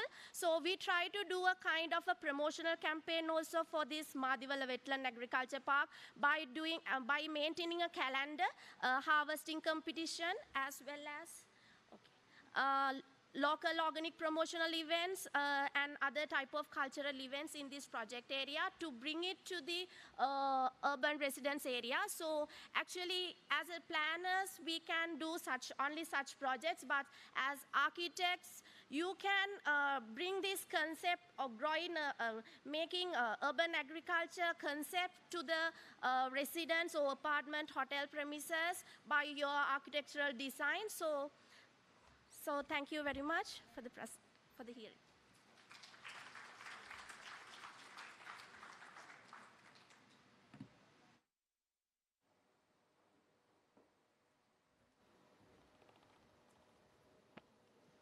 Thank you, Planner Satya Meepagala, for the detailed presentation on nutrition and agriculture in urban areas. Next would be the last panel discussion for the event. And for this, I would like to invite architect Dr. Chamira Udavatta and architect P.R. Silva onto stage. Meanwhile, I'll be giving a short introduction on architect P.R. Silva. He is a fellow member of the Sri Lanka Institute of Architects, has a distinguished career in architecture, planning, and building industry spanning over 30 years. Since his early days in the UDA, he has served in a variety of projects, including master plans for city-wide preservation and regeneration of large integrated urban development projects in congested urban centers of Greater Colombo, as well as smaller projects focusing on the quality and design of the physical environment. May I kindly invite architect Dr. Chamira Udavatta and architect P.R. Silva onto stage, please. I would also like to humbly request Dr. Thirini Pereira, Planner Satya Meepagala, and also Planner Sukita Ranasinghe to join our moderators on stage.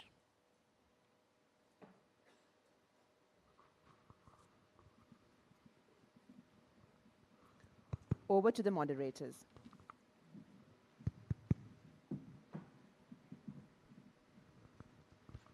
Thank you very much for the introduction.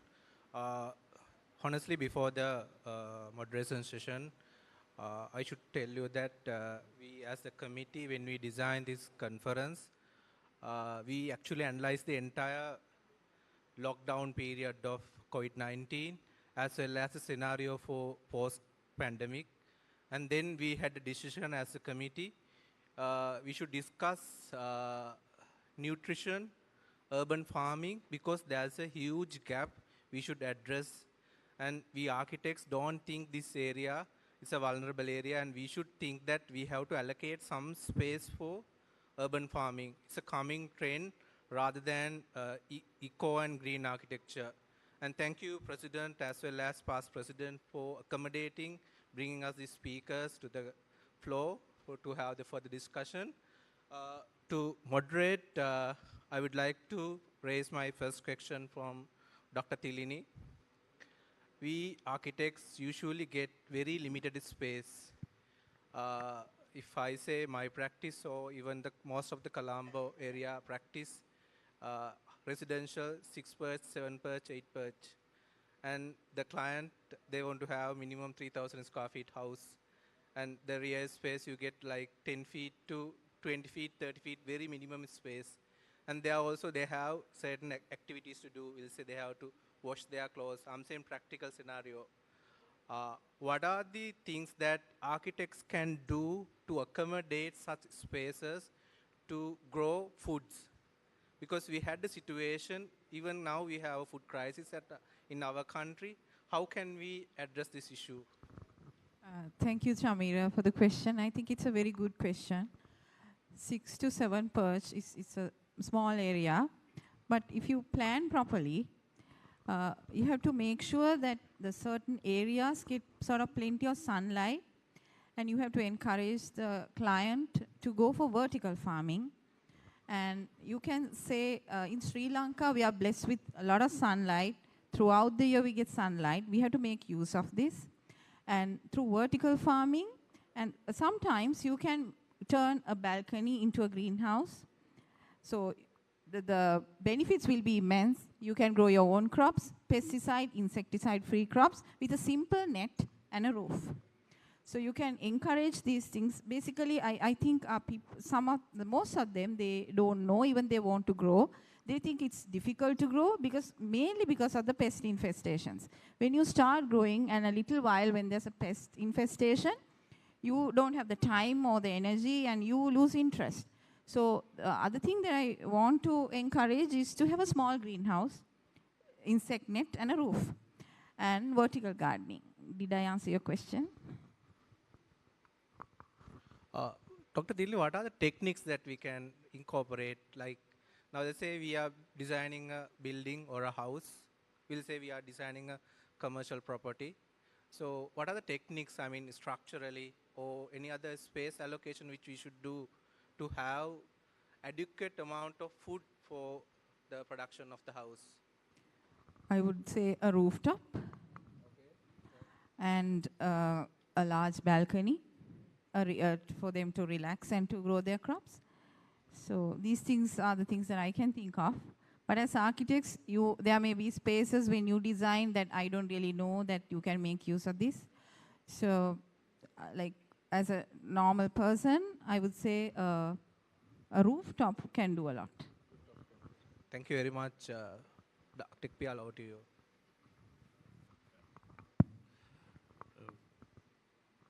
It's interesting to see UDA looking at urban agriculture in the overall master plan proposals, because it is timely. And I was impressed by Satya's presentation that they have thought of not only the planting but the whole process of marketing and promoting that. But now I would like to ask, now when we, especially as architects, when we were thinking of what Dr. Tilli said about promoting urban agriculture in the buildings that we design, now what are the kind of planning assistance or incentives that the UDA can offer to promote this idea? Because everybody would like to have a green space with vegetables, but as Dr. Chamira suggested, after some time, if there's infection or something happens, we have seen that, because there were programs in the past where government used to distribute seeds for people to do various vegetables and various plants. But, after spending billions of money, nothing came out.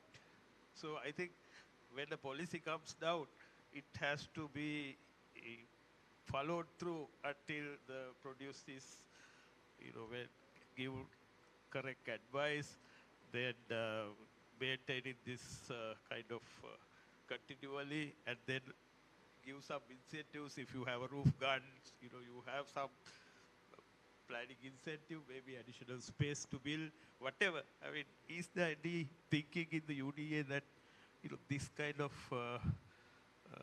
promotion can be done in order to encourage this? Actually, sir, in Urban Development Authority now currently we are trying to promote this urban agriculture. So this is one of project, and other than to this project we have several other projects. So for the people who are living in apartments, we are doing another project for the people who are living in apartments. We try to give a separate lands for them, such thing. And also now we are working with the real estate department in Sri Javadhanpura University to make it, to bring it to the regulation level. So in future we try to promote this urban agriculture by releasing some areas, by giving incentives through this regulation part also. I think we also need to create awareness among the people and maintain this interest, because this is the right time, I suppose, because of this current situation in the country.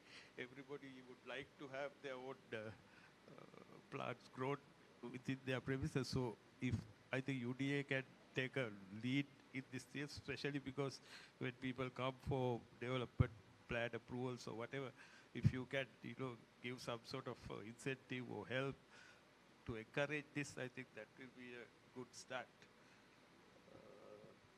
Can we also ask one question from the audience, if you have, somebody wants to have any clarification or anything?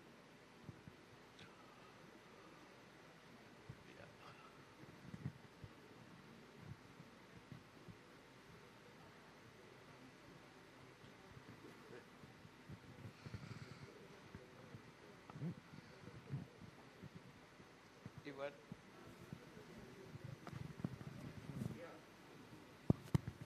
When you are cultivating wetlands, what will happen to, like, if it is a wetland, there are so many animals living in the wetlands.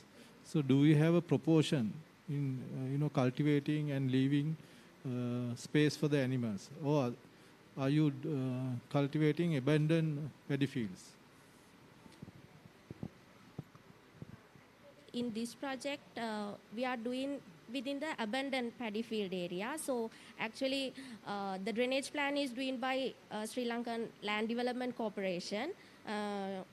So that is actually, it is a collaborative project doing with the UDA, SLDC, as well as the Agriculture Department.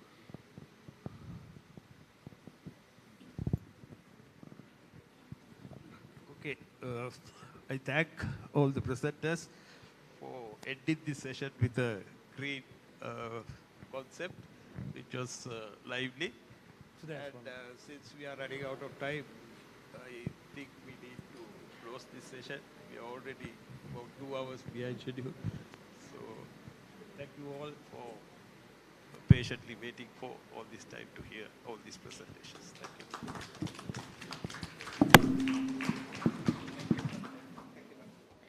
I would like to invite architect Veranjan Kulkurusurya, the immediate past president of SLIA, to give away the tokens of appreciation to our lovely moderators and speakers of this session.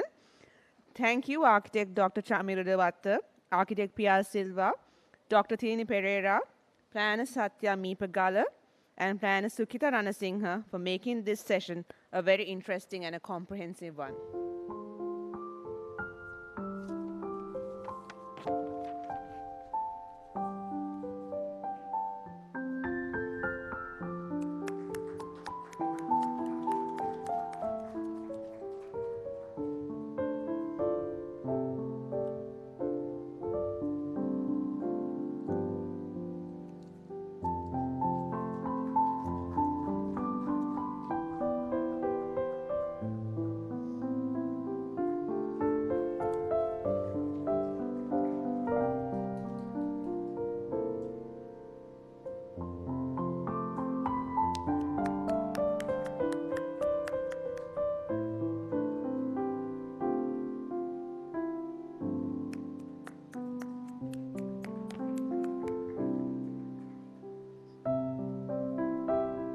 Thank you, Architect Veranjan Kulkurusurya.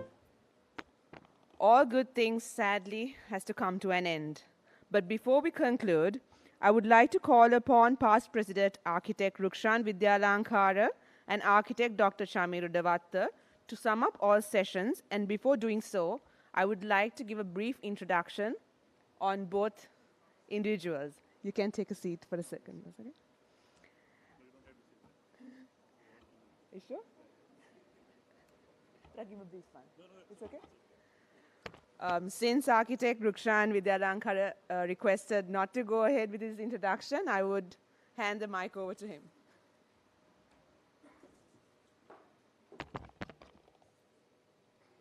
Thank you. Good evening. I was told by the organizers to use the word well-being as much as possible. So I have scribbled certain things from the, the beginning of this. So let me go through this as the summing up. We have heard today that architecture of well-being is the principle of designing buildings with the focus on the impact they have on the well-being of the people that live or work in them, and finding ways to create spaces which make people feel better. We also saw that there are many ways this can be achieved, and factors range from seemingly small and insignificant to the grandiose. Dr. Naren Perra, I think you did a fantastic presentation, brought a new perspective to the sessions. For him, as we become increasingly aware of the impact built environments have on our planet, there is a growing interest in how these environments impact us, and most significantly, our well-being. Wellness in architecture or well-being isn't a new phrase, but as technology and research develop and our understanding deepens, will architects become flag bearers for a global wellness revolution? As architect Vinod Jayasinghe said, that we cannot separate the architecture and wellness. To capture this point, I think he showed very interestingly two wall piers in one of his resorts. So this should be the final take from these sessions. Or in Dr. Naren Perra's terms, environmental well-being. One area traditionally less talked about, but that is now gaining traction, particularly in Sri Lanka, is wellness architecture. And interestingly, Naren quoted Professor Finch, the first time I heard it being mentioned here in Sri Lanka. The well-being in recent years, well-being in buildings has now become a household term. We are now increasingly aware of the factors that play a part on our health and well-being, and how the lifestyle choices we make affect how we feel both physically and psychologically. From clean eating to educating the caregivers, as Dr. Kitsiri very correctly explained, to the mindfulness, and also covering a gamut of very large spectrum, we are in the midst of a cultural wellness upheaval. The various research has concluded that on average we spent an astonishingly 93% of our lives indoors, and the designs of the building we inhabit play a significant part on our well-being. Professor Janaka Vijayasundara explained some concepts used in planning such as density, proximity, and urban equity. And Dr. Kenneth Young was trying to state how architects increasingly incorporate principles of wellness into the designs. And we see that this is leading to competition between firms, the lead, and so on and so forth. The goal, who can design the most healthy, ecologically considerate, and sustainable buildings. The price, the possibility of a world where our constructed environments actually contribute and galvanize our well-being. Dr. Ken Young's building with eco-centricity is very useful for learning. Unfortunately, we were not able to see his presentation. Maybe the SLIA can subsequently share it with the audience.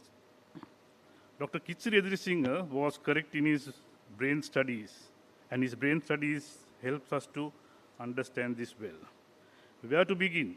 In the essence, our well-being affects everything about us, from our performance at work to our relationships, our personality and mood, and even our lifespan.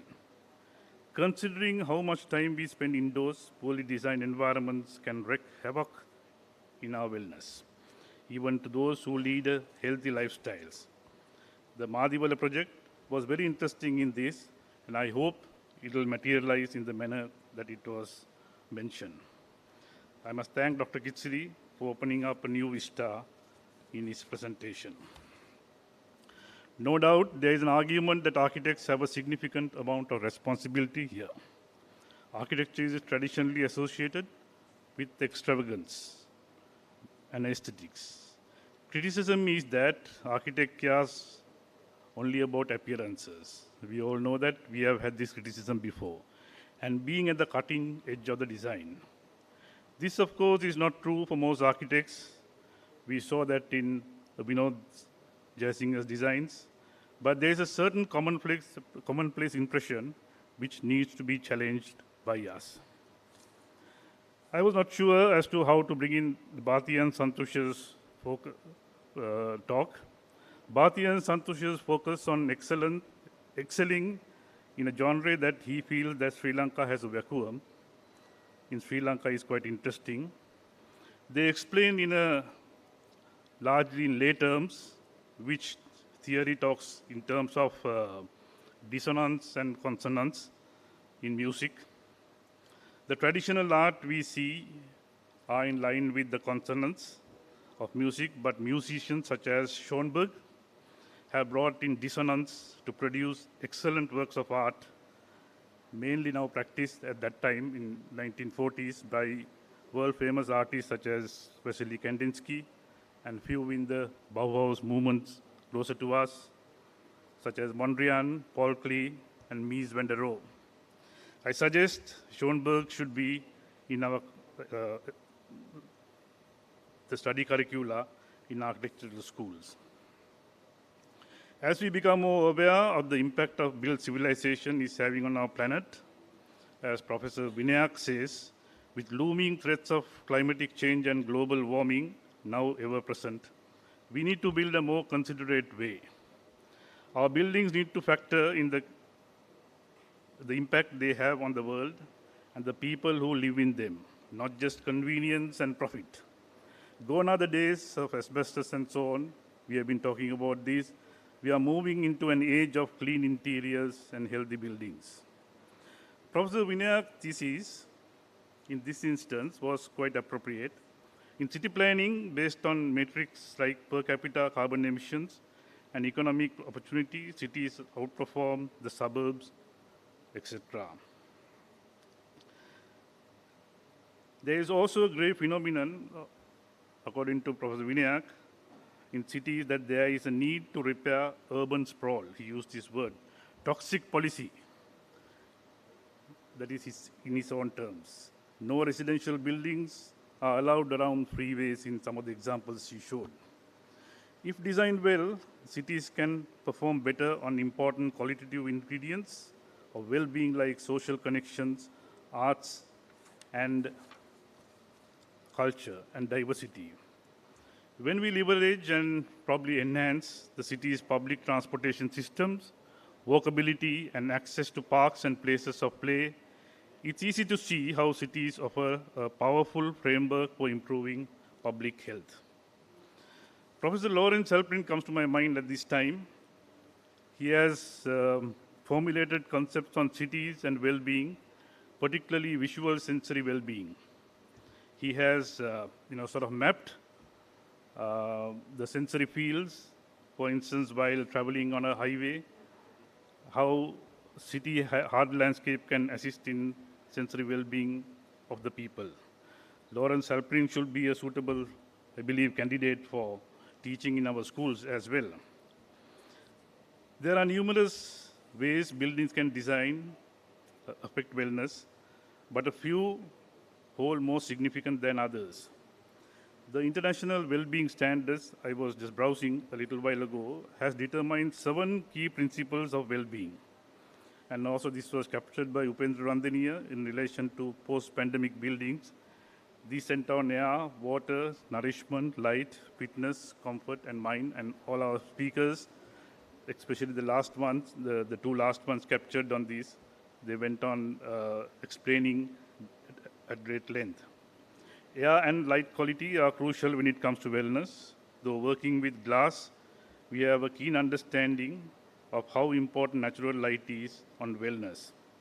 There was photon space entirely built around this principle, and for architects, factoring natural lights is fundamental consideration in our designs. Similarly, air quality is a hugely important, from simple, including toxin-removing plants, as Upendra mentioned, to use in the most innovative new concepts such as algae-based biofuel cells in incredible living buildings. Architects are finding in ways to clean up the air in the designs, thus boosting wellness of building users so that respiratory and medical issues are no longer worsened simply by spending time indoors. Dr. Amal discussed about a paradigm shift on the healthcare. It's also important, one of the very important things. Healthcare for him has very little to do with health. Architecture too plays a great role, a major role, and that has to be captured by the administrators, that is on people's well-being. Dr. Amal is engaged in large portion of healthcare buildings in Sri Lanka, and it's important that he and his administrators capture these and build this into their systems. It is important that the spaces we build aren't just healthy in their own right, but also encourage overall wellness and healthy activities. Even if the design is healthy, if people are just living unhealthy inside these spaces, then all measures that have taken are redundant. The human well-being concept by Dr. Tilini Pereira is also useful for architects. Dr. Amal touched upon the traditional hospitals of the country, which were in fact built long before any other country in this region. By including gymnasiums, high-tech water filtration and cleansing technology, and even spaces for fresh food to grow or to be stored, it's possible for architects to create environments that aren't just wellness heavens in their designs, but that actively encourage healthy activities. The relationship between high-rises and heat islands, as discussed by Dr. Naren, and the case study of Port City should be further researched. These are at the initial stages, I believe, and more focus should be given to them. This is particularly applicable when it comes to psychological wellness too. The aesthetics and interior design of a building play a big part in the moods of its inhabitants. I have seen Dr. Kenyang previously used to speak about the trends like the Danish hygge. It's spelled Hygge. And how this inspired architects to design buildings which feel pleasant, cozy, balanced, and harmonious design, and how they can contribute to comfortable inhabitants' feelings, which in turn can have a big impact on our well-being. In the Port City building, Port City morphology, the building morphology, as shown by Dr. Naren Pereira, the carbon monoxide modeling, etc., are very useful for architects to build on. The tactical response to COVID risk, the COVID crisis, like installing glass barriers or eating lunch alone and so on and so forth, will either fade away or become part of our daily routines. We want to be more strategic in our response and guide cities towards healthy, low carbon, and regenerative futures. For Vinod, in his thesis of decentralization, it is best that we forget about this COVID and go forward. As with countless others, fashionable design principles, it must be tempting to see this move towards well-being in architecture as just a passing trend or could be revoked to the annals of yesteryear. There are plenty of signs which suggest this new set of principles might be here to stay. However, as research undertaken and new scientifically backed evidence emerge, it becomes clear that wellness architecture offers a multitude of very real benefits, such as the systems in Hong Kong, air ventilation assessment. This research is only showing signs of growing too, and the so-called recent Global Wellness Report featured the entire section on wellness architecture, in which it references newly emerging things like research labs, such as Mayo Clinic, their Well Living Lab, which tests how architecture and design impact real people in order to make scientifically valid recommendations for the future development. You see, there are these two organizations, Mayo Clinic and Kaiser Permanente, are large, they are based in America. They are not only healthcare institutions, but represent the whole philosophy behind new trends in healthcare. It is important that we architects spend a lot of time working on the concepts to find a real spirit of innovation that can permeate our industry. Wellness in architecture seems it could be the next step in our journey to a healthy, balanced, and a fulfilling experience in life. So in the final scenario, what is left for architects? Professor Vinayak summing up reminds me of Rylopus. Those who play chess will know what Rylopus is, that a one-way pawn structure could mate in a game of chess. So Professor Vinayak mentioned that we are all pawns in this. So Dr. Vinayak, we architects are pawns, but let's look forward to the day Rylopus can mate everyone else and create an ecosystem that are suitable for all the species to live in. Thank you.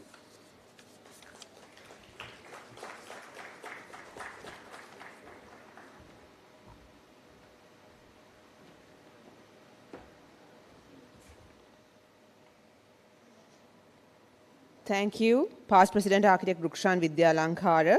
I would like to invite Architect Russell Dandenia, President of SLIA, and Architect Salendra Rathugama, the Chairman of the Inauguration Ceremony and National Conference, to give away a token of appreciation to Past President Architect Rukshan Vidyalankara.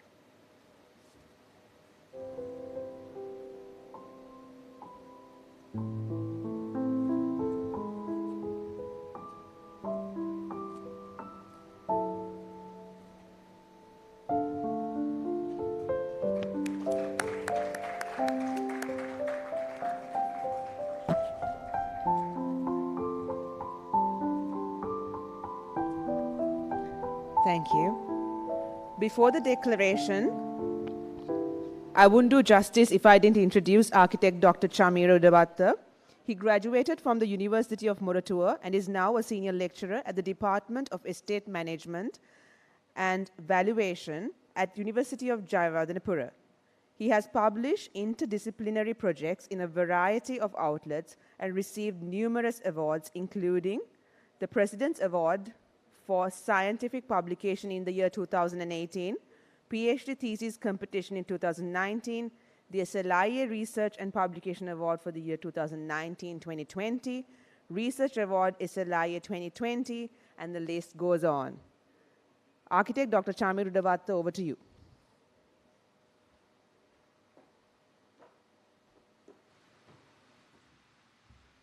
Thank you very much.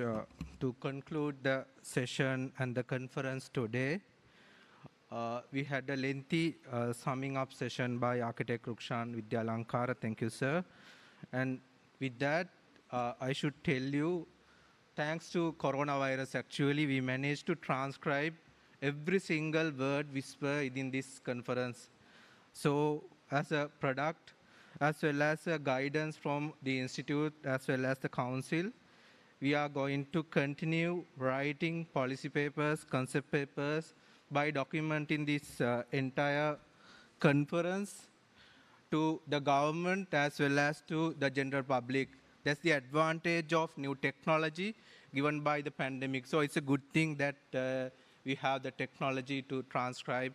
And we will declare the end of the conference, but remember, we will continue writing, we will implementing whatever the discussions we had, because Dr. Amal finally mentioned all the professional bodies should come together, come to a single platform to do a policy implications. Without that, we won't survive, our country will not survive, all the problems in our country will not resolve. Thank you very much to you all.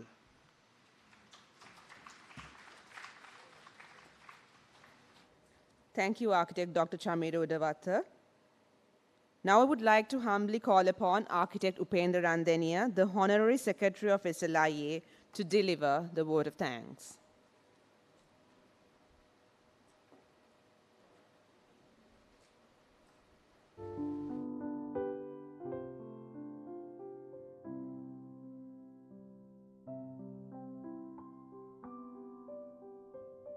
It has been a long day. A lot of work happened. This theme was developed by Sagar a long time ago during the pandemic. Subsequently, we completed it. So thanks should go to Sagar and the team now who took it forward. And to all those who took part today and took the time to come here. I wouldn't mention any names, but would like to thank the council, then all the speakers, especially those who are not in the field of architecture, and for those who stood so long to listen to the entire event. So I'm not going to take any more time, so would like to thank everybody and safe journey home. Stay safe. Thank you.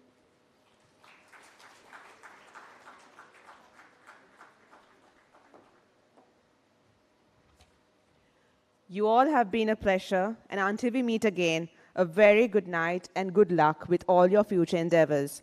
Signing off, I'm Architect Vilakshi Ravindran, and it was indeed a pleasure to be a part of Architect 2022. I believe there is a cocktail organized for all of you all, and after listening to a lot of speeches, I think that would be a bit more relaxing. So I would like to invite all of you to take part. Thank you, and may God bless you all.